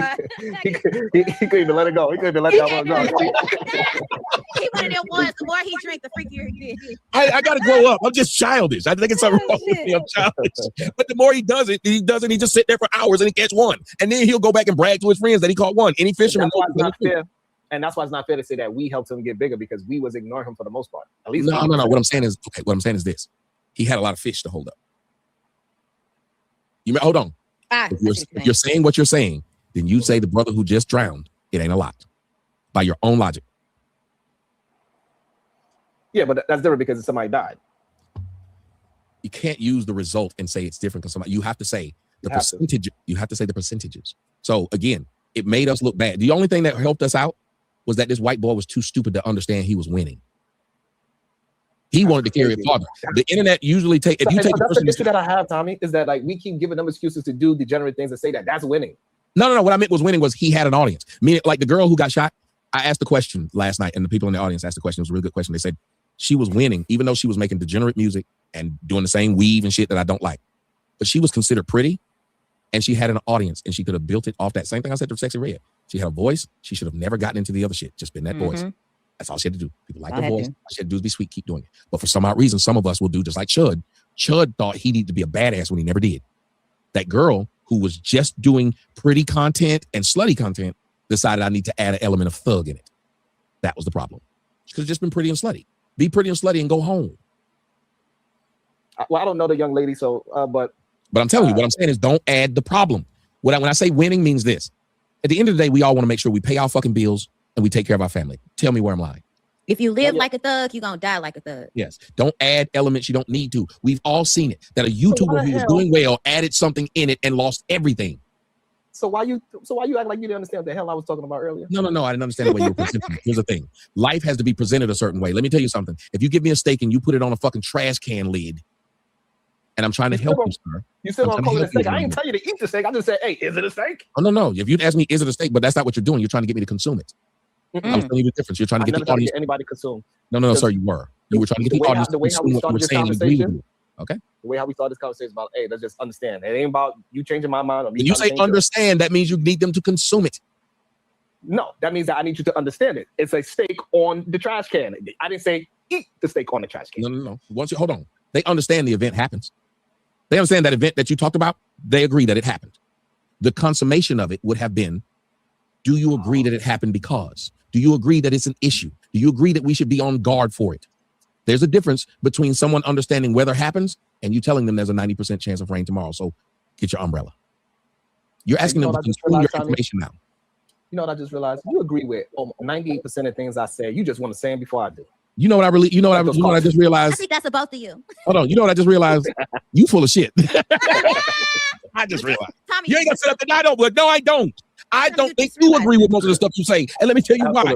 That's why you try to stop people from then questioning what you just said. If you believe in what you say, you love to field questions on what you just said. I don't know, but the thing is that ask me a question about what I just said. Notice how many times Stacey Red said, let me ask. And I shut up and say, go ahead. Because I think I'm a fucking oracle and I want to give the answer to someone who asks. See, I just don't agree with the premise of how you state things. You make a premise of something that is completely off to what I'm talking about. You know what I think you don't like is that I am this eloquent and you say to yourself, man, I wish I could say it like that. I know you do. I'm not even trying to be funny. Most black men, the reason why let me just say, please, most black men hated me because I had the ability to put my foot in two worlds and be proficient in both. I think that's why a lot of people don't like Angry Man too, to be honest. Gotta learn. That's what makes you guys some great content creators. Like I said, the people saw me and they said, well, let me do what he does. I'll leave it there. Do what he does. I hear what and I'm not mad at people for repeating what they saw that works. Hold on. What? I heard what you put down, Tommy. Don't you? Yes, repeat what I saw that works. I like to be. Look, like I said, the reason why a lot of people hated me, which that was an individual who hated me and I never did anything to them, didn't even know they existed. They were making videos talking about how they hated me. Honestly, didn't know. I didn't know. Yeah, he had made videos before. I didn't even know it. Made videos about hating me and I ain't shit. And then you don't sit up there and repeated me. So that's what didn't make sense. That is the ugliest thing when I watch people talk shit about me and then repeat me. So what I'm saying is that was the thing that made people. You ain't never heard me repeat one thing you say. No, you say simp shit, and I do not say any of these things. So you are very original. You are the original simp. You like Shiraz 100% original. I give him black ass. You are the original simp. I will tell you that all that snippage that you put out here, you didn't steal none of that from me. I can never say that Sharon took what I said. No. Hey, look, I can't be a simp. I don't get enough support from women to be a simp. Because I'm telling you, you think simping for them will work and it doesn't. No, this is what I actually believe. You don't believe this shit. I don't do it because I want some goddamn women that I don't know. You let them call you out like that? I do not do it for straight women affection. You know why I don't believe you believe all that shit you say about these black women? Because when you get off the show, you go eat beef stroganoff. Right. What's wrong with beef stroganoff? Dr. Brother Noopsy with the 2 bar. No, we need some more color in the chat. Goddammit, y'all are enjoying yourself. I don't care what y'all say. Y'all know damn well y'all enjoying yourself. Make sure y'all are subbing to Sexy Red News channel. If you have not, you need to go ahead and do that. Hit the like button. I'm pretty sure she needs to get. I need 8 more to get to 50. So Sexy Red _TV. So that means she needs 400. Yes. And 98. Something like that. That sounds about right. That's what we need to do. We need to get 499. Shout out to SH. Good day to you up in the chat. I do want to say this though, and it may not be something you see right now, Sharon, But I will tell you, white people do this thing that we just did. There'll be 3, 4, 5 different content creators coming on their panel. And they might argue with something, but they don't get disrespectful. They laugh and they have fun. You know why the audience grows? Because sometimes people get tired of the stress that they have in their own life. Everybody, kids getting on their fucking nerves, wife getting on their nerves, husband getting on their nerves, job getting on their nerves. Sometimes they just want to go see people getting along for a little bit. And I think that's what we as black content creators have missed. We think that everybody need to see stress and strife. Well, yeah, they do come for that. But guess what? They don't pay for it, though. That's what I was trying to show Fatty. Oh, they came to say all the mean, nasty things to me. They didn't give you a fucking dime, sir. You don't feel bad about that? We haven't mastered that idea that we can still be friends at the end of the conversation. And maybe the fans would like to see us be respectful to each other. Because if we're going to talk about what white people do to us and don't have respect for us, then maybe we should start for having respect for ourselves. Amen. There was no reason for that woman to leave talking about I need to suck a dick. I didn't disrespect her at all. There was no reason for her to tell her female fans to leave your show to go to her. I ain't never did that to you, Sharon. No matter how much bad you treated me, I ain't told these motherfuckers, you tired of niggas doing this, come to death row. Oh, shit. Didn't even shout out my show during this whole time I've been here on your show. Good point. At the same time, you're already there, so I didn't think it was a need to. No, your fans ain't there though. Great point. I would need yours. And mine are already here. Those are mine. My fans are exposed to you now. Let me hold some. Shout out to y'all. Yeah, my fans are being exposed to you now. Your fans don't know anything other than YouTube. So they would know where I am. And I didn't tell them. They don't see anything on the screen. Well, they see that one thing, but that's different. I didn't put that there. That just comes up when I come up, but I didn't see that. And I never said anything about it. But the point is, what I'm trying to tell you is I enjoy, if you want to talk about a lot of people who do things, I enjoy the company of other black people and I enjoy a good conversation because I think the problem is we've lost that art of having a good conversation and still respecting each other at the end of it. I would like to see more of that. Yep. If we present it to them, I guarantee you, because have you noticed our biggest and brightest typically will move away from blacks and go over to whites? Why? Because they don't want to deal with the nonsense. They say it. That's why your biggest ones. Yeah. Your biggest ones would say, hey, I don't want to deal with that shit. Why is it that I got to fight a nigga for y'all to watch it? Damn. Shout out to Jimmy E. Johnson. Soto Nation. No. Thanks for the stream, brother. We My appreciate dog. that. Thank you for some color in the chat. That's why whenever they say I'm crying and stuff, I'm telling them, look, dude, I just came on the panel and you told me I'm crispy and my dick is little and it stink. Why would you write that I have a stinking dick and you've never sucked my dick or seen it? Like, at some point, you got to say, okay, let's talk about what he's talking about. Is it correct or isn't it? But if every time I see this man, I got hatred and I will follow what show he's on to do it, that's stupid. You don't think that's stupid? And then there'll be a bitch that's like 50 saying it. Like, are you insane? But the whole thing about black YouTube is why it's stagnant is because that's typically your audience. Your audience is a bunch of people who are childish and got fucked up lives and need the internet to be able to express it. And they will use your show to express it. Then they'll work their way onto your panel. And then if you don't do what they want, now they hating on you. And they'll bring you down. It's the crabs in the barrel mentality. So, but what I do disagree. I think we can have a great production in our own community and have support. And people do support great culture and conversation within our community. I really believe we do. When are we having it though? When's the last time we had? Listen, what I brought to you today, a pushback, a genuine one, is rarely had. When it is, somebody say he taking over your show. So now I'm gonna test your manhood over your ability to comprehend. That's why so many dead brothers in the street, because somebody will say to them, you punking him. And now the person that went from what is our original argument to I gotta make sure I don't look like a punk in front of these people. The dumbest thing in the world, but we all as males have fallen victim to it, which is why a lot of brothers just decide, I don't want to deal with this. Everything is a dick measuring contest. Why is everything got to be I'm less of a man because I conceded this argument? It shouldn't be. Well, it's public perception, and a lot of times, people don't have that confidence in themselves to trust their own thoughts. I trust my own thoughts, and so that's why when people get mad at me for whatever reason and they leave me for whatever they leave me for, and they come back. It is what it is. It is what it is. Life is going to give you exactly what you need. You know what I'm saying? Sometimes you need that person to get up out your life anyway, right? That's what the universe is asking for. So I don't fight. Whoever's rock with me, they're gonna rock with me regardless. Even when they get mad at me, they're gonna be back tomorrow because if you really rock with me, you just mad, like how you said, you just mad at me for that moment. You're not mad at me. It's just we had a spat. That's it. And move forward. Somebody said he forgets he has a reputation of attacking black women. Now he's trying to rebrand. What rebrand have I been trying? This is why I hate niggas. Hold on, let me speak in the way she understands something.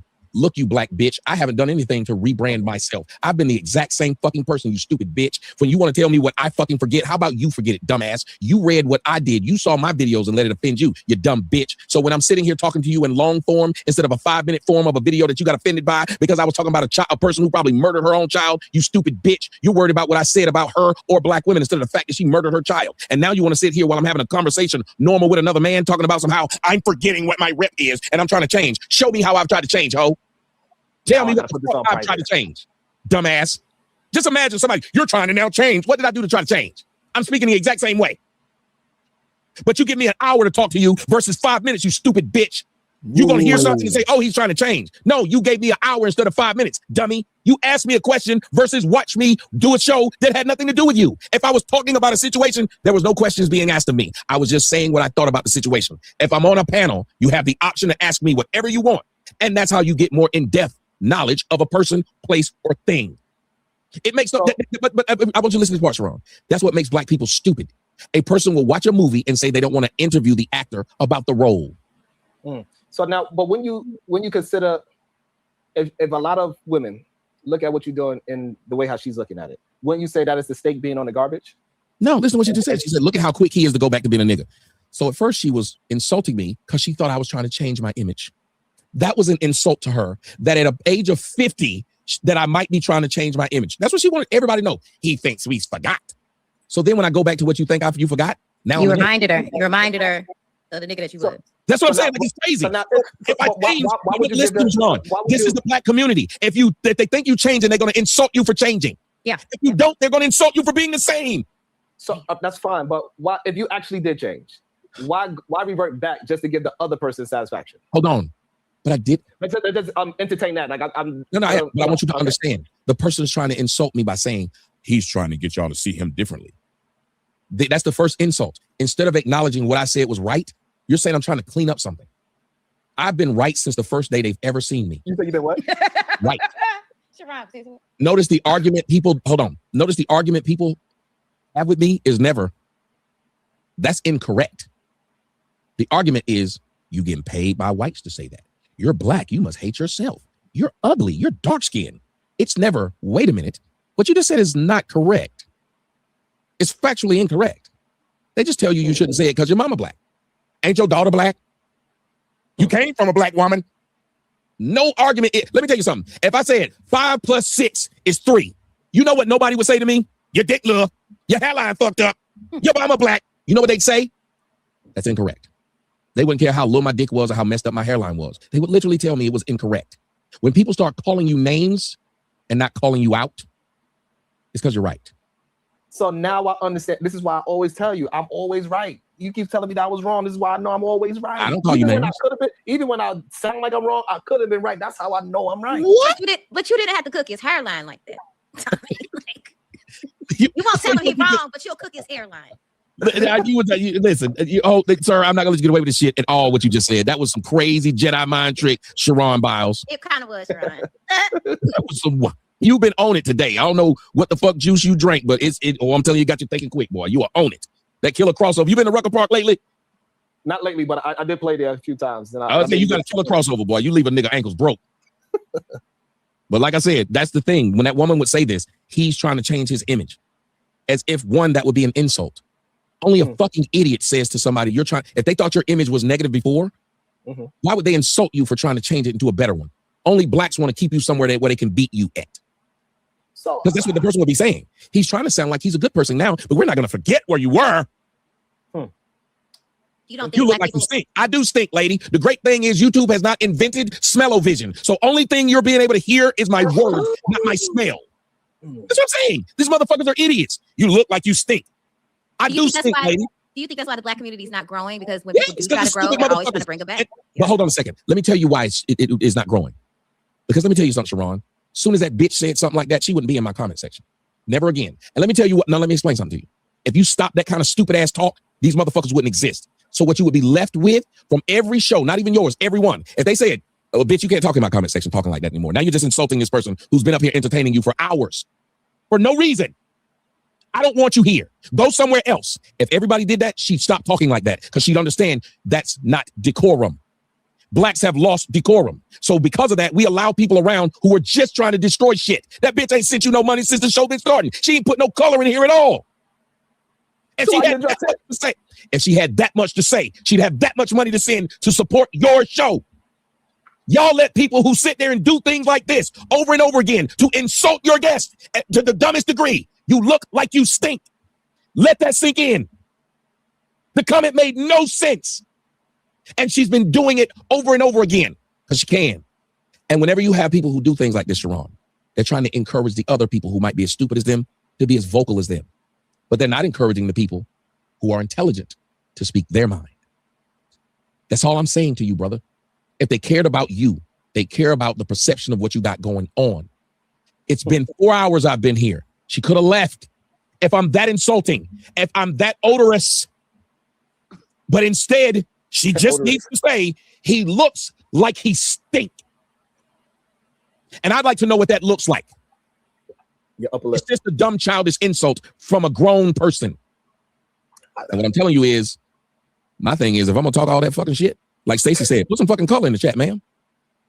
Why you insulting the guest? Put some color in the chat to make your insult hit that much harder. At least. That's why I don't usually answer things that, you know. They want drama is all I'm telling you. They don't. It didn't sit well that we're having a conversation. That's why the woman said, well, about all the other things you've said in life. Ma'am, you could click the link. He put the link out there the whole damn time. Keep doing it. You could have came up here and had a regular conversation with me about anything I've ever said. You didn't want to do that, though, because you know I got an answer for it. I don't run from any of them. Anybody, I want y'all to know, I have never run from any time somebody wants to click the link and they ask me a question. I'll answer any question you ask. They don't want to have a conversation. They want to make an accusation. And that's what the black community has become. A bunch of faceless people talking about how somebody else's face look. Notice that most people who don't have a picture of themselves at all call other people ugly. They be the first one to call you ugly. So, I mean, there's a lot of things I disagree with you about. The only thing is that this is a black man that nobody wants to marry. Again, this Lady D just said something stupid.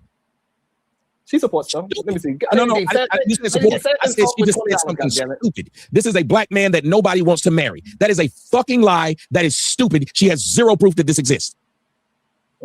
That's why the girl I'm with is called a lawyer, and the nigga you with is called a fucking ghost. That woman probably married with children. No, because she wouldn't be online saying stupid shit like this to a man she doesn't know, hoping he reads it. Maybe she just wants. I don't know this bitch. I've done nothing to this bitch. Why would she even tell the lie of no one wants to marry me? Where's her proof of this? Maybe you did do something to her and you just don't know it. Ask her. That would be a problem if I don't know it. Sharon, ask, not ask. I would just want her to explain to people how nobody wants to marry me. Go ahead, tell them how she knows. I'm asking you to say. Hey, listen, Sexy Red. I say ask. I say tooken. I say pattern. What else I say, Tommy? I had a couple of more. I forgot. Yeah, you had a few of them, boy. You in English. English is the greatest adversary in life. English is the. I'm telling you, English is the bane of this man's existence. And guess what? People pulling me over to the side to ask me to teach. Do you Russian? Because you don't know English. He want I was saying nobody asked. Ain't nobody asked you to teach their kids no English. You see how bunch of slanted eyes come out? Ask. You know where they got it from? You went to Sharon school. Like, yeah, Sharon's gonna change the world language. You know what? That is actually possible. That you know what made me stop trying to. I still make fun of people's English, but one of my favorite lines was when in I think it was not Endgame, but it was in was it in Infinity War when they were talking about Nebuchadnezzar and he said it and he said that's not a word, you just made that up, and Thor said all words are made up. It's a true statement, and that was Endgame. Yeah, I think all words are made up. Yep, absolutely. Shout out to Shadow the Time Wops Colored. Hey, shout out to all the colored people. What up? What up, Shadow? What's your thoughts? You said it was fight time, so. Because Tommy came up here talking some bullshit, and I was mad at him. Did he put that title on the shoulder like I'm not gonna fight him? Look, we'll set it up. Wait, I said this? Yes. When did I say you're not gonna fight me? Whoa, the last time me and you had a conversation, sir. Did I say you weren't gonna whoop my ass? Wait, Tommy. How many shots did he have? Okay. I'm curious. What do you mean fight me? I didn't know what it meant. So hold up, because you are missed out. I remember everything. So as I said, you're gonna remember what I'm saying. You said, and I quote, "See, Shadow, when I looked at you above the neck, I was like, you know what? I'm gonna leave him more." Then I saw under the neck, and you're like, yeah, you know what? I'll take that. So then you put your title out, and I said, hey, the next time you bring that title up, me and you are gonna fight for it. Oh, you meant for the belt, but I was making fun of the fact that, you know, from the neck up, you look like you might dunk on a nigga. Right. From the neck down, you look like you dunk a lot of donuts. I get it. So you do remember, I still want that title. Yeah. I just said, you got like, you had a nigga food. I thought you know, from the up. I was like, okay. But since you like talking statistics, only 0.4 to 0.6% of people in the world bench 315. Let's get it. No, I'm not talking about how much you can lift. Let me say this to you. Most people who are in like a peak condition, like a physical condition wise, they don't do it by the lifting the weight. Let me explain to you. Anybody and weightlifters will tell you right now. You don't have to have that conversation. Oh, we'll say you know, yeah. Because you notice, like probably like the biggest weightlifters, they're actually big, and you wouldn't think that they were. Right, they're heavy set people, yes, but they have a lot of muscle underlying. I know. Yes, and they try to tell you what you do is in order to get cut, you lift the weight, but you lift it a lot. Right, it's high rep. It's low weight, high rep. And I'm just making listen. I can't sit until you see how fat I am. Look at this. It's all stuff. They got me playing Santa Claus this Christmas. Shout out to James Graham. Tommy, keep it rolling. Show him who's the real champ. Shadow. I added that part in, James. And see, my people so good, they come over your page to support. Think about that. I'm saying, just let that sink in. If a real conversation's been had, they don't just send it to my page. They literally go log on to yours and support. But you got niggas in the comment section insulting someone who's actually keeping your show going for a long time to where you can cut it and then at least use the shit. But it's a fun conversation. There's no reason to sit there and keep insulting me at all. While not giving anything. I would actually respect the insult if it came with color. I agree. I agree with that too. A lot of people, I respect their insult because, you know, I get a lot of insults as well. I respect it when they come with color. You know what I'm saying? Like, you just talking in the chat. Hey, it is what it is. Sure. You did say something right after I did the memberships that me and you kind of have to beef on. You know I'm from Montana. There's like, there's like 3 black people in the whole state. When I left, it dropped by 2/3. Do that math later. So with that being said, you said when black people are around white people, they're in a dangerous predicament. Keep in mind, those white people treated me like a unicorn. And not the bad kind of unicorn where, you know, weird things happen, but like you want to screw in the butt. Wait, what? Whoa, what unicorn and why in the butt? The one that screwed in the butt. Yes, that's what. But in truth, just because there's a racial disparity doesn't always make it bad. Thank you. Don't get me wrong. There are some situations where you can, in fact, find exactly the situation that happened. He's wholesome. And again, Tommy, I don't ever like using these words. Tommy's right. Whenever anybody even accuses you of something, lawyer up. I don't care what the situation is. Lawyer. Yep. You look at me the wrong way, I'm a lawyer up. Because when I fight you, my lawyer's going to call you. Hey. But if my son would have repeated the Carmelo case, we would have had a lawyer immediately. No conversation, lawyer. That's fair. But what we talking about is something completely different. Shout out to James Graham. Tommy, one day me and you would talk about the FBA moving because it's something I don't understand. What? Oh shit! Hold up. Hold up.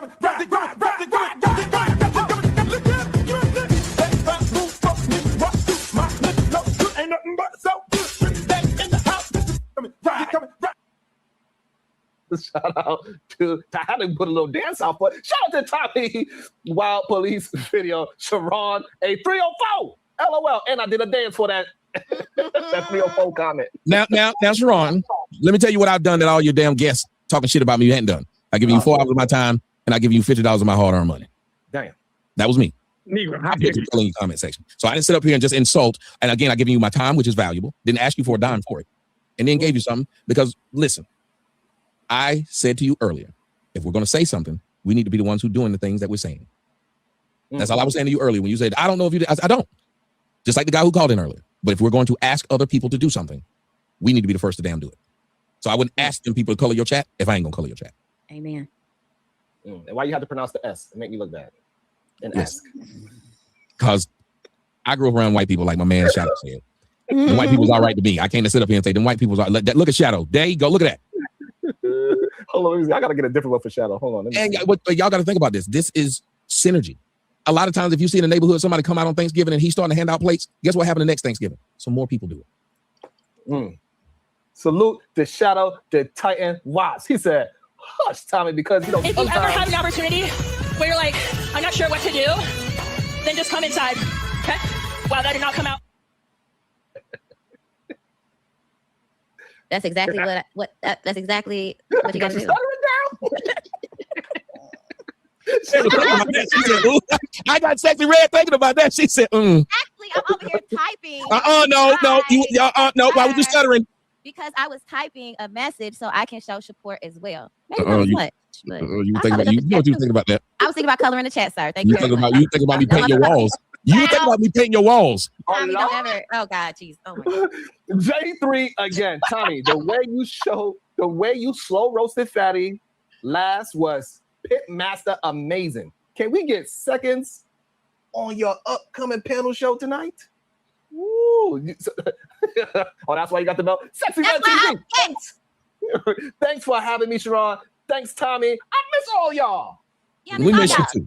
That's why I was stuttering.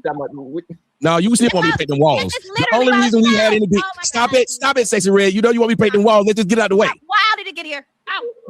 Let's just get it out of the way. I guarantee you, once we get it out of the way, we'll never have no more beef again. Oh, Lord. I want the beef, but not like that.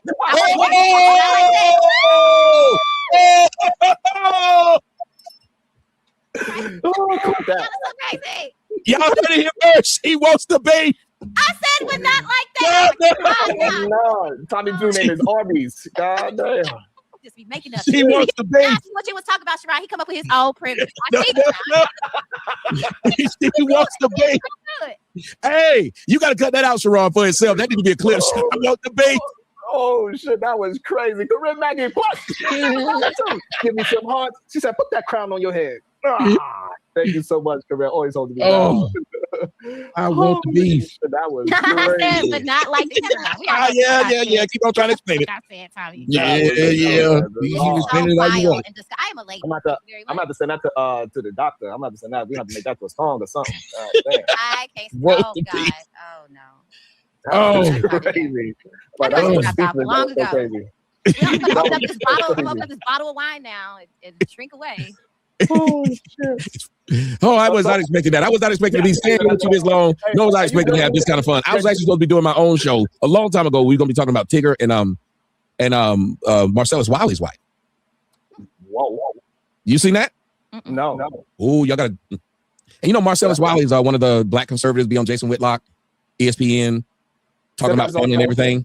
His wife just not only filed for divorce from him, but claimed that he just assaulted her, that he had been abusive to her, and that he raped her. They have 3 children. 3 children. Imagine a woman turning on you like this. Right on Father's Day, he just put up a post talking about how she's the greatest and his family's the greatest. And now it's gone. With just that quickly. That quick. I just can't, as a man, to just think I've done all this for this woman and these children. I bigged this woman up. She's on, what is it, Housewives of something. She's on that one. Okay. And for her now to go to TMZ and say, you raped her? That's big. That's a big. Man. So I don't know what to do to men, because if we encourage men to put themselves in situations to lose everything, and so I get looked at as a bad guy when I say I think marriage is for broke men. If you broke, get married. That's crazy. Because if you got some money, you become a target. Notice they never talk about the broke man who did all these things to him. The Me Too movement never involved a broke man. Name the broke man in the Me Too movement. How you gonna take Name one. Name one broke man that they said invited them into it. It was in the Me Too movement. I just asked y'all to name one man that they said did them wrong. They was on the couch. They went to his hotel at 4 a.m. Name one. His name was Chris. Hold on, I know his name is Chris Johnson.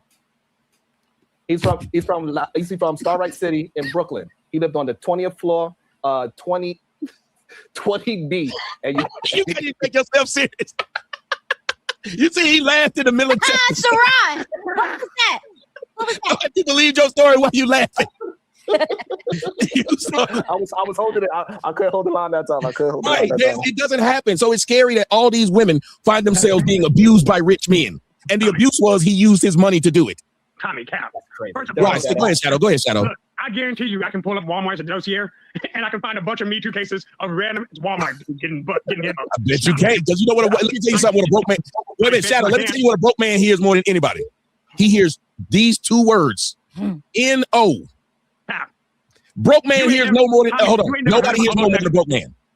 Hey, homosexuals lay the pipe better than anybody else, according to many women. So hold on. I said, but no. Listen to what I just said. I said, but nobody hears no more than that. Meaning, the homosexual, yes, he gets the sex, and when things go left, they cut his phone off, they kick him out, don't let him drive the car, the house, but they don't go file no fucking report, talk about that they want to sue him for the $100,000 because he ain't got it.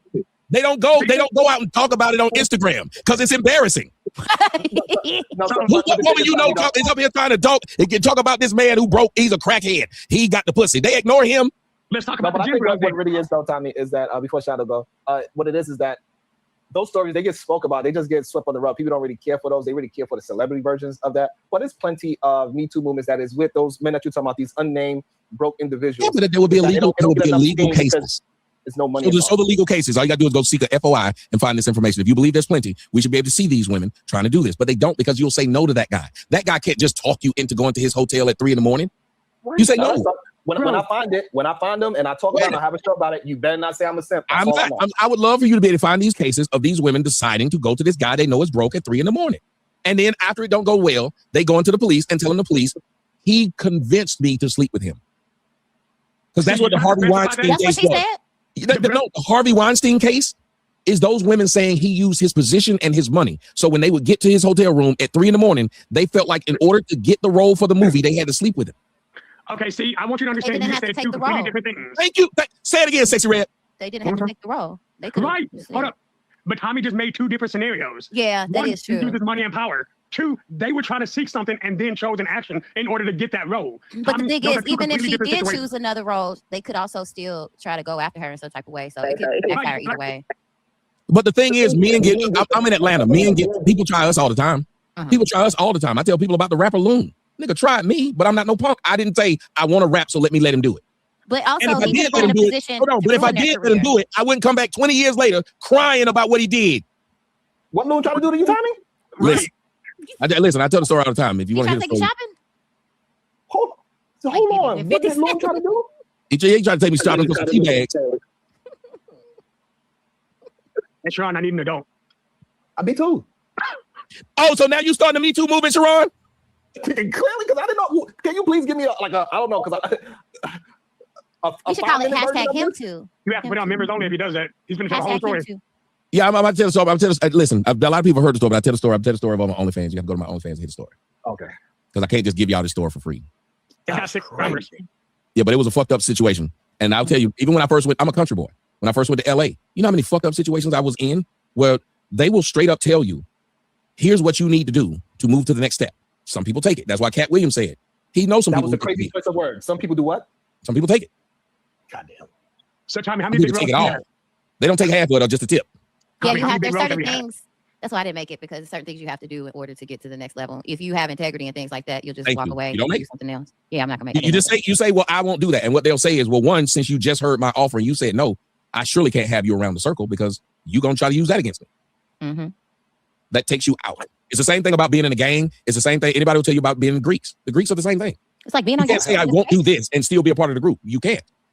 It's like being in this space. Absolutely. You either accept it or you're just going to be, not only am I going to kick you out, but I'm going to make sure nobody else brings you in, because why would we bring you in if you aren't willing to do what we think makes you trustworthy? Thank you. That's exactly what happened. Thank you. That's crazy. It's fucked up, but you have to understand, in order to keep these things going, sometimes you have to have, this is what you need to do to be in here. Isn't that what the mob did? The mob said, if we cannot trace your family lineage back to the old country, you cannot be a mob boss. So where did Loon learn this strategy from? Where do you think he got this strategy from? I think we learned it from when we were little. If you remember, we had you remember when Poe said you can't be a part of my, well, I don't know if y'all did it in New York because y'all might not have the kind of space we have in Georgia, but we would have like clubhouses and build them in the woods, and we would call a nigga a blood brother, and we would cut amongst the line, one of the lines here, and you had to, you know what I'm talking about, so Shadow know what I'm talking about, you had to. And if you wouldn't do it, I'm gonna let you in the clubhouse. And this was just to be a part of the clubhouse. I wonder if Loon worked with any men that was like dealt with coercion. I guarantee you some of them said yes, because he wouldn't have felt comfortable saying it to me. Some of them said yes. Just like if a man, and Sexy Red can tell you this, if a man feels comfortable probably asking you to do something really quick, it's because someone else has already done it. Mm-hmm. Absolutely.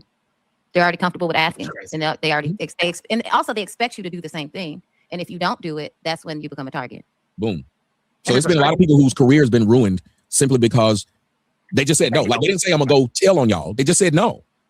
But you saying no now makes you a target for me because I don't know where you're gonna go with this information. Like there's a difference in your career being ruined and then not even getting off the ground. There are people who didn't even and it goes all the way down to stunt work. Like there's some people who cannot get on a set because they got blackballed. You heard what he said? And it's not even just he said, it goes all the way down to there are places in like people who get building contracts. There's that in those. I know about that. I'll be having a difficult time. If you won't play the game the way they want, like think about it, Sharon, when you won't do whatever, and it don't even got to be nothing nasty or sexual, but if it's whatever it is they believe you need to do to get in this, and they'll even tell you, well, everyone does it to get here. This is how everybody does it. Why don't you do it? Because I have integrity and accountability, and I don't want that shit thrown up in my face later.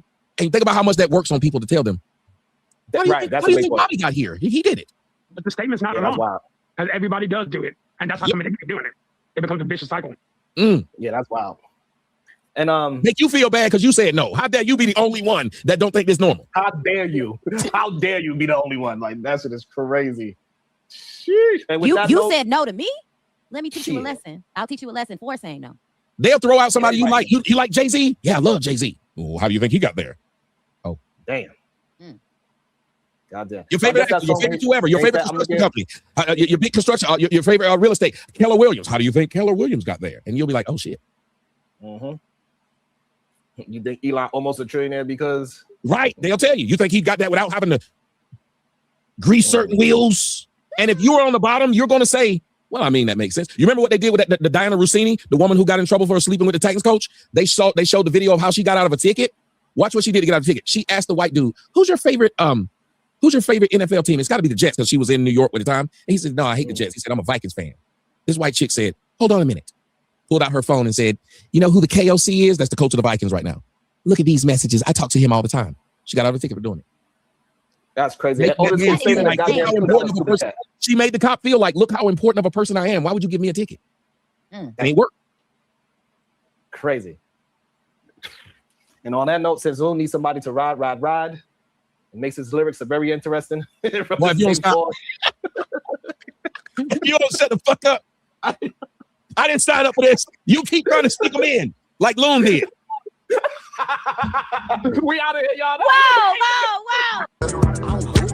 Nothing wrong with me. Let me.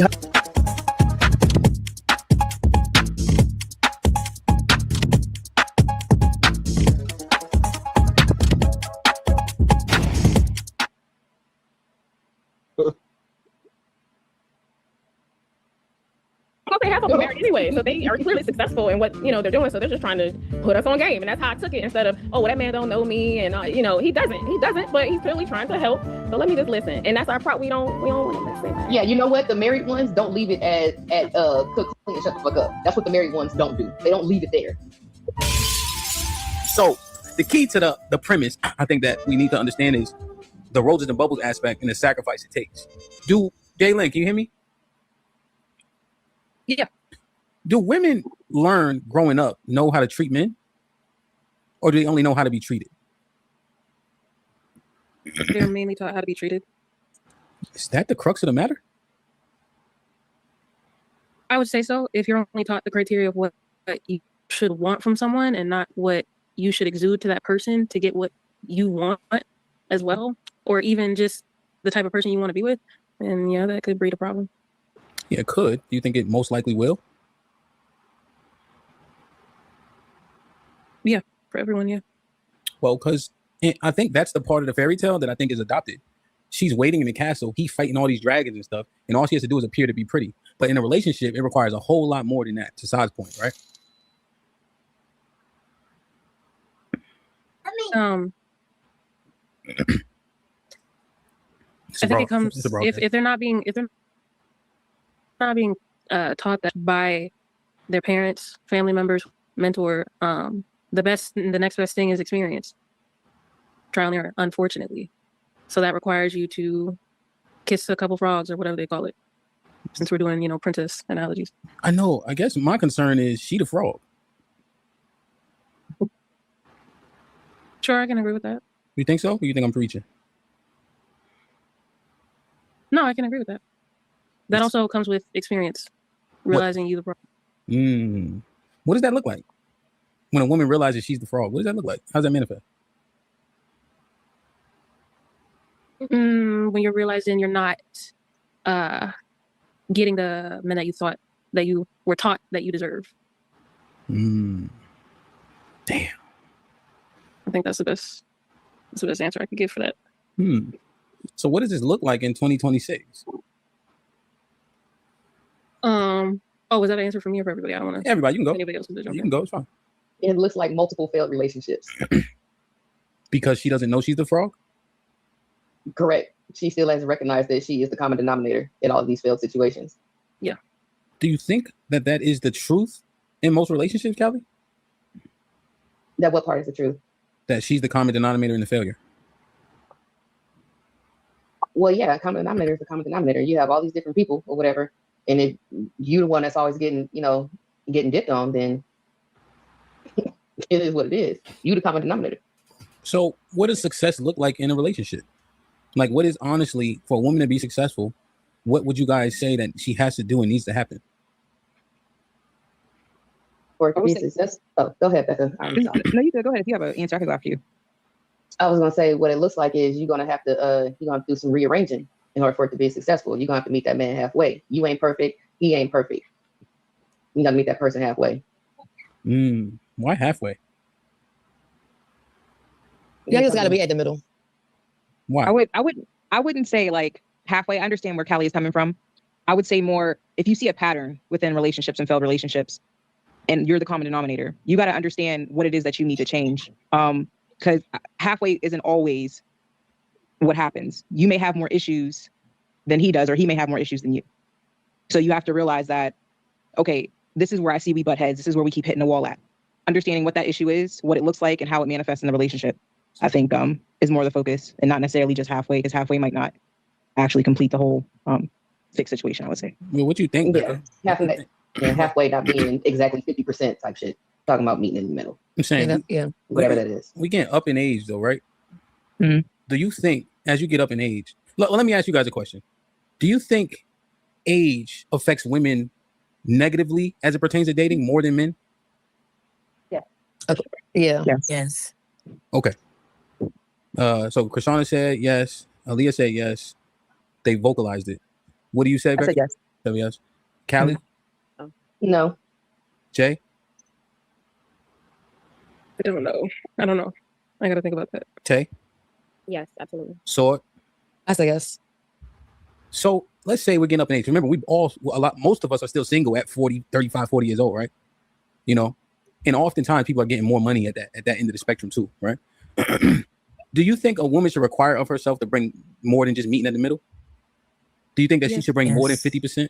If most people think that age affects women more negatively? Yeah, I think we should stop focusing on the man's growth entirely because it's not our problem. Break it down. We can't control, kind of like what we said last week, we can't control him in any capacity. And if you try to, problems start to happen, especially if you don't like that type of dynamic where you are the one in the driver's seat.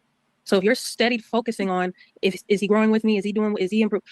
You're too busy focused on outside things that you can't control and not spending time actually focusing on you. Because whether he's there or not, you should be growing because you want to grow as a woman. You should be always wanting to improve as a woman to just be a better woman, period. So should she be wanting to grow as a woman or as a wife? I think obviously both, yes. But I'm just speaking since you said single women, a woman, because she's not a wife yet. She's not married. No, 100%. I'm saying though, right? Because in the context of dating per the relationship, should she be, let's say, grooming herself, molding herself? Yes, in that perspective, yes. Do you think that that's the focus for most women, to be groom herself to become a wife? No. Yeah. But also, women consider that to be women. Some women consider that to be not some. I think majority of women consider that to be male-centered. Grooming yourself to be a wife or a man. They don't see that as something that we should be doing as women. It's not. Is that right? I think that's where sometimes. Sorry. Oh, sorry. Oh, I said sometimes. I do agree with Aaliyah. So I agree, but. I think when we think about, like Jalen said, us always trying to be, I forgot what you said, Jalen, but what you said basically is like, if I'm maturing, if I'm like working on myself, if I'm figuring myself out, in return, I'm going to become a softer me. That all is going to help me be that person for my husband, which is going to be that wife. Prove it. How would we know that that's what he wants if we're not being taught what men want and we're trying to groom ourselves, but we're not really grooming ourselves for the men, we're grooming ourselves to what we think is going to be the best way for us to get our results. So we're not actually. That's where the issues with like the promiscuity aspect comes in for women. Because we think that's what they want. We think if we're exude more of a sex appeal that will attract the right man, and he'll come along and want to marry us. And obviously, tale as old as time usually doesn't work. Majority of the time, it doesn't work. So I don't think taking it upon yourself fully trying to figure out how to be a wife is the best idea. I think you should actually look for help. Whoever you have to your disposal, look for help for that. But I think that's where we go wrong. Putting all of that like teaching as a solo thing, and not like finding someone who we want to be as a wife and getting help from them. Okay. Or just getting help, period. Yeah. So when we have these conversations, right, Krishana, and I'm going to use the hyperbolic statement. When y'all hear cook, clean, and shut the fuck up, what do y'all do with that information? First of all, your accent makes that shut the fuck up sound crazy. Oh, sorry. I was trying to, my fault. Women don't take that. It's not received well. Like, women don't like to hear that. And then don't take it and then apply it into real life. It's disregarded. It's thrown to the back. Pause. It's not regarded at all. Yeah, pause. What do you think, Krishana? When they say cook, clean, and shut the F up, what are most women doing with that information? Well, what Aaliyah said, most women are receiving it. And it also depends on how you say it, but I get your point with how you're saying it right now on the podcast. Yeah, most women are receiving that well. However, it just depends on what you want in life, what's your goal, especially when it comes down to a relationship. A lot of times, from what I have seen, due to the lack of good examples growing up, most women have their picking system messed up a bit. And so therefore, going back to what Jalen said about the life experiences, trial and error, that's why you have a lot of those things happening where you have more mishaps than successful relationships, because there aren't enough positive examples of what a healthy relationship looks like. And no relationship is perfect. So even with the fairy tale, Prince Charming, I believe that women hope for that, but most women are not going to align themselves to have that or sustain that type of relationship. That's my viewpoint on it. Yeah, that's it. That's the entire viewpoint. Sure. Okay, I see what you're saying. I think most women are saying, "Who are you talking to?" Well, so that's so remember, I gave you the summary of the men's sentiments, right, in hyperbole. Or so you got cook, clean, shut up. You got sex, silent, sandwich, right? These are hyperbolic statements. But what are women doing with this information? Are they doing like what Aaliyah said, like, "Yo, fuck out of here"? Yeah. If it's left just like that in a hyperbolic statement, to which that's what we hear majority of the time, yeah, I'm tossing that shit right over my shoulder. Why? But that's our problem. That's our problem now, I think. Go ahead, Ted. No, the problem is how you talking to me. That's the problem. Well, and no, I disagree. So I think that women can't teach themselves how to be wives. Like, there are certain things we do learn, right, that are applicable. But I think the men that want them to be their wives should be the ones grooming them, because, yeah, I think that's how it works. But I don't think we hold ourselves accountable enough to be like open to that possibility of, finding the actual man that we want, because it's not going to go how we think it's going to go most of the time. But yeah, I just think it looks different for each woman. It just depends on the man, because most likely the woman has to do most of the adjusting, right? More adjusting than we realize. And what I see is that we're just not willing to do it. Yeah. And so the key is he's not saying that to you. It's men giving general information out in the earth. Because remember, there was a statement, was it Jalen that said they don't know, or something to that nature, or they don't know because nobody ever taught them. But then we're having conversations where men are saying these things.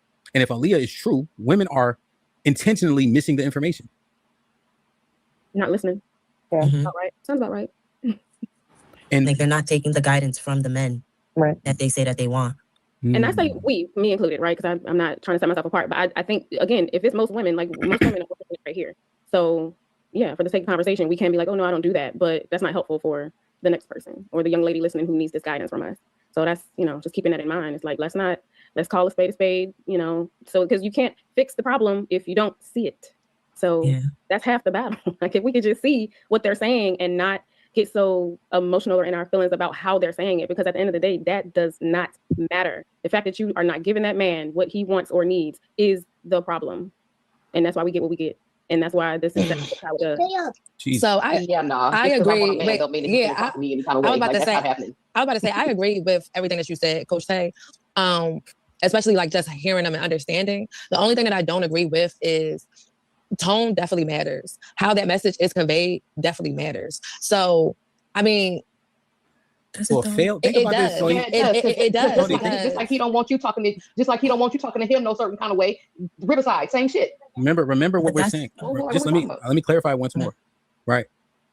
These are general statements. You're not even being talked to directly, right? You could overhear this conversation. You can tune into a live panel and hear these people conversing. You see, so you have no reason to be offended by the tone because it's not being directed at you. However, you can discern the information and comprehend the information. Are you saying that even though they're not talking to you any kind of way, you can discern the information, you ignore it because you don't like the delivery?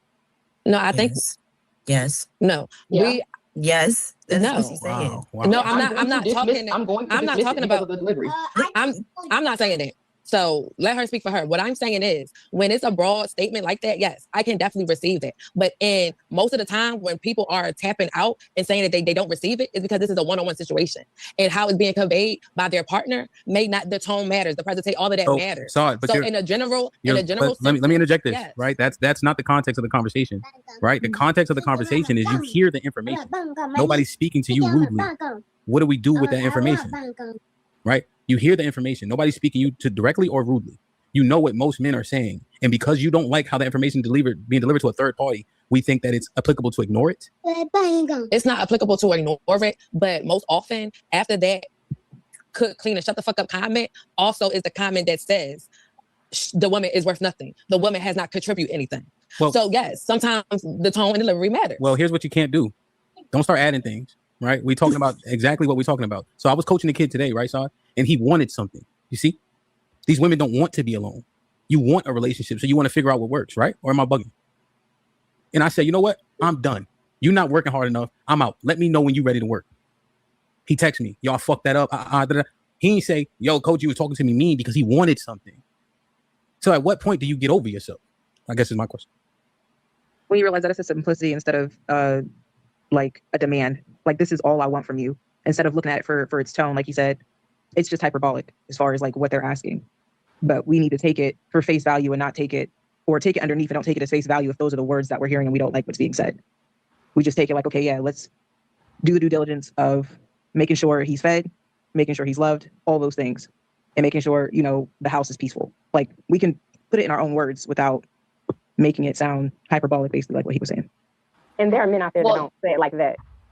Exactly, and those are the people that I look at, not the ones that's over here talking about cook, clean, and shut the fuck up. But whatchamacallit, the thing is that Hemp, in your example or whatever like that, yes, y'all had a rapport with each other, and what do you always say as well? Don't cuss them if you don't love them. These are a bunch of random strangers up here. I don't know if they love me or not. I don't know if they love black women or not. What I hear is what I hear. So unless there is further explanation past cook, clean, and shut the fuck up, after shut the fuck up, my ears is off. Here's the fault in your understanding. I'm not listening to them. No, but here's the fault in your understanding based on the context of our conversation. You aren't him. You are the kid behind me hearing me talk to him. Hey, keep your right hand up. When you jab, bring your hand back to your face. You see? I'm telling him all types of shit. You being lazy, you being this, but I'm coaching him in the process, right? And so what happens is the kid behind me not getting cussed out, but he can hear the coaching. And so while he's on his bag, he says, jab, bring it back, right? Jab, cross, slip. You see, because he's still taking the coaching because he ain't getting cussed out. So I'm figuring out, why are we having a difficult time doing that? You just said he ain't being cussed out. I know, but you're him, right? Because in the conversation, you're not even being engaged. You're just listening. Right. I know, but what remember, I'm saying is, you go ahead. Well, remember, because you said, hey, even if I'm watching a conversation, listening to it, if I don't like the tone, I'm gonna ignore it. But I was saying you're not even being engaged. You heard this conversation happen numerous of times without you being involved. So you're the kid at the other heavy bag saying, oh shit, let me do this, right? Because that works. But you saying y'all can't do that because you don't like how he talking to her. Fuck how he talking to her. What is he saying? Yeah, I don't hear what he's saying. I hear the tone. Ugh. And therefore that is somebody that I would not want to be engaged with because he don't know how to talk to people. It has to be purposeful at this point. Like, I feel like it's on purpose. Like, yeah, it's on purpose. Yeah. That is cool. Go ahead, Jalen. Go ahead. What you thinking? Don't just laugh to yourself. We want to know. No, it's just Callie is very matter of fact. It makes me laugh. No, I think the advice does come into play when a woman hits rock bottom. Jesus. Like, but for women, it never seems like they hit rock bottom. Oh no, they do behind closed doors. Why most women don't talk about their rock bottom unless it's somebody they truly, truly cherish. They don't talk about those rock bottoms where they finally like, you know what? That advice that I've been ignoring, I'm actually gonna take it now. because you don't have no other option. What you got to lose at that point?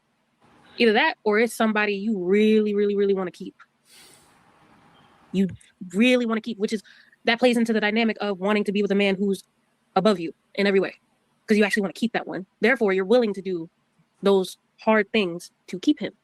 Those are the only two scenarios I think that harsh advice you said comes into play for women, majority of women. By then, it's too late. It don't matter. I answered your question. I'm just answering a question. I know, but we talking about the fairy tale is over with. You heard? So now you wait until it's too late to get right. You've heard the messaging previous to that man. You want to be prepared. If I go into the Super Bowl not having practiced or watching film, how do I expect to be successful? That's moronic. Oh, now this nigga's Superman, so I'm gonna do these things. How? I never did them before. You have to hone these skills, right? Or no? Yes, you do. But now, I said experience, trial and error. I know, but this the Super Bowl.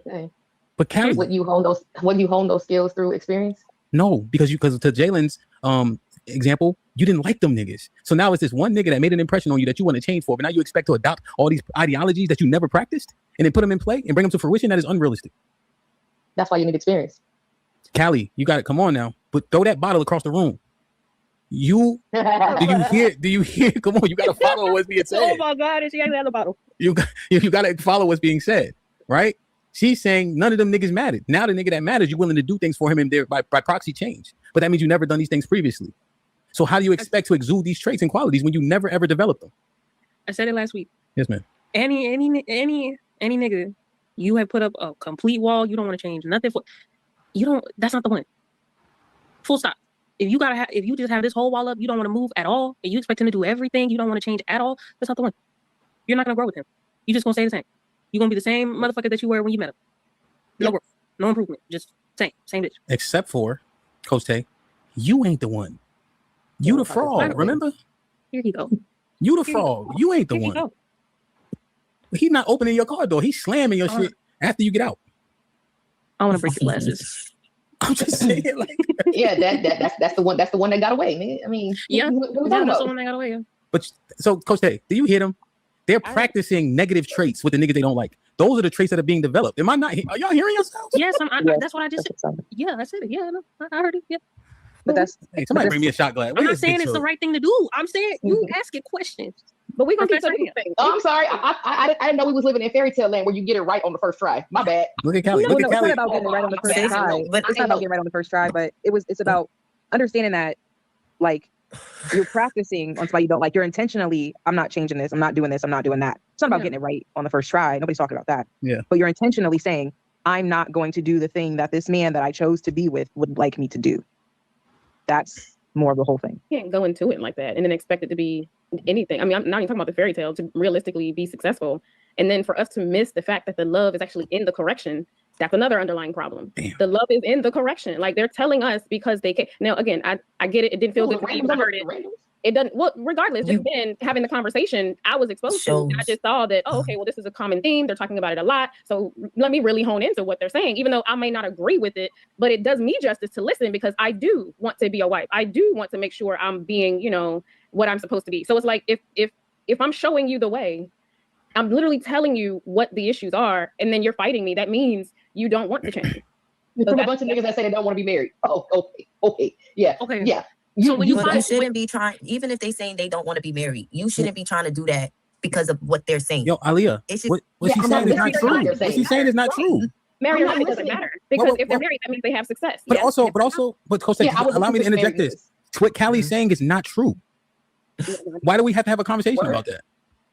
Right? Most of the men that she interact with say they want to get married, except for a couple. That's not true. And then half of the men are married. It's not true. It's not true. There's a whole discussion. Dead ass. They don't leave it there. It just seems like discussion, and there's a whole context behind what it is that they mean when they say this one line. It's not left just there at cook, clean, and shut the fuck up. Women Those are the motherfuckers I listen to. They're not our enemy. I'm gonna shut up. Women don't want any context with anything. Men are very simple. They're straight to the point. They don't tell you what it is. So all this, they don't need to give us context. They just gonna say what it is. But because I don't like the way it sounds, that doesn't mean I'm not gonna take it in. I might not like it ever, right? The way it felt when he said it, but I have to take it in because it's clearly something that it's bigger than me, right? Like, this is the problem in our community. It's not just random women. Like there's an issue, guys. There's a bigger issue, and we're just not saying it. But I'm you know what? I understand a lot of the points that everybody up here is saying. What I will say is this: I think that as women, we should practice good manners regardless. I don't believe that you have to accept a man that tells you in that type of way. Even though I know we're using this example, so I know it's not a realistic thing. But I wouldn't encourage someone to be talked to disrespectfully. I think that you should catch the message for sure. But know that there are men out there that don't actually talk like that. We don't have to accept that type of language because every man does not talk like that. But there is truth in the simplicity of the thing. So I think that's something that's getting missed here. It's almost as if it's just a cook, clean, and shut the F up. I don't talk like that, so that's why I'm phrasing it like that. So there's truth in what's being said. Yeah. Krishana, in the context of the go ahead, Leah, sorry. Mm-hmm. No, it just seems like we receive the information as if they're the enemy. Like we're not even as if they're the enemy telling us something, which is why we don't want to receive it. And it's just like, why are we looking at it like that? Why are men our enemy?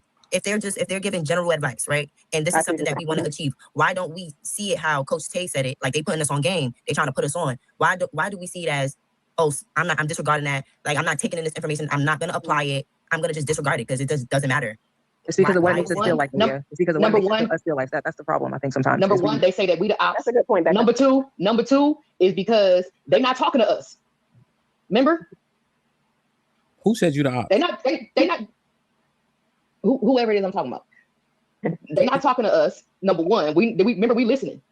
They're not talking to us. They're not gonna put us up on game about anything. They're not even talking to us. What are you talking about, Callie? If you are listening in on a conversation, you can take whatever information out of that conversation that pertains to you. Like, come on, that's disingenuous, right? I never seen a losing ass nigga tell you what he is ain't gonna listen to. A bunch of losing ass people talking about I don't like how you said it, nigga. You losing. I can't believe the audacity. It's almost like fucking caucasity, like some shit white people would do. Like it's crazy that we losing and we talking about I don't like how you said it. That shit is diabolical. Yeah, it don't matter though. You know, I agree, except for when I'm fucking losing, right? If I'm trying to get on high, then I need to take information. I can't afford. Yeah, I can't afford to be sensitive because I'm losing. Remember? Krishana, what you said is viable, right? I had a stream when it was just me. Killing M donated $20 through Super Chat. No one said anything about men being our enemy. We just don't want to be disrespected in the name of correction. Yeah, and that's the problem, right? We keep on having a conversation that's not being had. You guys have heard this general information before and you can apply it, but you choose not to when nobody's talking to you any type of way. They may be having a conversation with somebody else and you can hear the information. Here's the other thing. The man that you get with is most likely not talking like this, but he agrees with those men. When I tell you, don't take a drink from a nigga, because that's how 99% of men get down. When I tell you he hate every single one of your exes, because that's how 99% of niggas get down. When I tell you no male friends, that's because that's how 99% of niggas really think and get down. If he want to placate to you, he may say it's okay. He don't fucking mean it, right? And so when you get with that man, if I tell you that before you get to him, you should adopt that information. You don't even got to wait for him. But if I say it rudely, then you don't accept that information. That shit is damn near trifling. Well, I mean, that's why I listen to you and I don't listen to nobody else. But Cal, I know I love you too, but I'm saying, like, outside of me and you, like, you know what I'm saying? Like, I'm saying, why do you think I'm here? No, and I ain't nowhere else. But it's bigger than Nino Brown or DJ Hand. Well, I'm sorry. Unfortunately, everybody that I came to or whatever like that, it's freaking Nino Brown and not Hampton Watson. All right. The third. My bad. The third. No, but I'm saying, like, yo, like, there's a reason. There is a reason. Okay, and that is because the quote unquote married niggas that I be talking about provide added context, and they don't leave these niggas thinking that because they're not talking to us. They don't leave these niggas thinking that they can go on ahead and leave it at cook, clean, and shut the fuck up. That's why.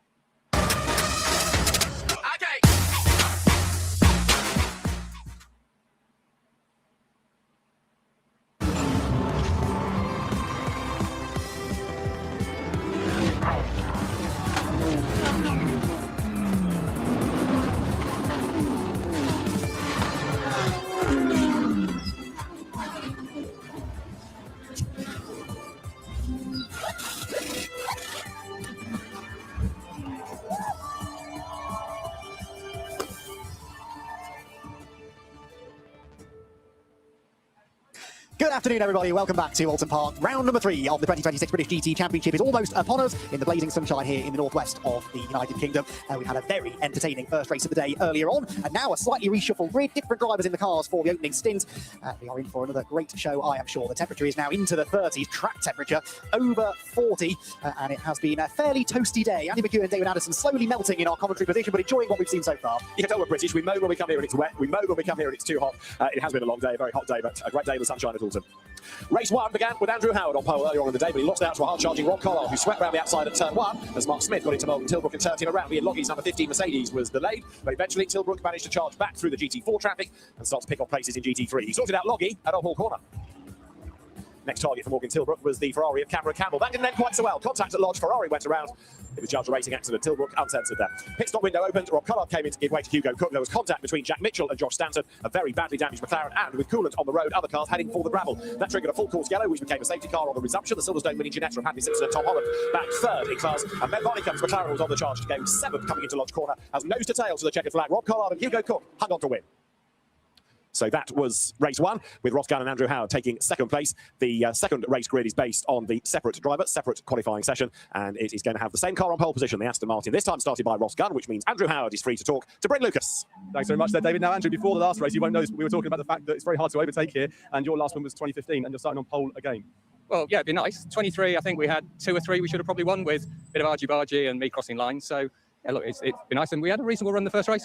Look, the Lambos are always going to be quick here, and the McLarens are going to be quick, but 7 seconds is going to be a bit of a bash, but we're here to try and win. That's the pit stop compensation time, the extra time you have to spend in the box before you do your handover. Your championship start has been remarkable. I mean, you're off like a scalded cat, as they say. It's just accumulating points here, there, and everywhere. Yeah, I mean, it doesn't say much for the last 16 seasons between that, but I don't know what it is. You know, I keep saying it's my last season and maybe a bit of pressure off. I think having the team we've got at the moment and the way we're running, but I'm just enjoying it. It's just cool. You know, it's such a cool championship, very competitive, and they make you race your game. We love having you here. Hopefully you'll stay for many, many more years to come. Thank you very much. I wish you the very best of luck there to Andrew Howard. I'm going to take a little wander over here to see a man under a brolly. It's not a Wally with a brolly. It's Morgan Tilbrook. How are you? I said you're not a Wally with a brolly. How are you? It's a good position to start in. No compensation penalty for you for the pit stop. No, it's a really good place to start, and I think Ben's obviously a fantastic driver, so he's going to hopefully give it to me in a good place, and I've just got to keep it together and do a good job. To win a championship in British GT, it doesn't have to be about race wins, it's consistent point scoring. Yeah, no, absolutely. Unfortunately, we haven't scored many points to start this season, but yeah, hopefully we'll change that now. Very best of luck. Stay nice and cool. Let's go for a little bit of a wander as well, heading down the grid a little bit, and we'll give you a bit of an idea of a few of the cars you can see. There's a lot of fans around, which is always very nice. We have alongside where we have the Lambo, the Collard and Cook Lambo just over there. They're looking very racy around this place. Rob was saying to me he's hoping really for a P4. P5 would be absolutely perfect. Simon Orange is also in a pretty decent position with Marcus Lutton, but it's been a very tough start to the season really for you both. Yeah, it has. We did all right at Silverstone, scored some good points, and to be honest, we sacrificed this race because no tyres, so we used 2 sets of old tyres, and we have a 7-second success penalty. So we thought if we can get 5th or 6th, we'd be doing really well, and we were looking like that. And then of course the crash happened, and Marcus hit the and we were a bit down on power, which hopefully they fix now. But of course, now, I mean, you had that fantastic race at Silverstone, that 4th place, which was bumped to 2nd because of the cars ahead not being in the championship. This race itself, when you look ahead of you, you have no compensation time compared to the 2 cars ahead. So that's a decent thing for you. It's fantastic, yeah. I've got high hopes for this race. So we've got 2 sets of new tyres. As you say, no compensation success penalty. And hopefully they fix the power issue. So, yeah, high hopes. And it can't go much worse than the first race, but you never know. No, don't tempt fate. But you two are very good around here. Marcus, we know, is very good around this place. He knows it like the back of his hand. We wish you the very best of luck. Andy, I'm going to head down to GT4 in just a few moments. But it's a kind of a tense grid. I'm not sure completely why. Adam's not sure who's picking up, but it's tense here. Yeah, I think we're feeling that up here as well, possibly because the teams have had a little longer wait than anticipated. They're all itching to get on with it now. And with the pro drivers starting, there are some big reputations on the line here, Andy. There are, absolutely. I know that they all realise that their goal is to hand the car over to the AMs in one piece in a half-decent position, but there's a little bit of ego involved, isn't there, when you put a bunch of drivers this talented, with resumes as strong as these drivers have on the grid together, all starting in 2x2 formation. So, yeah, it's going to be a feisty run through the first corner. Race 1, I won't say was decided in the first corner, but certainly Rob Collard went quite a long way towards securing victory in race 1 by getting the lead into turn 1. Remember, he started from the outside of the front row alongside the Beech Aston Martin, which then was in the hands of Andrew Howard. Well, now Ben Barnicoat must be thinking, Rob Collard can do that, maybe I can do that, get ahead of the Aston, get ourselves some good track position, although there's a bit less pressure on it because he knows that the Beech car has the extra 7 seconds to be served in the pit lane. There's still a lot of intensity involved, and they all want to get to turn 1 first to have that clear track. And Ross Gunn and Ben Barnicoat are 2 of Britain's best GT racers. Ross, a factory driver for Aston Martin. Ben very much in demand, not only with McLaren, but Lexus in America.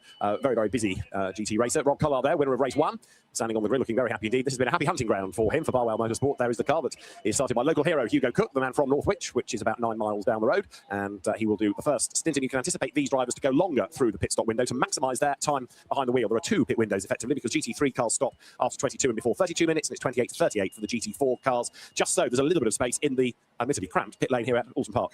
Indeed so, and yes, Rob Collard will be looking for another good result here. That win his 3rd year in a row that he's won a race at Alton Park, the 10th from 21 races that Barwell have won here with the Lamborghini. I mean, we say flippantly that they've had so much success here with the Lamborghini, but that stat says it all. 47.6% win rate, don't you know?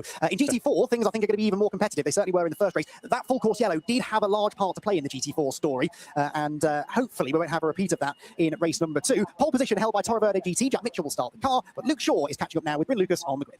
He is indeed. He's a happy Luke Shaw. The season so far for you guys, a pair of fifths, that's pretty decent, and no compensation time when it comes to this race. So it puts you in a pretty decent position. I know 2.5s aren't what you'd be hoping at the start, but it's not bad. No, it's all right. I mean, class is key. Pro-Am class, we've won them, so that's key. But yeah, 15, that's good. No compensation, so it's all good for this race. What's the conditions like out there? Obviously hot, we know that, but what's it like in the car? What's it like on the track? Very hot in the car, and the track did go off slightly in the last race before I came in, and the tyres were going off a bit, but all in all, just manage it and it's grip. I wish you the very best luck. You've got your race suit on, I think. Get warm. Let's head this way very quickly and speak to Jessica Hawkins, who's standing here. Sorry, we're a bit late over to you, Jessica, but it's been a brilliant start to the season for you both. No race win just yet. I know that's always going to be a frustration for a racing driver, but 2 second places, it's almost perfect. Almost perfect. I think actually consistency in this championship is what's going to win the championship. So yes, okay, we would have loved 2 wins, but consistency is key in this championship for sure. You certainly don't have to win races to win the championship. We wish you the very best luck. Thanks for hanging around. Just before I throw it back to you, just a quick nod to the Chomp car right the way down there. Keep it on the very front because the Chomp car's now got a gold tooth, by the way. I was hoping to bring that to you, but unfortunately, we can't get all the way down there. But it's looking very, very resplendent with its gold tooth now. Tooth in nod to a win, and you can tell it's hot because Jessica Hawkins doesn't have her woolly bobble hat on, which is her trademark cap. Gone for the Pirelli baseball cap instead. That proves how hot it is when you can even put your brand to one side. Right, so Ross Gunn then, behind the wheel of the Beech Gene Aston Martin. His father, Ian Gunn, was a regular Mini Emilio rival and teammate to Andrew Howard many years ago. Andrew gave Ross a real leg up to GT racing in GT4, and we've been talking about Andrew's last win being 2015. Well, it was the same weekend he had his last race win that Ross Gunn in a Beech Gene GT4 Aston won the British GT4 title. That was at Snetterton, and now they are united. Ross has never had an outright race win, not a GT3 win in British GT. He wants to right that wrong today. Indeed he does. There's the Ben Barnicoat Optimum Motorsport McLaren, which sees Ben Barnicoat starting the 77. No compensation time. They've not had a top 6 finish yet this year, which is remarkable, and they would want to turn that around. They start on the outside of the front row in GT4, the pole sitting car with no compensation time either. Jack Mitchell at the wheel. Jack, who's raising money this year for the BRDC's motorsport charity, aiming to expand its mental health support beyond just members of the BRDC. And to do that, he's been running to all of the circuits, not from his home, thankfully, but from the BRDC clubhouse at Silverstone. He ran all the way to Alton Park. I mean, that's but 116 miles. Something like that, yes. A gentle jog to a running veteran like yourself. But, to me, I break out in a sweat just thinking about it. And he's not running to Spa, the wimp, which is largely because he might have to get his feet wet, but it's a great effort by Jack Mitchell. And there is his car looking at the back of it now, number 42, Ginetta, as the front of the grid is ready. So a safety car start, that actually is going to help the timetable here a little bit because we've got this race running later than planned. It's the last race of the day. There is a curfew, but of course under a safety car start, as soon as the cars move, the clock starts. So now the race is on, the clock has started, and we need Ross Gunn to get going, then everybody else falls in behind. So you don't have extra time to add on for a warming up lap, for example. The race is on, albeit under a safety car start. What that means, of course, is it's going to be a rather different look to the run down towards Old Hall Corner. We've got 84 starting in the pit lane. That's the Red Lake Anglish car. Pole positions then in GT4 Silver, Will Orton and Jess Hawkins. Jack Mitchell taking pole in Pro-Am, co-driven by Luke Shaw. GT3 Silver Am, Jared Waberski. His co-driver is Alex Martin. The outright pole, Ross Gunn. And you've heard from his Pro-Am pole co-driver, Andrew Howard.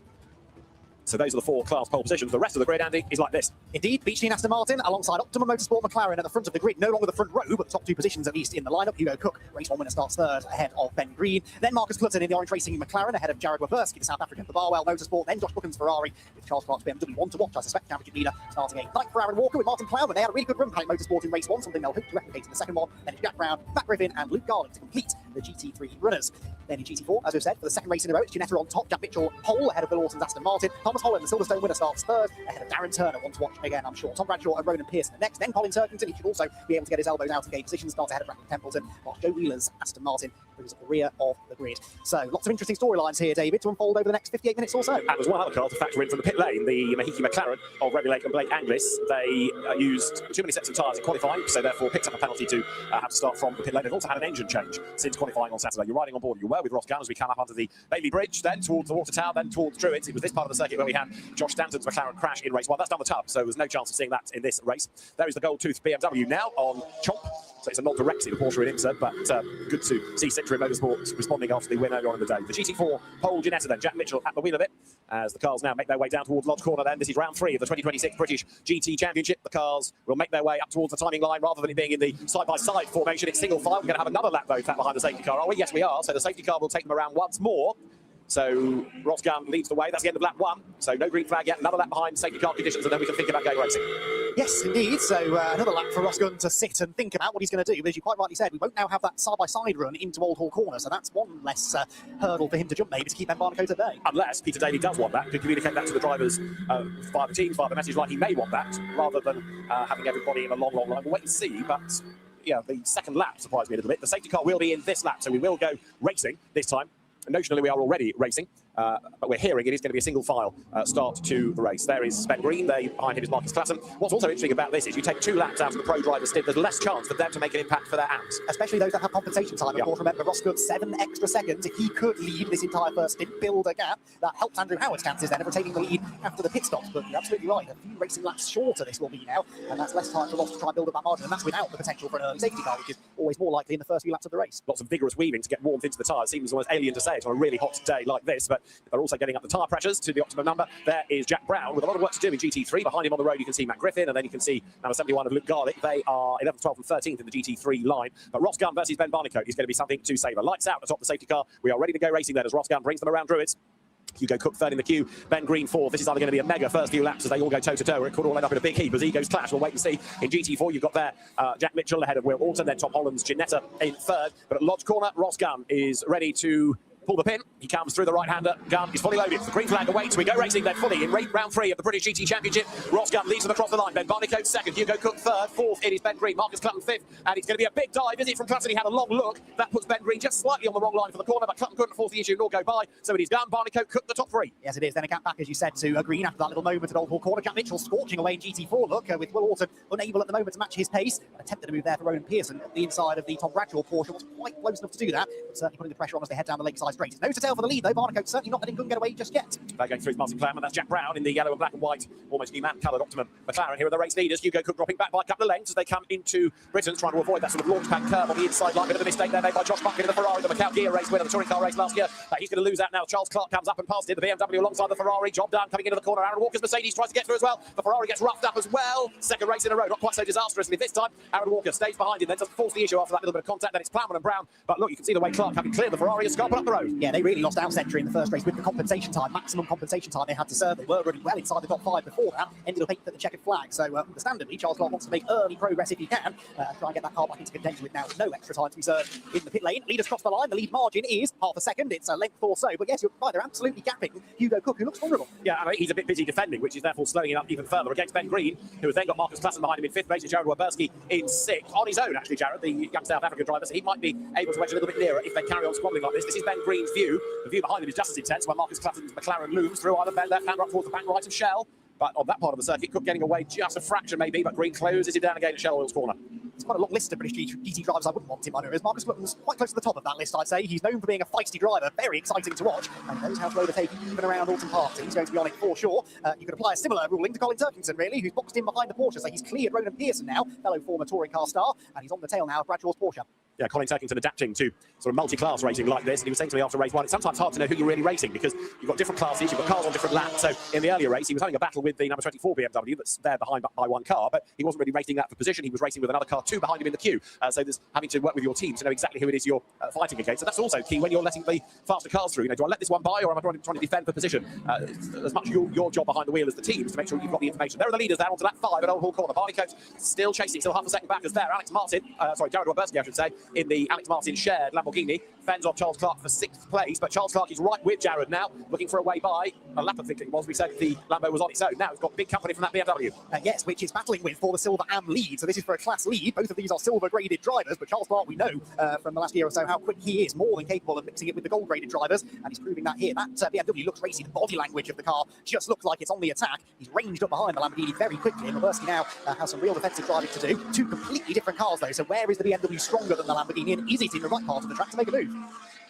One of the beauties of GT3 racing, isn't it? The different shapes and sizes and sounds that the cars make. The rather more sonorous Lamborghini coming out of Knickerbrook, then now still being pursued by Charles Clark, heading up Clay Hill again. This lap 5, Ross Gunn, the race leader, has done the fastest lap of the race, and Waberski having to think defence all the way around all park behind them. And charging now is Josh Buchan. So he sorted himself out, steadied the ship, as it were, after that contact at his lots. And the sole Ferrari in GT3 starting to close again as they come down towards Lodge Corner. Leaders have just gone by, and as they do so, Gunn is, let's see, a little bit further away, by nearly 3/10 this time from Ben Barnicoat. Another quickest lap of the race from Ross Gunn. Yes, it is. 34.202 in qualifying, though. There was next to nothing between them. It was hundredths of a second that decided pole position in GT3 for this race, so I don't anticipate he'll get too far away.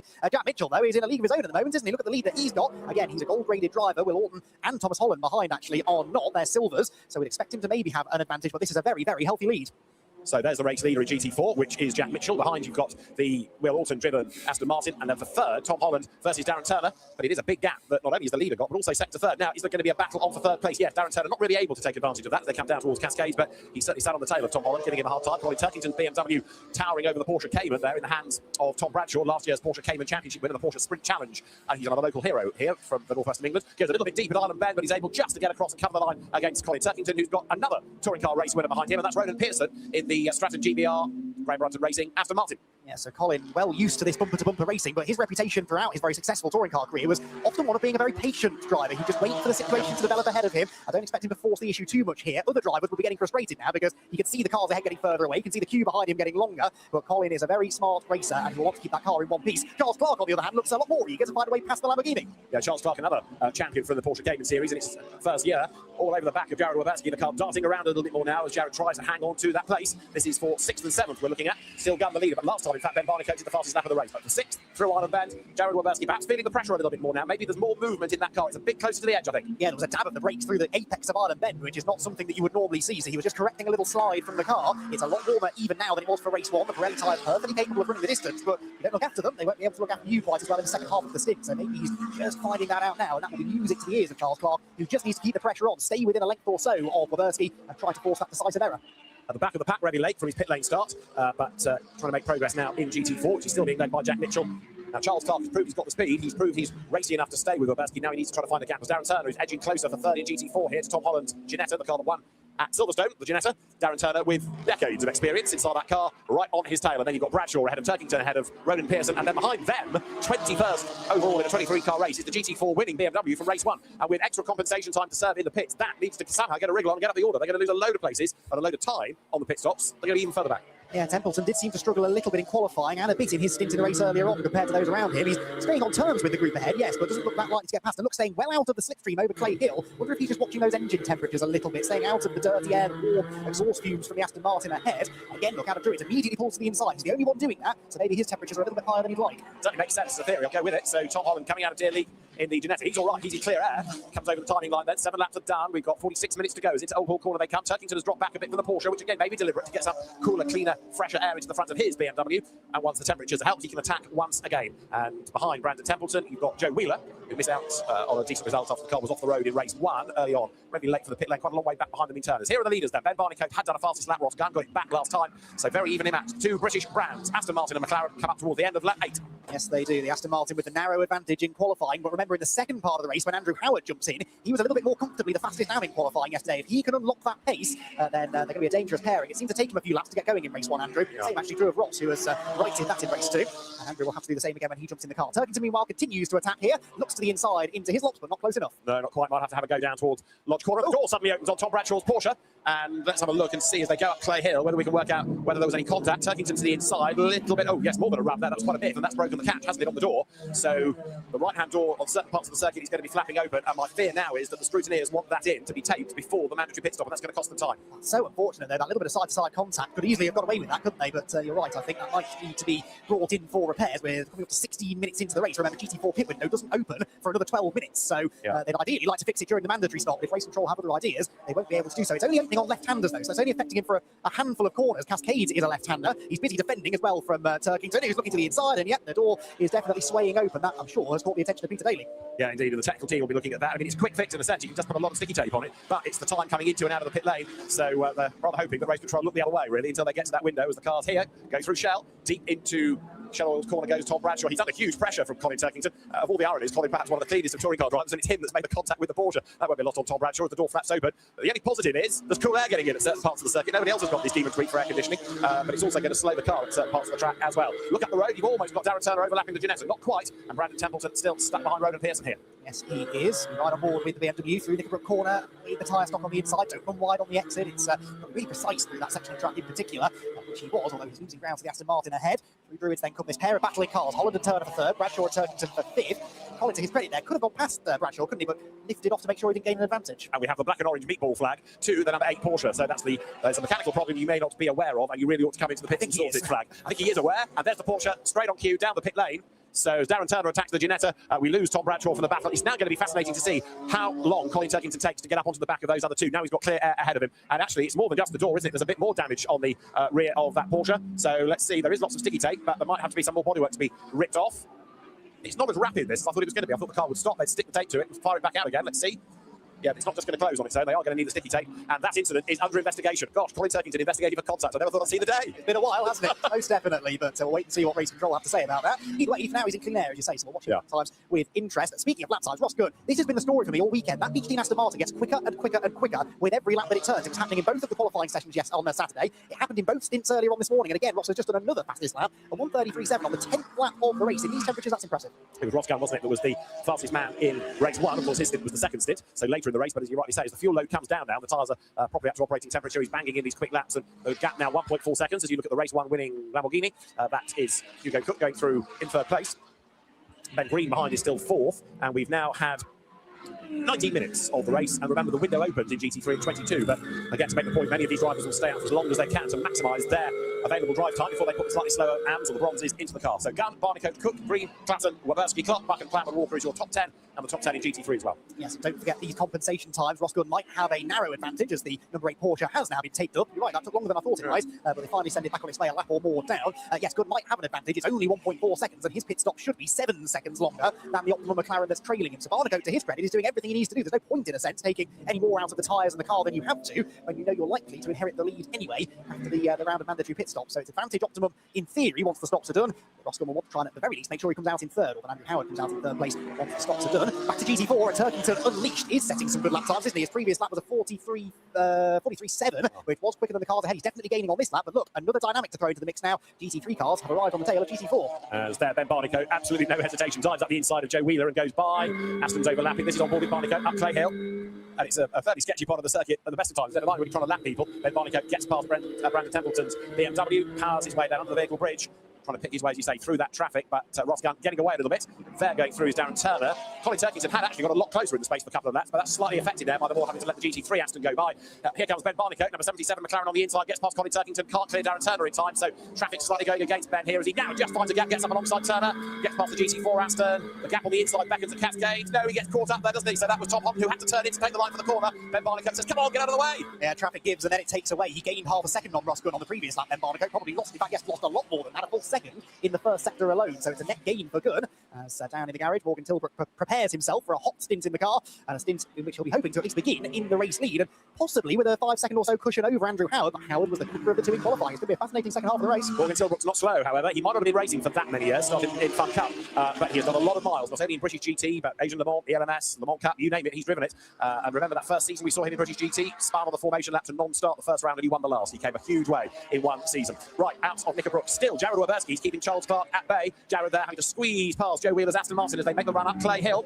Ronan Pearson is there ahead of the Brandon Templeton BMW. The GT3 pit window is open, but don't expect many, if any, early takers. Yeah, there's a good chance that they will stay right to the end of the window, and that means it will overlap likely with some of the GT4 pit stops, so pit lane will be a busy place when we do start to see the GT3 cars coming in. As Clutton almost rubbed up alongside the Darren Turner Aston Martin. Right on board briefly there with Ben Green, who's driven well under quite a lot of pressure in this stint. Marcus Clutton has been asking some serious questions of the Mercedes-AMG driver for much of the stint, but no mistakes coming yet for Green, who retains fourth position. Slippery surface flag at Cascades. Now, that could be for debris as much as it could be for any liquid on the track. Could be for both, but not seeing anything obvious at the moment, so look for a damaged car maybe as well to see whether that gives any further clues. It's Silver Amber, you've still got the GT3 fight here between Jared Waberski and Charles Clark, and Jared is having a really tough time. He's been under a huge pressure, virtually all stint, diving through, but Charles Clark, you've got to say, he's doing a great job here because every time there's a gap opened by Waberski, he's there as well. He's not letting that Lamborghini get away. Up the inside of the Ginetta, I'm coming through, says Charles Clark. No, not quite. Tom Holland has to turn in eventually. That's about the first time the traffic has got in the way of Charles Clark, who now is able to power his way past. Yeah, and had he been half a car length further up the road, he could have probably forced the issue and got in the gap, couldn't he? But we'll just have to hope that now some of the other GT4 traffic starts to get in the way of Waberski. It does have a tendency of equalising, doesn't it? Yeah, the other thing that was sort of against him, he was on the outside as well. Had he had the inside the line for the corner, he'd have got away with that. We heard on the grid from Simon Orange, high hopes for the race, he said, while Marcus Clutton in number 67 McLaren is still fifth. Fourth ahead of him, 18 Mercedes there, Ben Green. They're almost together, aren't they, coming down towards the Lodge corner. So clock ticks on down, no takers yet for the mandatory pit stop in GT3. If you were in the top 3 in the earlier race, you have to take extra time in the pits, and the winning car gets the most. So the third place Lamborghini there, just going out of shot. Hugo Cook at the wheel of it will serve an extra 10 seconds. It's a 1-hour race. There's the 2 pit windows, as we've been explaining. And in GT3, your regulation pit stop time is 70 seconds. In GT4, it's 100. But then, as we've been also saying, if you've been in the top 3, or in GT4, if you're a silver class entrant, there's extra compensation time to serve. Andrew Howard, you saw getting ready. We're working lap 15. Indeed. So speaking of GT4, that's advantage 42, isn't it? Because they lead by a decent margin and they've got no compensation time to worry about. So I think Jack Mitchell's going to have that car over with a very healthy lead in the GT4 category, provided he negotiates this bit of GT3 traffic well. There's the 90 McLaren working its way through. That does also have 5 extra seconds to be served, but they're just out of position, aren't they? Jack Brown never did get into a rhythm in qualifying yesterday and seemingly hasn't had the pace to move forward in the race either. Further up the road is Aaron Walker sharing with Ian Logie, first time out. A new partnership as well, those two. Jack Brown getting past Tom Holland's Ginetta, and also Matt Griffin going through there. Still odd to think of Matt and Duncan Cameron in a Lamborghini, not Ferrari, that they've driven for so long. Now look at this for the lead. The gap's come right down. It was up at 9/10 for a while, but now clear of traffic. Ben Barnicoat's having a perhaps last push before we get to the pit stops. So Ross Gunn breaks the beam as he goes through at the end of 15 laps. Ben Barnicoat just half a second back as they dive down towards Old Hall Corner. This is, as we expected, a really tight fight between the two. Yeah, absolutely. There was a couple of hundredths between them in qualifying. We knew how evenly matched they were. And although Ross Gunn was able to steal an early march, Barnicoat has reeled him in. You can see there over the last couple of laps, traffic affected, yes, but gained a second a couple of laps ago and inched back towards the Aston Martin on the previous lap. But Ben is doing everything he needs to do. He's keeping Ross Gunn in his sights, and he knows that they should regain that lead over the course of the pit window. So it's been a really good stint from Barnicoat. He'd have loved to have got the lead on track, but in a way, there's not as much pressure on his shoulders to do so. So drivers are getting ready. Andrew Howard studying the pictures, studying the data, the timing screen, and Barnicoat will give that to McLaren to Morgan Tilbrook. And coming over the brow of Hilltop, they come towards Hislop, into Knickerbrook. So Aston versus McLaren. The pace that these two have been setting is impressive. They're nearly 8 seconds up the road over Hugo Cook. So 8 seconds, the gap, plus he's got to serve an extra 10 in the pits. It's going to be a tough stint for Rob Collard to haul much back, I fear, certainly as far as the podium is concerned, for Barwell. Yes, and crucially, Ross Gunn is 9 and a bit seconds ahead of Ben Green, who is the next compensation time free car. So 7 seconds longer the pit stop for Ross, nearly 10 seconds ahead. He should at least come out in and Howard should at least come out in second position. So his goal will be simple: chase down and pass Morgan Tilbrook in the number 77 McLaren. Right, so through they come. Another lap notched off for Gunn and Barnicoat. Still the margin just over half a second, 0.571 as they go through Old Hall Corner once again. Remember, Ross Gunn has never had a British GT3 win, nor has Ben Barnicoat, if memory serves. He's really only ever been seen in GT4. So both of them would quite like victory here for personal reasons, as much as to help their championship hopes. And in GT4 for third, Tom Holland versus Darren Turner versus Colin Turkington. And look how quickly that BMW has got up with the Ginetta Aston Martin fight. Indeed so. Colin, of course, would have shared a British touring car grid with Darren Turner for a number of years back in the day, sort of before Darren went on to have this incredibly successful GT and sports car racing career. He did have a stint in the BTCC, and those two would have gone toe-to-toe for race wins on more than one occasion. So I'm sure Colin will be relishing the chance here to have a go at the Aston Martin, which he's ranged up towards quite quickly, but again, catching rather more tricky than passing sometimes around here. He's asking all the right questions of Turner, who never did manage to find a way past Thomas Holland. No, indeed. GT4 pit window was open. It was Sayat, wasn't it, Darren Turner drove for when he came into the BTCC. There, Tom Holland goes left through Island Bend, and now the GT4 team's starting to think about when they can make their pit stops. And of course, again, in the likes of Darren Turner, Colin Turkington's cases, they are quicker than their co-drivers. They'll stay out for as long as they can, but there is the possibility now that the pit lane, when we do get stops, it's going to get jolly busy indeed. We're currently on lap number 17 here, approaching halfway. Only half a second covering the top two cars. It'll just blast it past the pit entry onto another lap. This is the GT4 battle, though, for third position. Thomas Holland, Innovation Racing, having a really strong start to the season. The win at Silverstone was headline grabbing, but actually their consistent pace this weekend, a consistent point scoring so far, that could go a long way towards giving them a championship run from the end of the season. Brilliant performance, though, from Jack Mitchell. He's managed to gap the rest of the field to an extraordinary amount, really. His gap at the start of this lap was 8.6 seconds over Will Orton, who is no slouch. Yeah, Jack goes well in anything you put him in, whether it's one-make saloons, GT cars. He had a spell, didn't he, in the BTCC, but for some reason, probably due to lack of funding, has never been fashionable. He's never been picked up and promoted up until really starting to make his mark with Ginetta and the Tomlinson family. But yeah, Jack rarely makes a mistake. Very, very rapid driver, and you can see proof of that right now. As down the pit lane comes the first of our GT3 regulation stops. That is number 71, Luke Garlick, to give way. So the Mahiti car comes to the pit road. Tyre change potentially, although maybe not actually. They've got a long time, haven't they? 70 seconds to get everything done, which is a fair chunk. For GT4, they actually lose about a lap when they pit. That 100 seconds, certainly if you start adding compensation time on.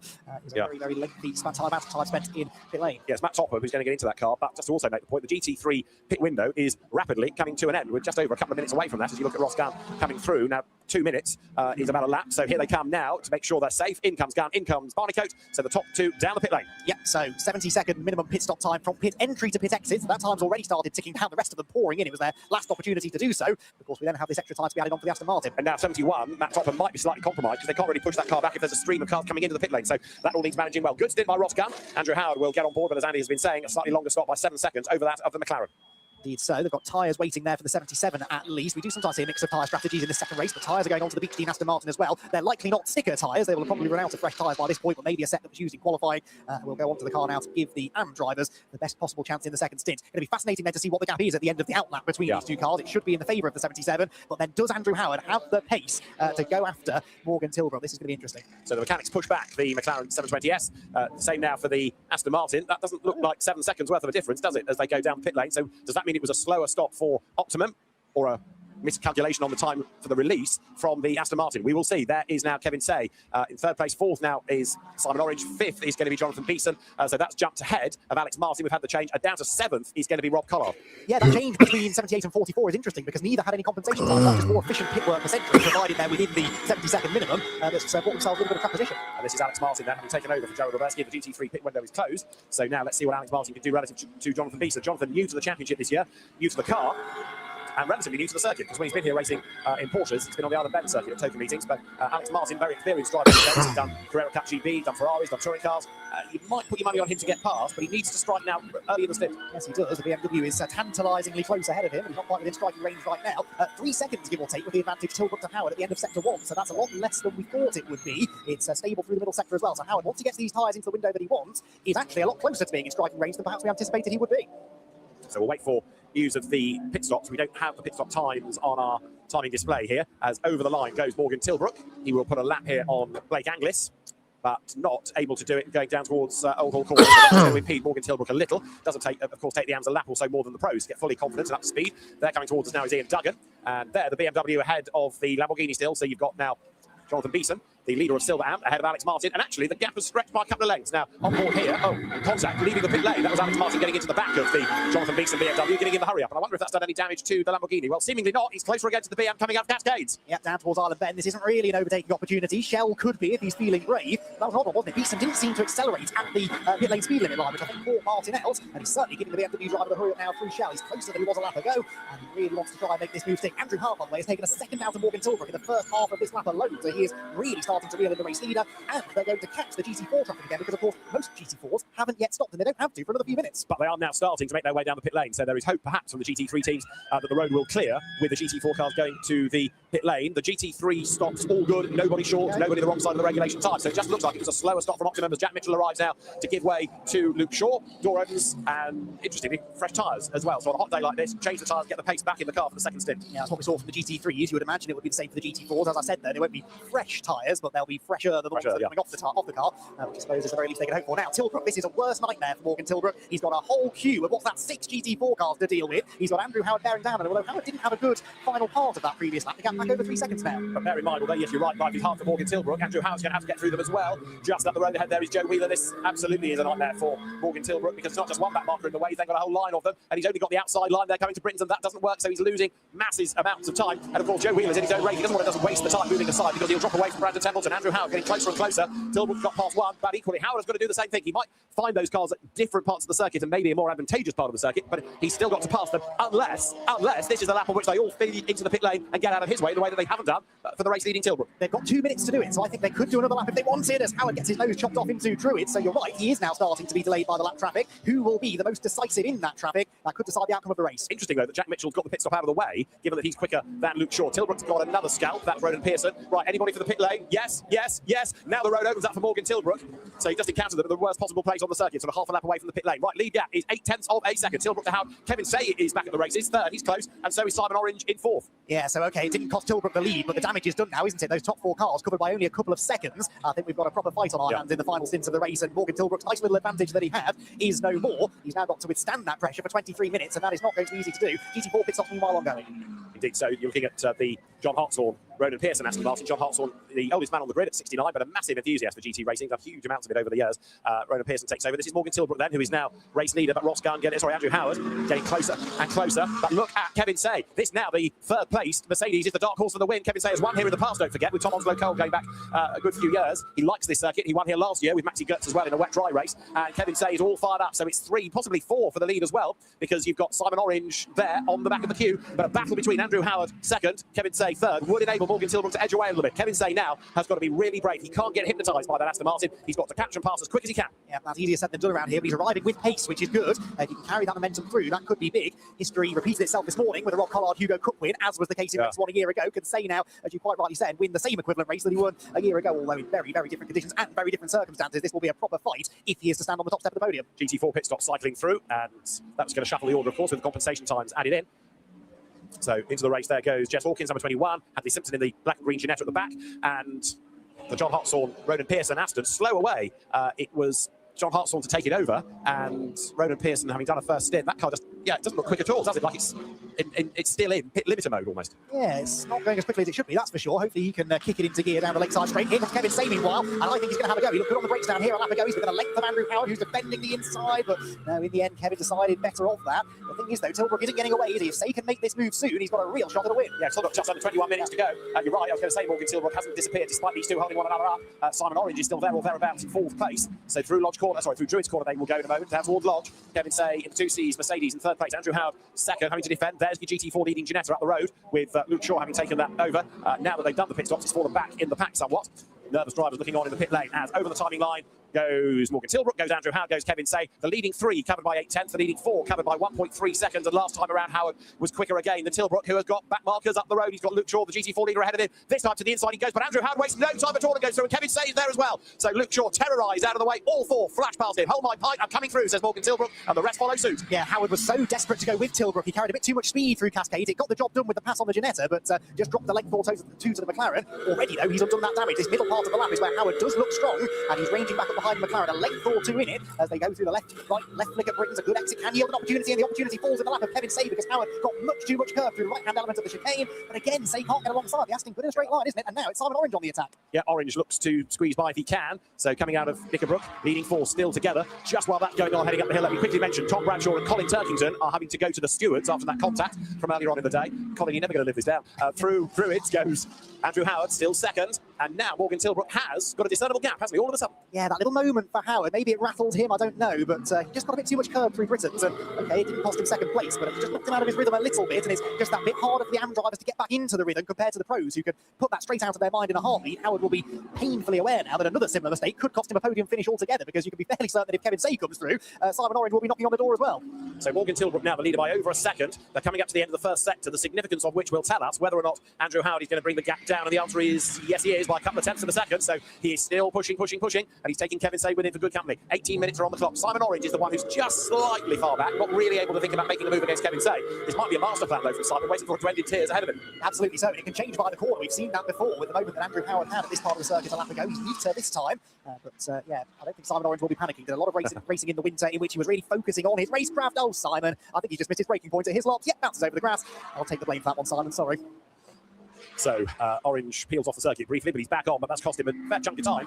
Good news for Kevin Say, takes the pressure off, doesn't it? As you look there at James Townsend getting out of the way of Mark Warren, and this car has a 1 second stop-go penalty for being short on the pit stop, only by half a second, but short on the mandatory pit stop time. And a big dive to the inside, that was Mark Smith getting up the inside and drama because he's collected a Ferrari en route. So Cameron Campbell is fired up the escape road, suddenly saw a strange light by the McLaren, and the Ferrari got in the way. There's the McLaren stranded as well. Mark Smith trying to rejoin, and he gets the car moving once again, but drama then down at Hislop's. Well, I'll tell you what, Roden have had no luck today, have they? Contact at Lodge in the first race. And that's the leader in GT4. Luke Shaw is off at Lodge Corner, straight on into the gravel, and I don't know if that car's going to go any further. Disaster then for Torre Verde GT, who had this massive lead, and now might be going no further. That was Jack Mitchell you just caught a glimpse of. The expression said it all. Luke Shaw has gone a long way through the gravel. He's either locked up or had a failure to give him the benefit of the doubt, but the car well off into the gravel. Let's go on board. Down through the gears. Oh, something broke. Yeah. Car's got a problem, doesn't want to turn, won't slow down. So it is a failure, seemingly, rather than Luke Shaw making a mistake. He'll be on the radio. Do we think tyre? I think that left front wheel is pointing at a jaunty angle. I'm not sure the right front is at the same angle. Okay. So steering, maybe.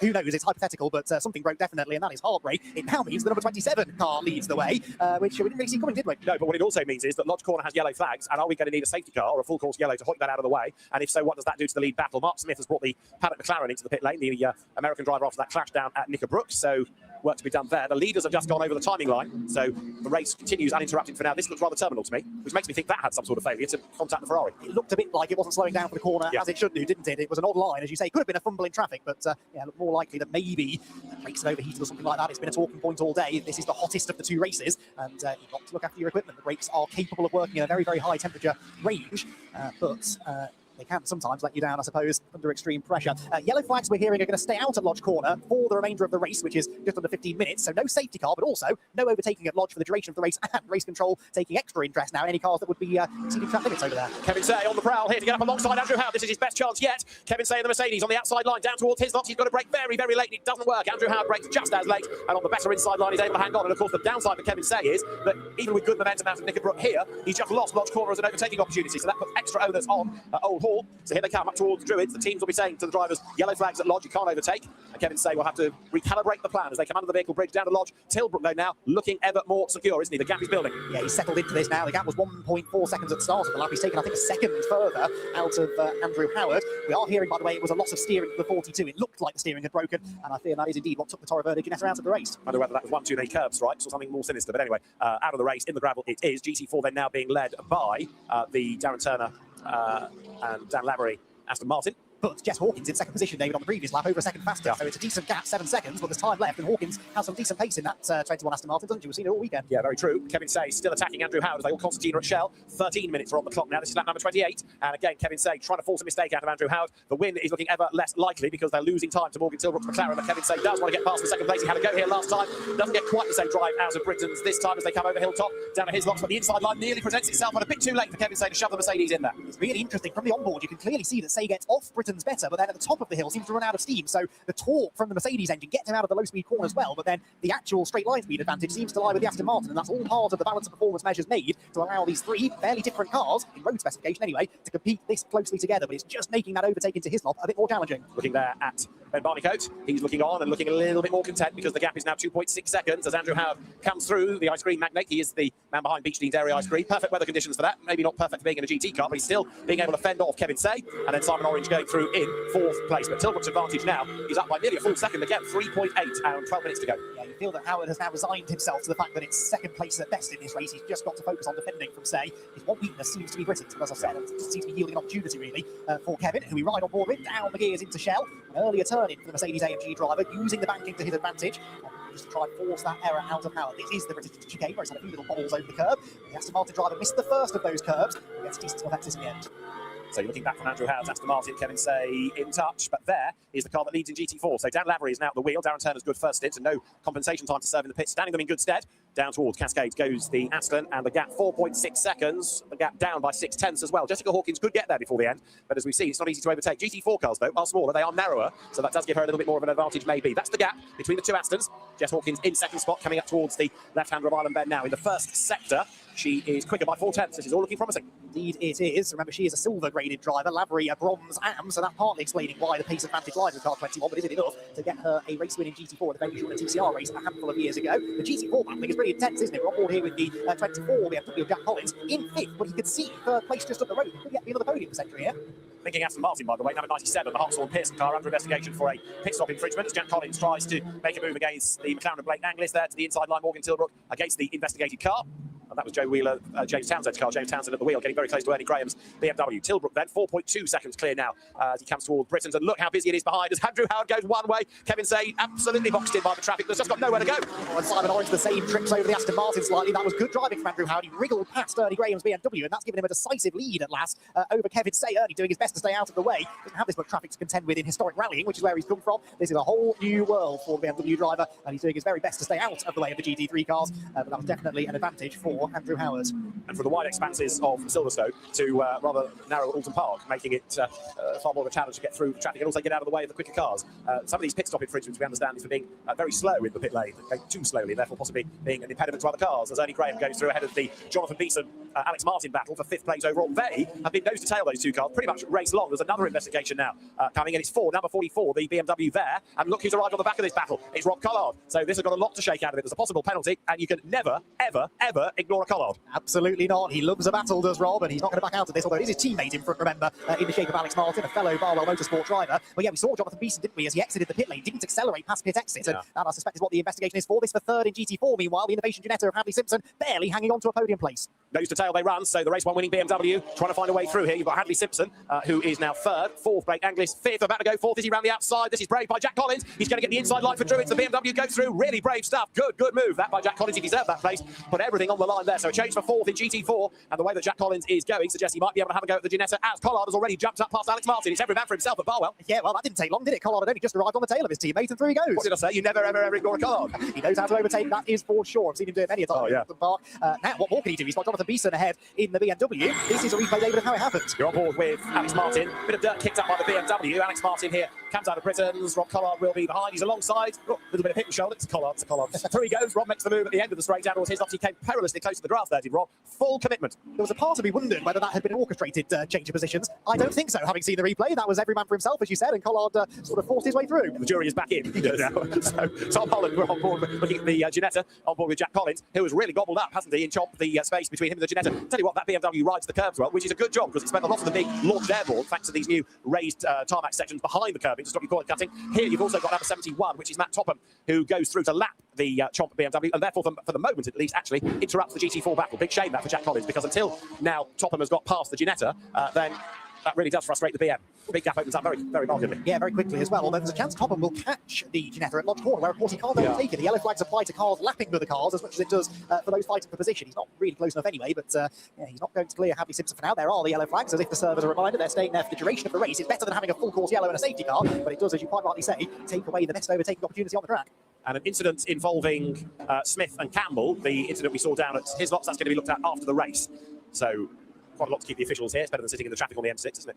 There's the race leader, Morgan Tilbrook, then coming down through Cascades. He's on lap 33, and he's got just over 5 minutes of the race to go. 44, which is now being given a penalty. Jonathan Beeson wasn't for going slowly in the pits, it was for speeding in the pit lane. And there's the drive-through now being served. So that's even better news for Barwell, because it means that now Alex Martin's able to vault the place as well. Indeed so, and Collard is released into 5th position. He's 6 seconds behind that second place battle, though, so I'm not convinced even Rob Collard can bridge that gap, although stranger things have happened, especially with traffic on the horizon. They'll have another cycle through this GT4 battle. In fact, they're doing so now, and that means that Andrew Howard certainly can't afford to relax just yet. He's got Kevin Say a car length or so behind. Say has to jink from the outside to the inside there of the McLaren. Jack Collins, meanwhile, is already back on the tail of Hadley Simpson. He's having another go now at taking third place away from Innovation Racing. This, remember, is where he got 4 from the McLaren, and he might try the same thing, except Andrew Howard spoiled the party and came blasting past the pair of them. I think without that, Collins might have had a go. And the frustration now is that Kevin Say wants to do the same thing, and then Simon Orange. And just where Jack Collins is close enough, there's a yellow flag. There are blue flags being waved, but there are yellows as well. Kevin Say, what's he going to do? I think they committed to that. What about Simon Orange? He's on the inside line, side by side around the corner. That's a bit marginal from Simon Orange, but race control might have to just accept that that was a big scrum of cars all diving down to the corner. No such worries for Ben Barnicoat. He watches Morgan Tilbrook go by. Now Jack Collins can attack safely as they get down towards Old Hall Corner. 4 minutes and counting as they drop down towards Cascades. GT4 battle is still well and truly joined, and the gap between the leaders in GT4 is just over a second as now Collins goes to the inside of the Ginetta. Jack Collins tries to send the M4 up the inside of Tom Holland and the car of Hadley Simpson, the Ginetta that is, number 74, but to no avail. So Hadley Simpson hangs on to the place at Island Bend. They're being caught again as well by Blake Anglis. Poor old Jack Collins, every time there's a chance of gaining ground, there's a GT3 car behind him. Collard round the outside at Shell. He's like being back on the ovals, this for Rob Collard. Overtake wherever you can. Oh, he was in the dirt there as well, trying to negotiate Blake Anglis's McLaren. So Collins frustratedly not yet able to get past Hadley Simpson. But you're absolutely right, the lead battle in GT4, that's going to be pretty much nose to tail by the end of the lap, the rate at which Hawkins has been catching. So you don't know where to look. It's a proper grandstand finish. And Hadley Simpson there very cleverly actually positions Rob Collard between himself and Jack Collins, and will have another moment's respite heading out to Knickerbrook. Won't be long there before Rob Collard gets past Hadley Simpson, and that then enables Jack Collins to close again. Here is the GT4 lead battle then. So you've got Dan Lavery just ahead of Jess Hawkins as they come through. 2.5 minutes are on the clock. Need to see where they are on the racetrack relative to the outright race leader. In fact, they're just ahead. So they are going to be able to keep squeezing laps out of this. They're not dependent necessarily on the pace of the McLaren unless it laps them. But I reckon they're going to survive to the end here. So over the line they went, with the margin being half a second. Jessica Hawkins could be on for a maiden win here. I'm not so sure Tilbrook won't catch them. So he's got 2 laps to go. So Jess has to, I think, assume that will happen. She's got very little time to do this. Looks to the inside of the island. She's quicker than Lavery. But where can she make the move? 2 identical Aston Martin GT4s. But Jess Hawkins is the one who's had the pace advantage so far in this race. There is Tilbrook. Look, I think he's the next car behind them. So he is going to put a lap on them. So there's a lap and a half left to settle this. Okay, that McLaren has arrived on the scene rapidly. They come towards Britain's now. So they are going to drop down a lap, and Hawkins clips the curb, and that just affects the rhythm a little bit, and then gets in the way slightly, trying to sort out that moment. I think she was trying to pull out of the way, but inadvertently got into the way of the leading McLaren. So for the moment, the GT4 battle slightly affected.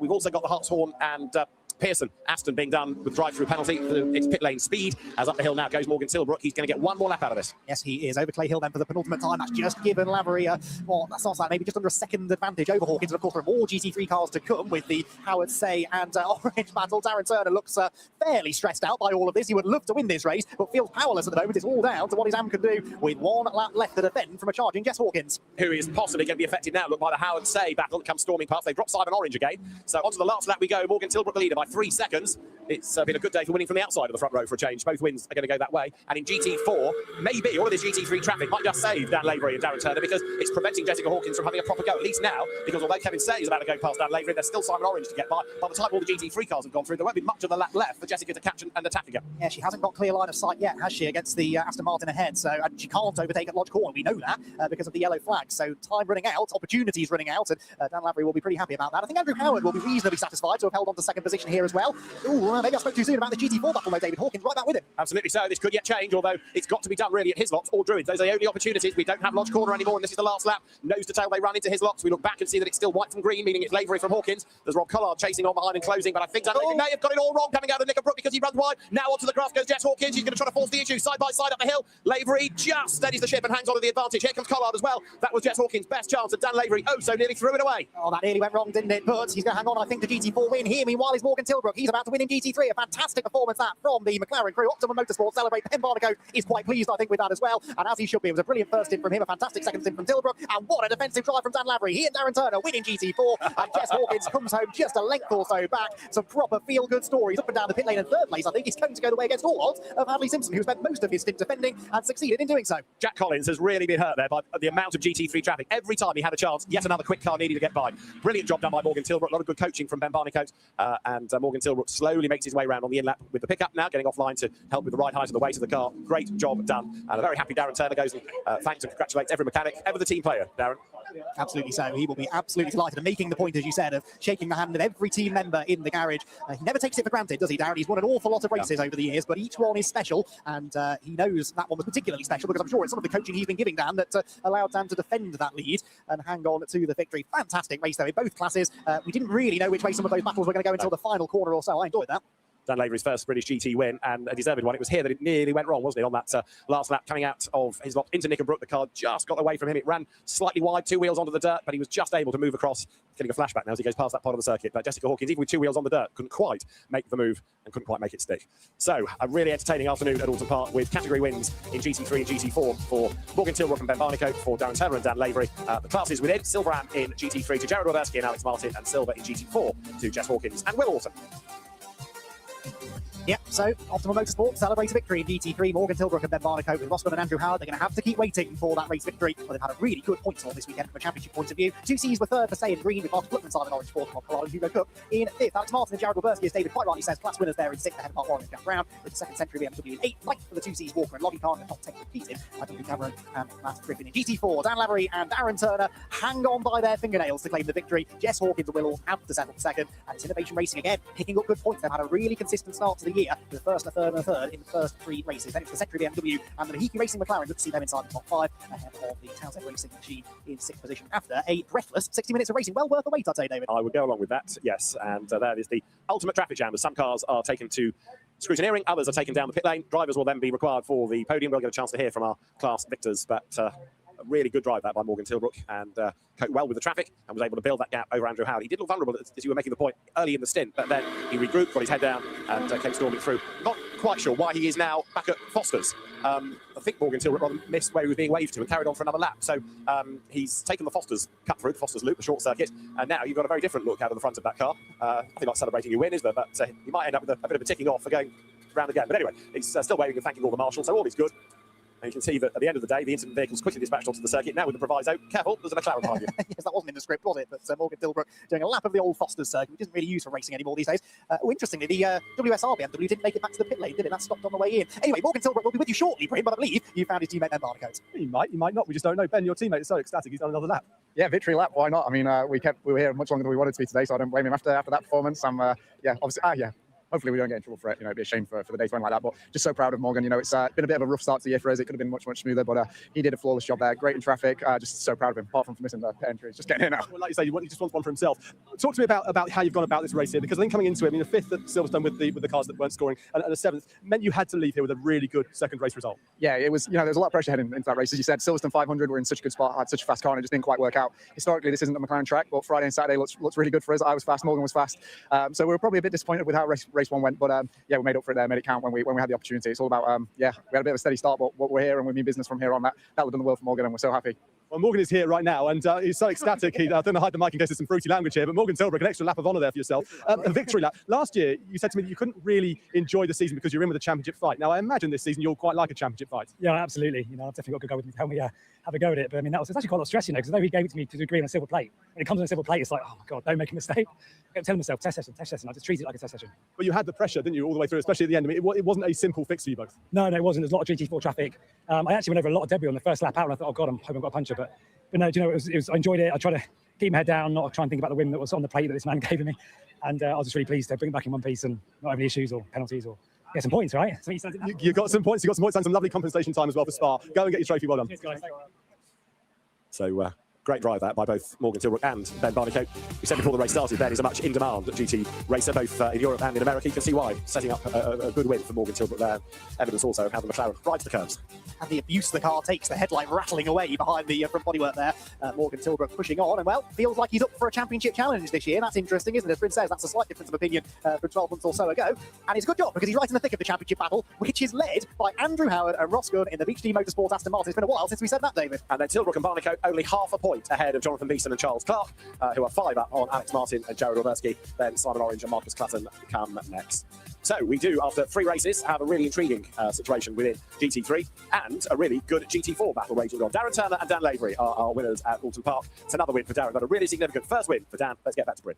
Context is key, isn't it? Not a great Silverstone for you, a 6th place earlier on in the race here, and then you come along and you have a brilliant fight, and you have to hold off the Aston Martin, the green Aston Martin, driven by Jessica Hawkins. Yeah, it was. I could see her slowly but surely getting closer. She did a great drive from Jess, and it all came to a head in the final lap. Some contact with the GT3 car, nearly off the circuit, and luckily we held on. So super pleased. What have you been learning from Darren? I'm sure every day's a learning day with Darren, but what is the one big thing he's been teaching you?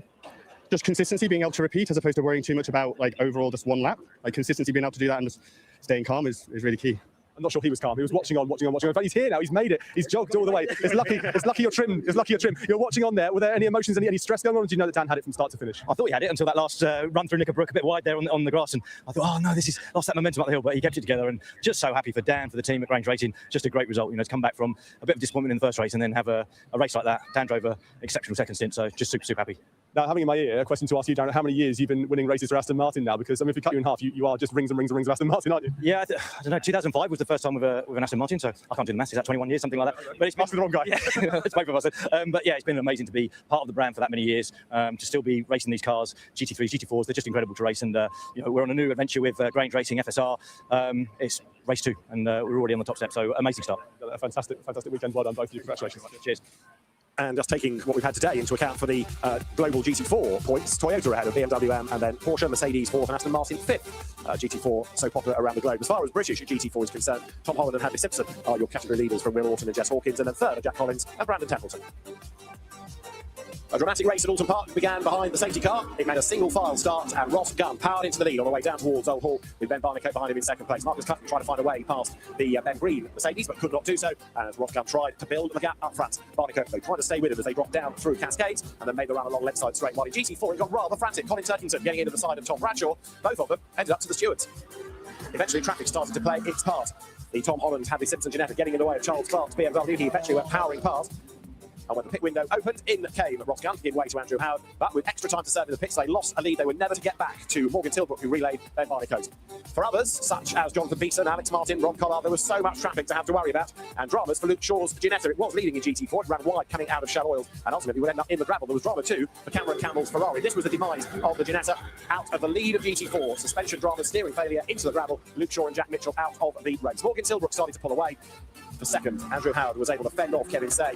Simon Orange battle his way to 4th place. Checkered flag at the ready. Morgan Tilbrook and Ben Barnicoat taking a first win together and getting themselves to 2nd in the championship. A delighted Ben Barnicoat, a delighted McLaren team as well. Optimum Motorsport scoring honours. It was a 1-2 for Aston Martin though in GT4. Dan Lavery nearly came a cropper at Nicker Brook on the last lap as Jess Hawkins tried to get past, but Dan Lavery and Darren Turner hung on to win GT4 in an all-action Alton Park.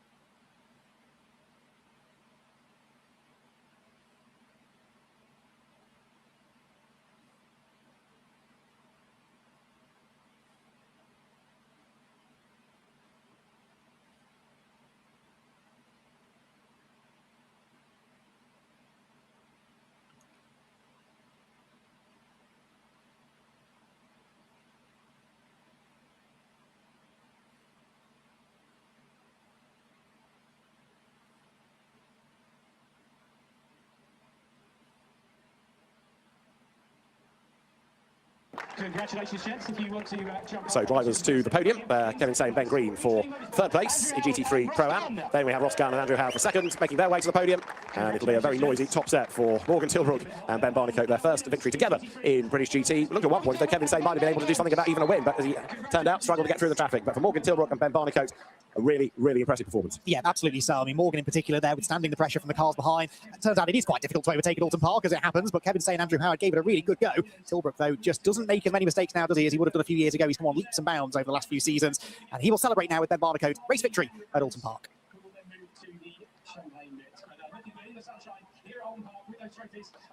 So McLaren, Aston Martin, Mercedes AMG, the top 3.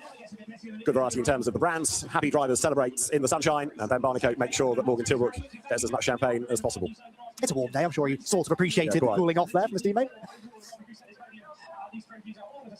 So now then the drivers make their way off the podium, and next stop is going to be at Spa, of course, where they will have the longer race and a really busy grid. They're going to be joined by the Europa Alpines, French GT as well. Right, GT4 overall already is there. 3rd, you've got Tom Holland and Hadley Simpson. Jessica Hawkins, so near and yet so far. Will Orton with her for the win. And Dan Lavery and Darren Turner, winners in GT4. Yeah, popular winners by the sound of it. A huge roar from the crowd down below the podium. And Darren Turner makes the familiar journey to the top step of the Alton Park podium. But as I said, he never takes these wins for granted. And doing it for the first time now alongside Dan Lavery is very, very special, I'm sure. Will Orton and Jess Hawkins, though, they're putting together a strong early campaign, aren't they? They've been quick all weekend, and they'll be hoping they can carry that pace on into the Spa 2-hour race to come in a few weeks' time. As, of course, will Dan and Darren. Big smiles on the podium. Darren Turner and Dan Lavery celebrate their first victory together in British GT. So Aston Martin 1-2, Ginetta 3. More good results for British brands here. And Darren Turner, familiar with how to go to the top step of the podium, familiar with the champagne. Good to see Jess Hawkins and Will Orton going well once again. And the Innovation Racing Ginetta having a good run as well. Other cars then down the pit lane and ready to go back to their teams. The technical team doing whatever is required to make sure tyres are all good. Next podium is in GT3 for our Silver AMs. So for 3rd there, Jonathan Beeson and Charles Clark. Mark Warren and Jack Brown take 2nd in Silver AM. And Alex Martin and Jared Wilberski will go to the top step. Yeah, Alex surviving that little skirmish coming off the pit lane with Charles Clark, who was later penalised anyway. And that means that he and Jonathan Beeson are only on the 3rd step of the Silver Am podium. And Barwell Motorsport celebrates another win at Alton Park. I don't know whether these Silver Am wins count towards their already impressive Lamborghini record here at Alton Park, but it's certainly a team and car combo that works, regardless of what class of driver they've got in the car. And yeah, for Jared and Alex Martin, a pretty flawless performance. They've been there or thereabouts all weekend long, maybe lacking the ultimate pace of the Pro-Am entry that won the first race overall. They've scored good points within the Silver Am championship, and they'll be there or thereabouts, I suspect, in overall points. Longer race at Spa as well, so slightly greater compensation times just to add another factor into it all. But well done to Jared Wilberski and Alex Martin as the Silver Am winners. And there might be a Silver GT4 podium yet, or a Pro-Am one, because it was a mix of the 2 classes when we had the top 3 on the podium itself. There, Jack Collins and Brandon Templeton go to the podium. Jessica Hawkins and Will Orton are victorious in Silver. Tom Holland and Andy Simpson there for 2nd in class. So that's the Silver GT4 podium, the Pro-Am victors being the outright GT4 winners as well. So it's not quite the class win, but it's a subclass at least to celebrate success therein. Yeah, the word for Jack Collins, who really was Mr. Excitement, wasn't he? In both races, actually. He was really rapid, and Brandon